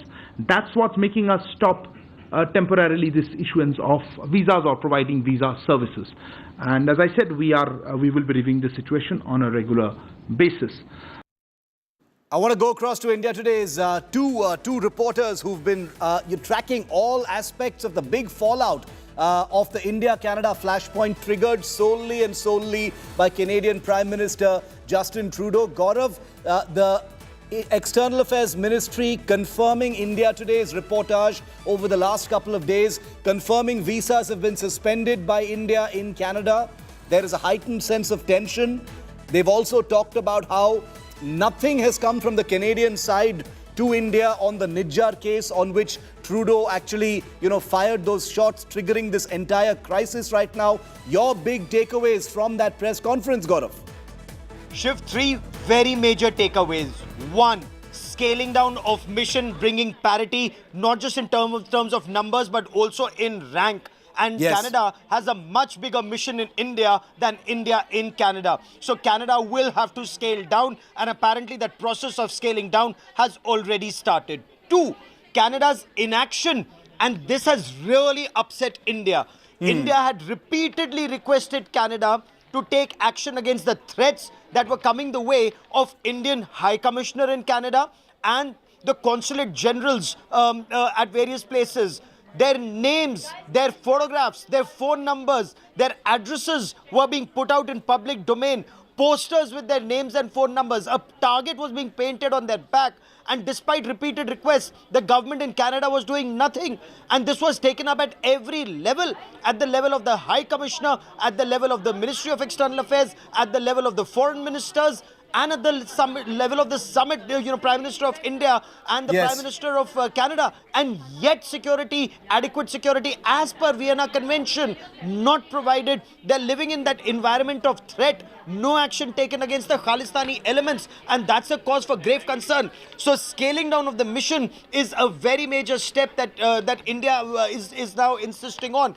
Two, the Ministry of External Affairs going on record to say no evidence provided and the allegations are politically motivated. So Justin Trudeau The Prime Minister of Canada stands accused of making politically motivated statements for his vote bank politics without sharing any evidence either then, before or even now after so many days, Shiv. Very, very interesting. And, Abhishek, even though the back channels and the diplomatic machinery, we can expect that they may be trying and dial down these tensions, on the face of it, on the surface of it, India is not, moving 1 inch. In fact, it has escalated things and put the ball right back in Trudeau's court by talking about a heightened sense of tension. And a day after that very, very harsh statement put out by the External Affairs Ministry, this is India basically saying, we've done no wrong, you're the one who's prejudiced, and you need to answer. Shiv, massive escalation as far as a rebuttal from India is concerned, and very strong words calling Canada a safe haven for terror. I think this kind of an expression for any country used by India is unprecedented. Perhaps in the past, India has gone on record to only call Pakistan a safe haven for terror. I don't remember New Delhi using this expression for any other country. So certainly, this is not going to die down because this is a big statement to make. And in fact, the big message with this statement was that Canada should think about its international reputation. So that's the kind of messaging that is coming from New Delhi. And also the fact that Arindam Bagchi, the spokesperson for MEA, said that there are about 20 to 25 terrorists who India has given information about to Canada, not just recently, but over the last few years. But there has been no response, no action. And calling the Canadian response prejudiced is, again, very strong words. And this is definitely an escalation because there has been a visa suspension as well. Again, that's something that's not happened with any other country. It remains to be seen how Canada is going to respond to this. Because remember, it was Justin Trudeau who first fired the first salvo, saying that Indian agencies are involved in that killing. But the rebuttal from India has been extremely strong. Stay with me, Abhishek and Gaurav. I want to take our viewers to the next piece of breaking news that we've gotten for you from that. We're basically breaking down the Indian government's first comprehensive press conference on this issue. So far, only statements have been released. The first press conference has happened. And now the next piece of breaking news, the big takeaway, India drawing that red line for Canada. This is a very resolute India that has, far from backing off, played it on the line and has debunked all calls from Canada as far as the Nijjar issue is concerned. India, in fact, has called Canada, in this many words, a safe haven for terrorists and extremists. India says Canada has not acted on its terror dossiers. It's an incredible irony. Listen to what Arindam Bagchi of the External Affairs Ministry has just said. If there is any country, if you're talking about reputational issues and reputational damage, if there's any country that needs to look at this, I think it is Canada and its growing reputation as a place, as a safe haven for terrorists, for extremists, and for organized crime. And I think that's a country that needs to worry about its international reputation. We have been sharing details of fugitives from justice who have run away, who are seeking safe havens in Canada and elsewhere, to come back to India and face justice and justice, whether it's economic fugitives or as terrorists. I think that's the way rule of law works. I don't even know what else to tell you how to handle. Easier would be if the host governments, where they're seeking safe havens, take action against such terrorists. वहाँ safe havens दे रहे हैं Canada में. वहाँ पे हम चाहेंगे कि उनके कैनेडियन सरकार सेफ हेवन्स न दें, और जिनके अगेंस्ट ऐसे टेररिज्म के चार्जेस हैं उनके ऊपर एक्शन ले, और वहाँ आइदर उनके ऊपर वहाँ एक्शन ले या हमें यहाँ जस्टिस फेस करने के लिए यहाँ भेजे. From our side, very specific evidence about criminal activities by individuals based on Canadian soil has been shared with the Canadian authorities on a regular basis, but not been acted upon. There is a degree of prejudice here, They have made the allegations, they have taken action on them. To us, it seems or it appears that these allegations by the Government of Canada are primarily politically driven. No specific information has been shared by Canada on this case, either then or before or after. We have, as we have said, or I think we've been very clear, we are willing to look at any specific information. We have conveyed this to the Canadian side, made it clear to them that we are willing to look at any specific information that is provided to us. But so far, we have not received any such specific information. We obviously condemn any threat. But look, overall, I think we should look at the larger issue, the larger issues of terrorism. And not just, terrorism, but also the fact that... Gaurav, quickly to you, a quick answer from you on this.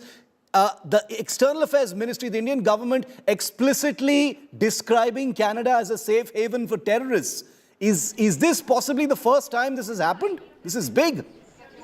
It indeed is big, but sadly, it's also the truth.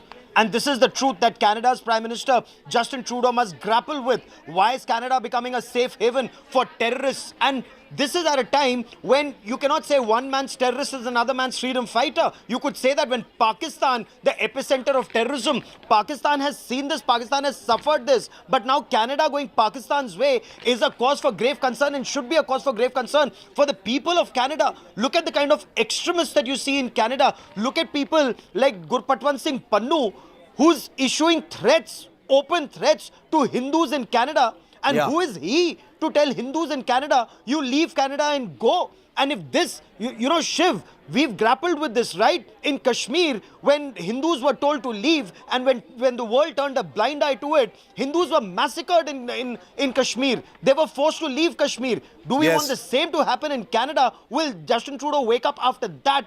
That's the cause for serious concern. And that is where Canada really needs to act against these elements. We have a very special guest. Gaurav, thanks very much for the moment. Ritesh Malik is president of the Canada-India Foundation that does a great deal of work in India-Canada relations. He joins me live. Ritesh, welcome. Thank you. I wish we were speaking in better circumstances, but clearly there is a very visible deterioration in India-Canada ties. I wanted to start by, because you're joining us just on the back of a very aggressive Indian Foreign Office press conference, which I'm sure you may have gotten the gist of, where the Indian government has confirmed the suspension of any visas in Canada. They've talked about a heightened sense of tension. What are you making of all of this? Opening comment from you, Ritesh. Hi, it's very sad. I mean, what we've seen past 2-3 days, I mean, this is very disturbing for us as Indo-Canadian community and responsible Canadians as well, because what we have seen in last few months, I would say, or how things have unfolded, that's very disturbing for all of us. Like, we came to Canada. I mean, we never, afraid to discuss the issues. A lot of people, we felt we had, and we came here thinking that we are going to a country which is, great. Canada is a great country, but I think like last few months of developments have been not what we all anticipated will face in Canada. Vandalizing of temples and no action from law enforcement or politicians. You just said, open threats to Hindus to leave Canada or go to India. I mean, these are not the things which, we expected from a country like Canada. Canada and India have had great relationship in the past. I mean, they both have so much in common as democracies. And, organizations like ours, Canada-India Foundation, we've played such an important role to bring the two countries together. Like, we all remember those times when, India needed nuclear supplies for their civil... I want to come to some specifics, because the Indian government is talking about a heightened sense of tension. They've asked the, Indian students there to register with the, high commissions, consulates, mother.gov.in. So there is a sense of panic among families. You're obviously in touch with, people in Canada. What can you tell us about the situation on the ground? Is there a real threat? Okay, you have to understand that, when things like this happen and when, there are security advisories given on both sides and, open threats given to people. And we need to understand one basic thing, that when Canada accused India of this thing, Like there is a sense of, like how I should put it, that, a lot of people have started seeing Indians in a different way.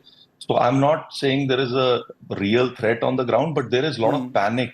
I mean, we all should, there are a lot of students. I mean, Canada gets about plus 200,000 students, and students are, like inexperienced, and, they always are worried about so many things. So this has added to their anxiety. I mean, this has added to their anxiety, and we as foundation have been getting a lot of calls from students, their parents in India, that even business travelers wanting to come to Canada. That is it safe to come? We should come or not come? So these things are, of course, on the ground. I'm not saying there is real threat, but there is a lot of anxiety and panic amongst people, amongst community. No, because Ritesh, at this point of time, as the crossfire appears to escalate between both countries, the perception from India, and you are aware of this, is that the Trudeau government has done simply nothing against very, very open and dangerous calls for violence. Many of these Khalistani groups have published pictures, location details, phone numbers, addresses perhaps of Indian diplomats. You've got, another terror group openly threatening Indian Hindus over there, telling them to leave and go back to India. And yet all of this is being, described by Trudeau himself and his government as freedom of speech and not violative of any particular Canadian laws. There's a great trust deficit that is building in India's mind as far as Canada is concerned. And I'm not talking about the government, I'm talking about the people. I'm not saying who is right or who is wrong, but I'll give you a small example. Yes. Like whatever incidents happened in BC, after that, we all saw, Indian diplomats, their posters all over the place and they're being targeted. I think what Canada should have done is they should have reined these people in rather than providing security to Indian diplomats. So giving that message and providing security to Indian diplomats, give the message that, okay, even federal government cannot do anything about this. Like the freedom of expression is a long debate been going on in Canada for long. And we always say freedom of expression is a charter right of Canadians, but unless and until it comes with a lot of responsibility, like you cannot give freedom of expression on pretext of freedom of expression. You can't be issuing threats. You cannot be issuing hate ideology to people. These are Ritesh, you know this very well, and I understand that as the president of the Canada-India Foundation, you must be a person who is building bridges. But if you think about it from the Indian perspective, these are open calls for violence. These are almost like supari posters. These are posters saying "Isko maar dalo, isko dhundo, isko maar dalo." Those are the kinds of things that are being called freedom of speech by the Trudeau government. There's no midway in this.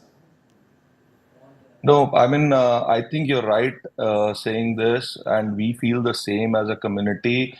I mean, nobody should, on pretext of freedom of expression or freedom of speech, do such things. And again, my only question is that, if these threats are being given and if these threats are real, like if these are real, for example, that is the reason only federal government provided RCMP cover or security to Indian diplomats. If these threats are not real, they would have not provided security. And my another question is, if these threats are real and you've provided security, what have you done to actually counter these people or counter these people who are issuing these threats? These are real questions which, we as Canadians need to introspect. We as, we all need to introspect these questions. We just cannot say that these threats are not real. If these were not real, like why would you provide security cover to Indian diplomats? Okay. I have two more questions, Ritesh, and I appreciate your candor in these questions. There are so many millions of Indian families who have relatives in Canada. People who are studying there, children, etc. And like you said, there's a great deal of anxiety that is built up. What advice would you give? The Indian government, has said, please register at the embassy, register at the High Commission. And, and when a government says, please ASAP register, that instantly triggers panic. So I want a realistic kind of assessment. What would you advise students there? I'm not trying to ask you to go out on a limb. I know it's a fluid situation, but what would you say to families and students there? As you rightly said, it's a fluid situation and it's fast changing every day. Every morning you get up and you see new advisories or new press conference or new announcements, Canada pulling out diplomats and all that stuff. But I would just say, historically and, principally, Canada and India are good allies. I mean, like, these are temporary hiccups. And I would say sanity will prevail in the end, and both sides will sit down and talk to each other and resolve all the issues. But the crux of the matter is that any civilized society, any progressive country like Canada, needs to weigh in and introspect and see what is good for their society, our society. I mean, we are more concerned about what is future of our children here. I mean, we don't want to be living amidst people, who threaten people, who bully people, who openly issue threats against, peace-loving people. That's not the society we all want to, raise our children in. So I think at this moment, I think people on both sides should be calm and, they should not overreact.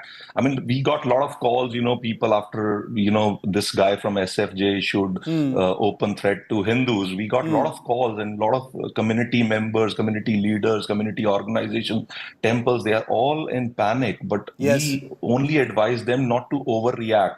I mean, these are fringe elements. Nobody cares for them. They don't have any say besides, a small section which has that ideology. But I think the important thing here for us as both countries is to sit down, talk, and, without appeasement politics or without trying to appease a certain section for votes, we should think what is good for both countries. I mean, like But Ritesh, that's the thing. The appeasement has continued non-stop, and there doesn't appear to be any change in the Trudeau government's policies as far as Khalistani terrorists are concerned. I mean, this is not about the Sikh community. The Sikh community is an amazing, proud community that has contributed so much to modern Canada and are responsible for those relations. But even these few are not being taken action against. That's the point. Because, the problem is like Sikhs are great people, and there are plenty of Sikhs in Canada all over the place in our circle who have immensely contributed in Canada, and they are very, very loyal to India. They don't even talk about Khalistan. They don't even know what is this issue. But the thing is that these small elements are very vocal. And we guys have not been very vocal in terms of what is right. So I think what needs to change is all pro-Canada, India people need to come on a common platform and hold these leaders or politicians accountable for what they are doing. That has not happened in Canada. That is the reason, they think they need to appease them, they need to please them. Okay, we leave it there for the moment. I think this is, like I said, a fluid situation. It requires a degree of calmness, but at least so far that calmness is not coming from either of the governments. So hopefully the people will stay calm. The threat is still out there. We are not going to exaggerate the threat, but just for a moment to our viewers, I'd like to say, imagine if you're the parent of a student studying in Canada, or you have relatives in Canada, or you need to go there for some kind of family function. Imagine how uncertain everything is, thanks to the words of one man. And remember, and Ritesh, if you have time, I'll take one final question from you. The place where all of this started was Justin Trudeau linking India to the killing of Hardeep Singh Nijjar. India today says, we've not even received one iota of information from Canada. They've completely exposed Trudeau. I know, but I'm no one to comment on what happened between government to government. All I can say is that, and I would urge people on both sides that, it's people-to-people relationship when it comes to, countries. So I think Canada and India have great future together, great potential together. And we just both countries need to handle whatever are the hiccups for the benefit of people on both sides. That's all I can say. I mean, as I was saying before, also, Canada in the past has contributed immensely with nuclear program and whatnot. And similarly, Indians and India have contributed a lot to Canadian fabric today. So that is all we need to remember and work out on these differences and work out. Yes, we most definitely. I completely agree with you, Ritesh, and I appreciate that sentiment, because even here in India today, we believe that dialing down tensions needs to be the need of the hour. But this is also a country clearly that has demonstrated it, does not take these provocations lying down. It will defend itself. It will not take kindly to allegations of this kind, and it will respond in the way that it has, because Khalistani terror is not a joke. It's a diplomatic issue that needs to be taken care of. It goes beyond just paperwork and relations between the two countries. This is about the safety of Indians, and let's not forget how many Canadians have been killed by Khalistani terrorists over the many years. Ritesh Malik, always a pleasure. Thank you very much. Learned a lot about India-Canada relations, and hoping for the best. Stay safe. Thanks very much for being with us here in India Today. Now I want to recap for you the big takeaways from that big Indian government press conference that has just happened. Takeaway number one, viewer, is the government confirming India Today's big news break this morning about the Indian visa process being halted in Canada. So if you're in Canada and you want an Indian visa, your application is not going to be accepted for now. It's a temporary measure, but for now it's not going to happen. And this is owing to disruptions in the High Commission and Embassy. Government calling Canada a safe haven for terror is unprecedented. Very, very strong language being used by the Indian government. The Indian government has accused Pakistan, it's named Pakistan, and blamed it for funding these Khalistani terror groups that have found a safe haven in Canada. The Indian government confirms no inputs have been shared by the Trudeau government on the killing of Hardeep Singh Nijjar, and they've still gone ahead and linked India to it. When Trudeau spoke in Canadian Parliament. The Indian government also says zero Canadian action, on the contrary, has been taken on multiple Indian dossiers that have been supplied to that country, detailing wanted terrorists who are living a free life in that country. The government of India has also asked Canada to trim its embassy staff for parity, because the Canadian embassy has much more staff that the Indian High Commission has in Canada, and therefore there needs to be parity, equal number, equal seniority of officers and staff in that place. I'm also joined now, I want to get an international perspective, by Chris Blackburn. He's a very well-regarded international affairs commentator who joins me now. Chris, good to have you. Right off the bat, what are you making of India's most visible decision right now to halt all visas in Canada? Well, I think what we're seeing is a decline in Indian-Canada relations. I think it started with Justin Trudeau's announcement in the Canadian Parliament, where he said he had credible allegations against India. I think the Canadians need to provide facts. Overnight, we saw the killing of another Khalistani in Canada due to gang-related warfare. So we know that Canada's got a problem.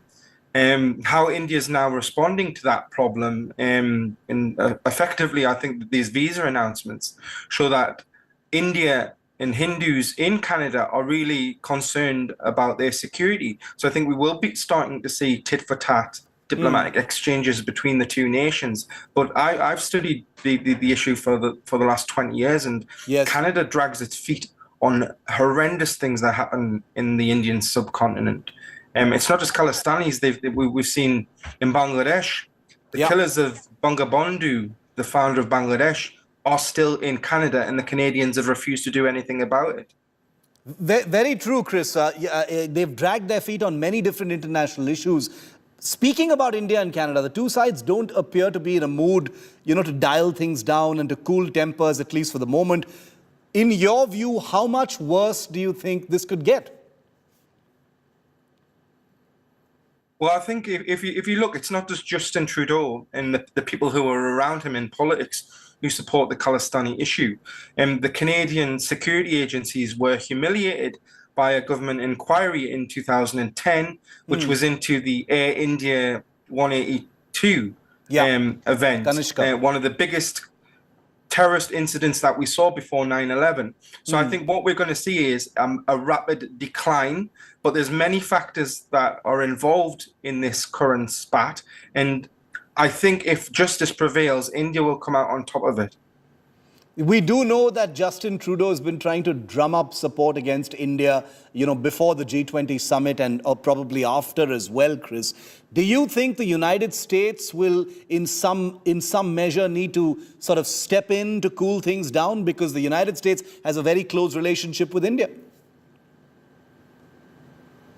Yes, I think because I think a lot of countries are looking at a sort of the broader horizon, and India is a star on the world stage now, and the global powers need India's help, and especially in countering China in the South Pacific and other areas.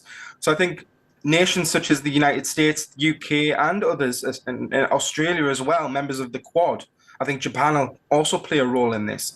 We'll try to talk back Canada, ask them for proof. And if they don't provide it, I think this will be a major sort of faux pas and could probably see the end of Justin Trudeau's career in Canada. Because it looks to most people like Trudeau has painted himself into a corner, because since then it's been a non-stop series of escalations for 48 hours now, Chris? In your view, what's the way back from this? Who needs to take that first step, and what is the way back from this? Well, I think unless Canada have actual hard evidence, I think what we're going to see is an escalation, because India has a real concrete case against Canada for refusing and dragging its feet on the Khalistan issue. So I don't think it'll get resolved anytime soon. If anything, I think it will progressively get worse. And it will even get worse. Say the Canadians do have some form of evidence. We're likely to see this thing drag on for the next sort of 6 months to a year, possibly even longer. Final question, Chris, is the sense of disbelief and a total breakdown of trust in the common Indian mind, looking at how Canada has simply refused over the years to take any action against Khalistani elements, including those who now call for the murder of Indian officials. Indian diplomats want Indians to leave Canada. In your view, why is Canada not taking action? Is there a reason beyond the obvious political vote bank reasons? Well, I think, as I've said, I think there are multiple factors at work here. I think Justin Trudeau is playing a vote bank politics. We know that some of his close sort of friends and allies and ministers support Khalistan in Canada. So that he's in a difficult position. But then we've also got the Canadian security services. This is the whole Khalistan issue for the last sort of 30 years plus has been an embarrassment for the Canadian security agencies. So I would hope that Canada changes its position, is more proactive on the Khalistan issue. But with Justin Trudeau in power, we've seen that he's willing to dig in his feet. He's willing to drag this thing out. So I think there won't be any real changes soon, especially on the political front, as his numbers are beginning to sort of tank in the polls. I think Justin Trudeau has made the decision and calculated that he thinks this can be a win issue for him. So I think it's going to be very difficult moving forward.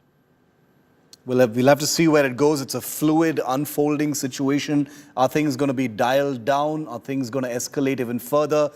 The only thing we can do is wait and watch and prepare our viewers for whatever uncertainty lies ahead. Chris Blackburn, always a pleasure. Thanks so much for your time here on India Today. We've got some breaking news coming in now.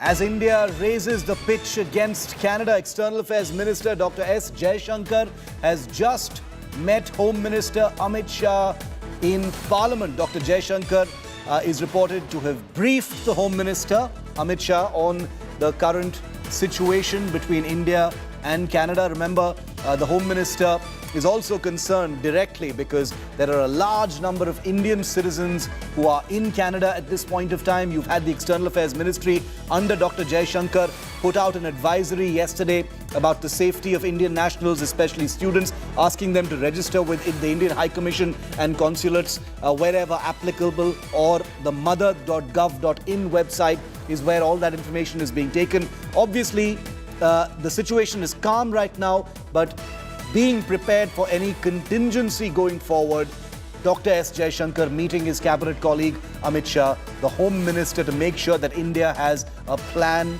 no matter what situation presents itself.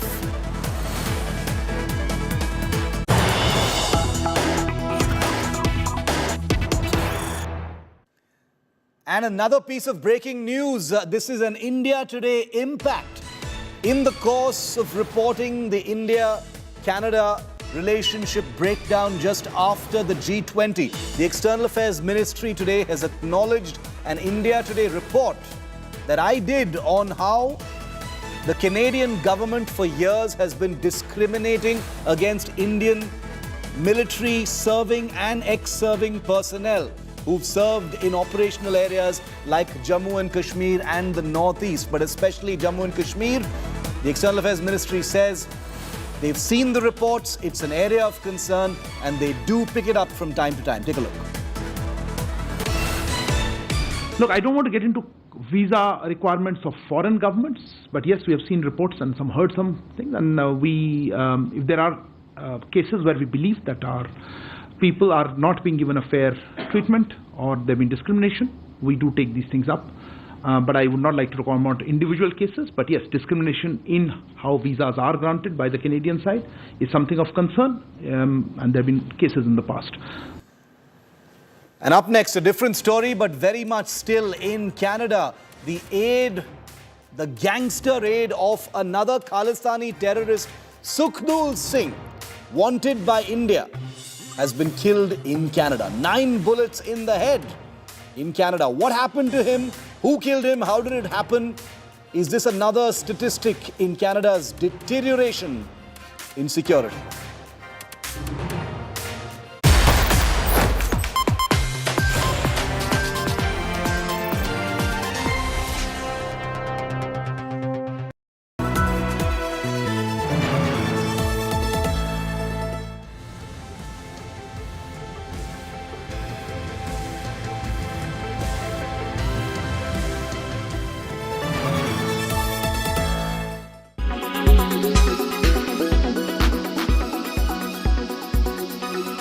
उत्साहित थे कि Bharatiya Janata party की सरकार ने इस bill को लेकर आया है, लेकिन जब इस बिल के अंदर में देखा तो हमें यह पता चला यह बिल तो धोखा देने वाला बिल है, महिलाओं को बेवकूफ बनाने वाला बिल है। ये बिल महिलाओं को रिजर्वेशन नहीं दे रही है, ये महिलाओं से रिजर्वेशन ले रही है। मैं बताता हूं कि कैसे करेगी। प्लीज काइंडली चेक धोखा और जो शब्द आपने इस्तेमाल किया वो संसदीय है, बोलने में संसदीय शब्दों का ही इस्तेमाल करें। Please you may take the appropriate decision. ये काम आपका है देखना, मेरा नहीं। आप संसदीय शब्दों का ही इस्तेमाल करें। Thank you.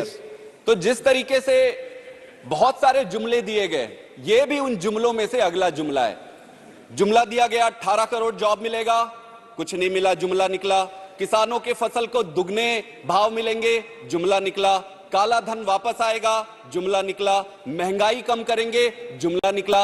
यह बिल भी जिस तरीके से इस पे पेच अड़ाया गया है उपसभापति महोदय, और मैं डिटेल में बताऊंगा कि कैसे पेच अड़ाया गया है। इस पेच जिस तरीके से अड़ाया गया है, ऐसा लगता है कि यह भी मात्र एक जुमला साबित होने वाला है। आपके माध्यम से पूरे देश के सामने मैं ये रखना चाहता हूं, कमेंसमेंट कब से शुरू होगा, कब से लागू होगा, इसके बारे में ये कहा गया है कि पहले सेंसस होगा और सेंसस के बाद फिर डिलिमिटेशन होगा और डिलिमिटेशन के बाद फिर जाकर ये लागू हो सकता है। अभी नड्डा जी बात कर रहे थे, नड्डा जी ने स्वयं कहा कि 2029 से पहले तो संभव ही नहीं है।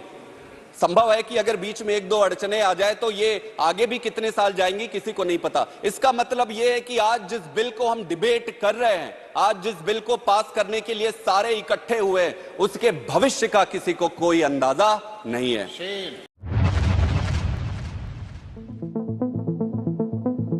Canadian Punjabi singer Shub faces backlash over backing Khalistanis. The Canadian Punjabi rapper's India tour has been cancelled. 26-year-old singer is accused of supporting Khalistani elements. His Mumbai performance was scheduled for September 23rd to 25th. His social media activity espousing separatism came back to haunt him. The singer had earlier shared a distorted map of India.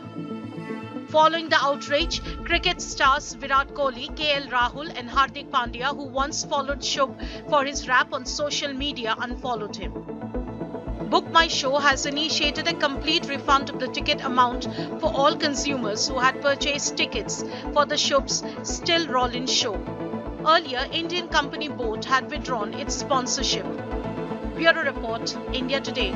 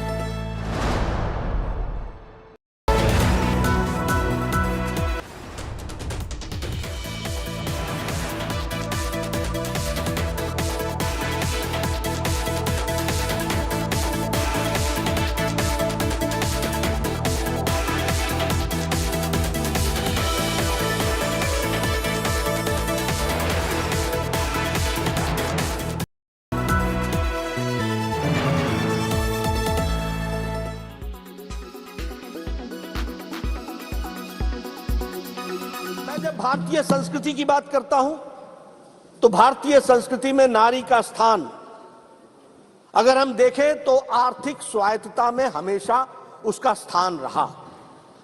उसके सामाजिक जीवन में आर्थिक स्वायत्तता रही। अध्यात्म से लेकर अध्यापन तक नारी का विशेष योगदान रहा है। और अगर हम हड़प्पन काल की भी बात करें तो वो जो कांस्य की मूर्ति डांसिंग गर्ल है वह बताता है कि हमारे समाज में महिलाओं को कितनी स्वतंत्रता थी और कितना इंडिपेंडेंस था, यह भी उसमें से दर्शाता है।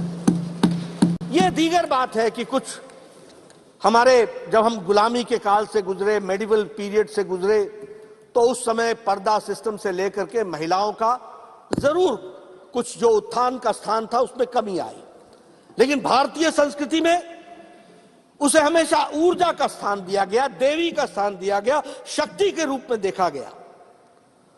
और हमारे यहां शब्दावली भी वैसी है, गौरी शंकर, गिरजा शंकर, भवानी शंकर, सीताराम, राधे श्याम।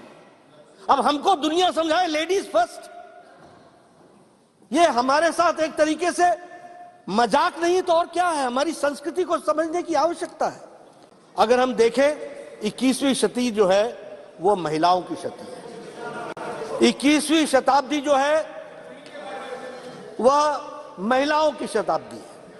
और फिर चाहे ज्ञान हो, चाहे विज्ञान हो, चाहे मिलिट्री एजुकेशन हो, चाहे सैन्य सुरक्षा हो, चाहे अर्थ जगत हो, हमें खुशी है कि आज हमारी भारत की महिलाएं अपने आप को लीडिंग रोल में लेकर के आई हैं और उन्होंने अपने आप को प्रतिस्थापित किया है और सम्मानित स्थान पर लेकर के आई हैं। It is not only the presence but it is the position, वह सम्मानित स्थान जो उनको मिला है, जो उन्होंने हासिल किया है, यह बताता है कि भारतीय नारी किस तरीके से उन्होंने अपना योगदान किया है। आज सॉफ्टवेयर की दुनिया में 21% हमारी महिलाएं हैं जो लीडिंग रोल में हैं। आज हम अगर इसरो की बात करें, जिसके बारे में कल परसों जयराम रमेश जी चर्चा कर रहे थे, उसमें अगर हम साइंटिस्ट देखें तो फिर चाहे मार्स मिशन हो, चाहे चंद्रयान हो, चाहे आदित्य L1 हो, इन सब में महिला साइंटिस्ट का बहुत बड़ा योगदान है। इसको भी हमको ध्यान रखना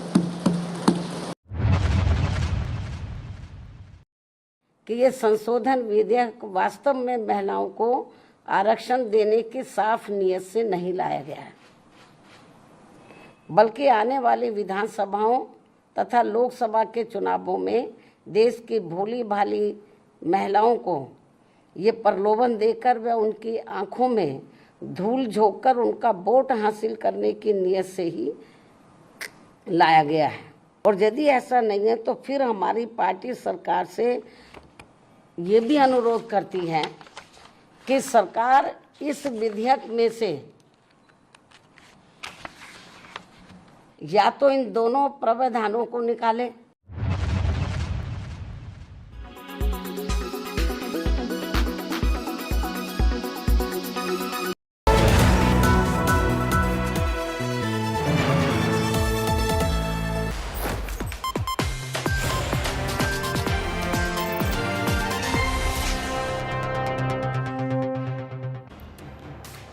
Well, criminal violence and the security and law and order situation in parts of Canada is clearly in free fall because another gangster who was a known aide of a Khalistani terrorist has now been killed in Canada, smack dab in the middle of this huge escalation in diplomatic offense between India and Canada. Sukhdev Singh, that's the guy you see on your screen, who was a known aide of Khalistani terrorist Arshdeep Singh, alias Arsh Dala, who was wanted by India, was killed in Canada's Winnipeg city. Sukhdul's killing comes, like I said, amidst growing diplomatic tensions between India and Canada over the killing of another Khalistani terrorist, Hardeep Singh Nijjar, 3 months ago in Surrey, British Columbia, which is something that Prime Minister of Canada, Justin Trudeau, has linked to India. Take a look at this report.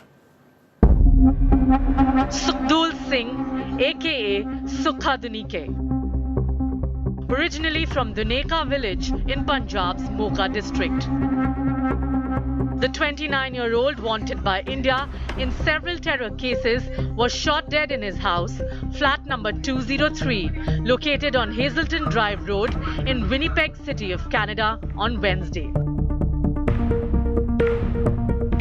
Sukhdev Singh is an aide of Khalistani terrorist Arshdeep Singh, alias Arsh Dala, who is also wanted in India.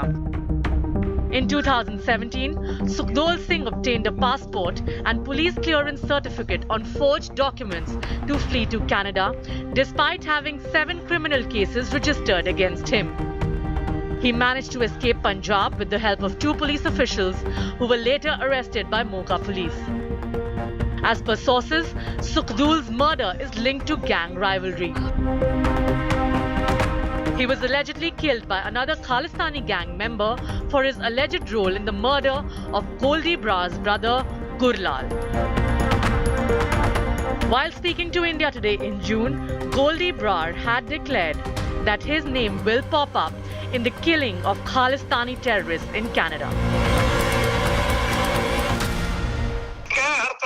हमें approach करती हैं जी, इसमें कोई दो राय नहीं है, पर क्या करना है और क्या नहीं करना है वो हमें पता है जी, ठीक है। हमें पता, हम जो चीज करने की जरूरत नहीं है जी हम वो नहीं करेंगे, ये मतलब नहीं है, अगर हम कर सकते हैं तो करेंगे जी।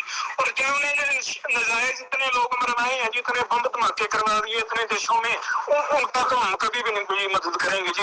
हम दुश्मन हैं, उनके दोस्त नहीं है, ठीक है। कभी हमारा अगर नाम आएगा तो उनको मारने वाले बंदों में आएगा जी।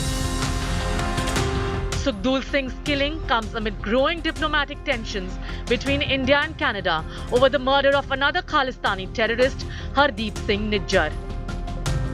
The 45-year-old Nijjar, wanted by India in several terror cases, was shot dead in the parking lot of a Gurdwara in Canada's Surrey. He was gunned down by what investigators initially said were 2 masked men who fled the scene. Nijjar is named as a member of the Khalistan Tiger Force, a designated terrorist group. In 2016, he was linked to a 2007 bombing at a Punjab cinema that killed 6. Nijjar claimed to have moved to Canada in 1997, working as a plumber at a local Gurdwara. India has categorically rejected Canadian allegations of involvement in Nijjar's murder as absurd and politically motivated, saying that Canada had long provided shelter to Khalistani terrorists and extremists. Experts, however, believe non-state actors like Nijjar, crafted by Pakistan's rogue ISI, have been caught in their own web. It is the policy of Pakistan's ISI to eliminate, to send terrorists to different countries. They eliminate their own people. And these people who have been killed, either in Pakistan or Canada, they had become liability for Pakistan, whether it's Hafiz Saeed or Syed Salahuddin. From Canada to Pakistan, the violent deaths of Khalistani elements could very well be the handiwork of the ISI that once nurtured them. If there is any person who is working for any agency, if he is unable to deliver, then he has to be sold out or killed. That is what Pakistan ISI is doing, because Pakistan had been spending a lot of money on terrorists and terrorist activities in India and elsewhere, but lately Pakistan is in a big problem, economic problem. Pakistan cannot afford them, so it is Pakistan who is killing them, or Pakistan ISA who is killing them, or in some cases there is inter-gang rivalry. When will the Trudeau government act against the increasing lawlessness by Khalistani-linked gangsters who are posing a threat to Indian-Canadian community?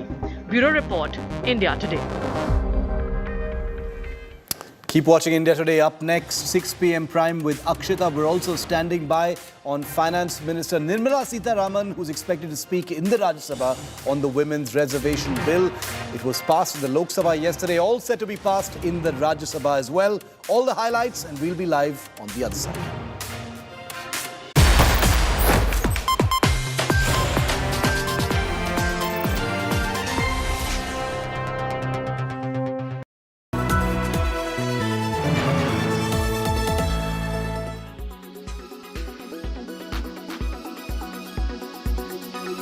इसका amendment करने का कोई दिक्कत नहीं है। ये आप अब करने का तो ये 31 को डाल रहे हैं। इसका मकसद क्या है कि बिल ऐसा ही चले। नहीं, आप ही ने कहा 29 के बाद ये सब 29 को नहीं, मैं सर जब पंचायत में रिजर्वेशन के लिए होता है, जिला पंचायत का होता है, तो ये वुमन रिजर्वेशन का क्यों नहीं होता? आज करो। और मैं एक कबीर का दुआ सुनाता हूँ, कल करने का आज करो, आज करने का अब करो, और फिर तो पल में प्रलय होगा तो फिर करेंगे कब? पल में प्रलय होगा तो फिर करेंगे कब? मिस्टर नड्डा, तो इसीलिए आप आज कीजिए, वी आर रेडी। वो इलीगल नहीं होता, जुडिशरी नहीं होता, कुछ नहीं। I don't understand how Canada could go public in such an embarrassingly dismaying manner in their parliament, making unsubstantiated accusations against India. It does look like in Canada the need to pander to a domestic political constituency has overridden their good sense about their relationship with India, and I think we need to now take some steps to ensure that it doesn't deteriorate any further. I know I was shocked to hear about the threats to Hindus and Hindu students in particular. That is something which the Canadians have a responsibility when they accept people on their soil. They have a responsibility to look after the well-being and the safety and security of all people, certainly of Indian citizens there. And because they are the ones who provoked this problem, they need to be particularly conscious of their responsibility to prevent it getting out of hand. It is very disturbing to hear that situation is getting worse because of the relationship between the two countries. A lot of Punjabis in large numbers have settled down in Canada. Every year, nearly about 1 lakh students go and study there. There's a sense of panic which is crept up in Punjab. People are calling me up, parents are calling me up, what will happen to their kids, what will happen to their families. So Government of India and Government of Canada should, as soon as possible, find a solution to this. सत्ता पक्ष हो या विपक्ष में हो, जितनी भी पुरुष मानसिकता है, महिलाओं की वंदना, इतिहास गवाह है कि जब जब आपको शक्ति की जरूरत होती है, जब जब आपको सत्ता पाने की जरूरत होती है, जब जब आप विजय की आशा रखते हैं, तब आप एक महिला को देवी बनाकर उसकी पूजा करने लगते हैं, वंदना करने लगते हैं। लेकिन अंदर में एक पुरुष की जीत और उसकी वंदना होती है। आपकी वंदना हमने जंतर मंतर में बैठी उन महिलाओं के रूप में देखी। आपकी वंदना, आपका महिलाओं का सम्मान जब मणिपुर पे हमारी महिलाएं निवस्त्र हो रही थी, हमने तब देखी। आपकी वंदना और आपकी पूजा और सम्मान जब एक रेपिस्ट को बचाने के लिए, जब आप सत्ता पक्ष वालों को यह मालूम चलता है कि वोट की राजनीति में जरूरत है, तो मैं रिक्वेस्ट करती हूं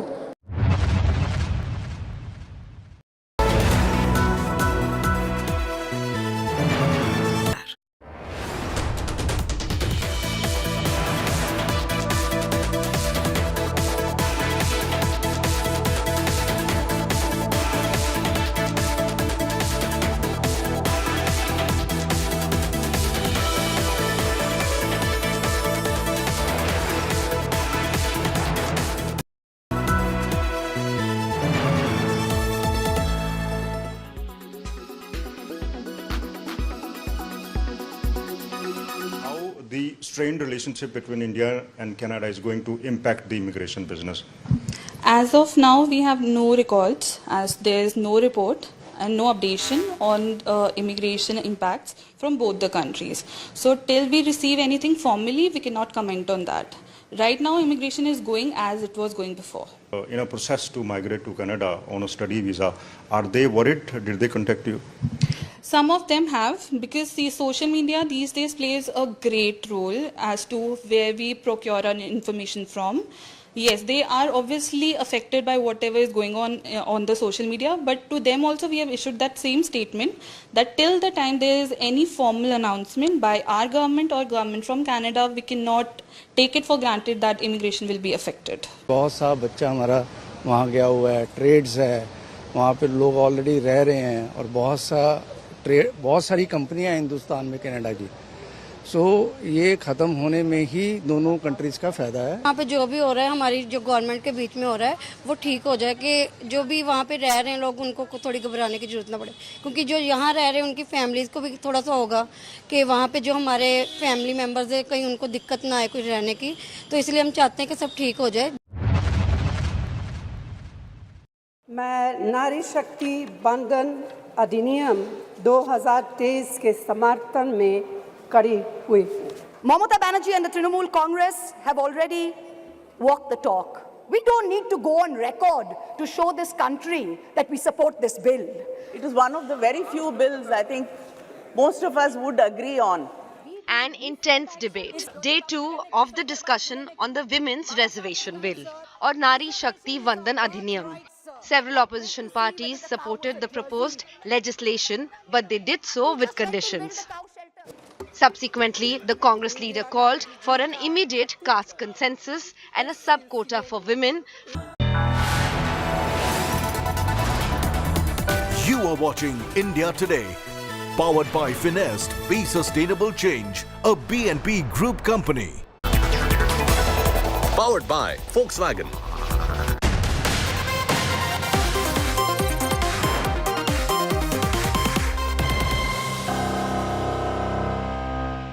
नारी शक्ति बंधन अधिनियम 454 2/3 बहुमत द्वारा पारित हुआ.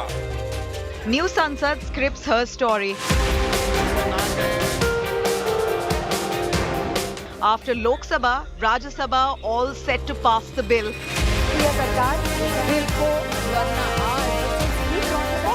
Make no mistake. Debate over women's quota bill heats up in the Rajya Sabha.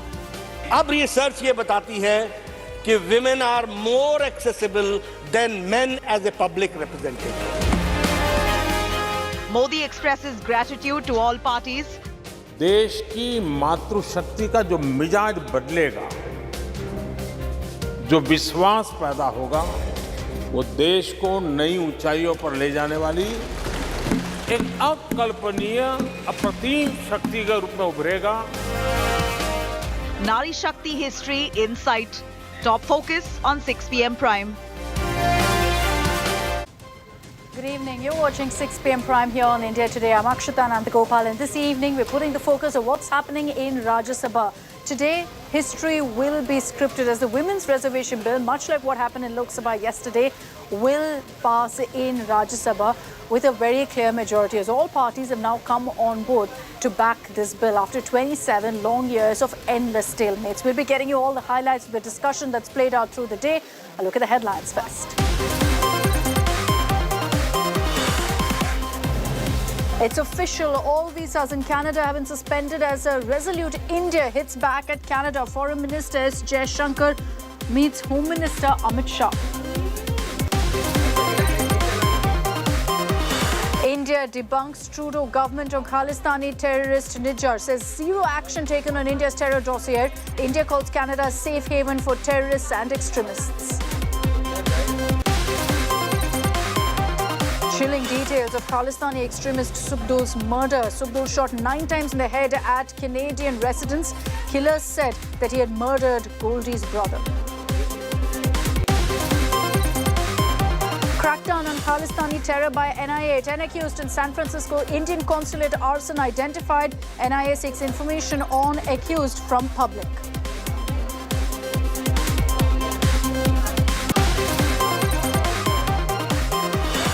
Women's reservation bill is all set to be passed by Rajya Sabha. Nadda leads BJP fight in upper house, lashes out at Congress over quota bill politics. Bharat को पहला OBC प्रधानमंत्री Bharatiya Janata party NDA ने दिया, यह भी हमको ध्यान रखना। And Boeing rolls out big Make in India plans to open the largest facility outside of the US near Bengaluru. Says it will buy 10,000 crore rupees of components from India every year.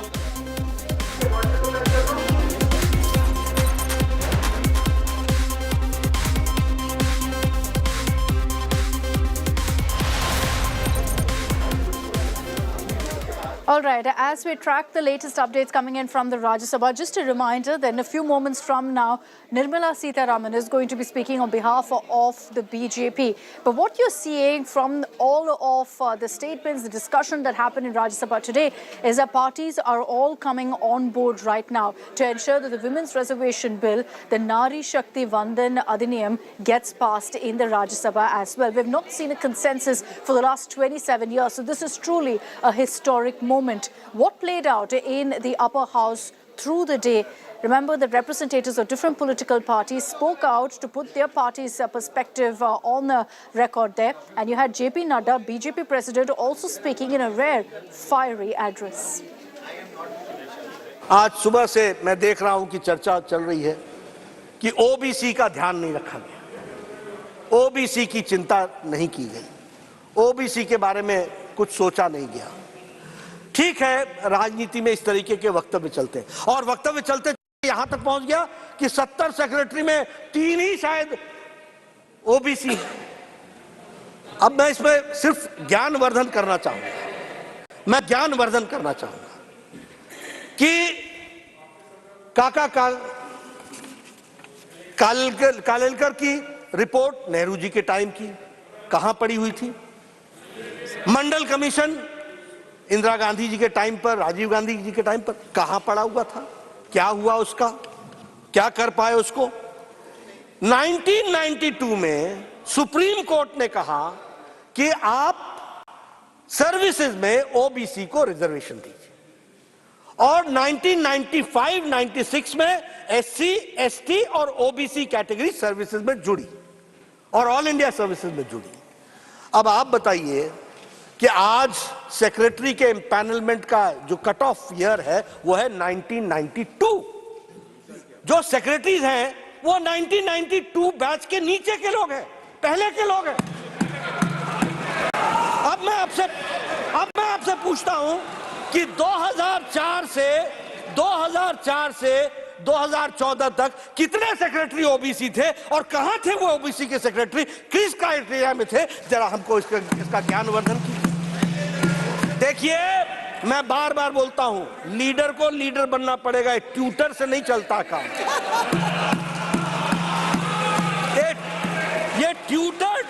ये tutored statement से नहीं चलता है काम, और वह भी tutor अगर कोई लीडर हो तो भी समझ में आता है। ये एनजीओ को लेकर के आ जाते हो, जिन एनजीओ को जिनको आता न पता न सता, कोई चीज जानकारी नहीं, वो आपको समझाते हैं और आप बोल करके सोचो I was shocked and shattered and shocked.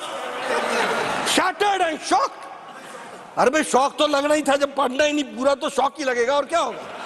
Bharat को पहला ओबीसी प्रधानमंत्री भारतीय जनता पार्टी एनडीए ने दिया, यह भी हमको ध्यान रखना। ये ओबीसी की बात करते हैं, मैं कांग्रेस की बात कर रहा हूं, कांग्रेस और भैया मैं कांग्रेस की बात, कांग्रेस। दूसरा आज 27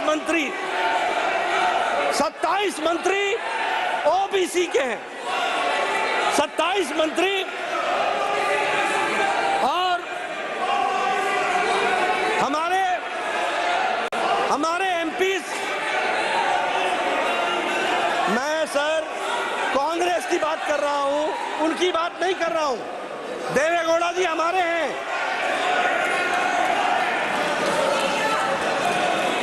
ओबीसी, मैं कांग्रेस की बात कर रहा हूं। Congress, I'm not talking about Janata Dal. I am talking about Congress. That first Prime Minister has been given by NDA, OBC, that is Narendra Modi, by NDA. Never Congress has given. मैं OBC, मैं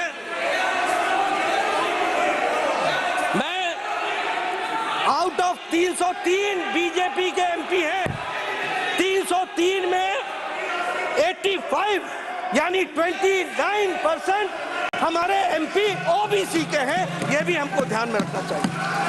उसी तरीके से 1358 एमएलए में 27% OBC के हैं, 27%। Out of 163 हमारे MLC जो हैं उसमें 40% ओबीसी के हैं।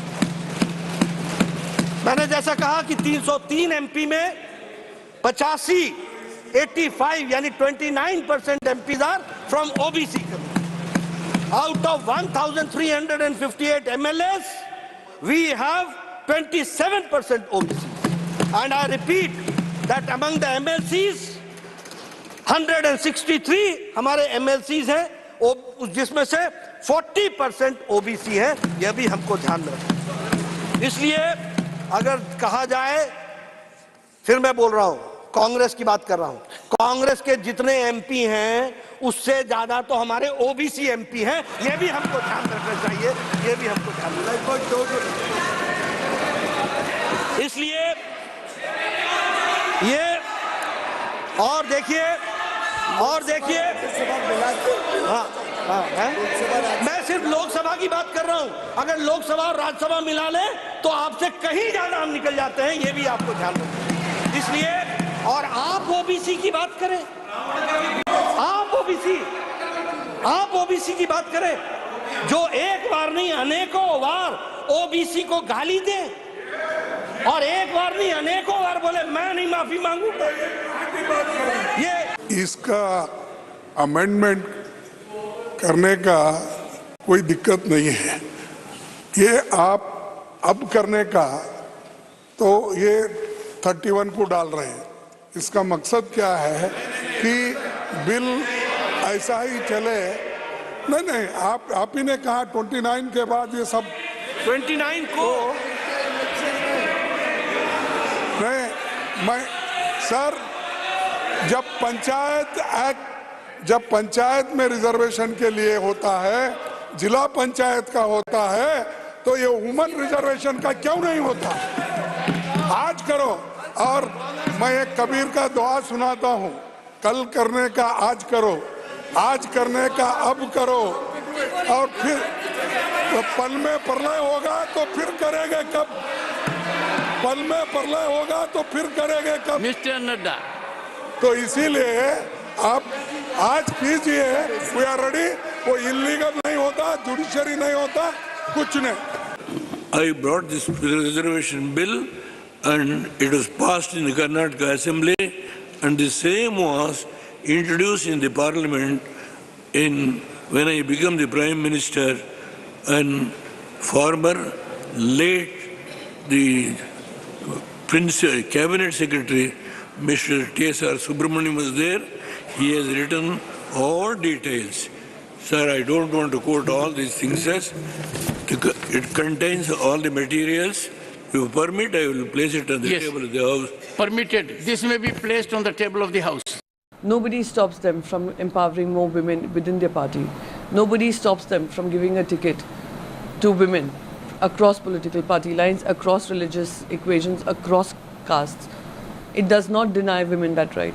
However, having to vote against it is extremely, I think, saddening that they would be judged as those who were on the wrong side of history. इस bill में नियत ही साफ नहीं है सरकार के। अनिश्चित कालखंड के लिए, अनिश्चित प्रतिबद्धताओं के लिए कोई रोड मैप नहीं, और ये बिल पास किया जा रहा है। एक बड़ी आबादी को आपने खारिज कर दिया, उनको एक्सक्लूड कर दिया। कल शाम से प्रधानमंत्री जी को की टीम को समझना चाहिए कि चर्चा बिल के पास होने की नहीं हो रही है, चर्चा हो रही है ओबीसी की। उनको क्यों नहीं इंक्लूड किया?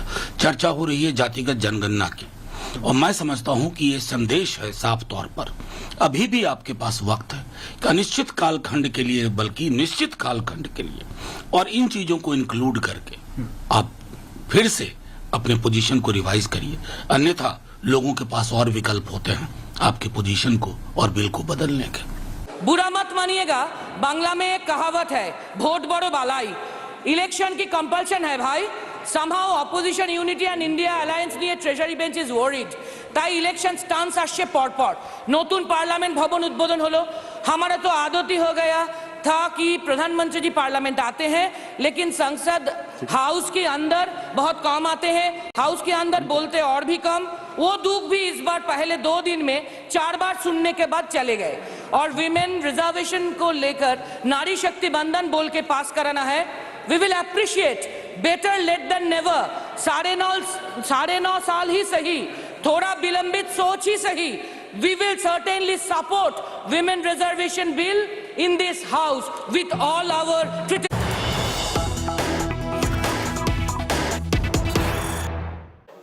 Now, with the decks cleared for the Women's Reservation Bill to be passed today in the Rajya Sabha, we're hearing from our sources in the government that both houses will be adjourned sine die today, which means that the special session, which was to be continuing till tomorrow, will actually end a day early. And that's because business has, in fact, been taken care of. The government clearly had called for the special session with the intention of bringing the Women's Reservation Bill. With that taken care of, it looks like the government is all set to go ahead and adjourn both houses sine die, which means tomorrow there will be no business in both houses. Let me take this across to Maushmi Singh for more details.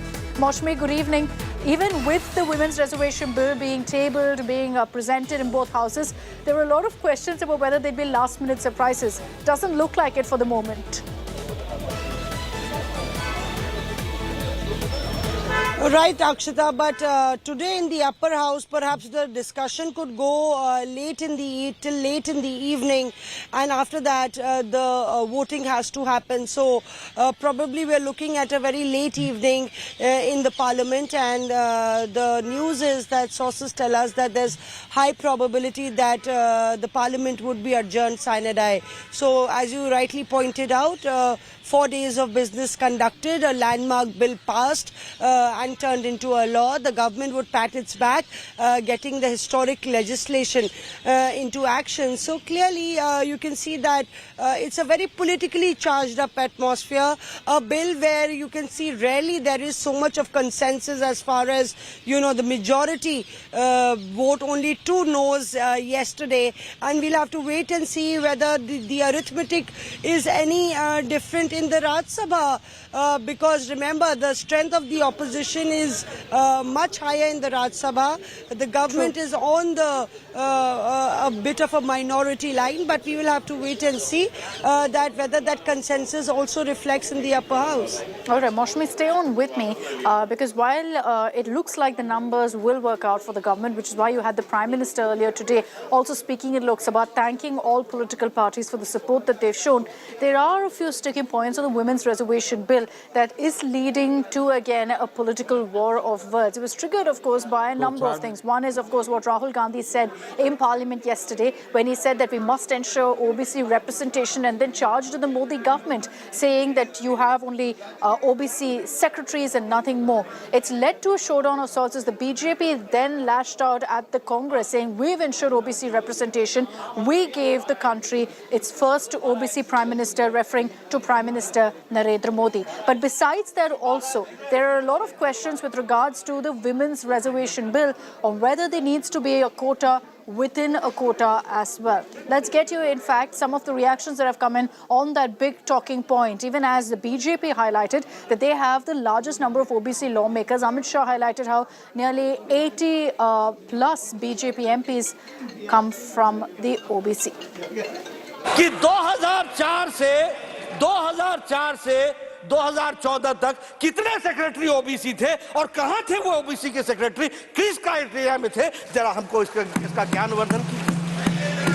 देखिए, मैं बार बार बोलता हूं, leader को leader बनना पड़ेगा, tutor से नहीं चलता काम।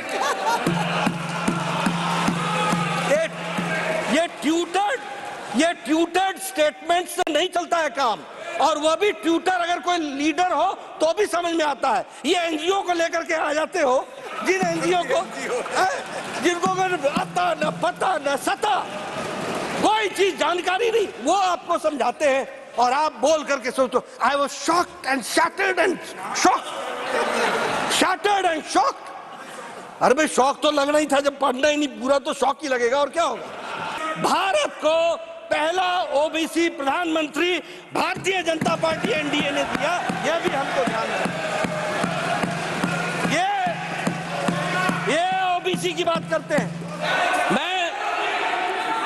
रिजर्वेशन है वो आप सब जानते हैं, सुप्रीम कोर्ट का मामला है और ये मुद्दे को भटकाने वाली बात है, राजनीतिकरण करने की बात है। जो पार्टीज हैं, जितने पुरुषों को वो लोग ओबीसी में टिकट देते हैं वो सब महिलाओं को दे दे, बात खत्म। कल गृह मंत्री जी ने बहुत अच्छे से चीजें एक्सप्लेन की हैं। ये सब मुद्दे लेकर महिलाओं को कभी भी जो है रिजर्वेशन नहीं मिलती। आज की तारीख में टेस्ट है राज्यसभा में, वो रिजर्वेशन महिलाओं को प्राप्त हो। सरकार को हम साजिश देते, मतलब सलाह देना चाहते हैं कि इसमें और कुछ चीजों को शामिल किया जाए। जैसे कि कल हमारे और एक साथी दानिश अली वो भी कह रहे थे कि ट्रांसजेंडर लोगों को क्या होगी, माइनॉरिटी की बात जो कह रहे हैं, ट्रांसजेंडर लोगों की क्या होगी, ये भी एक मुद्दा रखे गए हैं। तो कास्ट सेंसस होना चाहिए, ये हमारा मांग है। तो न उनकी नीयत दुरुस्त है, न नियत दुरुस्त है और न बिल दुरुस्त है। इसमें जो कहा है राहुल जी ने, सोनिया जी ने, इसमें आरक्षण का लाभ पिछड़े वर्ग और वर्गों को मिलना चाहिए। जहां तक राज्यसभा का सवाल है, हम जिम्मेदारी लेते हैं कि इसको आज तक के सर्वाधिक मतों से हम इसे पारित करेंगे। पर वारे बीजेपी, तेरी कथनी और करनी में इतना अंतर है कि ऊपर वाला भी शायद आपको न समझ पाए। इस देश में इतनी बड़ी संख्या में ओबीसी समाज के लोग रहते हैं, उनको आपने क्या प्रतिनिधित्व दिया इसमें, जिसको लेके पहले भी विरोध हुआ था। ये जो महिला आरक्षण बिल ये लेकर आए हैं, ये एक चुनावी जुमला है, इससे अलावा कुछ नहीं है। अगर आपकी मंशा साफ थी तो आप 24 के चुनाव में 33% आरक्षण लागू करते। हमारी पार्टी ट्राइबल पार्टी है जरूर, लेकिन हम लोग वहाँ पर गठबंधन की सरकार चला रहे हैं, कांग्रेस, राजद और जेएमएम की सरकार है और हमारे यहाँ अच्छी खासी संख्या में ओबीसी भी है। तो हम लोग चाहेंगे कि एसटी, एससी, ओबीसी तीनों के लिए रिजर्वेशन हो ताकि इसका लाभ सबको मिल सके। तो हम लोग भी ऐसा ही प्लान कर रहे हैं।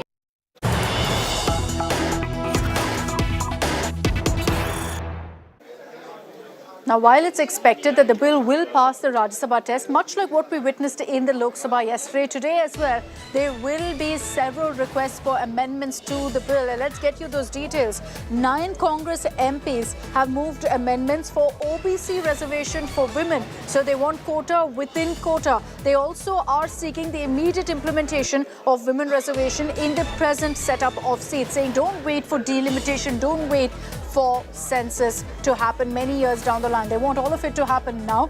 But of course, this has been a big talking point in Parliament right up till now. And the government has very clearly said, let's get the bill passed. We'll talk about the reservations that you have. But having said that, they've also made it very clear that we must follow due process and then take things forward. So 9 Congress MPs have moved these amendments. Voting of these amendments will take place after voting on the bill. Moshmi is joining us with more details on this. Moshmi, once again, the demand for quota within quota essentially coming up. But the government has made it fairly clear that that's something they're not open to right now. They're saying, in principle, give your nod for the bill. We'll discuss problems. We'll discuss nitty-gritties later.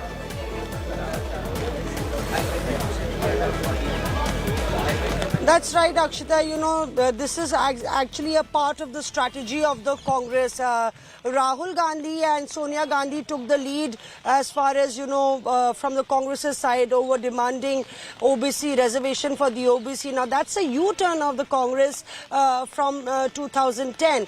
And you have leaders like Nasir Hussain, Rajni Patil, Pulo Devi Netam, Ranjit Ranjan, all the women MPs of the Congress, almost 9 of them, you know, pressing for amendments. So clearly, as you pointed out, there could be demand for by several members for amendments which will be taken up first, and then the final voting on the bill will happen. But importantly, one more point which was being hammered in, one was the OBC point and the other point was do it now.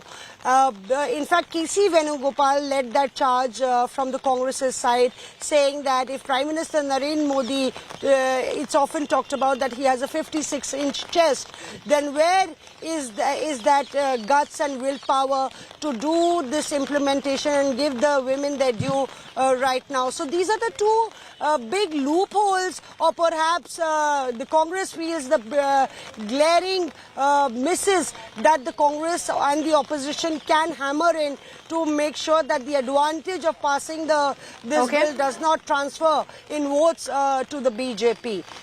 All right, Maushami, thanks very much for getting us all of those details. We're keeping a closer eye on what's happening in the Rajya Sabha.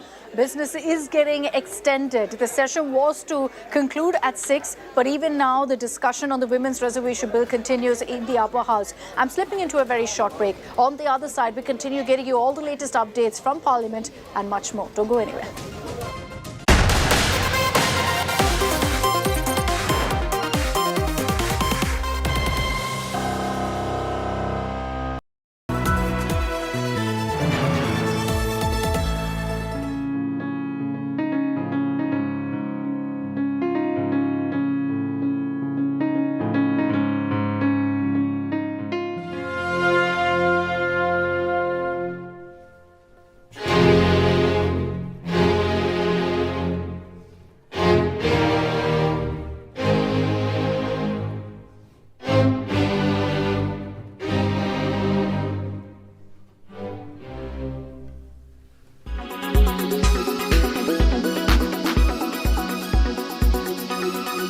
I don't understand how Canada could go public in such an embarrassingly dismaying manner in their parliament, making unsubstantiated accusations against India.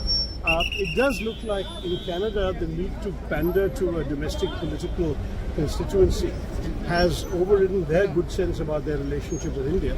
And I think we need to now take some steps to ensure that it doesn't deteriorate any further. I know I was shocked to hear about the threats to Hindus and Hindu students in particular. That is something which the Canadians have a responsibility when they accept people on their soil. They have a responsibility to look after the well-being and the safety and security of all people, certainly of Indian citizens there. And because they are the ones who provoked this problem, they need to be particularly conscious of their responsibility to prevent it getting out of hand. It is very disturbing to hear that situation is getting worse because of the relationship between the two countries. A lot of Punjabis in large numbers have settled down in Canada. Every year, nearly about 1 lakh students go and study there. There's a sense of panic which is crept up in Punjab. People are calling me up, parents are calling me up, what will happen to their kids, what will happen to their families. So Government of India and Government of Canada should, as soon as possible, find a solution to this. हम बड़े उत्साहित थे कि Bharatiya Janata party की सरकार ने इस bill को लेकर आया है, लेकिन जब इस बिल के अंदर में देखा तो हमें यह पता चला यह बिल तो धोखा देने वाला बिल है, महिलाओं को बेवकूफ बनाने वाला बिल है। ये बिल महिलाओं को रिजर्वेशन नहीं दे रही है, ये महिलाओं से रिजर्वेशन ले रही है। मैं बताता हूं कि कैसे करेगी। प्लीज काइंडली चेक धोखा और जो शब्द आपने इस्तेमाल किया वो संसदीय है बोलने में संसदीय शब्दों का ही इस्तेमाल करें। Please you may take the appropriate decision. ये काम आपका है देखना, मेरा नहीं। आप संसदीय शब्दों का ही इस्तेमाल करें। Thank you sir. तो जिस तरीके से बहुत सारे जुमले दिए गए, ये भी उन जुमलों में से अगला जुमला है।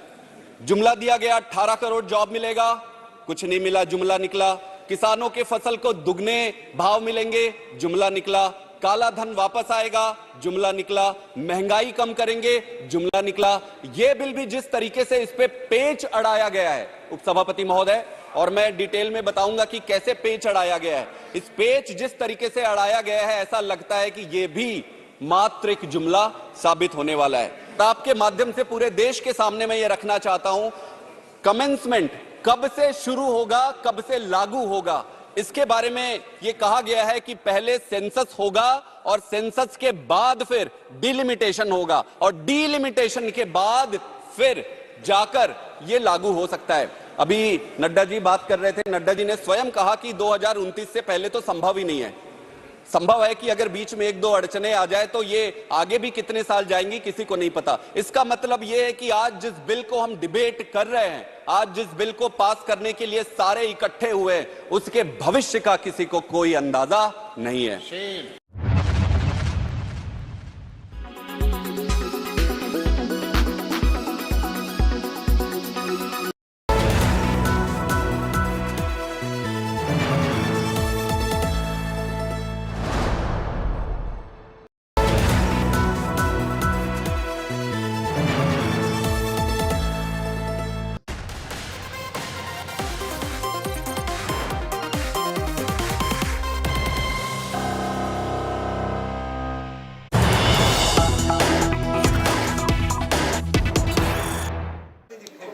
News coming in, the Prime Minister Modi will be in the Rajya Sabha to witness history when the Women's Reservation Bill is passed in the upper house. When the voting takes place, Prime Minister Modi will be there. He'll reportedly enter to be there also for Finance Minister Nirmala Sitharaman's speech, which is expected any moment now. And when she speaks, Prime Minister Modi will be there. Remember, earlier today, the Prime Minister speaking in Lok Sabha thanked his fellow members of parliament, thanked MPs cutting across party lines for the consensus, for their support for the Women's Reservation Bill.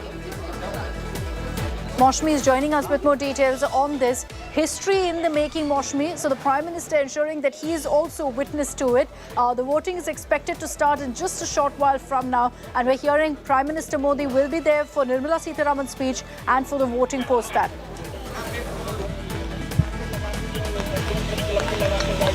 Right, so Akshita, we have learned that the Prime Minister would be present, and we saw how the Prime Minister, thanked all the Lok Sabha MPs today. He would be present today to hear what Nirmala Sitharaman has to say, but during the voting, because only members are allowed to be present, or members of that house are allowed to be present during the voting, so he won't be there for the voting period. He will be there to hear Nirmala Sitharaman, and perhaps, because Arjun Ram Meghwal would reply to all the queries and questions and the debate and discussion. So after Meghwal's reply, it will be the voting process. At that time, the PM would not be present, but BJP and of course the Modi government will leave no stone unturned to make this moment historic. And the Prime Minister's presence is yet again underlining that fact that this is the big push to get women, to give women their due after a long historic battle. Moshmi, thanks very much for joining us with those details. We'll keep coming across to you for the live updates coming in from the Rajya Sabha. Now, women from across the country have been, of course, hailing the Women's Reservation Bill and the fact that it's finally being passed in both houses of Parliament. What we've been seeing in the last few days, since the new Parliament building has been unveiled and since it's been in use, we've seen several prominent actors, celebrities, influencers making their way to the new Parliament building by the government. They've been taken on tours. Many of them also spoke on what the Women's Reservation Bill really means for them. With women coming in the forefront, and women have achieved in every field that there is, be it at the war front, be it in sports or in anything that they've attempted, they've succeeded. So I think why not running the country? It is a very important part. ये जो reservation bill हुआ है पास, जो कि elected legislators के लिए भी है, ये बहुत ही बड़ा एक इनिशिएटिव है और मुझे लगता है महिलाओं को बहुत बहुत खूबसूरत मौका देगा। कब से ये बात चली आ रही है, आज आके फाइनली बिल पास हुआ है, सो फील्स रियली गुड। तो ये जो वुमेन रिजर्वेशन बिल जो उन्होंने अभी किया है, उन्होंने बाहर सम्मानित, इस चीज़ का बहुत ही ज़रूरत थी एंड इस चीज़ से बहुत एम्पावरमेंट मिलेगी औरतों को, क्योंकि जो इंडिया का एक मोटिव है कि वुमेन लेड डेवलपमेंट होनी चाहिए, ये इसका एक टेस्टिमनी है और यहाँ से बिगनिंग होगी बहुत ज़्यादा। बेटी पढ़ाओ बेटी बचाओ से लेकर हर क्षेत्र में महिलाओं ने अपना जोश और जज्बा कर दिखाया है and action speak louder than words. हम देखने जाए तो पूरे विश्व में प्रतिशत I think around 24% world leaders महिलाएं हैं और अगर इंडिया में 33% हो जाएंगी तो आई थिंक ग्लोबली तो हम वैसे भी बहुत आगे जा रहे हैं और I think after G20 it will be a feather in our cap. जहां पर हम कहते हैं कि देश को आगे बढ़ाने में महिलाओं का बहुत सबसे बड़ा हाथ होना चाहिए और जब तक महिलाएं आगे नहीं बढ़ेगी एक देश आगे नहीं बढ़ेगा। तो आज ये 33% जो रिजर्वेशन बिल पास हुआ है तो उसके लिए ये है कि देश तो बहुत आगे बढ़ रहा है और साथ में हमारी महिलाएं जो आगे बढ़ रही हैं जिन्हें हमारे देश की जो पॉलिसीज में डिसीजन लेने में बहुत बड़ा हाथ रहेगा उनका, तो देख के बहुत अच्छा लगता है।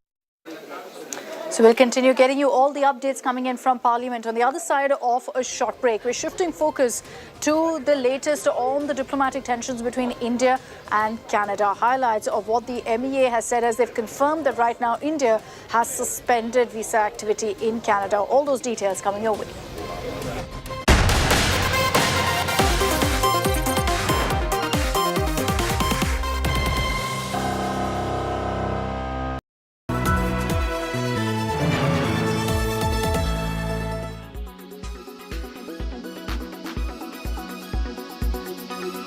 इसका अमेंडमेंट करने का कोई दिक्कत नहीं है।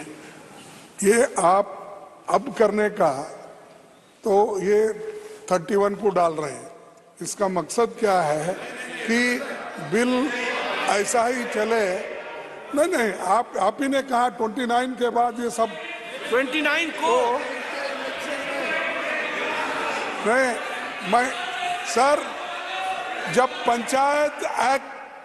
पंचायत में रिजर्वेशन के लिए होता है, जिला पंचायत का होता है, तो ये वुमन रिजर्वेशन का क्यों नहीं होता? आज करो। और मैं एक कबीर का दुआ सुनाता हूँ, कल करने का आज करो, आज करने का अब करो, और फिर तो पल में प्रलय होगा तो फिर करेंगे कब?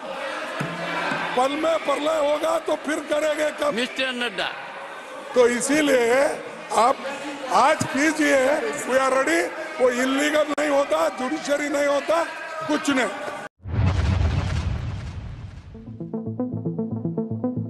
Canadian Punjabi singer Shuk faces backlash over backing Khalistanis. The Canadian Punjabi rapper's India tour has been cancelled. 26-year-old singer is accused of supporting Khalistani elements. His Mumbai performance was scheduled for September 23rd to 25th. His social media activity espousing separatism came back to haunt him. The singer had earlier shared a distorted map of India.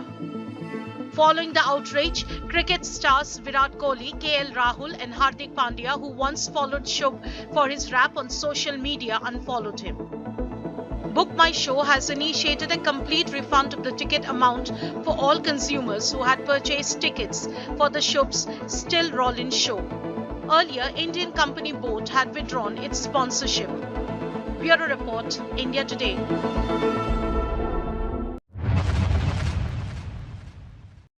अंतरिक्ष अन्वेषण के क्षेत्र में प्रगति जारी रखते हुए चंद्रयान 3 की सफलता के 10 दिनों के भीतर हमने 2 सितंबर 2023 को अपना पहला सौर मिशन आदित्य L1 लॉन्च किया। ये सूर्य का अध्ययन करने वाला हमारा पहला मिशन है, जिससे सूर्य के भीतर होने वाली भौतिक प्रक्रियाओं और पृथ्वी पर उनके प्रभाव के बारे में जानकारी में वृद्धि होगी। चंद्रयान 3 और आदित्य L1 सफल अंतरिक्ष कार्यक्रम होने के साथ ही भारत की वैज्ञानिक और तकनीकी शक्ति के उदय और हमारी प्रतिभा और क्षमता के प्रतीक हैं। इन दोनों मिशनों में बड़ी संख्या में महिला वैज्ञानिकों ने आगे बढ़कर नेतृत्व किया है, जिससे नए भारत में महिलाओं के योगदान का पता चलता है। इन दोनों मिशनों को पूरी तरह से भारत में डिजाइन और निर्मित किया है। हमारे अंतरिक्ष कार्यक्रम की जो बात दूसरों से अलग करती है वो हमारी सभी परियोजनाओं में कम लागत। इससे अंतरिक्ष प्रौद्योगिकी में हमारी बढ़ती क्षमताओं के साथ साथ हमारे वैज्ञानिकों की प्रतिभा का परिचय भी मिलता है। इन उपलब्धियों के फलस्वरूप भारत ने अंतरिक्ष के क्षेत्र में विश्व में अग्रणी देशों में अपना स्थान बनाया है। ये सभी उपलब्धियां प्रधानमंत्री माननीय नरेंद्र मोदी जी के नेतृत्व में भारत सरकार के अथक प्रयासों से संभव हुई है।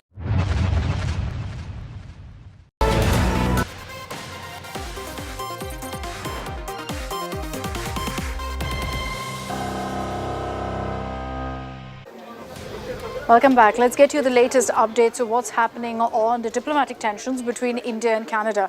A word so far that's largely been reserved for Pakistan of being a safe haven for terrorists has now been used by India against Canada, and that's perhaps indicative of how things have escalated in the last few days. The latest is that India now has taken the step of suspending any visa services in Canada. Details in our next report.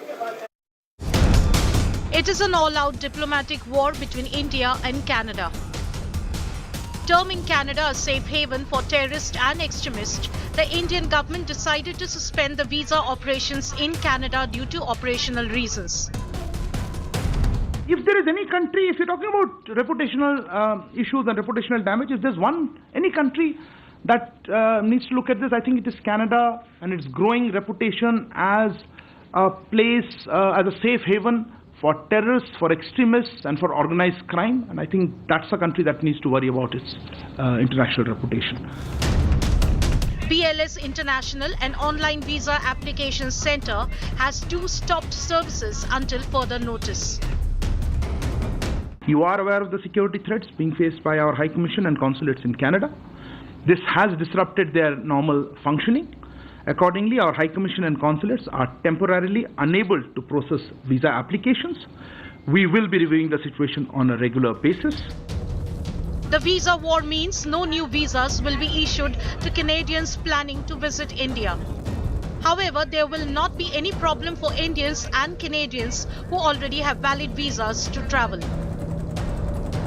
Indian authorities on Wednesday had issued a hard-hitting advisory pointing to politically condoned hate crimes in Canada, urging Indian nationals and students in that country to be cautious. Meanwhile, an Indian origin MP, Chandra Arya, has urged the Canadian Indian Authority to stay calm and vigilant. He described Hindu Canadians as soft targets. I've heard from many Hindu Canadians who are fearful after this targeted attack. I urge Hindu Canadians to stay calm but vigilant. Please report any incident of Hindu phobia to your local law enforcement agencies.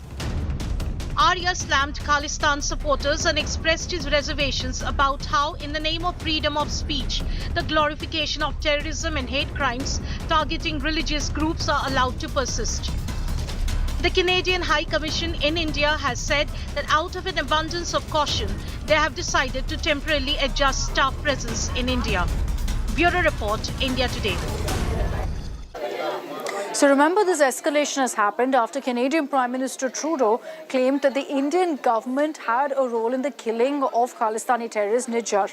And amid all of these diplomatic developments taking place, another Khalistani supporter has been killed. In his residence, Khalistani supporter Sukhdul was shot dead 9 times to his head, allegedly as a result of gang rivalry, though investigation is still underway.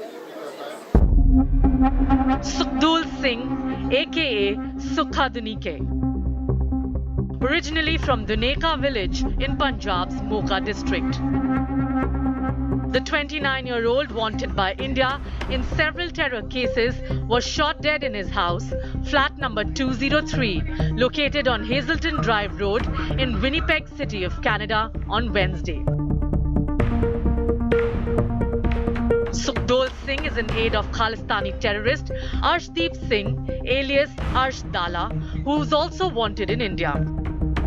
In 2017, Sukhdev Singh obtained a passport and police clearance certificate on forged documents to flee to Canada, despite having 7 criminal cases registered against him.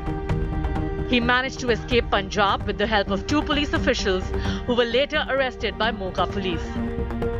As per sources, Sukhdul's murder is linked to gang rivalry. He was allegedly killed by another Khalistani gang member for his alleged role in the murder of Goldie Brar's brother, Gurlal. While speaking to India Today in June, Goldie Brar had declared that his name will pop up in the killing of Khalistani terrorists in Canada. हर तरह के बंदे हमें approach करते हैं जी, इसमें कोई दो राय नहीं है, पर क्या करना है और क्या नहीं करना है वो हमें पता है जी। ठीक है, हमें पता, हम जो चीज करने की जरूरत नहीं है जी हम वो नहीं करेंगे, ये मतलब नहीं है। अगर हम कर सकते हैं तो करेंगे जी। और जिन्होंने नजायज इतने लोग मरवाए हैं जी, इतने बम धमाके करवा दिए इतने देशों में, उनका तो हम कभी भी नहीं कोई मदद करेंगे जी। हम दुश्मन हैं, उनके दोस्त नहीं है। ठीक है, कभी हमारा अगर नाम आएगा तो उनको मारने वाले बंदों में है। Sukhdev Singh's killing comes amid growing diplomatic tensions between India and Canada over the murder of another Khalistani terrorist, Hardeep Singh Nijjar. The 45-year-old Nijjar, wanted by India in several terror cases, was shot dead in the parking lot of a Gurdwara in Canada's Surrey. He was gunned down by what investigators initially said were 2 masked men who fled the scene. Nijjar is named as a member of the Khalistan Tiger Force, a designated terrorist group. In 2016, he was linked to a 2007 bombing at a Punjab cinema that killed 6. Nijjar claimed to have moved to Canada in 1997, working as a plumber at a local Gurdwara. India has categorically rejected Canadian allegations of involvement in Nijjar's murder as absurd and politically motivated, saying that Canada had long provided shelter to Khalistani terrorists and extremists. Experts, however, believe non-state actors like Nijjar, crafted by Pakistan's rogue ISI, have been caught in their own web. It is the policy of Pakistan's ISI to eliminate, to send terrorists to different countries. They eliminate their own people. And these people who have been killed, either in Pakistan or Canada, they had become liability for Pakistan, whether it's Hafiz Saeed or Sayyid Salahuddin. From Canada to Pakistan, the violent deaths of Khalistani elements could very well be the handiwork of the ISI that once nurtured them. If there is any person who is working for any agency, if he is unable to deliver, then he has to be sold out or killed. That is what Pakistan ISI is doing, because Pakistan had been spending a lot of money on terrorists and terrorist activities in India and elsewhere, but lately Pakistan is in a big problem, economic problem. Pakistan cannot afford them, so it is Pakistan who is killing them, or Pakistan ISI who is killing them, or in some cases there is inter-gang rivalry. When will the Trudeau government act against the increasing lawlessness by Khalistani-linked gangsters who are posing a threat to Indian-Canadian community? Bureau Report, India Today. And that's all we have time for in this edition of 6 p.m. Prime. On the other side, Preeti Chaudhary runs you through all the latest coming in from Parliament. Thanks very much for tuning in.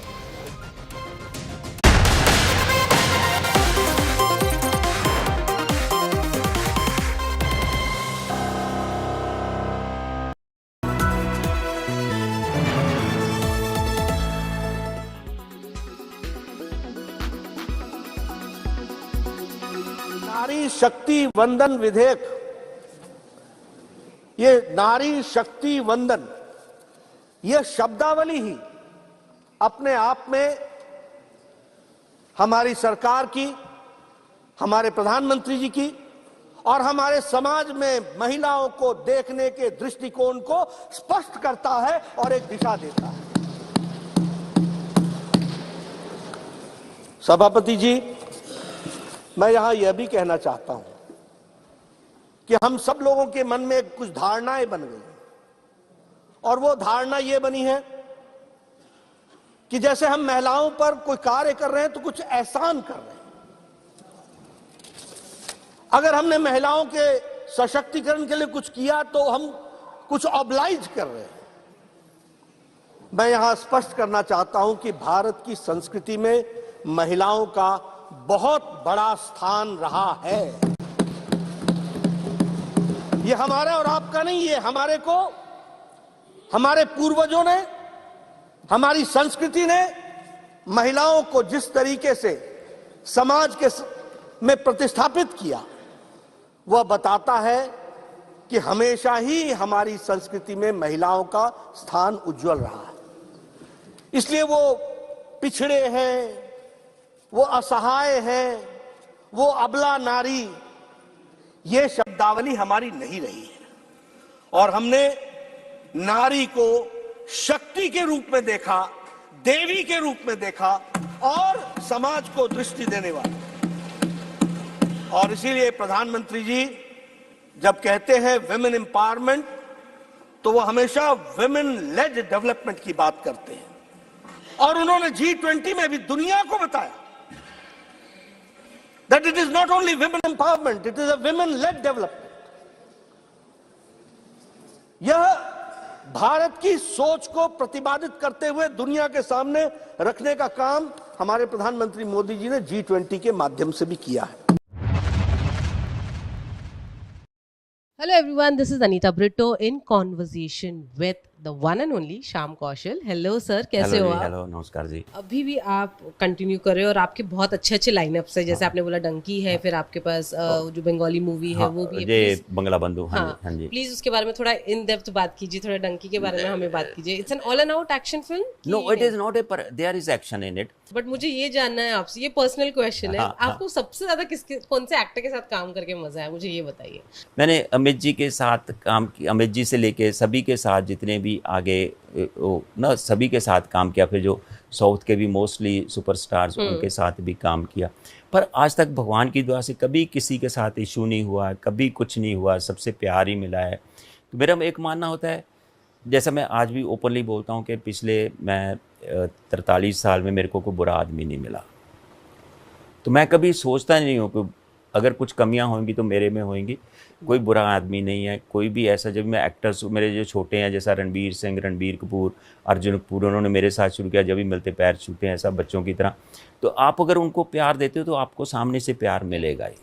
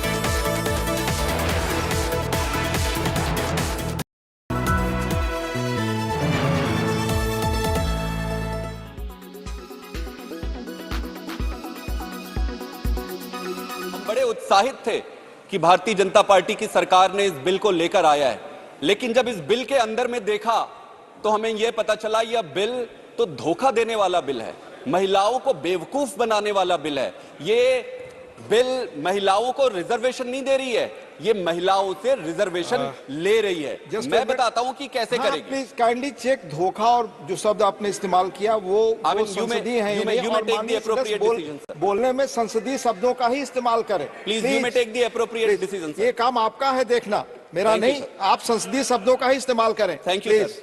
तो जिस तरीके से बहुत सारे जुमले दिए गए, ये भी उन जुमलों में से अगला जुमला है। जुमला दिया गया 18 करोड़ जॉब मिलेगा, कुछ नहीं मिला, जुमला निकला। किसानों के फसल को दुगने भाव मिलेंगे, जुमला निकला। काला धन वापस आएगा, जुमला निकला। महंगाई कम करेंगे, जुमला निकला। यह बिल भी जिस तरीके से इस पे पेच अड़ाया गया है उपसभापति महोदय, और मैं डिटेल में बताऊंगा कि कैसे पेच अड़ाया गया है। इस पेच जिस तरीके से अड़ाया गया है, ऐसा लगता है कि यह भी मात्र एक जुमला साबित होने वाला है। तो आपके माध्यम से पूरे देश के सामने मैं ये रखना चाहता हूं, कमेंसमेंट कब से शुरू होगा, कब से लागू होगा, इसके बारे में यह कहा गया है कि पहले सेंसस होगा और सेंसस के बाद फिर डिलिमिटेशन होगा, और डिलिमिटेशन के बाद फिर जाकर यह लागू हो सकता है। अभी नड्डा जी बात कर रहे थे, नड्डा जी ने स्वयं कहा कि 2029 से पहले तो संभव ही नहीं है। संभव है कि अगर बीच में एक दो अड़चने आ जाए तो ये आगे भी कितने साल जाएंगी किसी को नहीं पता। इसका मतलब ये है कि आज जिस बिल को हम डिबेट कर रहे हैं, आज जिस बिल को पास करने के लिए सारे इकट्ठे हुए हैं, उसके भविष्य का किसी को कोई अंदाजा नहीं है। एक कविता लेके आया था, उसके पहले गले मिलकर गला ना दबाइए, और ये कविता पढ़ के खत्म करूंगा और जय हिंद बोल दूंगा। ये ओम प्रकाश वाल्मीकि जी का है। इसमें जो प्रतीक हैं वो किसी जाति विशेष के लिए नहीं है, क्योंकि हम सब के अंदर एक ठाकुर है जो न्यायालयों में बैठा हुआ है, विश्वविद्यालयों में बैठा हुआ है, संसद की दहलीज को वो चेक करता है। तो कविता कुछ यूं है, चूल्हा मिट्टी का, मिट्टी तालाब की, तालाब ठाकुर का, भूख रोटी की, रोटी बाजरे की, बाजार खेत का, खेत ठाकुर का, बैल ठाकुर का, हल ठाकुर का, हल की मूठ पर हथेली अपनी, फसल ठाकुर की, कुआं ठाकुर का, पानी ठाकुर का, खेत खलिहान ठाकुर के, गली मोहल्ले ठाकुर के, फिर अपना क्या, गांव, देश, शहर। और मैं फिर से क्लैरिफाई करता हूं, वो ठाकुर मैं भी हूं, वो ठाकुर संसद में है, वो ठाकुर विश्वविद्यालयों में है, वो ठाकुर विधायिका को कंट्रोल करता है। इस ठाकुर को मारो जो हमारे अंदर है। जय हिंद मैम, जय हिंद। बुरा मत मानिएगा, बांग्ला में एक कहावत है, भोट बड़ो बालाई। इलेक्शन की कंपल्शन है भाई। somehow opposition unity and India alliance নিয়ে treasury bench is worried। তাই ইলেকশন স্টান্স আসছে পরপর। নতুন পার্লামেंट भवन उद्बोधन হলো। हमारा तो आदत ही हो गया था कि प्रधानमंत्री जी पार्लियामेंट आते हैं, लेकिन संसद हाउस के अंदर बहुत कम आते हैं, हाउस के अंदर बोलते और भी कम। वो दुख भी इस बार पहले 2 दिन में 4 बार सुनने के बाद चले गए। और विमेन रिजर्वेशन को लेकर नारी शक्ति बंधन बोल के पास कराना है। We will appreciate, better late than never. 9.5 साल ही सही, थोड़ा विलंबित सोच ही सही। We will certainly support women reservation bill in this house with all our criticism.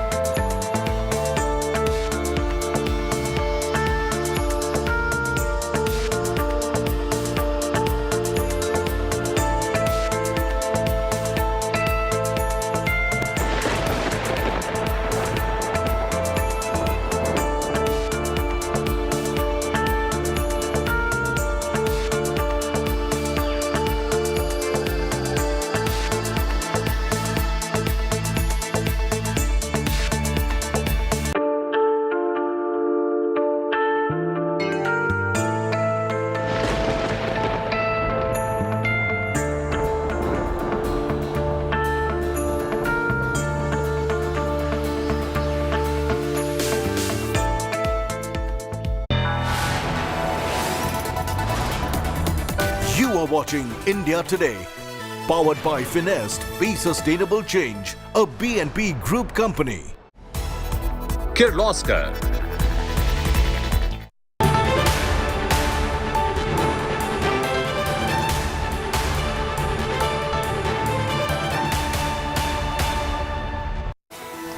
Good evening, viewers. You're watching a very special edition of To The Point this evening. We come to you where in the next hour, history will be etched in 4 words. Nari Shakti Vandan Adhiniyam. The Women Reservation Bill will pass the Rajya Sabha as it was passed in the Lok Sabha by a historic, in terms of sheer numbers, 454 against 2 dissenting MPs. So yes, history in the making, but also a big question mark on the timeline of it, still inconclusive. We're going to get you the details coming up, but first up, let me take you through the headlines.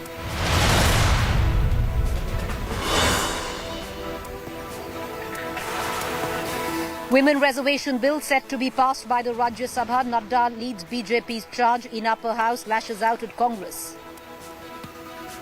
Bharat को पहला OBC प्रधानमंत्री Bharatiya Janata party NDA ने दिया, यह भी हमको ध्यान रखना।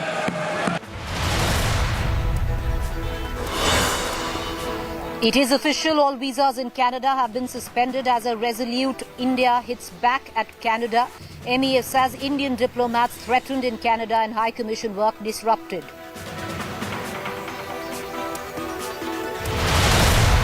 India debunks Trudeau government on Khalistani terrorist Nijar, says zero action taken on India's terror dossier. India calls Canada a safe haven for terrorism.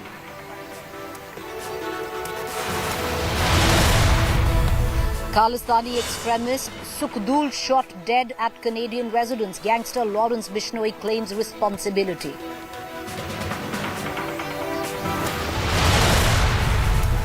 Crackdown on Khalistani terror by NIA. 10 accused in San Francisco.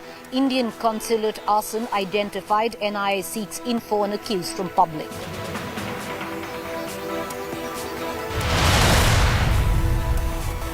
Boeing rolls out big Make in India plans to open the largest facility outside of the US near Bengaluru.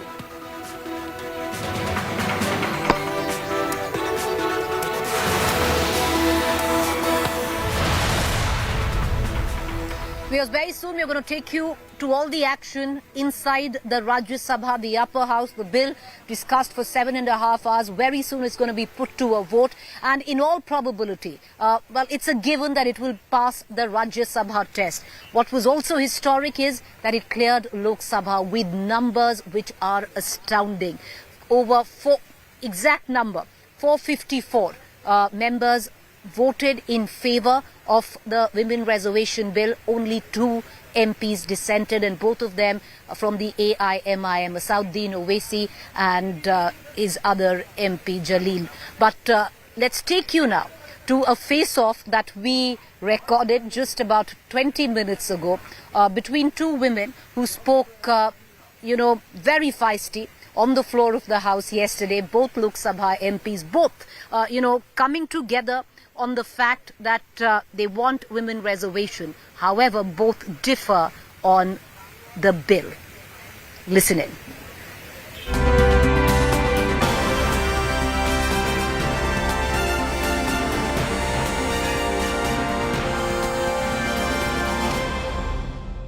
Warm welcome, viewers. You're watching To The Point. I'm Preeti Chaudhary. History has been scripted by the time the show ends, possibly in both houses, Lok Sabha and Rajya Sabha. The Women Reservation Bill would be a reality. It's a headlight moment for India. But what lies ahead is a long, protracted journey. Is this history going to be a reality soon, or is this red herring? The opposition calls it a jumla of sorts. The BJP calls it history being scripted in the annals of Indian Parliament history under the leadership of Prime Minister Modi. I have 2 women with me, 2 MPs who poured their heart out, spoke vociferously on the floor of the Lok Sabha yesterday. From the BJP, I have Lok Sabha MP Aparajita Sarangi. From the TMC, I have Kakoli Ghosh Dastidar. Both of them, fiery speeches made on the floor of the House in support of the bill. However, both of them do differ on the bill as well. I want to go across to Aparajita Sarangi first because the BJP tabled the bill. Aparajita Sarangi, a headlight moment for India, but so many other questions as well. Reality or red herring, ma'am? A very good evening. I must say that within few minutes, Nari Shakti Vandan Adhiniyam 2023 would be ready to become an act, and it would see the light of the day. So I think 50% of the population of the country would be overjoyed. And I must say at the same time that the men, our counterparts, have also supported us. And yesterday we saw in the Lok Sabha, it was 454:2. So it was overwhelming support for the proposal of Prime Minister Modi. The first day we entered into the new Parliament building, Prime Minister Modi in fact introduced the bill and made an appeal to all cutting across party lines to come forward. And in the interest of the women of the country, he made an appeal to actually get this passed. And yesterday we saw the result. Everyone is entitled to his or her own opinion. Yes, we listen to everybody's opinion, but at the end of the day, we could pass the bill, and today I think it will see the light of the day in Rajya Sabha too. So I think it is a historic moment, and we need to thank Honorable Prime Minister and the entire team for making it possible. For the past 27 years, something which had been pending has been actually translated into reality. The journey started in 96 and now we are in 2023. So it is a historic moment. There's a lot that one needs to read in, because there's a clause in the bill which says only implemented after delimitation. Now, we are going to see the census take place in 26, then we are going to see the delimitation. And mind you, something to chew on. It took 2 years for Jammu and Kashmir to complete delimitation. How much will it take, for delimitation to be completed across India? Not just that, the South states will have already raised apprehensions on delimitation. So are we actually going to see light of day where this bill is concerned?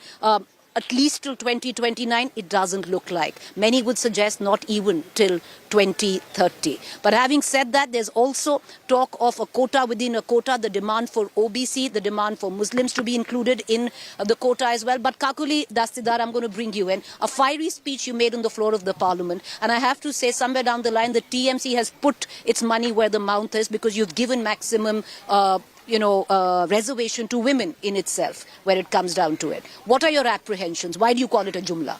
See, right at the onset, there's a lot of controversy regarding the name of the bill. It's actually the 128th amendment of the Indian Constitution bill. But some of the treasury benches, the speakers, while they were speaking, they said this is Nari Shakti Vandan Adhiniyam. So we are confused regarding the name, because what goes on the paper tabled is the name of the bill. So how can they, be contradicting themselves? It's a constitutional amendment bill, but here they say it's Nari Shakti Vandan Adhiniyam. So you have to first raise a question at what they are trying to say.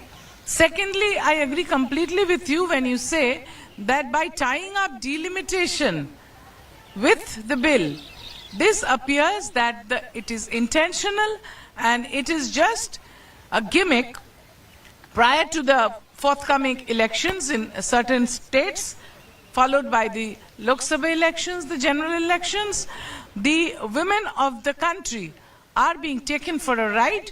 This will really not come through in the forthcoming 1 or 2 elections, because first delimitation has to take place and then only the bill will come into effect after it becomes an act today, if it does. And then what I would like to say is that, those states which have been performing very well as far as reproductive health care is concerned, whereas women empowerment is concerned, they would really have no representation. So the person who does well, a student who does the homework well, gets 0 for the exam. That is what is going to happen. Those states which have been having children beyond the stipulated limit, so to say, they have 8-10 children, they will have more population, and representing the increased population, there will be more seats. And like you said, the states in the south, they have been working hard on their numbers on their health care, on their women's Population empowerment. control and by population control. by population, the women are more empowered, they are more literate. And that is why they don't allow 8 children to come through. But states like towards the north, states like Uttar Pradesh, Bihar, the average might be 4 to 8 children per woman. So the population is much more. Delimitation will give them much more seats, many more seats. So this is unfair. That is what the common woman of India is understanding, that they have not been given justice through this bill. Well, but the Home Minister did touch upon the fact that the apprehensions of the South State will be taken care of. But important points that Ms. Dastidar has raised, I want to cut across back to Ms. Sarangi. Let's come on the credit wars, ma'am. I think it would be a little abrasive to take full credit. Yes, it's happened under the Prime Minister. He's got the timing right. The numbers we saw in Lok Sabha, 454 and only 2 dissenting MPs, that to be from AIMIM. One understands its history in the making. But let's hark back, ma'am. Let's hark back. 1987, the first committee made by Rajiv Gandhi, top recommendation was women reservation. 96 it came under Gowda. Let's not forget, in 2010, when it passed in Rajya Sabha, Sushma Swaraj came out and hugged Sonia Gandhi because Sonia Gandhi was a proponent of this bill. So it's been a collective effort in the making. Why try and take full credit for it? So I can only tell you that it's the collective responsibility for the passage of this bill, and this is in the interest of the women of the country. And it is heartening to find that everyone has come forward except 2. All the MPs have come forward to kind of say yes to this bill.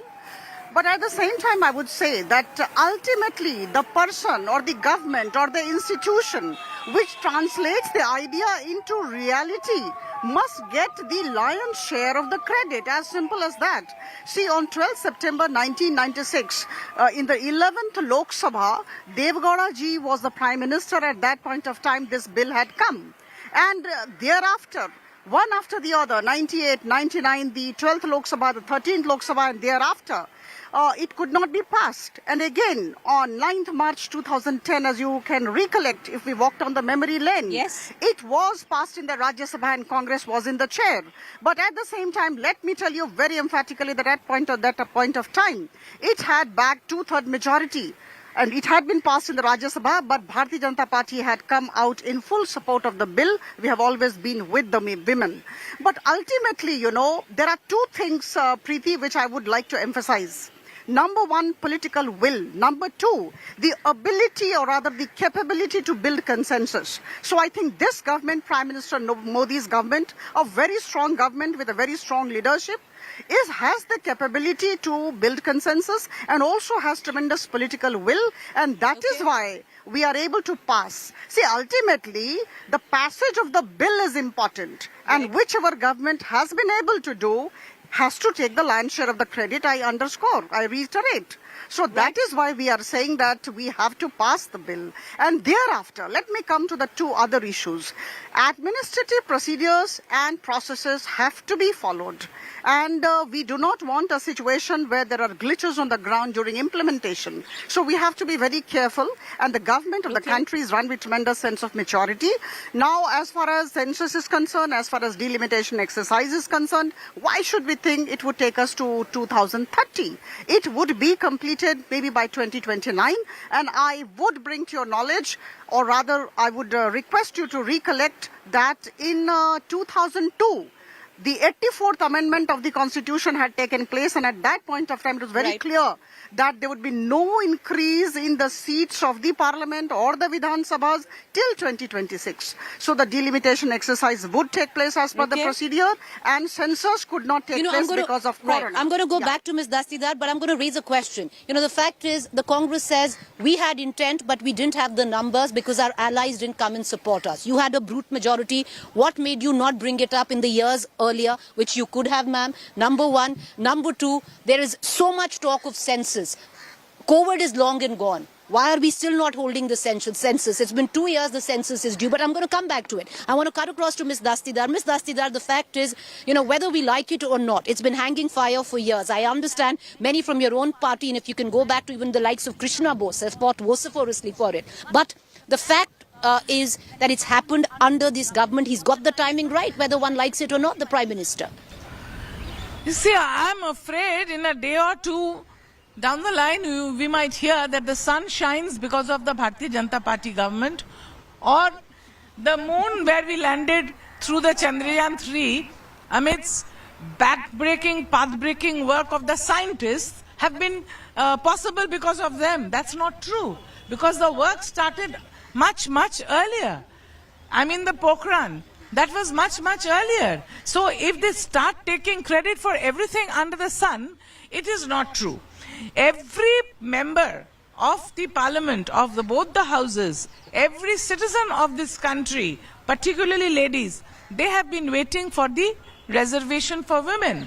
But no political party in the country had the gall to come up and field, nominate women for either Vidhan Sabha or Lok Sabha on their own, without being forced by a bill becoming an act or through the Election Commission's notification, except All India Trinamool Congress. 1996, Mamata Banerjee really fought on the floor of the House to make this happen. It didn't because of certain patriarchs. I don't want to name them. Socialist parties, ma'am, why not name them? Name and shame sometimes. It's okay. And then when she saw that the bill could not be passed, and when the Election Commission also didn't give out any notification, she sent nearly 40% women. She nominated 40% women for consecutive 2 terms to the Lok Sabha. And after being elected, we are more than 36% here today. So why the Bharatiya Janata Party didn't nominate so many women? Why the Bharatiya Janata Party doesn't have a single woman chief minister in the country? So this just goes to prove their intent, which is just, trying to, it's like buying extra claps from the common people that we've passed the bill, but when their intent is not true. And I'm going to take this question to Ms. Sarangi. Ms. Sarangi, Ms. Dasidar has a clear point. The question of you had brute majority, why now? That question will remain. But the second question which she's posed, you have 5 elections coming in, Ms. Sarangi. Put your money where your mouth is. Give 33 representation in tickets that you give to women in Madhya Pradesh, in Chhattisgarh, in Rajasthan, in Telangana, in Mizoram. Why not? See, here we are talking about the implementation of the bill that would become an act very shortly. Now, we will not be digressing from this concern, my request. And number 2, of course, I would like to say that this government, our government, has both the number and the intent. Had one not been there, we would not have been standing here with so much of confidence and hope and optimism. Now, as far as they are concerned, all these people are concerned, the opposition parties are concerned, they may be having the intent, but they didn't have the numbers. So I think once they did not have the numbers, why did they actually go for it? They knew they would not be able to build the consensus. So it was their failure to build the consensus. And I said, I do not take 100% of the credit. I am saying lion's share of the credit, because ultimately, Prime Minister Modi's government is actually translating that into action. Now, as you said, as far as the delimitation exercise is concerned, I would reiterate, I would say again that the government represented by Honorable Home Minister yesterday was very candid when it said that while actually implementing the recommendations of the Delimitation Commission, it would be taken into account the fact that, the southern states should not be punished for good work that they have done in terms of population control. So we would be taking into account, and at the same time I would say, let it come, let it be implemented. There would be shortcomings. And when will it be implemented is the problem, because we are waiting for it to be implemented. And one thing, Harsimrat Kaur Badal said it right. Aapne laddu rakh diya hai, ab aap khane nahi de rahe hain. Definitely by 2029, see, census could not take place because of diverse reasons. Corona was there. We couldn't have done it. This is one. And number 2, delimitation cannot be done before 2026. Ms. Dasidar, I'll bring you in on this. Now, 2 questions. Number 1, even if it, the demand is implemented now, how can the government implement it now without actually identifying on, the seats which need to be reserved for women without a census? How is it even, or the delimitation exercise, ma'am? You see, that is the question. COVID has been over for quite a few months now, but the census has not started. That is why it appears to be a jumla. Just to entice the woman voter, which is not appreciated. You see, the states which are going into election, why don't they project a lady as a would-be chief minister and go into the election? That would prove their intent. Or why they already don't have a woman chief minister. Or the other, heinous crimes taking place against the women in the country, particularly in Jantar Mantar. You must have covered when our medalist, the gold medalists, the wrestlers were sitting there in Dharna in protest of their molestation by a Bharatiya Janata Party leader, an MP. He's still sitting in the house. Why wasn't he punished? The intent, see, the proof of the pudding is in the eating. If the intent is to do good for the women, then that man, I don't want to name him, he should have been suspended. He should have been suspended. So we don't see an intent of this bill seeing the fruit of the day. By 2029 or maybe even later than that, it is just trying to beat the drums and gather the women's vote. All right, trying to beat the drums, gather the women vote. I have last 5 minutes. Instead of politics, maybe we can also come together, because at least I would reckon both of you will come to, together on the fact that this is a headlight moment for India. The fact that both the Lok Sabha and the Rajya Sabha have been able to come together and pass a bill. It is historic in the sheer strength that it's been able to do so. Aparajita Sarangi, last 5 minutes, ma'am, I'll give you 2 minutes to actually count back in history and maybe give due to all the women who fought the good fight. The likes of Sushma Swaraj from your own party, Geeta Mukherjee from the left, Krishna Bosa, even a Mamata Banerjee or a Sonia Gandhi. I started my talk with you by saying that it has been a collective responsibility, and I just gave the number 454:2. So I think the Prime Minister today in the morning also thanked everybody cutting across party lines, all the MPs, whether male or female, whether this party or that party, for having passed the bill in the Lok Sabha yesterday, and today also we think it will be passed in the Rajya Sabha. So I think we are thankful to everybody, but at the same time I must say that to every action of Prime Minister Modi, there has to be an equal and opposite negative reaction from these people. They are naysayers, unfortunately, and cynicism is the disease they suffer from. This is a great moment for the women of the country, and I think all of us, instead of finding faults with the Prime Minister Modi's government, should celebrate this moment, should come out openly, and should for once trust Prime Minister Modi's government when it says that by 2029 these two exercises would have been completed. And I must say these are very complicated procedures. See, carrying out census is not a small job.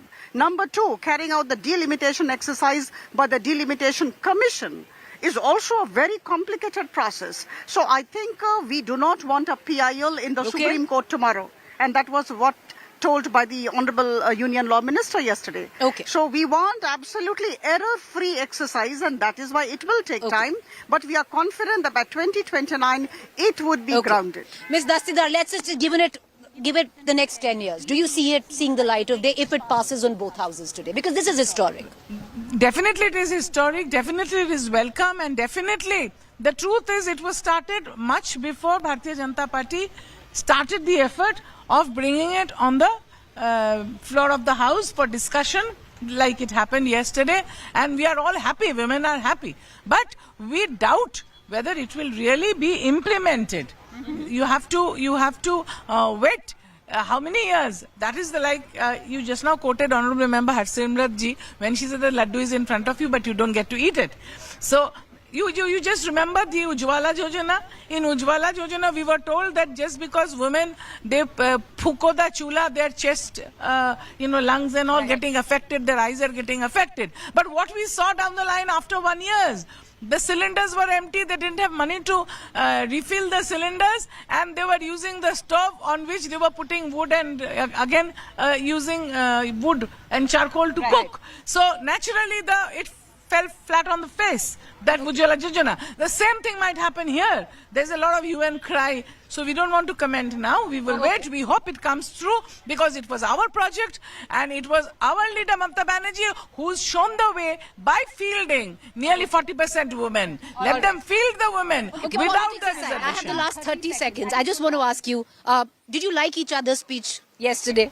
If you had to pick the best speech, which one would you pick? I'm putting you both on a spot. I definitely like her speech all the time because she's very smart. She comes from the administrative side and she's worked very well. Do you know that she is one of the, I'm the other. We both have done the maximum amount of work whereas MP-led development is concerned. That I didn't know that.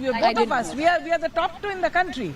As far as so I always appreciate her. Admirer of Madam Kakuli. So I think there is absolutely no question of any kind of ill will here. We are both women and we are very happy. And only thing is that, I would just like to mention here that out of 78 women in the Lok Sabha today, 42 women around are from the Bharatiya Janata Party. All things aside, we are very happy that this has come. And Kakuli ji and I both are extremely happy and delighted. Well, okay with that. I appreciate both of you for taking out the time and thank you for the speeches that you made yesterday on the floor of the House because you did it collectively, not just for your parties, but for the women of this country. Appreciate you both for joining us. Thank you. The conversation continues on the other side.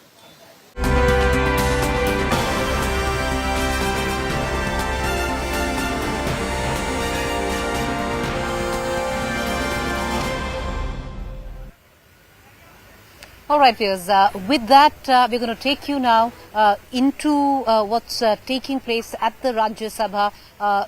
Nirmala Sitharaman has arrived and very soon she would be speaking is what we are given to understand, and then the bill would be put to a vote. One thing is for sure, that it will pass the Rajya Sabha. History will be etched today. But having said that, the caveat in it, the timeline to the implementation of this bill is inconclusive. We're going to get you the latest. A quick break. Stay with us.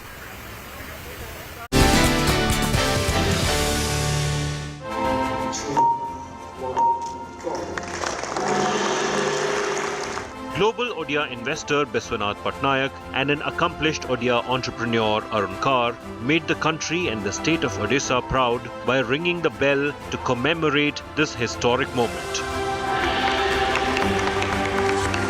Their companies Expert Nest Limited and Earth Nest Limited are now listed on Afrinex, the largest international stock exchange in Mauritius by market capitalization. The listing ceremony took place at Balaklava in Mauritius in the presence of the Prime Minister of the Republic of Mauritius, Pravind Kumar Jagnauth, and the High Commissioner of India to Mauritius, K. Nandini Singla. This event is particularly timely, not only for the capital market sector in Mauritius, but for the whole economy and for our jurisdiction. Over 90% of India's $75 billion investment into Africa has been routed through one single country, Mauritius.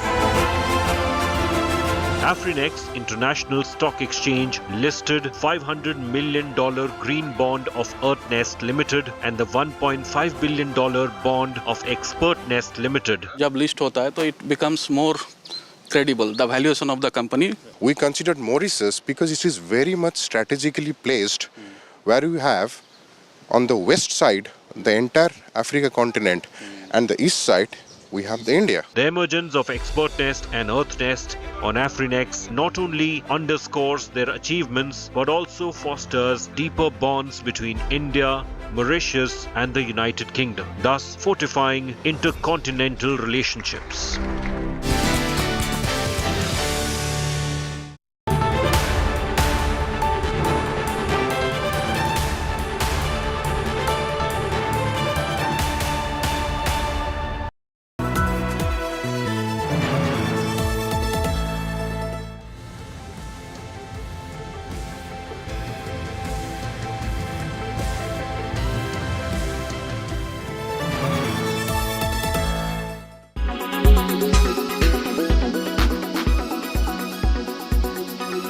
कविता लेके आया था, उसके पहले गले मिलकर गला ना दबाइए और ये कविता पढ़ के खत्म करूंगा और जय हिंद बोल दूंगा। ये ओम प्रकाश वाल्मीकि जी का है। इसमें जो प्रतीक हैं वो किसी जाति विशेष के लिए नहीं है, क्योंकि हम सब के अंदर एक ठाकुर है जो न्यायालयों में बैठा हुआ है, विश्वविद्यालयों में बैठा हुआ है, संसद की दहलीज को वो चेक करता है। तो कविता कुछ यूं है, चूल्हा मिट्टी का, मिट्टी तालाब की, तालाब ठाकुर का, भूख रोटी की, रोटी बाजरे की, बाजार खेत का, खेत ठाकुर का, बैल ठाकुर का, हल ठाकुर का, हल की मूठ पर हथेली अपनी, फसल ठाकुर की, कुआं ठाकुर का, पानी ठाकुर का, खेत खलिहान ठाकुर के, गली मोहल्ले ठाकुर के, फिर अपना क्या, गांव, देश, शहर। और मैं फिर से क्लैरिफाई करता हूं, वो ठाकुर मैं भी हूं, वो ठाकुर संसद में है, वो ठाकुर विश्वविद्यालयों में है, वो ठाकुर विधायिका को कंट्रोल करता है। इस ठाकुर को मारो जो हमारे अंदर है। जय हिंद मैम, जय हिंद। बुरा मत मानिएगा, बांग्ला में एक कहावत है, ভোট বড় বালাই। ইলেকশন কি কম্পালশন है भाई। somehow opposition unity and India alliance নিয়ে treasury bench is worried। তাই ইলেকশন স্টান্স আসছে পরপর। নতুন পার্লামেন্ট ভবন উদ্বোধন হলো। हमारा तो आदत ही हो गया था कि प्रधानमंत्री जी पार्लियामेंट आते हैं, लेकिन संसद हाउस के अंदर बहुत कम आते हैं, हाउस के अंदर बोलते और भी कम। वो दुख भी इस बार पहले 2 दिन में 4 बार सुनने के बाद चले गए। और विमेन रिजर्वेशन को लेकर नारी शक्ति बंधन बोल के पास कराना है। We will appreciate, better late than never.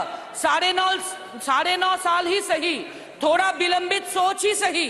We will certainly support women reservation bill in this house with all our criticism। इसका अमेंडमेंट करने का कोई दिक्कत नहीं है। ये आप अब करने का तो ये 31 को डाल रहे हैं। इसका मकसद क्या है कि बिल ऐसा ही चले। नहीं, आप ही ने कहा 29 के बाद ये सब 29 को नहीं, मैं सर जब पंचायत में रिजर्वेशन के लिए होता है, जिला पंचायत का होता है, तो ये वुमन रिजर्वेशन का क्यों नहीं होता? आज करो। और मैं एक कबीर का दुआ सुनाता हूँ, कल करने का आज करो, आज करने का अब करो, और फिर तो पल में प्रलय होगा तो फिर करेंगे कब? पल में प्रलय होगा तो फिर करेंगे कब? मिस्टर नड्डा, तो इसीलिए आप आज कीजिए। We are ready. वो इलीगल नहीं होता, जुडिशरी नहीं होता, कुछ नहीं।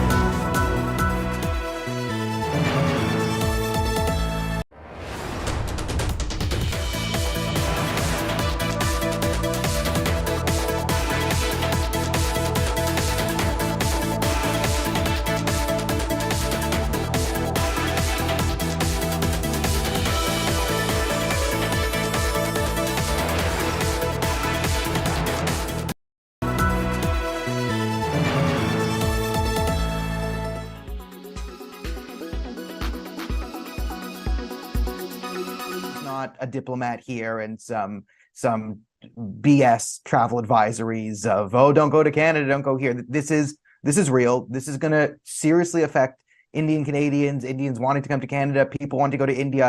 It's going to be a mess for a lot of people, and it's going to look really, really bad on the Canadian government. And it's going to force this. I mean, the Indian government's forced the Trudeau government's hand domestically into addressing this situation. And unless Trudeau can, tomorrow release this report that he's got and it's dynamite, there's really nothing he can do. And if he thought he was just going to score an easy win here and distract from the Chinese interference scandal, and this would just be a lot easier to handle, India would be easier than China. Turns out that might not be the case, and this is the Indian government throwing sort of an opening salvo, showing that they have leverage over Canada. They can push buttons, and if Canada wants, better for lack of a better phrase, if Canada wants to play, they can play. How the strained relationship between India and Canada is going to impact the immigration business? As of now, we have no records, as there is no report and no updation on immigration impacts from both the countries. So till we receive anything formally, we cannot comment on that. Right now, immigration is going as it was going before. In a process to migrate to Canada on a study visa, are they worried? Did they contact you? Some of them have, because the social media these days plays a great role as to where we procure our information from. Yes, they are obviously affected by whatever is going on the social media, but to them also we have issued that same statement that till the time there is any formal announcement by our government or government from Canada, we cannot take it for granted that immigration will be affected. बहुत सा बच्चा हमारा वहाँ गया हुआ है, trades है, वहाँ पे लोग ऑलरेडी रह रहे हैं और बहुत सारी कंपनियां हैं हिंदुस्तान में कनाडा की. सो ये खत्म होने में ही दोनों कंट्रीज का फायदा है. वहाँ पे जो भी हो रहा है हमारी जो गवर्नमेंट के बीच में हो रहा है वो ठीक हो जाए कि जो भी वहाँ पे रह रहे हैं लोग उनको थोड़ी घबराने की जरूरत ना पड़े, क्योंकि जो यहाँ रह रहे हैं उनकी फैमिलीज को भी थोड़ा सा होगा कि वहाँ पे जो हमारे फैमिली मेम्बर्स है कहीं उनको दिक्कत ना आए कुछ रहने की, तो इसलिए हम चाहते हैं कि सब ठीक हो जाए. सत्ता पक्ष हो या विपक्ष में हो, जितनी भी पुरुष मानसिकता है, महिलाओं की वंदना, इतिहास गवाह है कि जब जब आपको शक्ति की जरूरत होती है, जब जब आपको सत्ता पाने की जरूरत होती है, जब जब आप विजय की आशा रखते हैं, तब आप एक महिला को देवी बनाकर उसकी पूजा करने लगते हैं, वंदना करने लगते हैं. लेकिन अंदर में एक पुरुष की जीत और उसकी वंदना होती है. आपकी वंदना हमने जंतर मंतर में बैठी उन महिलाओं के रूप में देखी. आपकी वंदना, आपका महिलाओं का सम्मान जब मणिपुर पे हमारी महिलाएं निवस्त्र हो रही थी, हमने तब देखी. आपकी वंदना और आपकी पूजा और सम्मान जब एक रेपिस्ट को बचाने के लिए जब आप सत्ता पक्ष वालों को यह मालूम चलता है कि वोट की राजनीति में जरूरत है, तो मैं रिक्वेस्ट करती हूँ.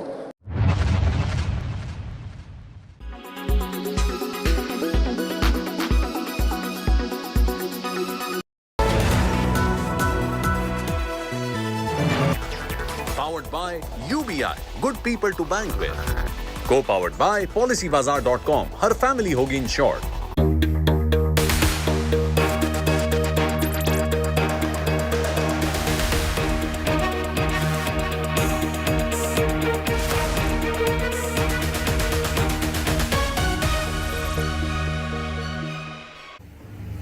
All right, welcome back, viewers. Let's take you now directly to the Rajya Sabha. Any minute now, Nirmala Sitharaman would be speaking in favour of the Women Reservation Bill.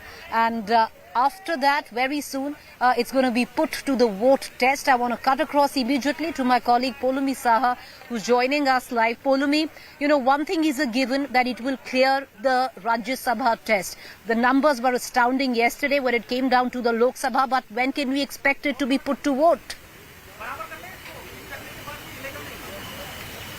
Well, things are a little delayed at the moment. We are expecting, of course, like you pointed out, Finance Minister Nirmala Sitharaman to speak shortly. Obviously, you can see as the proceedings are taking place, Dr. Harivanshu is in the chair at the moment. He's trying to speed up as far as the speakers are concerned. He's being very strict about the time that has been allotted to them. No more, in fact, spilling over in terms of the time that has been allotted. So after Nirmala Sitharaman, I beg your pardon, speaks in the Rajya Sabha, she'll be the last speaker from the side of the Bharatiya Janata Party. The Law Minister will make his reply, which is when we're expecting that Prime Minister Narendra Modi will be in the House when the Law Minister replies to the debate. Of course, he'll exit the House as soon as voting begins, because he's not a member of the Rajya Sabha, and the lobbies will have to be cleared and only members will be inside the House. So we hope that in another hour's time, the voting process begins, because after that, women ministers and MPs of the Bharatiya Janata Party, women MPs, will proceed towards the Prime Minister's office inside the Parliament building to felicitate the Prime Minister and thank the Prime Minister on the passage of the Women's Reservation Bill. Tentatively, they've been told 9:15 p.m., but I expect the time to be delayed at the moment, Preeti. Well, it does seem, yesterday we thought that the voting went on and on, especially with the amendments that were moved, keeping in mind that it is a constitutional amendment bill. But, Poulomi, what can we expect today? Will the voting be as, the period of time, as long as that? And can you take us through on some of the marquee speeches that were made through the course of the day on the floor of the Rajya Sabha? Well, yes, the voting process could take long. This, of course, will possibly depend on the fact whether these members are going to seek division of votes. Remember, yesterday, every time Asad Owaisi moved for an amendment, he sought a division of votes. It's unlikely that that will happen this time in the Rajya Sabha, but expect several amendments to be proposed. Already, members have said, for instance, Manoj Jha of the RJD, when he spoke, he said, I have put forth a lot of amendments. Please do take them into consideration when, of course, the voting process begins. Now, we are hoping that if at all these MPs do not seek for a division of votes, they're satisfied with the voice vote that takes place on the amendments that they've moved, things could be faster. But again, you have to account for at least an hour and a half's time for the entire process to be over. But of course, it will be a momentous, occasion. The moment, in fact, that actually happens. And of course, the bill is passed. I keep saying passed because obviously we've not seen anyone stand up today in the Rajya Sabha to say, I oppose this bill. Everyone has started their speech with, I stand in support of this bill. Today, of course, we saw some very good speeches made by, members of parliament from the Rajya Sabha. This is, of course, said to be the house of the intellectuals, the house of elders. So clearly, there was a lot of time allotted to them as well. Manoj Jha spoke well.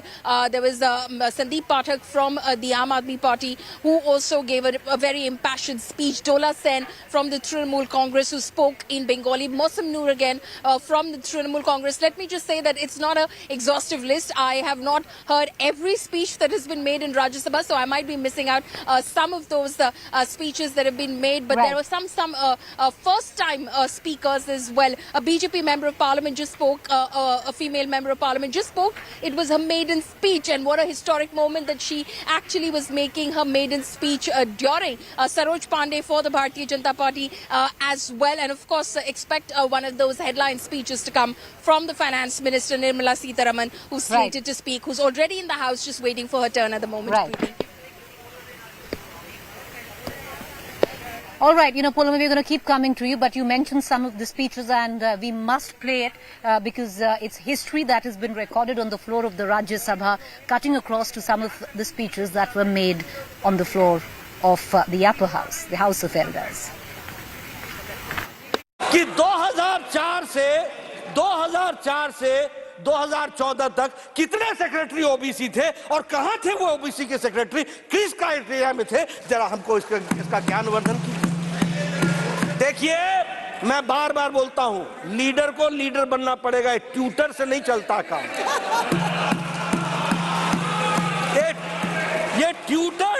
ये tutored statement से नहीं चलता है काम, और वह भी tutor अगर कोई लीडर हो तो भी समझ में आता है। ये एनजीओ को लेकर के आ जाते हो, जिन एनजीओ को जिनको आता न पता न सता, कोई चीज जानकारी नहीं, वो आपको समझाते हैं और आप बोल करके सोचो, I was shocked and shattered and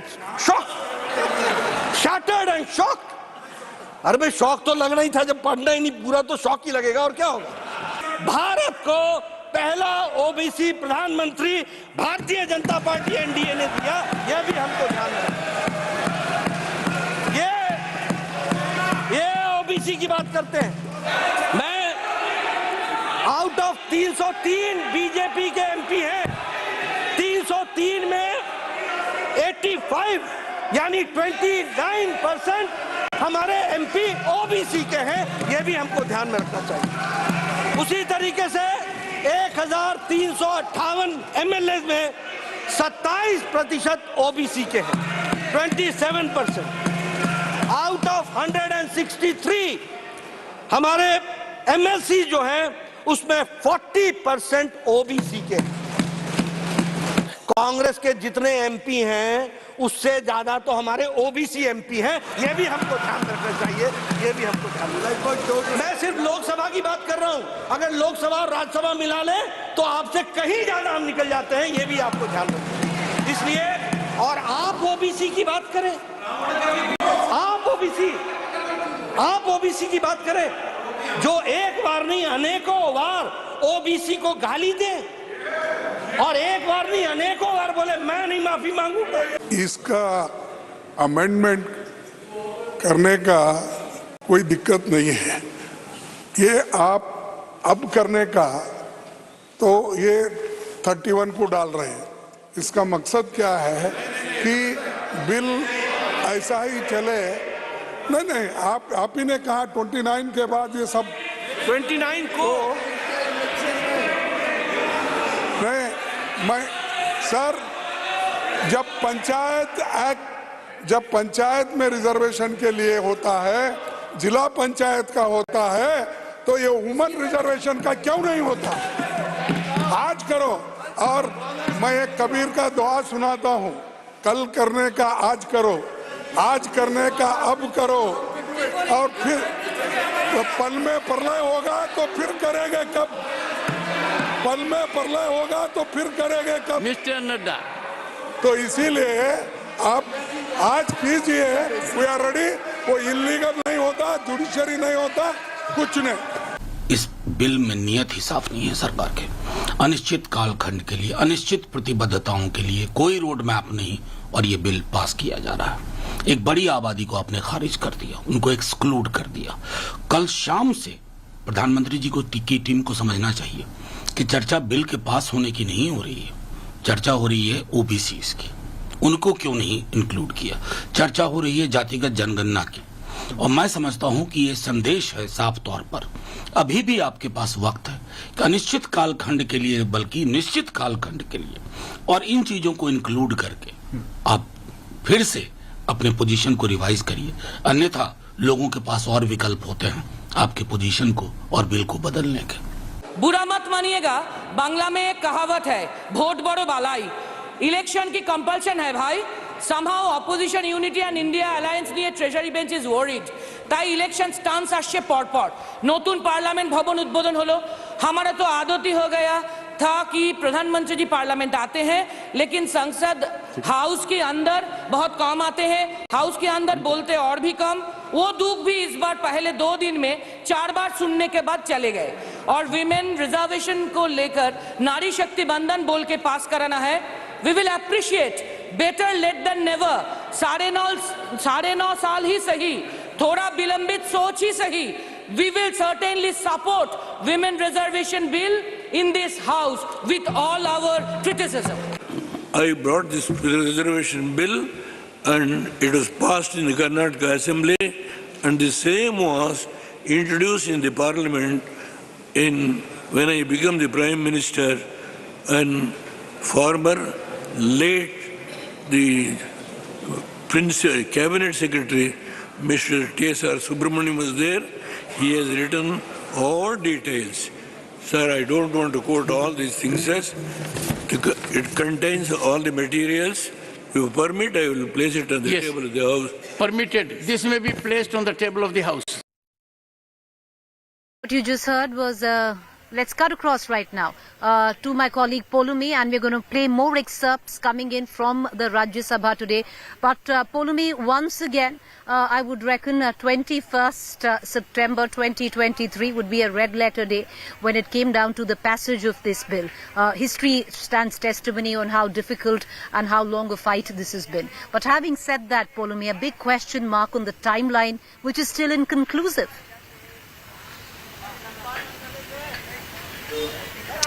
That's right. The BJP, of course, has answered that question. They did say that JP Nadda, of course, as he was speaking in the Rajya Sabha today, he was the first speaker for the Bharatiya Janata Party. He did say that by 2029, this will be, in fact, implemented, and it will become possible to, in fact, have this implemented by 2029. He said that there is a process. It has to be done as per that process. There has to be a census, which will be conducted around 2026. subsequent to that, there will be the delimitation exercise, which will be conducted by the Delimitation Commission. And after that, these seats will be reserved for women, the 1/3 seats that have been promised as per this new women's reservation bill. The government is very clear. Amit Shah spoke in the Lok Sabha yesterday as well, and he said that, as you can see, that the passage of the bill in itself has been the biggest hurdle. So let's not allow for any of these questions to hold us back in this moment right now, when we've got the opportunity to pass this bill. We pass this bill, and then it is obligatory upon us to ensure that it is implemented. So you'll know that at least, it has been passed and it will be implemented. So let that not hold you back today in the passage of this bill. Of course, the opposition has been questioning this both in the Lok Sabha and in the Rajya Sabha all of today as well, saying, well, basically this was only a political jumla, because at the end of the day, this could have been done right away in the upcoming elections. Then why didn't the government do so? But the government is very clear that there is a process to this. The census needs to be conducted because it hasn't since 2011, and only following that process so that it is not challenged later legally in any court of law. It needs to be done as per that process, Preeti. Appreciate you joining us. Polumi goes back into the Rajya Sabha. The final moments in terms of before it goes into the voting. Nirmala Sitharaman to speak. But, viewers, one thing I would reckon one must absorb and soak in. The journey of women empowerment in our country, or rather across the world, has been long and arduous. There have been many chapters to it. While one thing is definite, that the time for women reservation in India must come. We started off with a paltry 4 to 5%. We are just about 14%. It's been very, very slow. But maybe we have to wait a little longer. But maybe we should also celebrate that the passage of this bill in both houses. From here on, it's another fight. There is no timeline. It is very inconclusive. And God alone knows what the political developments are in 2024 or 2029, when one might even see this bill coming up. 2029. Definitely not before. Quick break. Stay with us. On the other side is Rahul Kawal.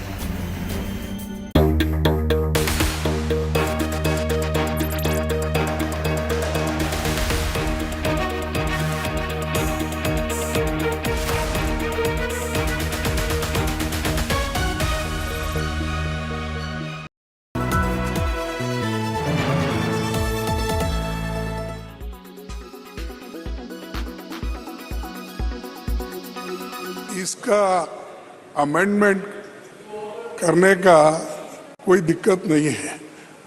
ये आप अब करने का तो ये 31 को डाल रहे हैं। इसका मकसद क्या है कि बिल ऐसा ही चले। नहीं, आप ही ने कहा 29 के बाद ये सब 29 को नहीं, मैं सर जब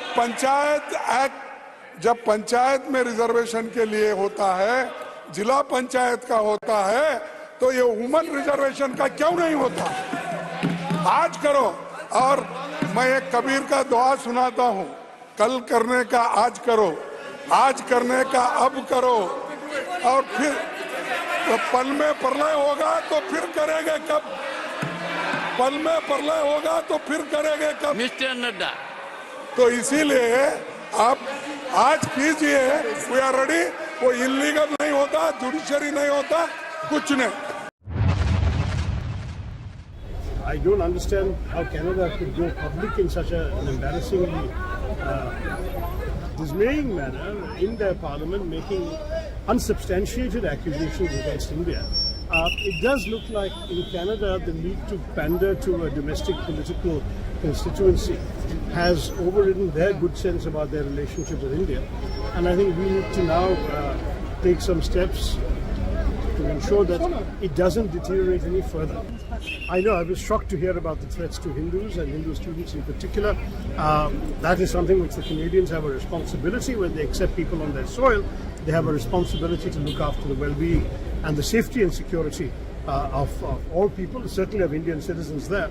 And because they are the ones who provoked this problem, they need to be particularly conscious of their responsibility to prevent it getting out of hand. It is very disturbing to hear that situation is getting worse because of the relationship between the two countries. A lot of Punjabis in large numbers have settled down in Canada. Every year, nearly about 1 lakh students go and study there. There's a sense of panic which is crept up in Punjab. People are calling me up, parents are calling me up, what will happen to their kids, what will happen to their families. So Government of India and Government of Canada should, as soon as possible, find a solution to this. How the strained relationship between India and Canada is going to impact the immigration business? As of now, we have no records, as there is no report and no updation on immigration impacts from both the countries. So till we receive anything formally, we cannot comment on that. Right now, immigration is going as it was going before. In a process to migrate to Canada on a study visa, are they worried? Did they contact you? Some of them have, because see, social media these days plays a great role as to where we procure our information from.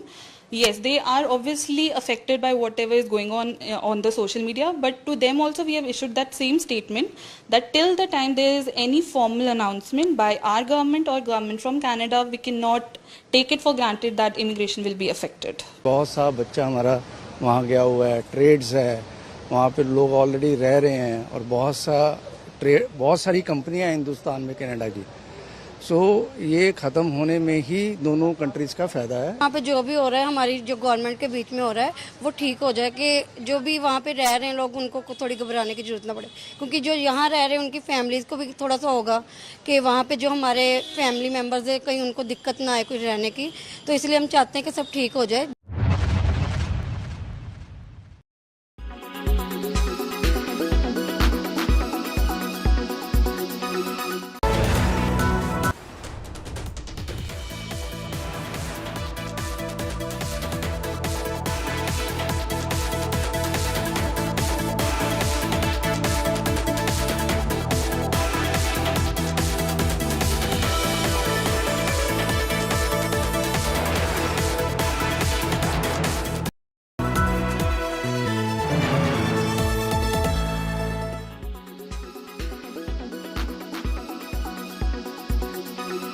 Charlotte, India has issued an advisory today, and that advisory very carefully worded talks of growing anti-India activities and politically condoned hate crimes and criminal violence in Canada. All Indian nationals there and those contemplating travel are urged to exercise utmost caution. What do you make of this advisory issued by India?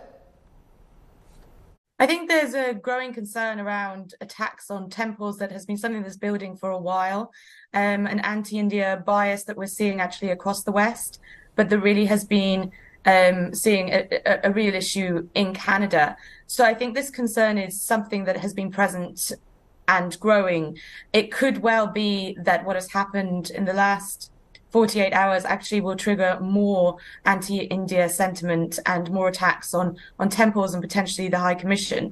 I think if this kind of statement has been issued, again, this is something that will be based on intelligence, and people should heed caution to statements like this, absolutely.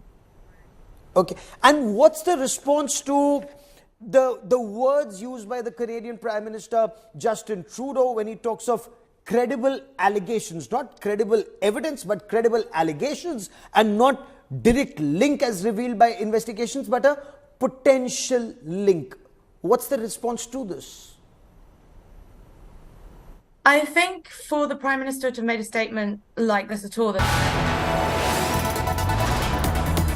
You are watching India Today, powered by Finest, Be Sustainable Change, a BNP Group company. Presented by RP Sanjeev Goenka Group, Growing Legacies. Co-presented by Century Laminates by Manish Malhotra, Fashion for your furniture. Co-presented by Macho Hind, Bade Aaram Se. Co-powered by PolicyBazaar.com, Har family hogi insured. Co-powered by The Bold Look of Kohler. UBI, good people to bank with. आपके भरोसे के लिए max life insurance. Kirloskar.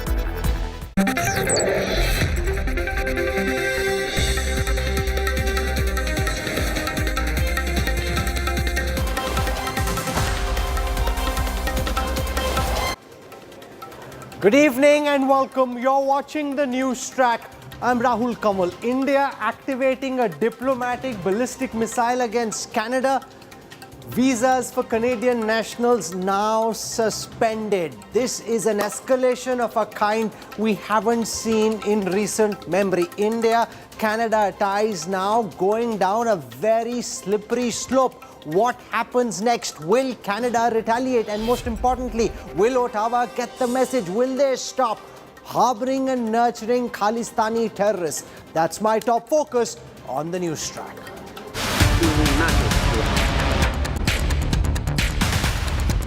India-Canada face-off just got hotter.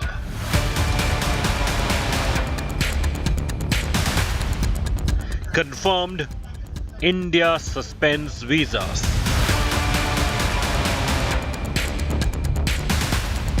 Visible India-Canada breakdown. Trudeau government debunked on Niger. Indian diplomacy flexes muscle. Ball now in Trudeau's court. Big focus on Newstrack. The Modi government has brought about a new way of dealing with things domestically. In Indian politics, we've seen that over the past 9 years. This is the first time the government is engaging in this sort of international muscle flexing. The world hasn't seen this from New India. It's a very strong message, not just to Ottawa, but to countries across the world. We look at the diplomatic ramifications, the people-to-people ties, and the economic consequences of this decision. Let's get started. Here are the headlines I'm tracking today. India debunks Trudeau government on the Khalistani terrorist Niger's killing, says Canada has not shared a shred of evidence. India calls Canada a safe haven for extremists and terrorists. Crackdown on Khalistani terror by the National Investigating Agency. Images of 10 men involved in San Francisco, India consulate attack identified. NIA seeks information on the accused.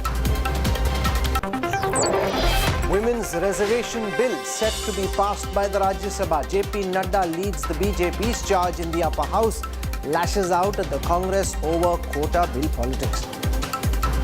Bharat को पहला OBC प्रधानमंत्री Bharatiya Janata party NDA ने दिया, यह भी हमको ध्यान रखना।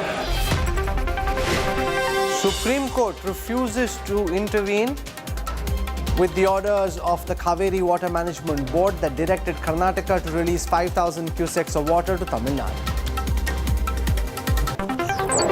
Boeing rolls out a big Make in India plan to open the largest facility outside of the US near Bengaluru, says it will buy components worth 10,000 crore rupees from India every year.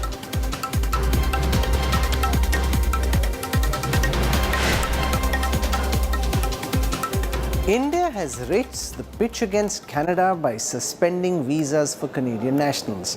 New Delhi has also debunked the Trudeau government on Niger's killing and has accused Canada of becoming a safe haven for terrorists and extremists. It's a breakdown of ties between India and Canada, which is now visible for the world to see. It is an all-out diplomatic war between India and Canada. Terming Canada a safe haven for terrorists and extremists, the Indian government decided to suspend the visa operations in Canada due to operational reasons. If there is any country, if you're talking about reputational issues and reputational damage, if there's any country that needs to look at this, I think it is Canada and its growing reputation as a place, as a safe haven for terrorists, for extremists, and for organized crime. And I think that's a country that needs to worry about its international reputation. BLS International, an online visa application center, has 2 stopped services until further notice.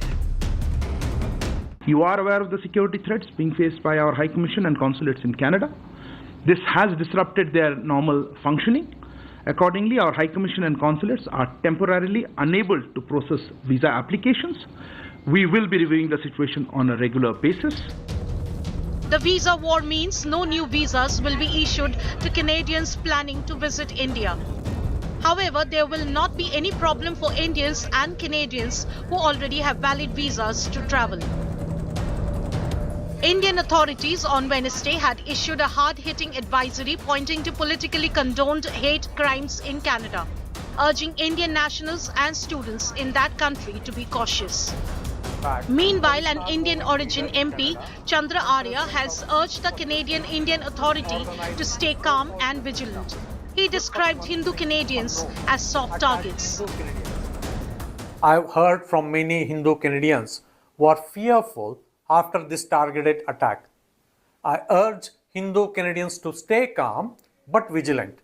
Please report any incident of Hindu phobia to your local law enforcement agencies. Arya slammed Khalistan supporters and expressed his reservations about how, in the name of freedom of speech, the glorification of terrorism and hate crimes targeting religious groups are allowed to persist. The Canadian High Commission in India has said that out of an abundance of caution, they have decided to temporarily adjust staff presence in India. Bureau Report, India Today. Unless there is a war or an extreme national emergency, visas to nationals of another country are typically not suspended. Did the provocation from Canada merit such a massive response from India? What could potentially happen from here on? To talk about this, I'm joined on the broadcast by Jai Panda, Vice President of the Bharatiya Janata Party. With us also on this broadcast is Pramit Pal Chaudhary, Head of the India Practice at the Eurasia Group. We have Jagtar Singh, a well-known author. He tracks the issue of Khalistan, the separatist movement and Punjabi politics very, very closely. We have Daniel Bodman, Senior Correspondent at the National Telegraph. I want to go across to Jai Panda first.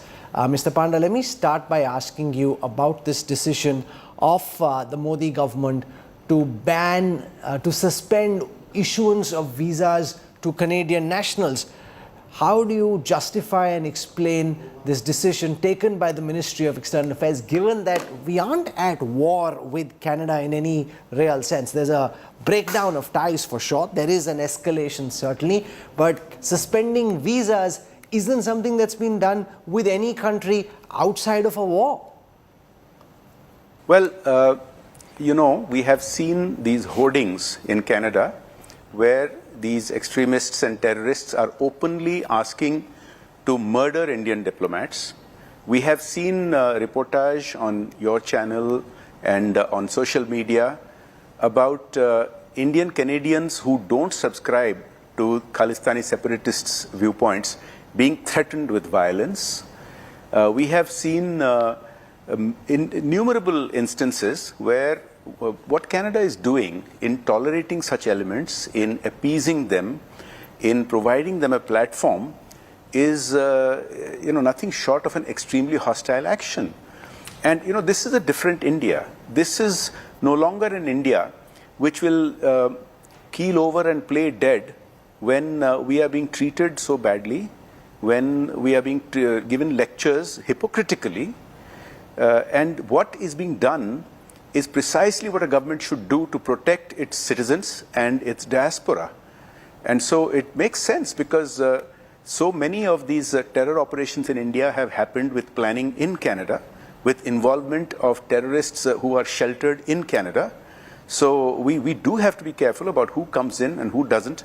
I think in light of recent developments, there has to be fresh scrutiny so that India and Indians are protected.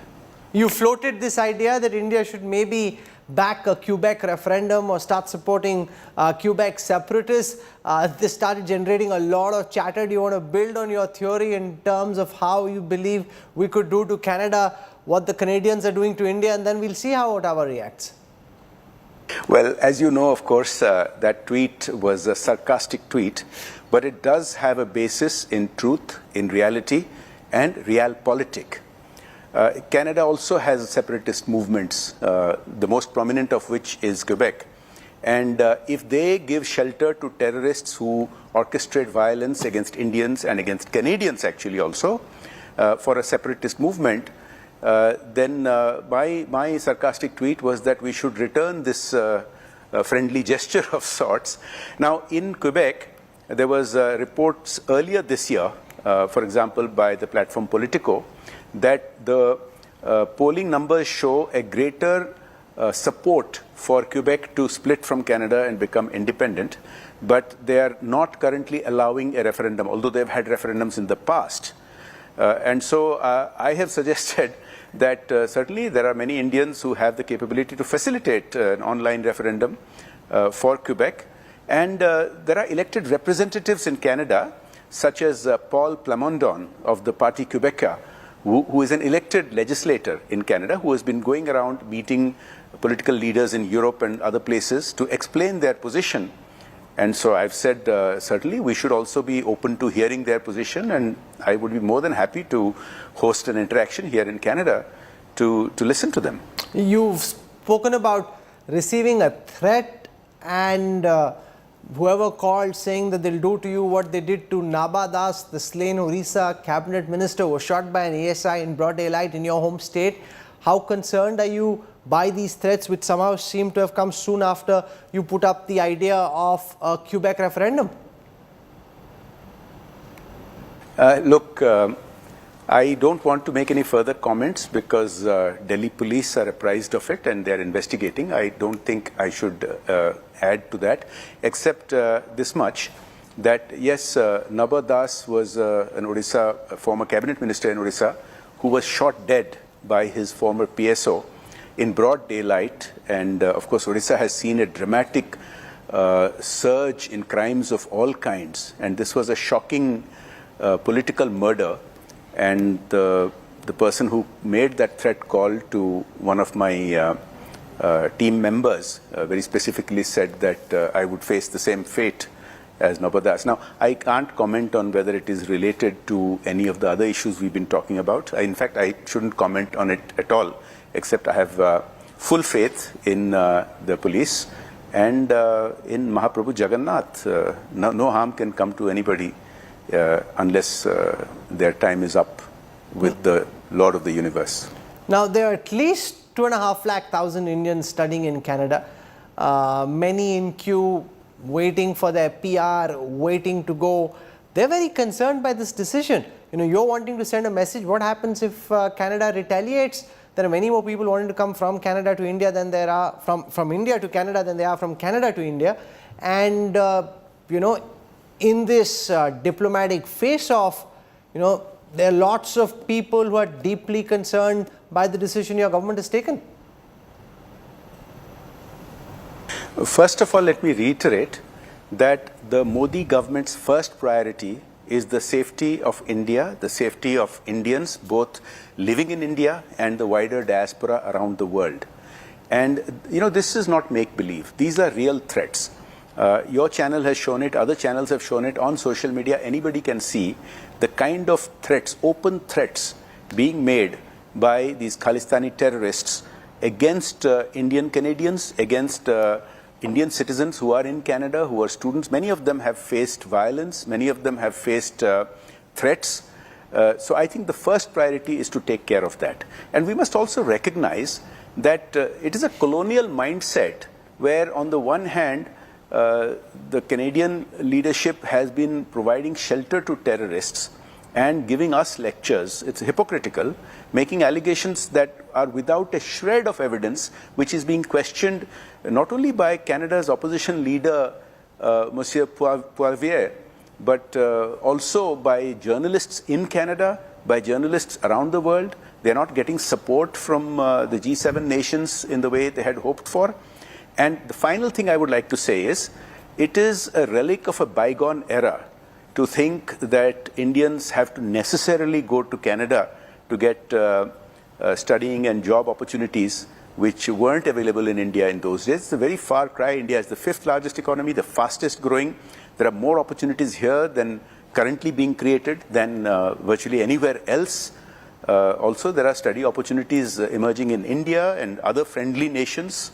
I think we should keep all of this in mind in keeping the main objective of the safety of our people first. Okay, you're taking the position that you are. Many who are watching will still want to go to Canada, and that's just the reality, despite the economic potential of our country at this moment. Thank you very much, Jai Panda, for joining us. I want to go across first to Pramit Pal Chaudhary on this decision. Have you ever heard of a decision like this? Did you anticipate that India would suspend visas for Canadians wanting to come to our country? Do you think we've done the right thing, Pramit? Look, it's a temporary suspension, and it's partly, as the spokesperson said, a consequence of the need to change the administrative structure of how they handle visas. I think there's an additional reason which the government will not state. They assume that they will face potential backlash from Khalistani groups in Canada, or ones who may come to foment problems. So they will try to tighten, and I think that's a standard operating procedure in something like this, tighten the scrutiny of visas being issued. I believe they're planning, for example, a lot of the OCI PIO cards may be reviewed. These are for people of Indian origin, as you know, and are effectively just long-term visas because of this concern. So I don't think that's a surprise. As he said, the spokesperson said it's temporary. Canada, will Canada retaliate? Canada will ultimately, the Canadian High Commission, I suspect, was already at a 5-month backlog for visas in India. It was very difficult to get a visa for Canada just for administrative reasons. That will now obviously become even more difficult. Just entering the Canadian High Commission because of security reasons now is difficult. So therefore, yes, the visa... No, but are they likely to respond by saying, you've suspended visas for our nationals, we'll do the same to yours? Curiously enough, I don't think so. I don't think either government really wants to go down the path of a permanent breakage of these type of relations. There will be certain there will be a certain degree of signaling, shall we say, between the two sides. But fundamentally, there will be neither government really wants to escalate. In fact, Prime Minister Trudeau has made that very clear publicly. And if you talk to Indian officials, they say Canada is not really a threat or an enemy of India. What we do have is a specific problem, which is that this specific government of Canada, they did not have this problem with the Harper government beforehand. In their view, is not responding, has not responded to Indian concerns about Khalistan extremists. And keep in mind that while there has been references only to about the rhetoric and the language being used, that's not the real issue. The real issue is very straightforward. There have been at least 3 to 5 terrorist attacks in Punjab since 2016 in India. And these are not just defacing of temples and stuff. These are actual attacks on police stations and so on, where people have died, or at least attempts have been made to kill people. Intelligence agencies don't care about temples being defaced. That's not important to them. And almost 3/4 of them have a link to Canada. And they have found it very difficult to get should we say, a proactive response from the Canadian government on these issues. I want to go across to Jagtar Singh, who's tracked Punjab politics, the Khalistan movement for very long. Mr. Singh, welcome.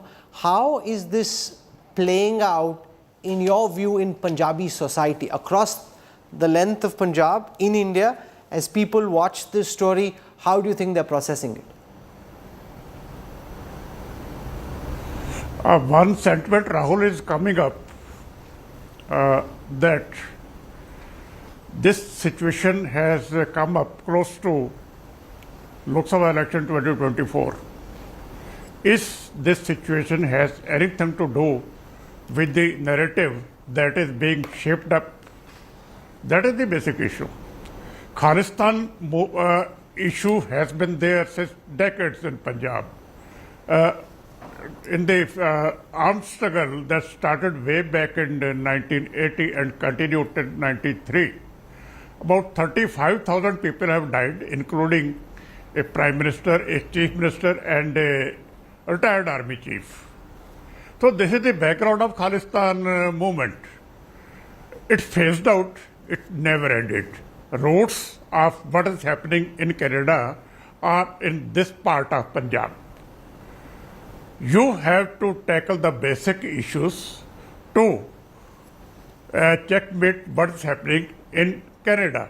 Canada is just an offshoot of the basic issues that no, but the fact, are being Jagtaji, is confronted in this part of Punjab. that apart from the embers of the Khalistan movement, for all practical purposes, the movement is dead and gone. There is no separatist, active, secessionist movement in Punjab in the way that there was in the 80s and the 90s. That's now in the past. So this is really just trying to flog a dead horse. Exactly. Let me explain. It was never a movement in the democratic domain. The only two expressions in democratic domain of this movement were 1989 Lok Sabha election, when Simranjit Singh Mann and 5 of his associates were elected with a thumping margin. 2. Election boycott of February 1992 was again a reflection of the mass support of the struggle at that time. It died down, it phased out. It never died down. You can't kill an idea with a bullet. That is the issue. Idea can only be killed at the political level. Political level ideas must come from the ruling people. I agree with you. There's no movement as such, but the idea is there and the sentiment is there. Both things you have to understand in the context of Punjab. Why was the even peaceful democratic farmer struggle was dubbed as Khalistani struggle by the right wing? Why this issue should crop up time and again? Why should a cricketer be labelled as Khalistani? Somebody has to give the answer. I don't. If even a cricketer is labelled as Khalistani, somebody has to explain at the top what is this happening? Why this behavior? Why Kisan struggle should be labelled as the Khalistani if there is no movement? You are contradicting yourself, Rahul. Okay, while there were some ministers who labelled the movement as being funded by Khalistani, there were many others who clarified to say that that is not the government's view either. I want to go across to Daniel Bodman at the National Telegraph. How is this playing out in Canada? What is it about Justin Trudeau which doesn't see him acknowledging the threat posed by harboring terrorists? This is almost as if Canada becoming the new Pakistan, despite knowing the dangers of these gangsters, these mobsters to Canada and to the relations with India. He simply is doubling down. Is this just down to his domestic politics in your view? Yeah, there's some domestic politics coming down here, and I can understand why India is quite frustrated with our Prime Minister. On the acquiescence to terrorism thing, I understand where India is on the Khalistani issue. Let me just give some context on Justin Trudeau last couple of years. You might remember ISIS, the Islamic State in Iraq and Syria, who went around murdering, pillaging, enslaving.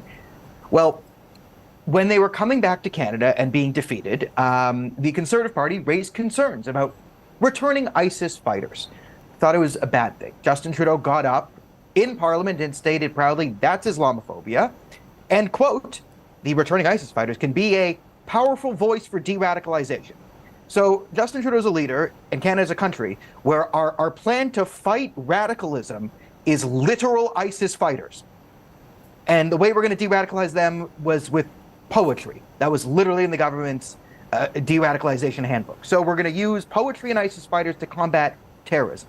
This is Justin Trudeau's Canada. So yeah, the Khalistani movement's been allowed to fester here since 1985, and when they blew up the Air India 182. And we like to dick our heads in the sand. The trial was an absolute miscarriage of justice.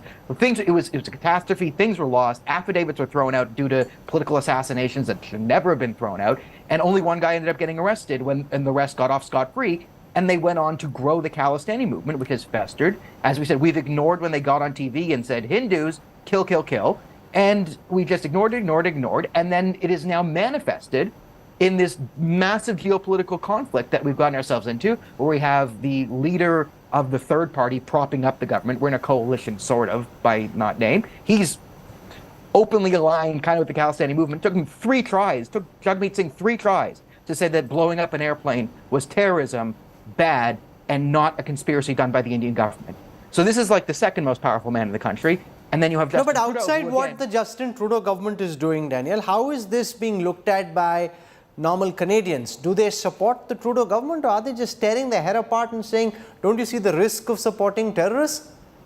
So, again, the Canadian media landscape it doesn't like to talk about these issues. So a lot of Canadians are not even aware of the Khalistan thing, are just waking up to it and wondering what's going on. The media is portraying Najjar as Sikh religious leader. That's his official title in Canadian media. The allegations, the videos of him with AK-47s, those don't make it into Canadian media. It's just the pretty much the 75% of what goes through our mainstream media is kind of liberal government press releases by proxy. So to not see the danger in Canada, it can be understood. But Canadians are starting to wake up to this story because it's affecting them. The visas is a massive bloody nose to Canada. Canadians like to be seen as the reasonable younger brother to Americans where nothing bad ever happens and we're all very reasonable. Canadian society, let's say the elites, the upper middle class, they get really riled up when international media starts to cover Canada in a negative light. This is when they panic. So now that something actually is manifested, visas are being suspended, there's going to be real world consequences. People who have Indian friends, which is everyone in a metropolitan city in Canada, they're going to start to hear about it in their lives. They're not going to like it. So it's morning, it just started, but this is now huge news in Canada. It's going up.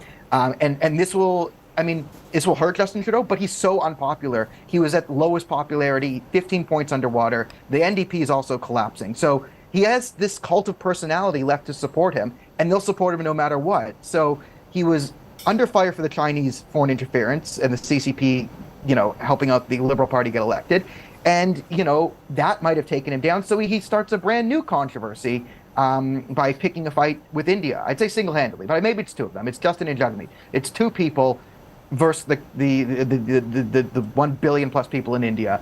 And it's not going to go well for them. Canadians are not going to like this. We like being seen as a friendly country that gets along with everyone, and there's no problems here. We love maintaining that image. And when that image is threatened, Canadian society wakes up and then goes into self-correct mode. So I would expect the rhetoric in Canadian media to start to change over the next few days now that the average Canadian actually wants to know something about this story. It's affected them. So I went on from the beginning. I said, like, there's no game theory win scenario I can even fathom for Canada. Okay. By the way, so Veena Sikri, is Justin Trudeau just irritated with the way the Delhi trip went? His plane got stuck. He had to stay for a day and a half longer than he wanted to, because between friendly countries, you don't typically name an officer, call him out as the raw station chief, ask him to go back. Even if you do it without naming and wanting to publicly shame someone. This is not, if this was, say, Pakistan or China, it would be slightly believable, but not between friends. Why do you think, in all your years of diplomatic experience, why do you think Trudeau is acting so peevishly? I think Trudeau is under great political pressure within Canada, as has just been mentioned by Daniel Boardman. His popularity ratings are all-time low, and he's facing great pressure from the pro-Khalistani member of his political alliance. Now, I think what the Khalistani group wants to do is by all means keep up international viewership for the Khalistani issue. But I think it is quite out of character for any country and unacceptable for any country to make that statement in Parliament with no evidence at all. You're saying credible allegations of a potential link and you call that evidence? I mean, this is absolutely unheard of in diplomatic parlance, where you actually are willing to bury your bilateral relations with that country for your own domestic considerations. And I think this is not a one-off issue, as Pramit has mentioned. I think the Canadian views on the Khalistanis go back to 1985, the Kanishka bombing, and after. Red corner notices approved by Interpol have been given to the Canadian government over the years about various Khalistani separatist and extremist activity in Canada. They have taken no notice of it. They've been ignoring it all the time. What do you think will happen next? Is Canada likely to retaliate? Will they also stop granting visas to Indians? Because that's what people who are watching at this moment are maximum concerned about. Well, they might well do that. They might stop the functioning of their visa section as well. There is also something that our spokesman said today, that the size of the Canadian High Commission in Delhi is much bigger than the size of the Indian High Commission in Ottawa. So maybe there'll be a call for a parity there. I think it's something very clear that India cannot be accused like this without any serious evidence. And all the other countries, UK action was taken, the Khalistanis acted, Prime Minister Rishi Sunak gave a strong statement. USA, the Khalistanis acted, there was a strong statement. Why in Canada, when their own Quebecois separatists are, slammed down immediately, when the truck drivers are slammed down immediately? For the Khalistanis, it's freedom of expression, it's freedom of conscience. This is a completely different treatment. And Hindu temples, even today, Hindu temples are being attacked, and this is being allowed. That, worship places of worship of a certain community are being crashed. Why? Graffiti is being issued. Why? It's being tolerated. Why? It's inexplicable. And there has to be a serious explanation, or this will continue. There is no way in which the Indian government, which has so far taken a correct and justified stand on the absolutely false allegations made by Justin Trudeau and his government, India cannot continue this to the logical conclusion unless Canada sees the wrong of what is done and retracts. But Charlotte Littlewood, Justin Trudeau spoke of credible allegations. There is credible evidence and there is allegations.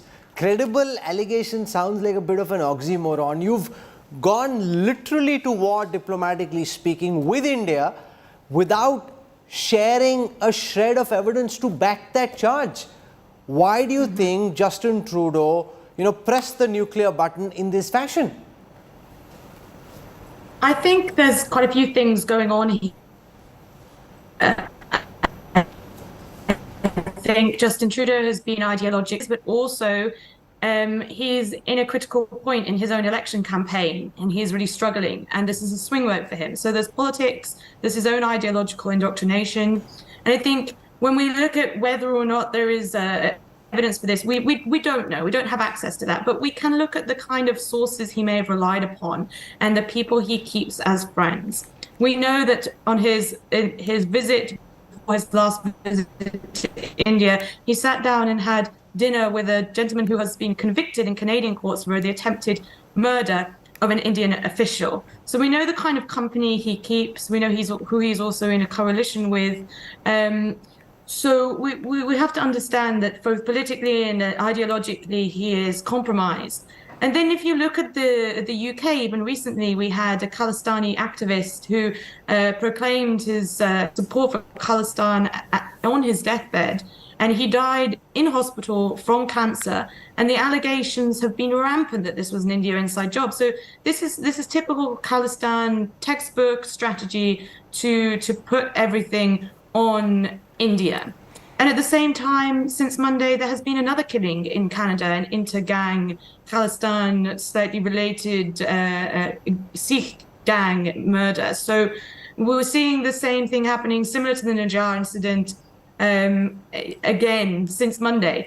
So this is something that takes place, and I think Trudeau, for political reasons and for his own indoctrination, his own belief system, unfortunately, has said the wrong thing prematurely. Okay. Meanwhile, Khalistani sympathizer Sukhdev Singh has been killed. He was shot 9 times in the head in his own house in Canada's Winnipeg City.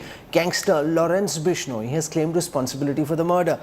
Sukhdev Singh's death comes amid a growing diplomatic tension between India and China over the killing of another Khalistani terrorist, Hardeep Singh Nijjar.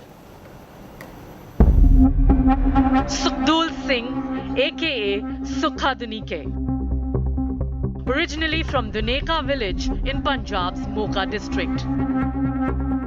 The 29-year-old, wanted by India in several terror cases, was shot dead in his house, flat number 203, located on Hazelton Drive Road in Winnipeg City of Canada on Wednesday.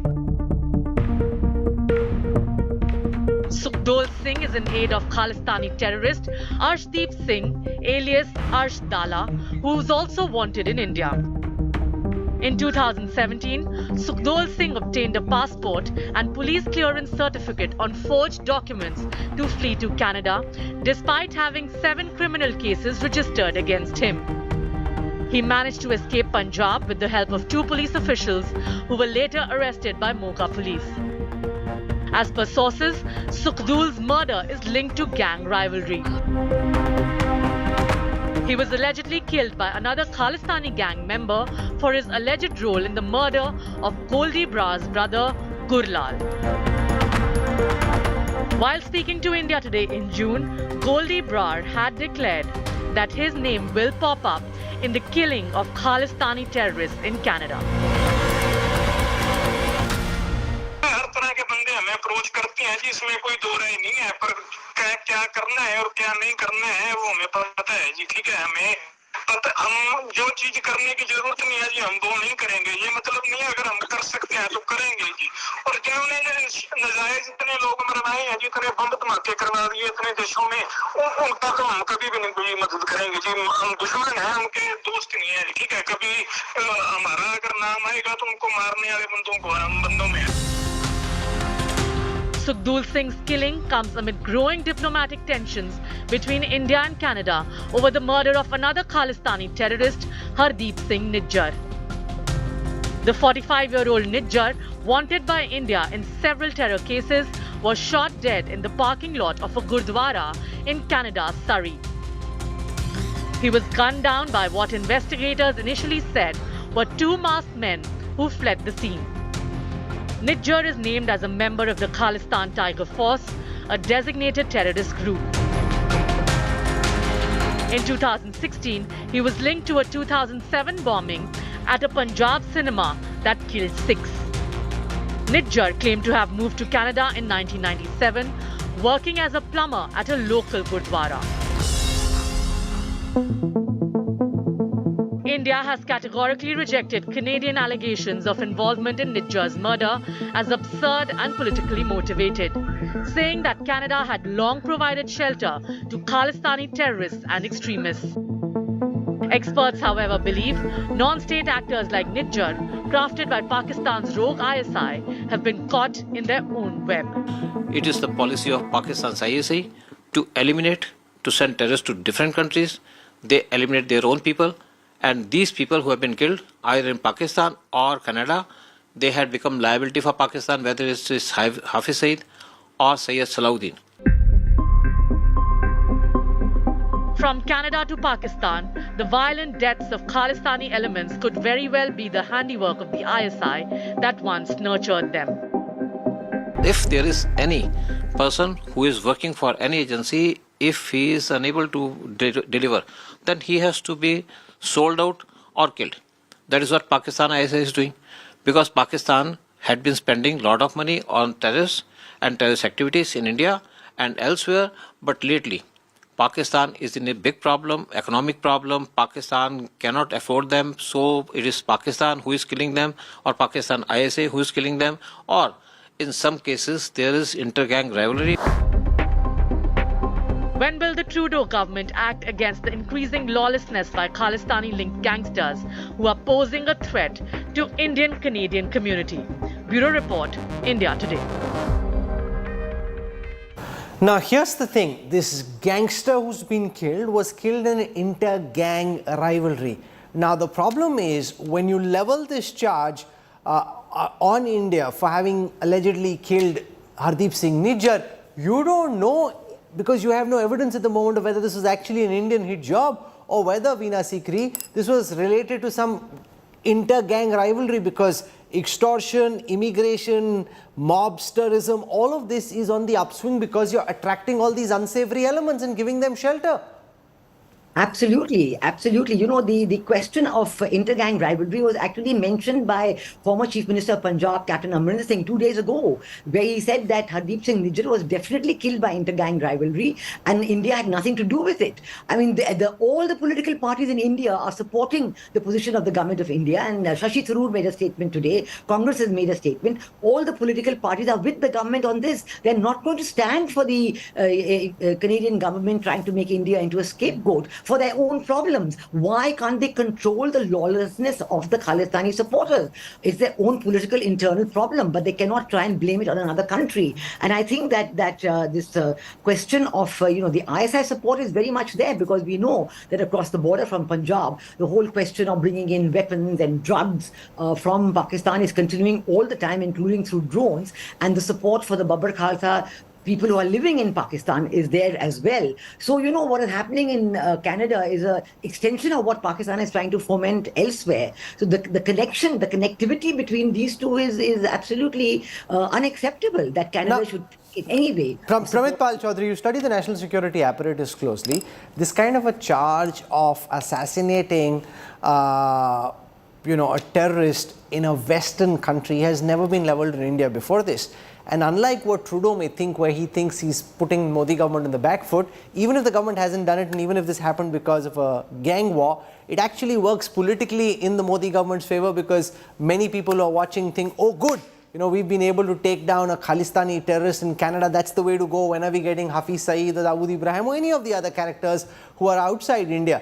So politically it works in their favor, but from a perspective of the capability, the capacity to actually execute this kind of a hit outside India so far away, do you think that's now within the realm of contemplation? Because if you read the international commentary from The Economist to the Wall Street Journal, that's the only thing they're talking about. Many years ago, I've worked closely on building the India-Israel relationship for almost 15 years.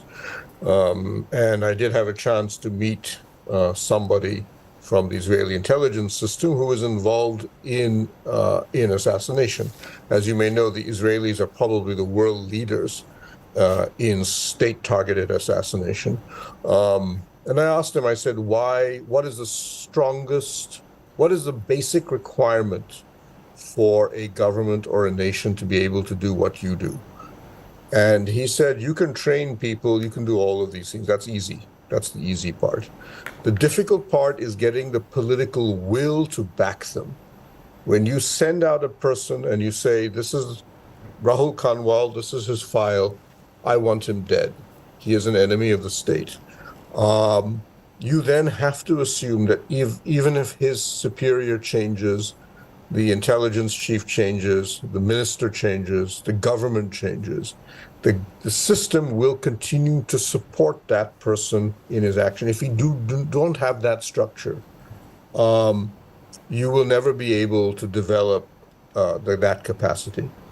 So obviously we now have had an extraordinarily stable government system for about 10 years now, which presumably has taken a very hard line on security. And I believe, and I know, in fact, that it has taken the idea of developing targeted killing as a policy seriously. So I could see that now having been developed. Plus, we also happen to have a very good relationship with Israel.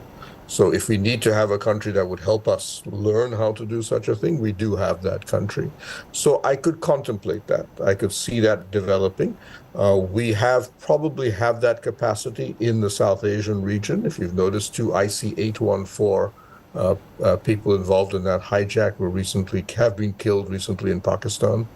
So we can only speculate, but I would say the weather vanes are pointing towards the possible likelihood that we have developed that capacity. Canada, though, is very far away. And it's a question that we can't answer, obviously, here, or none of us would know whether we have developed the capacity to go that far. But I would see it as in the realm of possibility, yes. Here's the point, Jagtar Singh. Most people watching at this moment would actually support the idea that if there is a known terrorist, the likes of Hafiz Saeed, Tiger Memon, Dawood Ibrahim, Syed Salahuddin, Masood Azhar, go out and take them down. Canada does it, China does it, Israel does it, America does it all the time. If all those countries do this and nobody has a problem, why complain about India doing this? And in that report we saw, this killing could possibly also be down to a gang rivalry, which also could explain why the Indian government has come down so hard. If they thought they were guilty, or if evidence could emerge which would put them in the dock, then they wouldn't have gone out so strong. If they've gone out, they're convinced that they are clean, that this is probably a gang rivalry. and that they aren't to blame. There's nothing wrong if India has acted this way. I appreciate, by the way, efficiency of the Indian agencies. If they have done it, as you say, everybody is doing it. Israel is doing it, Russians doing it, US are doing it, China doing it. But I think we are giving too much importance to ISI. Pakistanis are the people who can't manage their own country. I think ISI the only very efficient branch. Rest, they can't manage their own country. Now coming to your basic point. Issues must be addressed. No doubt about it. I don't go by the means. I go by the end results. I appreciate if this has been done by an agency. And it can't be admitted. That is the problem. The problem will arise only because Justin Trudeau has raised the issue on the floor of the House in the Parliament. And Five Eyes countries have not rejected that credible allegation. That is the problem.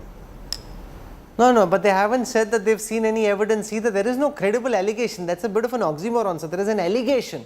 There is credible evidence. What is a credible allegation amongst the people on whose allegation this is based are the likes of Pannu, who naturally will say this. He's putting out a hit on Indian diplomats. That is not okay. Communities are being put under pressure, put in the crosshairs. This is completely unacceptable, and this is not how friends deal with each other. We just heard from our guests in Canada about the low popularity of Justin Trudeau himself and the trouble his government is in. But to use external politics for domestic purposes is a very dangerous trope, and this could backfire very badly on Justin Trudeau. The Indian government has come out all guns blazing. It will be interesting to see what happens next. I want to thank all our guests for joining us. Charlotte Lilwood, thank you very much, ma'am. Daniel Bodman, Pramit Pal Chowdhury, Veena Sikrin, Jaktar Singh. We will track the story. Massive interest, not just in India, internationally around this face-off between India and Canada. This hasn't happened before. India has never been accused in this fashion. India has never retaliated in this fashion. And at this moment, there is no evidence to back Trudeau's charge. That is a credible allegation. Pannu is one of the people who's levelling this allegation. Have you seen the kind of garbage he puts out all the time, wanting to take Indian diplomats down, wanting to target members of the Hindu community? This isn't a sensible man. He's a terrorist. He's a separatist. And as Jay Panda said at the beginning of the show, what if India started backing Quebec separatists? Canada isn't particularly keen on referendum at this moment, but just to stoke trouble, what if India started actively supporting them, funding them? Would Ottawa like that? I'm certain they won't. Then why do to others what you're not going to be okay doing to yourselves? If Osama bin Laden were to come to Canada, would they give him harbour? Would they give him shelter? Would they want that action be taken against him? You can't have different yardsticks. Look at the way in which the Trudeau government dealt with truckers. Truckers, I mean, surely they have the right to protest. Look at the brute force that came down on the truckers for their protests. Justin Trudeau is a hypocrite. Make no mistake about it. He's using this Khalistani cause to play his own domestic politics because he's in a coalition government with Jagmeet Singh, and this is at the nub of the problem. India is pushing back as hard as is imaginable, in fact, far more than most would have thought possible. We will track where this story moves from here. Rajya Sabha set to vote on the Women's Reservation Bill. BJP MPs will be thanking the Prime Minister after the bill is being cleared. Details coming up on the other side.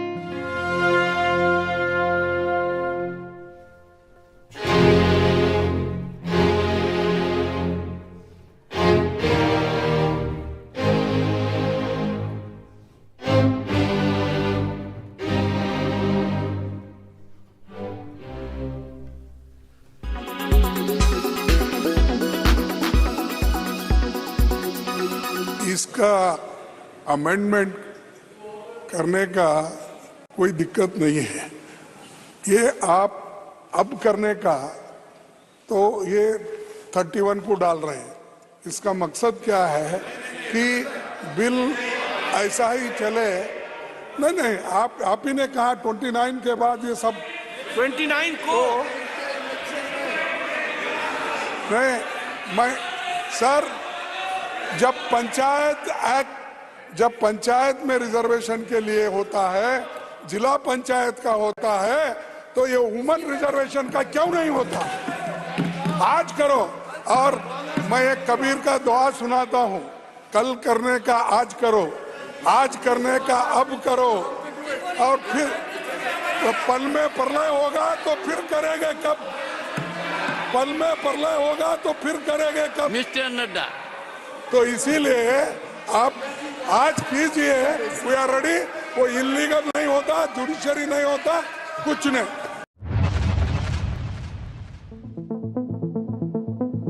Canadian Punjabi singer Shubh faces backlash over backing Khalistanis. The Canadian Punjabi rapper's India tour has been cancelled. 26-year-old singer is accused of supporting Khalistani elements. His Mumbai performance was scheduled for September 23rd to 25th. His social media activity espousing separatism came back to haunt him. The singer had earlier shared a distorted map of India. Following the outrage, cricket stars Virat Kohli, KL Rahul and Hardik Pandya, who once followed Shubh for his rap on social media, unfollowed him. Book My Show has initiated a complete refund of the ticket amount for all consumers who had purchased tickets for the Shubh's Still Rollin' show. Earlier, Indian company Boat had withdrawn its sponsorship. Bureau Report, India Today.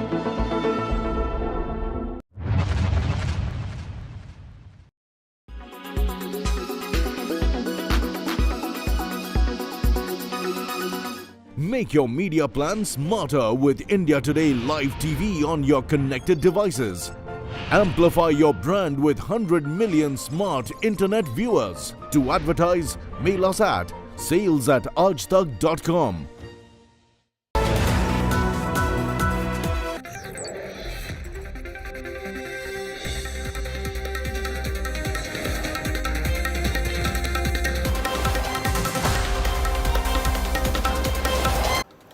You're on board the news track. The debate in the Rajya Sabha now at its climax. I want to show you an excerpt from Finance Minister Nirmala Sitharaman's speech on the Women's Reservation Bill in the Rajya Sabha. Just want to go back to actually what happened then. 19, which stand out for a lot of proof that is so required to say this civilization always held women high. Now, I'm not going to this thing, did we treat them as goddess, give us equality? I've heard a lot of members say with a lot of concern, we don't want to be treated like goddess, treat us equal. But it is a fact that we have held women very highly, and the women also had the courage to stand up and speak for them. We're being told that the Prime Minister will be meeting women MPs after the bill has been passed. We'll track that. We're slipping into a break. Our coverage continues from Canada, from India, also from Parliament and from wherever there is news which is of interest to India today. Goodbye, good night, and I'll see you tomorrow.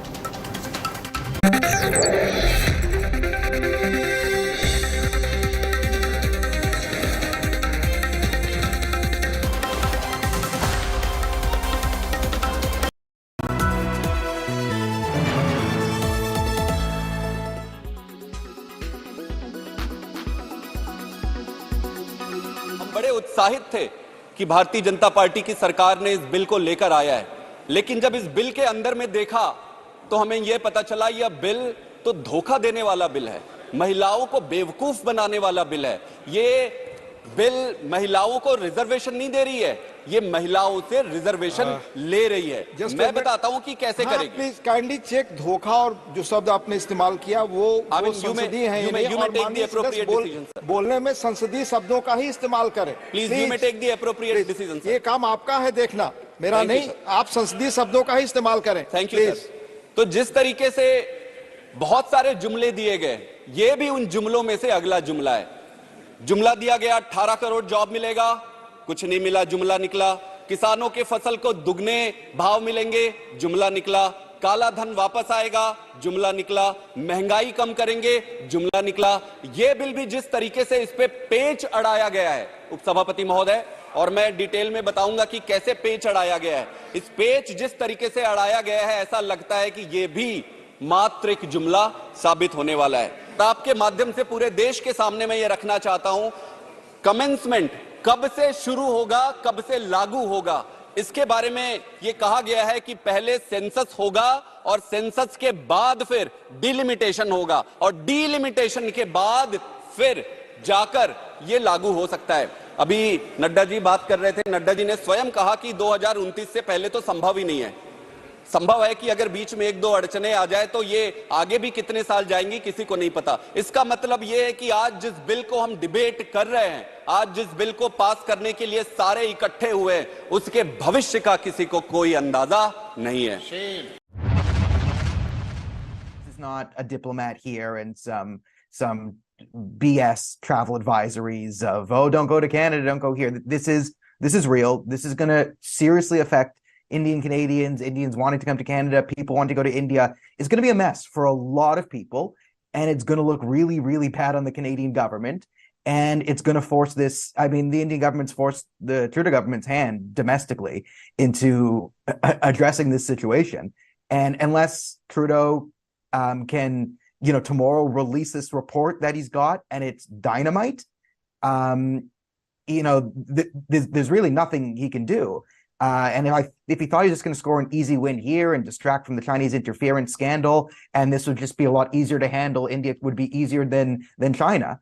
Turns out that might not be the case, and this is the Indian government throwing sort of an opening salvo, showing that they have leverage over Canada. They can push buttons, and if Canada wants, for lack of a better phrase, if Canada wants to play, they can play.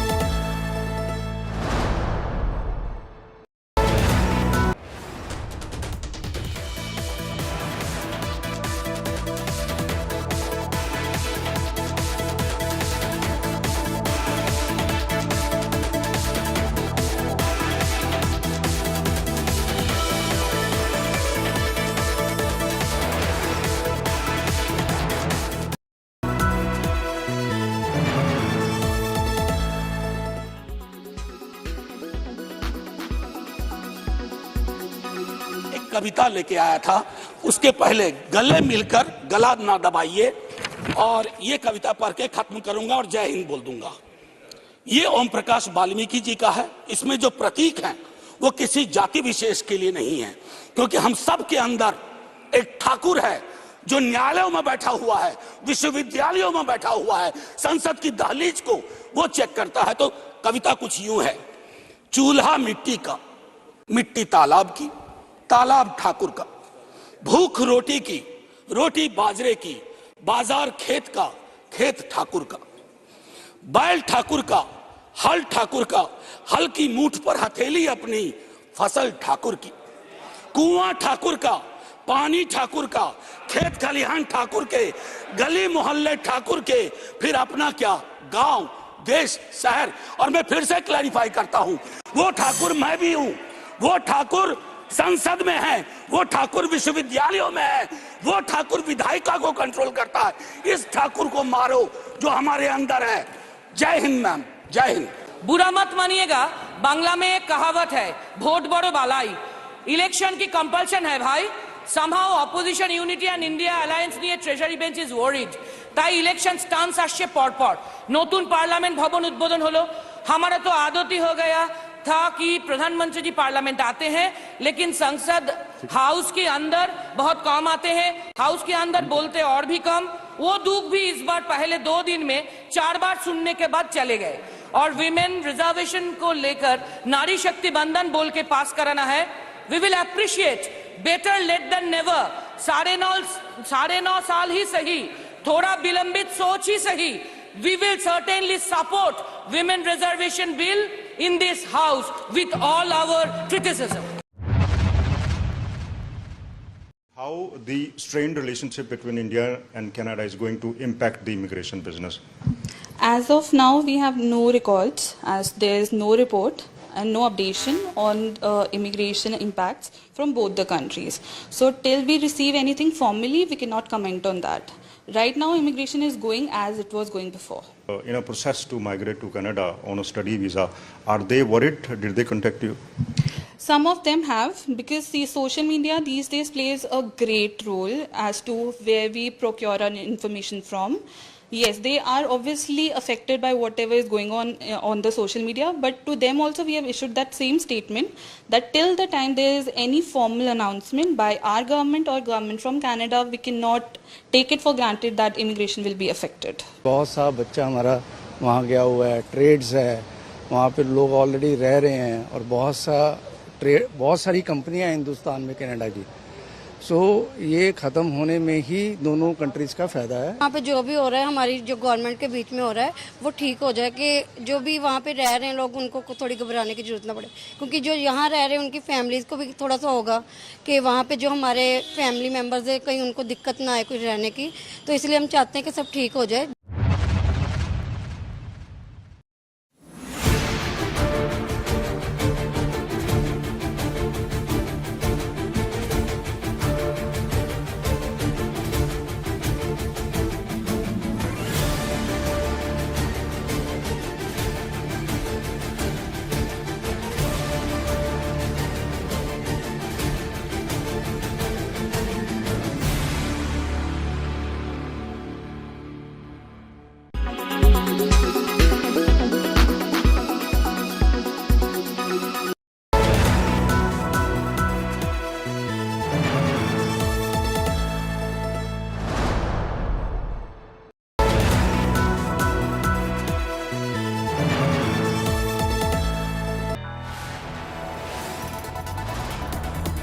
You are watching India Today, powered by Finest, Be Sustainable Change, a BNP Group company. Co-presented by Star Health Insurance, the health insurance specialist. Co-presented by JK Tyre Ranger Series, stay wild at heart. Co-presented by हर घर का hero green ply का E0. Co-powered by PolicyBazaar.com, her family होगी insured. Co-powered by the bold look of Kohler.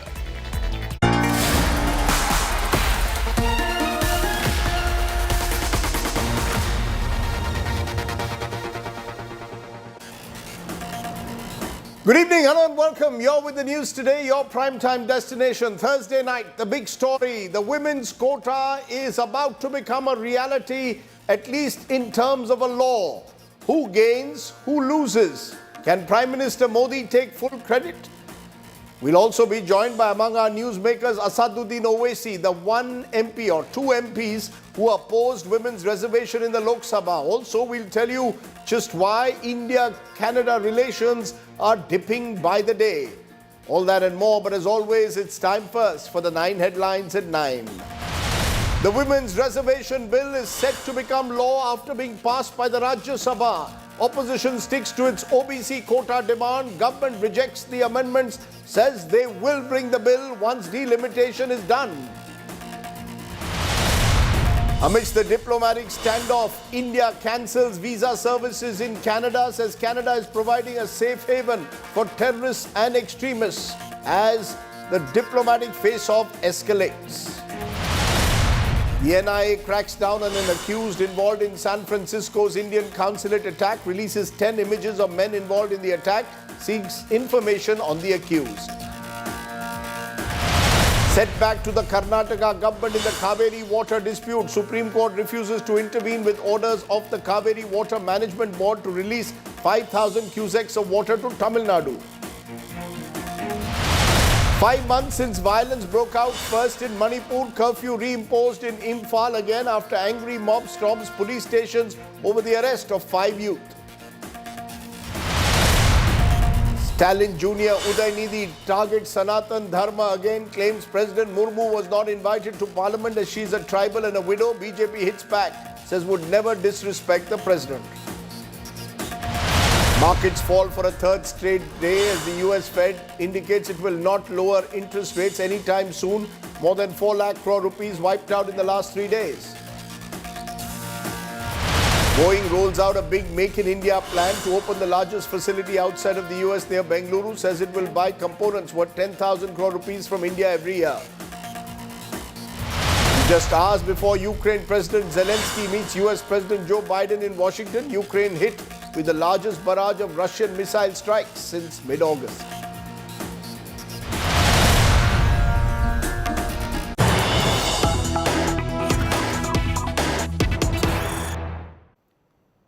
But the big story that's breaking just now, Women's Reservation Bill finally set to become a law after the Lok Sabha, the Rajya Sabha about to vote on the Women's Quota Bill, and the government again has the numbers. The opposition meanwhile has stuck to its demand for an OBC quota within the Women's Quota. The government has rejected the amendments being moved by the opposition. As you can see, live pictures there from the Rajya Sabha where voting will take place shortly on the Women's Quota Bill, but it is almost certain now that the bill will go through. Joining me now is Paulomi Shah. Paulomi, we are told that the BJP in fact is planning, all its MPs planning to felicitate Prime Minister Modi on the Women's Reservation Bill.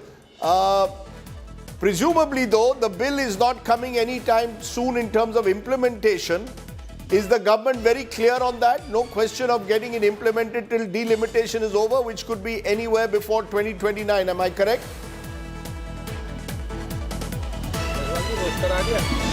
That's right. The government is very clear. It is not meant for implementation in the current election cycle, which is to take place, in a few months from now, as far as the Lok Sabha elections 2024 are concerned. The government is clear that this will only happen after the census is first conducted, based on which a delimitation exercise will be carried out by the Delimitation Commission. And subsequent to that, of course, seats will be reserved, 1/3 seats will be reserved for women in the legislative assemblies of the various states, as well as the Lok Sabha.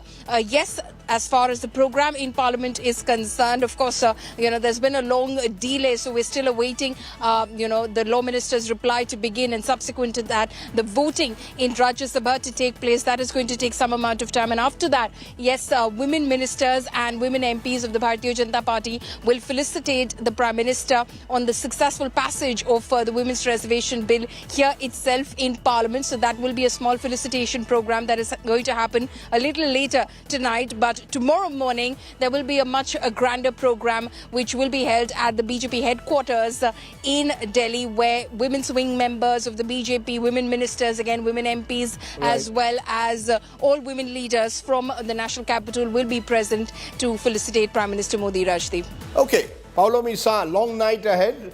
Voting will continue, we expect, for another hour or two. But the expectation is the Women's Reservation Bill, after a quarter century of ups and downs, will be a reality. The question mark, of course, over when will it actually be implemented on the ground remains uncertain.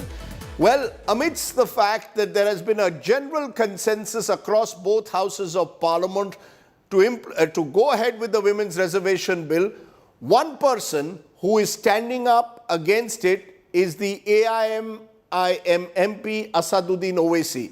Remember, in the Lok Sabha, the bill was passed, 452 MPs in favour, 2 against. Mr. Owaisi and his colleague Imtiaz Jalil. Why is Asaduddin Owaisi opposing the Women's Reservation Bill? I spoke to him a short while ago. Listen in.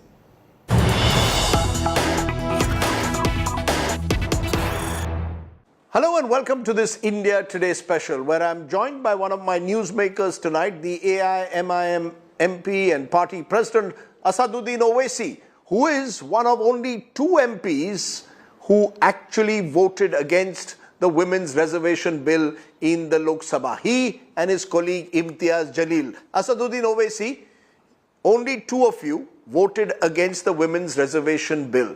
You will be therefore pitched as anti-women with a regressive patriarchal mindset. Everyone else voted for a bill, only the 2 of you voted against it. Is that something you are comfortable with? Yeah, we are comfortable with, but what you have said is regressive, anti-women. No. This bill itself is anti-woman. This bill is itself anti-OBC women, anti-Muslim women. It is what I call a check-bounce bill. It is a distraction bill. It is a selective affirmation and in the form of election stunt. It is the first step towards empowering women. No, it is not. It is not. You are creating more opportunities for those section of women who are already in the parliament. Mr. Modi does not want an inclusive women parliament, but he wants a parliament which is full of Savarna women. Had it not been that case, he would have included the sub-quota for OBC women. No, you are opening up Pandora's box. If there is a quota for women, you are saying there should be a sub-quota for Muslim women and OBC women. What stops anyone from giving tickets to OBC women, Muslim women? I don't need reservations within a reservation. Then why do you need a law then? The same thing can be said. Why do you need a law? Yes, because political parties like yours, Asaduddin Owaisi, have not given women enough representation. Not at all. Not a single MLA has ever come through the AIMIM. Forget about it. This bill was the justification for bringing this bill was to ensure that you have more women in the legislatures, right? Now, how can you deny OBC community who are 50% of the population, more than 50%? And do you know how many OBC MPs are there right now in Lok Sabha? 22% only. How many upper caste? 232. So that is why I say Mr. Modi wants more Savarna women in the Indian parliament legislatures. If it was an inclusive bill, how can you deny the OBC community women? How can you deny the Muslim women? I'll tell you why. Because the fact is, Asaduddin Owaisi, in a 543-member parliament, at the moment, there are only 82 women. So you have virtually a very small percentage of women. Women are 50% of the population. They are not 50% in the Lok Sabha or any of the assemblies. This is a first step towards that. And if OBCs or Muslim women are being discriminated against, not being given enough representation, give them tickets. You see, the fact Hold on. You are creating a red herring to prevent the bill from coming through. Not at all. If that is the case, what you say, if you believe what you have just told me, why do you need a legislation? You would have said, okay, every party should give such percentage to women. Yes, that would be the ideal situation. But the government has given a justification for bringing this bill is to have more women MPs in the parliament and in the legislature. Yes.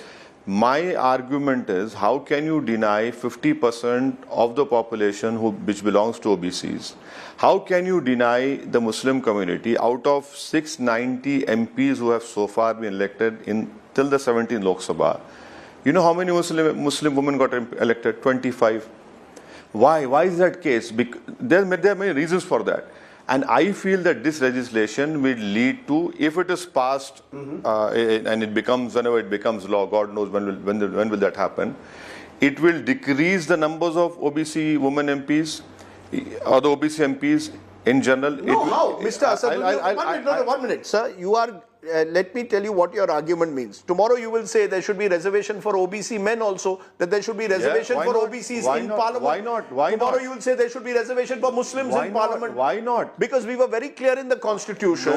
In 1950, religious-based reservations were not part of the constitution. If you are today now asking for OBC reservations, effectively you are telling me that parliament also should become all about reservations. It's a very dangerous track. No. So from your question, 2 things come out. You say 1950 decided. You're wrong. In the 1950 presidential order clearly says that only a Hindu and a Sikh and a Buddhist can be a Dalit. So that 1950 presidential order is based on religion. Secondly, you talk about OBCs, right? What is your argument? Your argument is wrong. 27% reservation is being given to them in education and employment. Yes. Why can't that be given in the legislatures? Why not? I see, when you are making it an inclusive parliament, and our forefathers had given us this dream that this will be a participative form of democracy. How participative it is? And if you have, 232 upper caste MPs are being elected, and 120 are OBC MPs, 22%. How do you empower them? I'll tell you what has happened. In the first Lok Sabha... And lastly, 1 minute, let me complete. When the constitution was being made, the advisory committee on minorities, that is where I said this in the parliament, that I say it again, that Nehru and Patel are responsible for the low representation of Muslims in the parliament and assembly. You read those constitutional assembly debates. Please read those advisory committee reports. You'll form your opinion. No, 1 minute. The fact, Asaduddin Owaisi, is that in the first Lok Sabha, if you look at OBC population of MPs was less than 10%. Today it's well above 20%. The Prime Minister is an OBC. There are 29 OBC ministers by an organic process. How many upper caste? What? How many upper caste ministers are there? Upper caste are disproportionate to their population. Exactly. So Why? You're basically saying that give every community reservation as per their population? No. Effectively, that's what you're saying? This reservation which me and you are talking about is women are concerned. Yes. Why don't you give it to OBC women? What is stopping you? And they're not represented in the August House. They're not represented in the state legislatures. And when the Prime Minister himself is an OBC, how can the Prime Minister deny the OBC community? When he takes pride in being an OBC, the BJP never leaves any stone unturned in shouting from rooftops, from different nooks and corners that we have an OBC Prime Minister. Why are you not doing justice to them? Mr. Asaduddin Owaisi, you are calling for reservation for Muslim women within the quota. Yes. You are running a party where you have not given enough Muslim women representation. That is true. No, you're wrong. You've not had a single Muslim woman MLA from Hyderabad in all these years that your party has been there. Yes or no? Factually, am I right or wrong? Let me answer. We have given tickets to Muslim women who have contested assembly and parliament elections. Less than 5%. None of them has been elected. Rajdeep, listen to me. We have Muslim women corporators, not only in Telangana, but in Maharashtra, in Maharashtra, in Madhya Pradesh, in Uttar Pradesh, we have Muslim women corporators. Now, that is the reason we are saying, give them an opportunity in the parliament and state legislatures, let them come. See, why you are giving a justification for bringing a law that women are not being represented. Why are you denying this? And it is, please accept or not, with the uprise in the Hindu majoritarian nationalism and the consolidation of the Hindu vote by BJP, is it good for our democracies that Muslims will be politically isolated? You're mixing issues, Mr. Owaisi. You are now mixing the issue of religious-based reservation, which is contentious, with a long-standing battle that women have had for greater representation in parliament and assemblies. Not at all. I am saying what we have been saying for a long time. If you are talking about religion-based reservation, what is the 1950 presidential order? What is that? But it is based on religion. But is it not interesting that many of the Mandalite parties also, Samajwadi Party, RJD, JDU, parties which 20 years ago were calling for what you are calling today a quota within a quota, OBC reservation, today they also have fallen in line with this bill. So they are realizing there's a Mahila vote bank that cuts across castes and classes. Why don't you recognize that there is a Mahila vote bank out there? As far as the vote bank is concerned, there is only a majority community vote bank, and which Narendra Modi has created for himself. That is what the whole... And you have created a minority vote bank for yourself. If that was the case, I would have had 10-15 MPs in the parliament. If that was the case, I would have more MLAs everywhere. That is not the case. That is not the case at all. In the politics which is being used by Mr. Narendra Modi is that, number one, he has destroyed this myth of Muslim vote bank. There was never a Muslim vote bank in India. Whether from 1952 onwards, it's always a Hindu vote bank. And the real fight now is for the Hindu vote bank. And when the Prime Minister takes pride, when Amit Shah stood up yesterday and said, oh, Mr. Modi is OBC, why can't you give it to OBCs then? Asaduddin Owaisi, the Prime Minister is saying this is a game changer, a political game changer that will bring in Nari Shakti in the truest vote bank, and many believe that it could strengthen the BJP's Mahila vote bank in the 2024 elections. Well, the Prime Minister must answer the nation that the female workforce participation declined from 30 to 19% when he was a Prime Minister. The Prime Minister should tell the nation that 63 million women are missing. The Prime Minister should tell the nation that between 2017 and 22, 22 million women disappeared from the workforce. Who's responsible? And the Prime Minister talks about Vandana. What Vandana is this when you release the rapist of Bilqis Bano? Is that a Vandana for women? What Vandana is this? Isn't Bilqis Bano the daughter of this nation? It is the BJP government who has released the rapist. So where is this woman empowerment happening? You're not worried that you will fall into the stereotype, the typical stereotype of the Muslim male who will simply not allow the woman into public life? Well, I see, I cannot change some people's madness. The reality is different. People know the reality. The unfortunate part is that... You are a male-dominated party. No. Listen to me. The unfortunate part is that whenever you see a Muslim, you and other people believe, you create a stereotype image. Oh, you don't allow women to come out. Mr. Rajiv, do you know who created the first university in this world? Please tell me. Do you know? My general knowledge is being tested by Mr. Owaisi. Yes, it was a Muslim woman who did it in Morocco. And do you know, when you graduate and you wear that four-cornered cap on your head, you went to Oxford. What is that? That signifies the Quran. That is what the Muslims have given to the world. Yes, but there is a stereotype that will be there that Asaduddin Owaisi wants to keep the Muslim woman behind the veil, doesn't want her to come out in public. No, that will be the stereotype. Not at all. You're conforming to that narrative by voting against this bill. A woman wearing hijab got a Nobel Prize from Yemen. There are immense contributions in every field, in technology, in biomedicine, pharmaceutical, everywhere. You have Muslim women wearing hijab and niqab doing their best to improve the humanity. Hijab does not stop the Muslim woman. It is the people in power who do not want to empower the Muslim woman. They want to create selective legislation whereby they deprive the weaker and the poor sections. You are creating such laws. That is the problem. So my final question to you is simply this, that a bill has been created which is a major step towards empowering women. 50% of our population in all assemblies have had less than 15% representation. It's correcting a certain imbalance. Do you agree that you are in that sense a step behind the times? When 452 people vote in one way and only 2 vote in the other, it would seem to me you are a step behind the times. Not at all. This is the beauty of our democracy.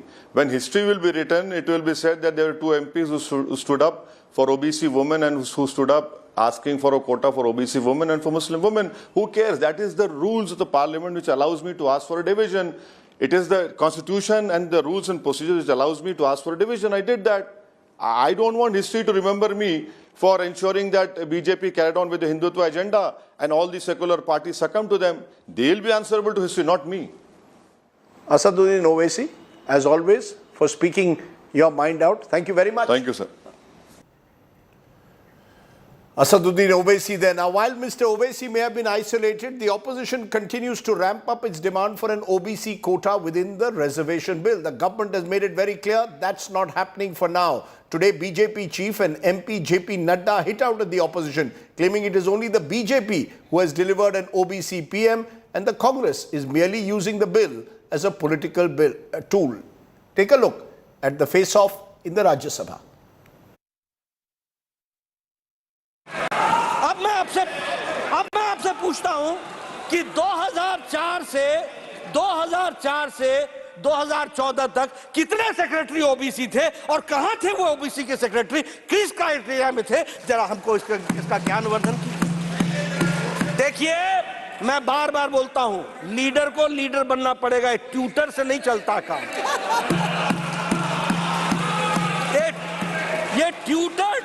ये tutored statement से नहीं चलता है काम, और वह भी tutor अगर कोई लीडर हो तो भी समझ में आता है। ये एनजीओ को लेकर के आ जाते हो, जिन एनजीओ को जिनको आता न पता न सता, कोई कोई चीज जानकारी नहीं, वो आपको समझाते हैं और आप बोल करके सोचो I was shocked and shattered and shocked. अरे भाई शौक तो लगना ही था, जब पढ़ना ही नहीं पूरा तो शौक ही लगेगा और क्या होगा। भारत को पहला ओबीसी प्रधानमंत्री भारतीय जनता पार्टी एनडीए ने दिया, यह भी हमको ध्यान रखना। We are proud, sir. We had a leader like Indira Gandhi ji. Yes, she is talking about they are talking about women empowerment. Who is the first prime minister of women prime minister? Who given the first woman prime minister? Who given the first woman president of India? Who is given first Lok Sabha speaker of the India? Who is given the first governor of India? Who is given the first party president of India? Yes. Everything is Congress, sir. बहुत ज़्यादा बोल दिया OBC के लिए, OBC के लिए. Then why you are running away from caste census? If you have a OBC pram, do the caste census and show the country. Why you are running from the caste census? You are talking. Yes, we are proudly saying out of our 4 chief ministers, 3 are from OBC community. The battle in Parliament to now the battle in the studio, because you've heard all the noises over the last and all the views over the last few days. Who's really gained at the end of the day? Who's lost? Can the Modi government claim full credit for the women's quota bill, or will delaying quota implementation become a self-goal? And can the opposition play this OBC card against an OBC Prime Minister? Supriya Srinath, Congress spokesperson, head of their social media cell, national spokesperson with us. Sanju Verma is the BJP's national spokesperson. Kakoli Ghosh Dastidar, TMC MP, is just back from Parliament, where yesterday she delivered a major speech in Parliament. Appreciate all of you joining us here on the show today. I'm going to ask Kakoli Ghosh Dastidar first the question. Ms. Dastidar, is this an occasion for you to celebrate? You are from a state which has, and a party which has India's only women's chief minister. Is this an occasion to celebrate, or are you going to say, no, BJP has not given us the OBC quota and therefore this is not an occasion for you to celebrate?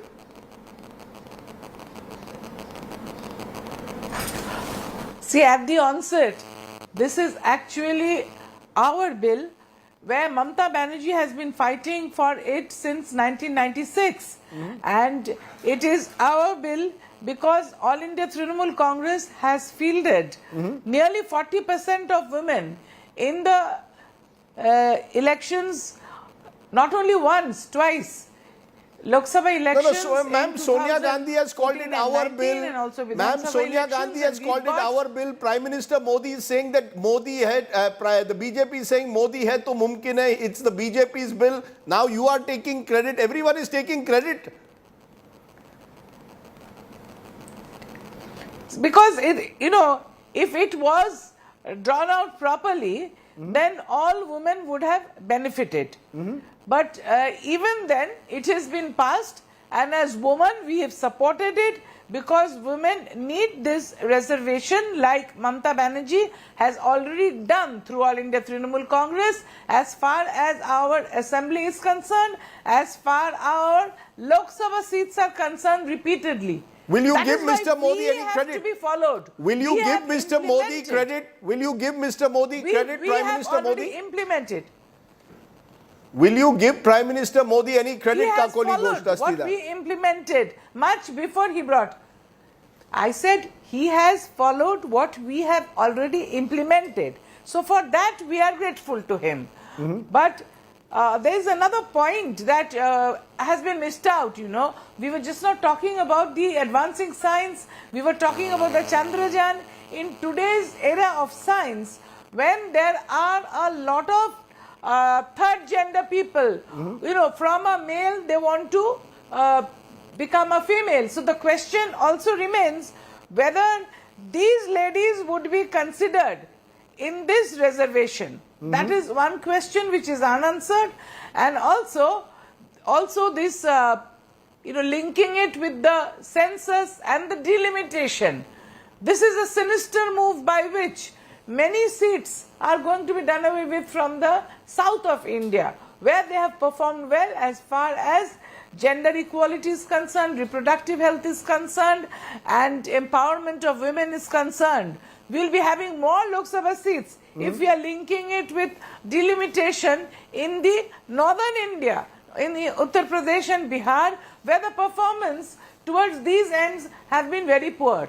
Okay. So these are the discrepancies which remain in the bill, which shouldn't have been there. Okay, so you're giving it 2 cheers in a way, from what I can see. You're happy as a woman that it's been passed finally, but you would have liked to see some more clarity and certainly possibly a timeline for implementation. Sanju Verma and Supriya Shrinate still with us. Sanju Verma, you start and then I'll get Supriya Shrinate, because Sanju Verma, the sense is a lot of women are saying, well done, we've got the women's reservation bill through, but there is a big but, because there is no timeline. Delimitation is going to be a hugely contentious process, as Kakuli Ghosh Dastidar just explained. Southern states are angry in the manner in which they may get fewer seats. Therefore, the BJP could be well accused of actually kicking this entire contentious issue forward with no timeline.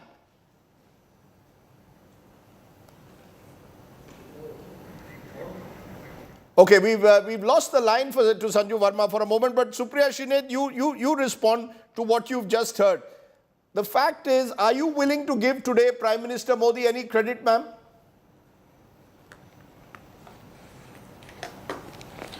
I would have given him credit had he really intentioned to give reservation to women and 1/3 reservation.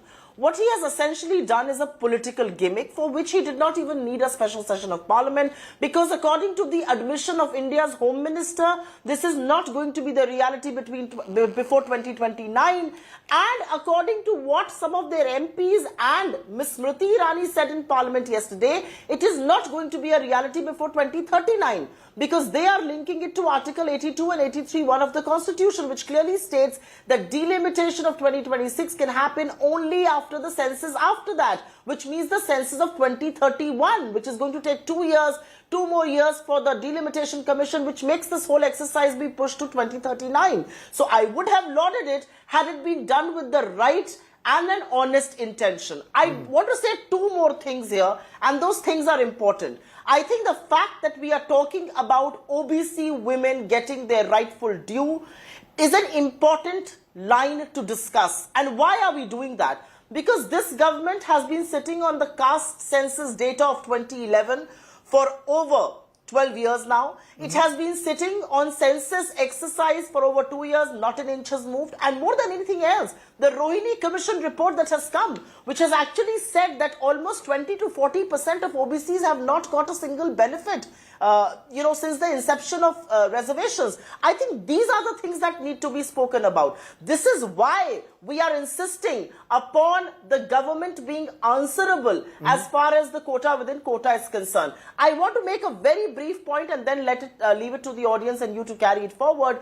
Nadda ji is the president of the Bharatiya Janata Party, which is the ruling party in the country. And for him to use the language that he does, I want to remind him, you have zero. Your knowledge of history and economics and perhaps many other things can be adjusted on a post stamp, because you do not know that Charan Singh and H.D. Devagowda were OBC PMs much before Mr. Modi came to power. You want to mock opposition MPs? Go ahead and do that. But the reality is that half this country's population, women in this country, feel a carrot has been dangled for them, a carrot for which they will have to wait up until 2039. Okay. If this was not an election jumla, then please tell me what is. Okay, Sanju Verma, direct question. If this is not an election jumla, what is what the opposition seems to be suggesting, or certainly a large section of it. Your response? And, I need my time without being interrupted or heckled. I have this to say. I'll start with these famous lines. Nari tu maa asti. Nari tu maa asti. Nari tu kanya asti. Nari tu kanya asti. Nari tu bhagini asti. Nari tu bhagini asti. So, हमारे शास्त्रों में and in our Vedas, it has been said repeatedly, नारी तो माँ भी है, बहन भी है, बेटी भी है, नारी तो सब कुछ है. But we all know this, Rajdeep. Let's not kid ourselves. Let's not fool ourselves. You're a seasoned journalist and a highly educated and empowered women. So are the other 2 women on this panel, cutting across political ideologies, what have you. For the longest time, women have been treated as, अरे ये तो बेचारी है, ये तो एक अबला नारी है, ये तो एक असहाय औरत है. You know, we men need to protect her. And I'm so glad that JP Nadda said what he did today. In fact, I tweeted about it. And I said, JP Nadda is the new GOAT. And the new GOAT for a reason. The reason being, when the BJP-led NDA yesterday, and I also give credit to the opposition because they've been stakeholders in this entire process. I'm not going to take away due credit from them. But let's be very honest. Politics में जो जीता वही Sikandar. I repeat, जो जीता वही Sikandar. Congress can come and cry and whine and sulk and say ये तो हमारा है, ये तो अपना है, हमें credit दो. TMC can say we have the only woman chief minister, credit हमको चाहिए. But let's not fool ourselves. If today the women reservation bill, which has been pending for the longest time, is coming to fruition, it is thanks to one and only Narendra Modi. Because as I always say, an idea is as good as its execution. You may have a great idea, you may build flaky castles in the air, but if you can't implement it on the ground, that idea is next to dead, as in zero. Okay. And let me, please, Rajdeep, just bear with me. You know, 30 seconds now. This whole narrative about BJP is not giving due credit to OBCs. For your audience, some of them may not have heard that iconic speech of Amit Shah yesterday or that equally brilliant speech of JP Nadda today. Let me educate your audience, though I'm sure they are very enlightened given that they are following Rajdeep Sardesai. 85 of our MPs are OBCs. As JP Nadda said, Congress के पूरे MP 52 हैं. अरे हमारे तो OBC MP 85 हैं. Point number 2. 36% of our entire cabinet of Narendra Modi-led government is of OBCs. 27% of all BJP MLAs are OBCs. 40% of all BJP MLCs are OBCs, and mind you, from JP Narayan to Ram Manohar Lohia, from Karpuri Thakur to K. Kamraj, from Shyama Prasad Mukherjee to P.V. Narasimha Rao, from Baba Saheb Bhim Rao Ambedkar to Babu Jagjeevan Ram. ऐसा कोई बचा नहीं जिसे कांग्रेस ने ठगा नहीं. Okay. Rajdeep, you're a seasoned journalist. Ma'am, Please, I gave you your time. I did not interrupt you. I did not interrupt you, ma'am. You had your time. 20 seconds more, Rajdeep. 20 seconds more. Please indulge me for 20 seconds. Okay. Very humbly. Tell me, how many OBCs were ministers under the erstwhile Congress dispensation from 2004 to 2014? As JP Nadda said, Rahul Gandhi ji leader बनने के लिए leader पहले होना पड़ेगा. Tutor होने से काम नहीं चलेगा. ना अता, ना पता, ना सता. Okay, let Supriya Shine. Ma'am, Sanju Verma, the reason I have to sometimes interrupt you is because I have a fixed time limit. I have other stories to go to, but I will give Supriya Shine the chance because Sanju Verma has given data to show how the BJP has, and I don't think anyone can deny that, has a number of OBC representatives at the highest level, from union ministers to chief ministers to the prime minister to MPs. Supriya Shine, is the opposition on the wrong tack by trying to target the BJP on the OBC factor? You may be better off targeting them as to questioning the government. Why are they delaying the implementation of a bill? Why was there a need for a special session if the bill is not going to be implemented today but several years down the line? Is the OBC the wrong tack to take, ma'am? I will come to OBCs in just a minute, but let me lay threadbare the real face of the BJP. In 1989, when Rajiv Gandhi ji brought the bill for women's reservation, you know who are the people who opposed it? Shri Lal Krishna Advani, Shri Atal Bihari Vajpayee, Shri Ram Jethmalani, and Shri Jaswant Singh.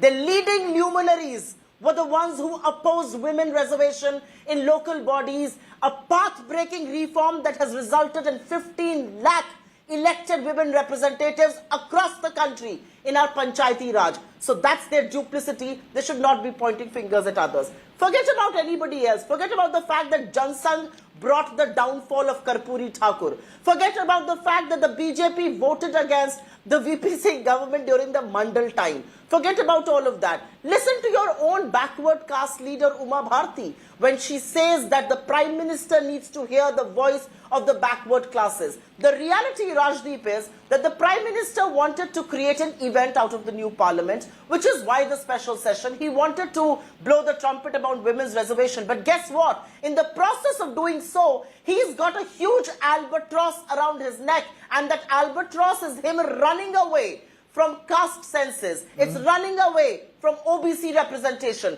It's running away from the fact that out of the 10 state governments that you have one OBC chief minister. We have got governments in 4 places, 3 OBC chief ministers, and the India Alliance has government in 11 places, 6 OBC chief ministers. Empower the OBCs that have been elected on your ticket. I have a major story breaking in a minute. Just a minute, ma'am. I have a major story breaking in a minute because the Canadian Prime Minister is responding to the standoff. But I will give each of you exactly 30 seconds or actually 10 seconds to answer a simple... No, I want a yes or no answer to each of you. Kakoli Ghosh Dastidar, first thing. The easiest way for all of you to prove your credentials is to actually give 33% and more seats, tickets to women in the forthcoming elections. I want to ask you, can you give me a guarantee, Kakoli Ghosh Dastidar, TMC will give 33% and more to women in the Lok Sabha election next year?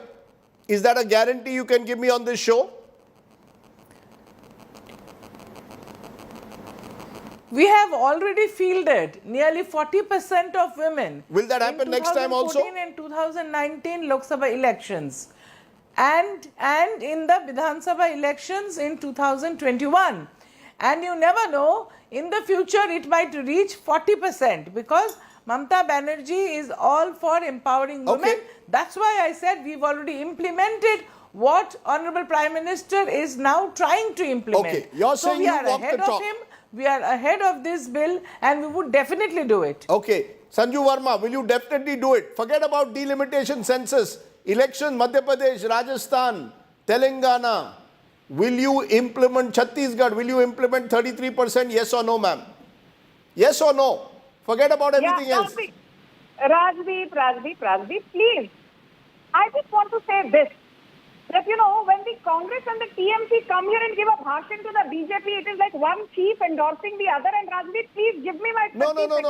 I have limited time. I have a breaking news. I am asking you a question. I want an answer. Yes or no? Will the BJP give 33% tickets? Don't be a spoil sport. Don't be a spoil sport, please. Kakoli Dastidar talking about women empowerment. I need to remind her, when Susan Jordan was raped brutally, the Park Street horrific gang rape of 2012. And you know, Rajdeep, what did Mamata Banerjee said? Oh, she was a woman who used to drink alcohol, she used to go clubbing, she used to go partying. Maybe she was raped by one of her I asked you a question, ma'am. You did not answer the question. Gang rape happened in 2022. Mamata Banerjee said, "He lovers is not chilai, kintu ami suni che e me pregnant chilong." The Hansakhali gang rape victim. Okay, you are not. You've chosen. You have chosen to attack Mamata Banerjee, which is your right. I asked you a question which you did not answer. Producer, we will come to Supriya Shrinet. Supriya Shrinet, is the Congress Party willing to give? Forget about delimitation census. You've got elections. 33% in 2024. Give it. Walk the talk. Oh, just let me point out some numbers to you. We took a leap of faith in a state like Uttar Pradesh, giving 40% tickets to women. And we gave in the Lok Sabha last held in 2019 more tickets as a percentage to women than the BJP did. TMC gave the most tickets, it was the CPM, and then the Congress Party. 11 tickets to women out of 224. But let me tell you, the BJP's women empowerment begins and ends with Braj Bhushan Sharan Singh sitting amidst them. Forget about women empowerment of the BJP. It begins and ends with Braj Bhushan Sharan Singh sitting amidst their midst and passing this bill. If it's not unfortunate, if it wasn't laughable, it would be unfortunate. Okay, I'm going to leave it there. We've heard all the voices and we've heard multiple voices over the last few days, and we'll continue to have more, I'm sure, tomorrow. I appreciate my guests joining me. I've got some news coming in from Canada, where the first reaction is coming in from the Canadian Prime Minister Justin Trudeau after India went tough and said that they would suspend visas from Canada. Justin Trudeau saying, I want India to take us seriously. Trudeau saying, want India to cooperate with us. Credible reasons of India's role in Niger's killings are with us. Allegation leveled with utmost seriousness. Trudeau saying, I have shared concerns with Prime Minister Modi in no uncertain terms, and saying India remains silent on the sharing of evidence. Listen in. There are credible reasons to believe that agents of the government of India were involved in the killing of a Canadian on Canadian soil. That is something of the utmost and foundational importance in a country of rule of law, in a world where international rules-based order matters.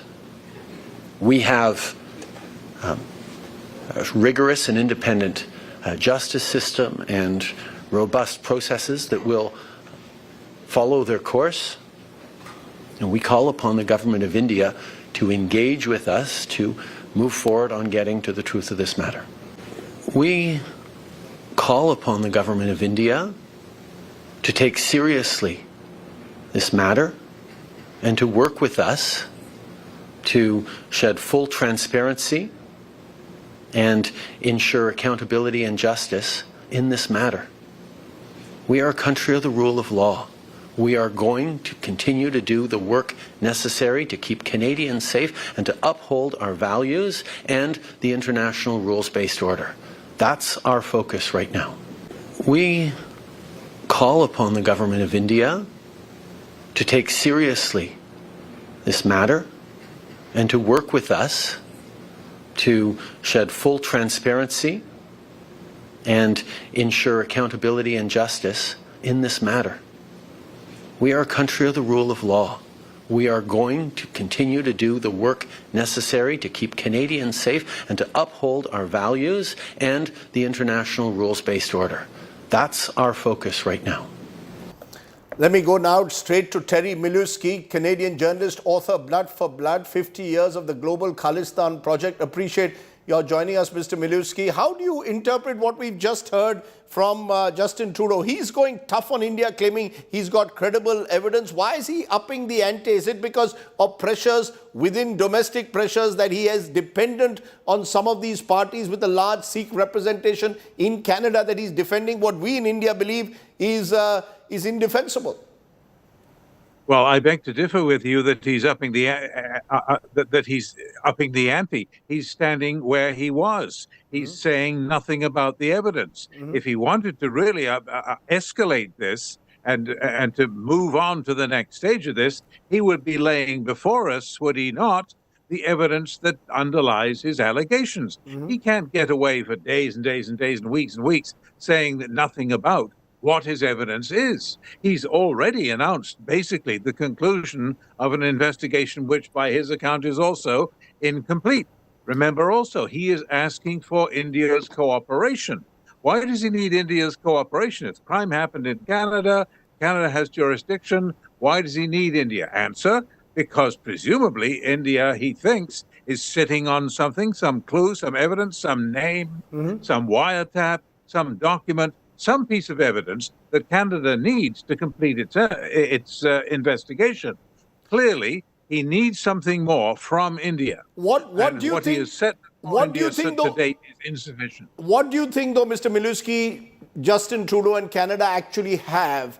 Because they've made these allegations, but as you say, they've not put this credible evidence out in the public domain. Is there a sense of skepticism? Is there a sense of skepticism in Canada today over it? Absolutely, because remember, there's not just a lack of evidence from Trudeau. There's a lack of evidence, period. Number one, at the beginning of this whole process, when before governments were involved, the Khalistani movement in Canada and around the world has adopted as a article of faith that because a series of Khalistani leaders, 3, well, really it was only two, died in a sequence of 2 months, in a period of 2 months. Therefore, automatically, it must be the Indian government that did it. They had no evidence whatsoever. Then, fast forward to the government getting involved. What do we hear from the police in Surrey, British Columbia? Answer, nothing. They have not identified even the people who shot Nijjar, never mind the people who paid him. How do you figure out who's behind this when you don't even have the shooter? So why then? Why is the Prime Minister saying what he is? Well, because he's in a corner. He has painted himself into a corner. At the same time, he's put his head in a noose. I mean, it's a rare political feat. He's on very thin ice politically, as you well know. The polls are at rock bottom. If there was an election tomorrow, there's little question, according to these polls, that the Conservative opposition would win it. And add to that the humiliation that Mr. Trudeau suffered at the hands of Mr. Modi at the G20 summit in New Delhi. He basically got a punch in the nose. Canada is harboring people who are threatening violence against Indian diplomats, which, by the way, was perfectly true.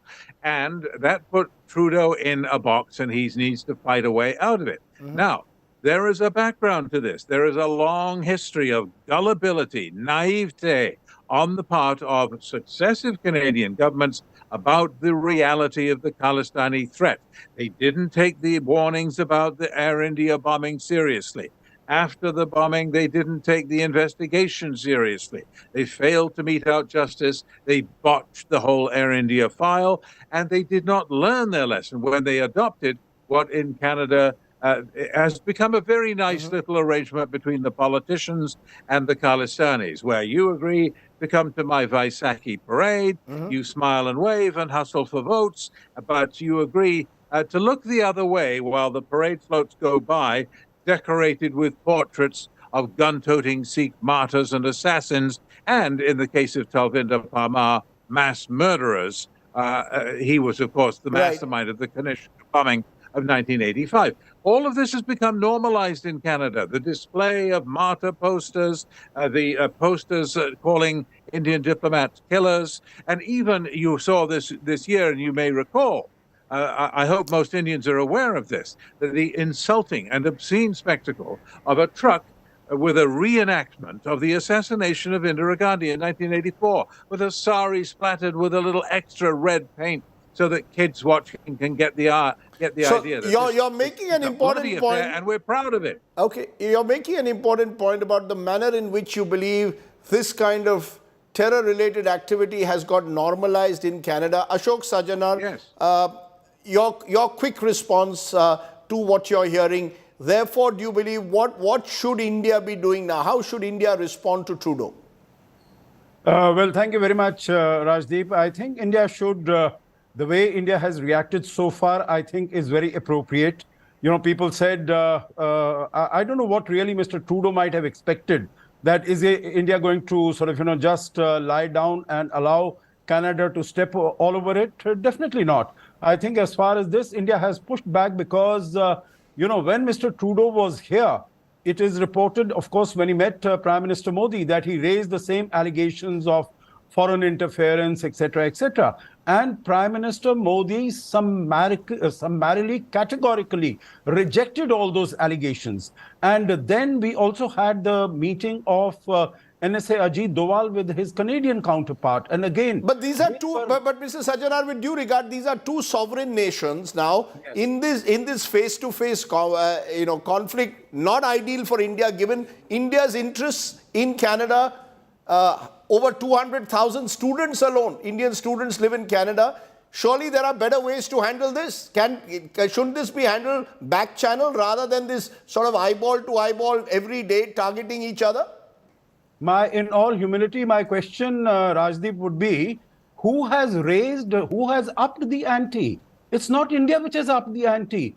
It is Justin Trudeau who decided to go to his parliament and make this absolutely preposterous, allegation. And he talks about a credible allegation. I have never heard this phrase, credible allegation. I've heard about credible evidence. Right. Allegations are just allegations which don't have any substantive basis to them. And he says for the potential that there might be an Indian involved. You know, it is Canada which has gone. I don't think anyone expected the Canadian Prime Minister to have this emergency session I and to have, make this. Mr. Sajjanar and Mr. Miluski, I've run completely out of time. We overran on an earlier discussion, but I hope to get both of you and many others as we continue to track this story. I thank you so much for joining me. I just have enough time to leave you with our image of the day, where Congress leader Rahul Gandhi today once again donned a new avatar, this time that of a coolie meeting railway porters at Anand Vihar in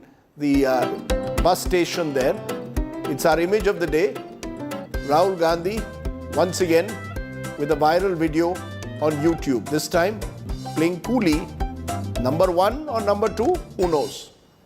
Bye for now. Stay well, stay safe. Good night, Shubhratri. Jai Hind, Namaskar.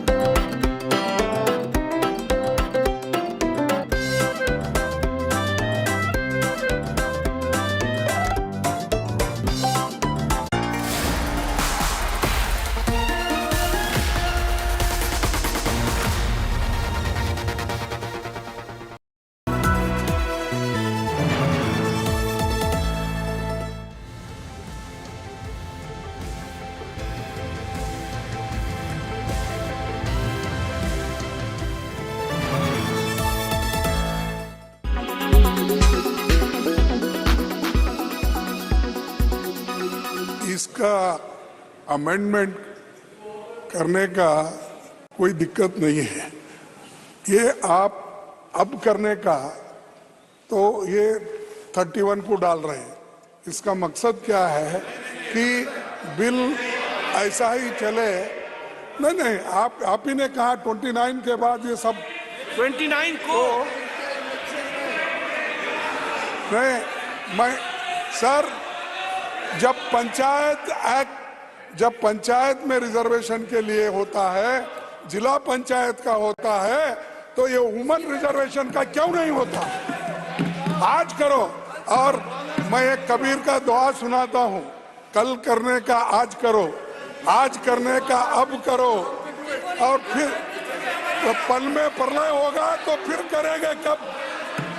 पल में प्रलय होगा तो फिर करेंगे कब? Mister Nadda, तो इसीलिए आप आज कीजिए, वी आर रेडी। वो इलीगल नहीं होता, जुडिशरी नहीं होता, कुछ नहीं।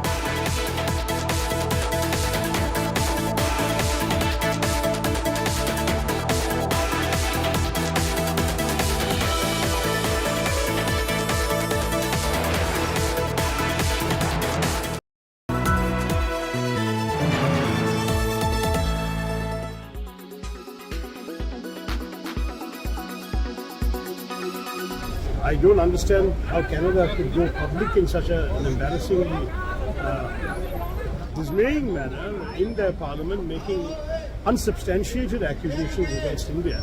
It does look like in Canada the need to pander to a domestic political constituency has overridden their good sense about their relationship with India. And I think we need to now take some steps to ensure that it doesn't deteriorate any further. I know I was shocked to hear about the threats to Hindus and Hindu students in particular. That is something which the Canadians have a responsibility when they accept people on their soil. They have a responsibility to look after the well-being and the safety and security of all people, certainly of Indian citizens there. And because they are the ones who provoked this problem, they need to be particularly conscious of their responsibility to prevent it getting out of hand. It is very disturbing to hear that situation is getting worse because of the relationship between the two countries. A lot of Punjabis in large numbers have settled down in Canada.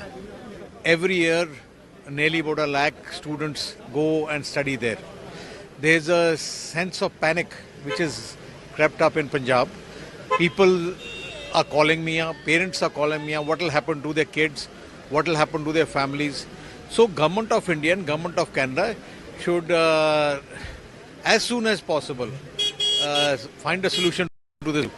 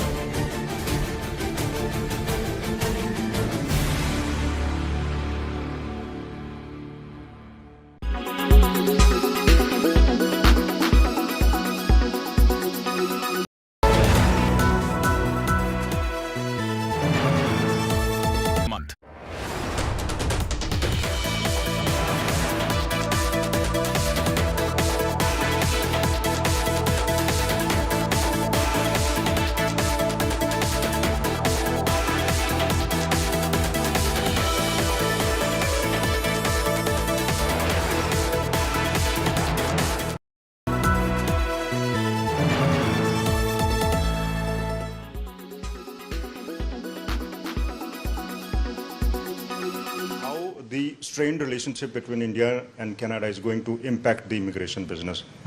As of now, we have no records, as there is no report and no updation on immigration impacts from both the countries. So till we receive anything formally, we cannot comment on that. Right now, immigration is going as it was going before. In a process to migrate to Canada on a study visa, are they worried? Did they contact you? Some of them have, because the social media these days plays a great role as to where we procure our information from.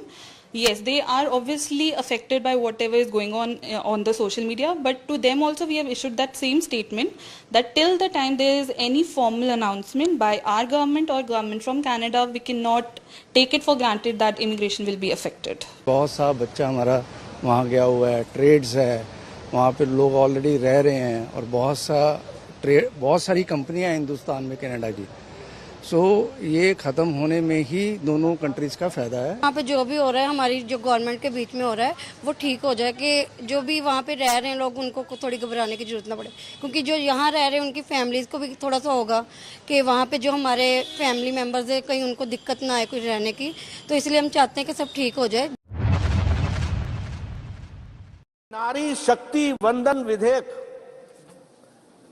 ये नारी शक्ति वंदन, ये शब्दावली ही अपने आप में हमारी सरकार की, हमारे प्रधानमंत्री जी की और हमारे समाज में महिलाओं को देखने के दृष्टिकोण को स्पष्ट करता है और एक दिशा देता है.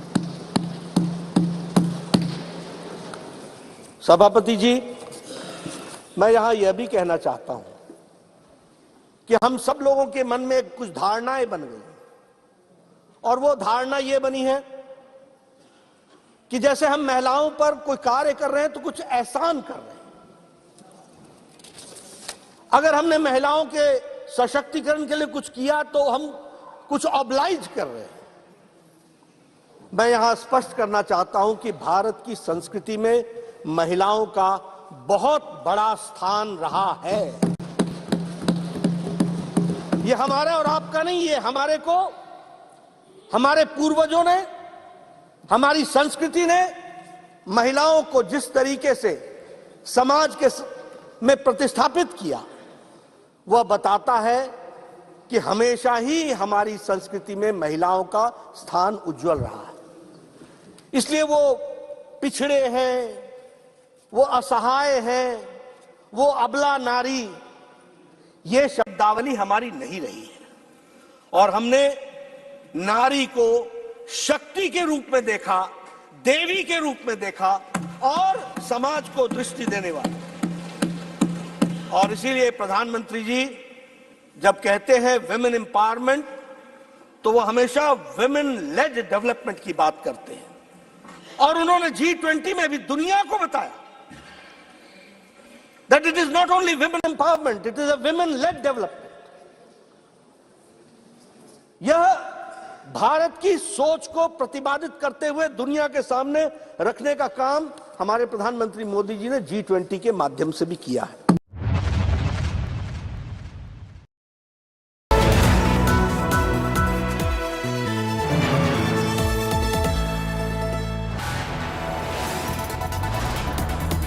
You are watching India Today, powered by Finest, Be Sustainable Change, a BNP Group company. Powered by Volkswagen. Co-powered by PolicyBazaar.com. Her family होगी insured.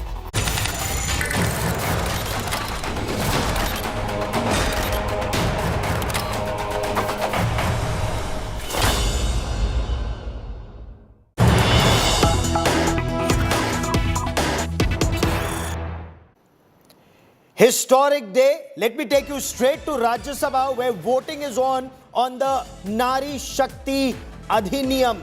Nari Shakti Vandan Adhiniyam. Voting is on. Prime Minister Narendra Modi has hailed Nari Shakti. The Prime Minister says that this bill, this law will bring new energy to women empowerment. But let's quickly cut across to Rajya Sabha and listen in.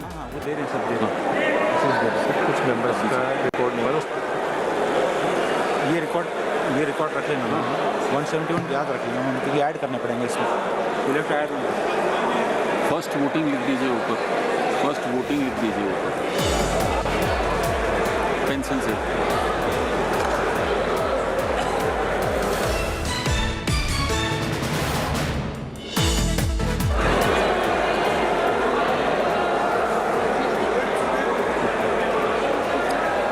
Deepak front row पूरा नहीं हुआ है जरा देखो जरा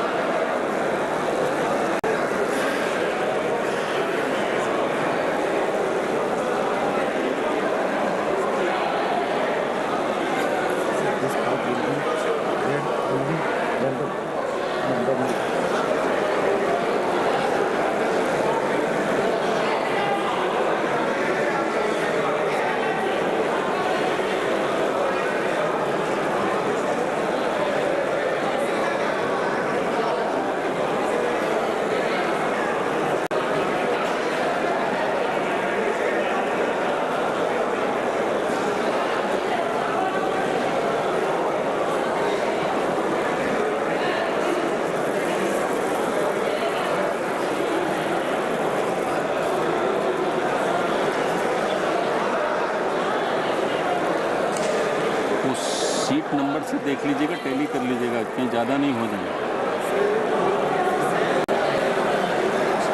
नहीं हाँ वही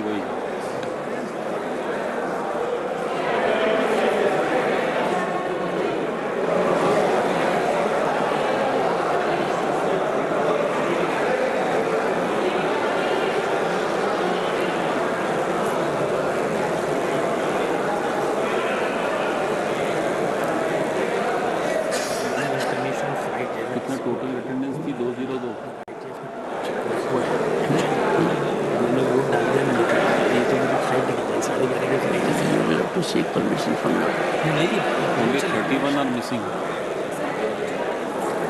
हाँ तो कितने हैं काउंट कर लीजिए।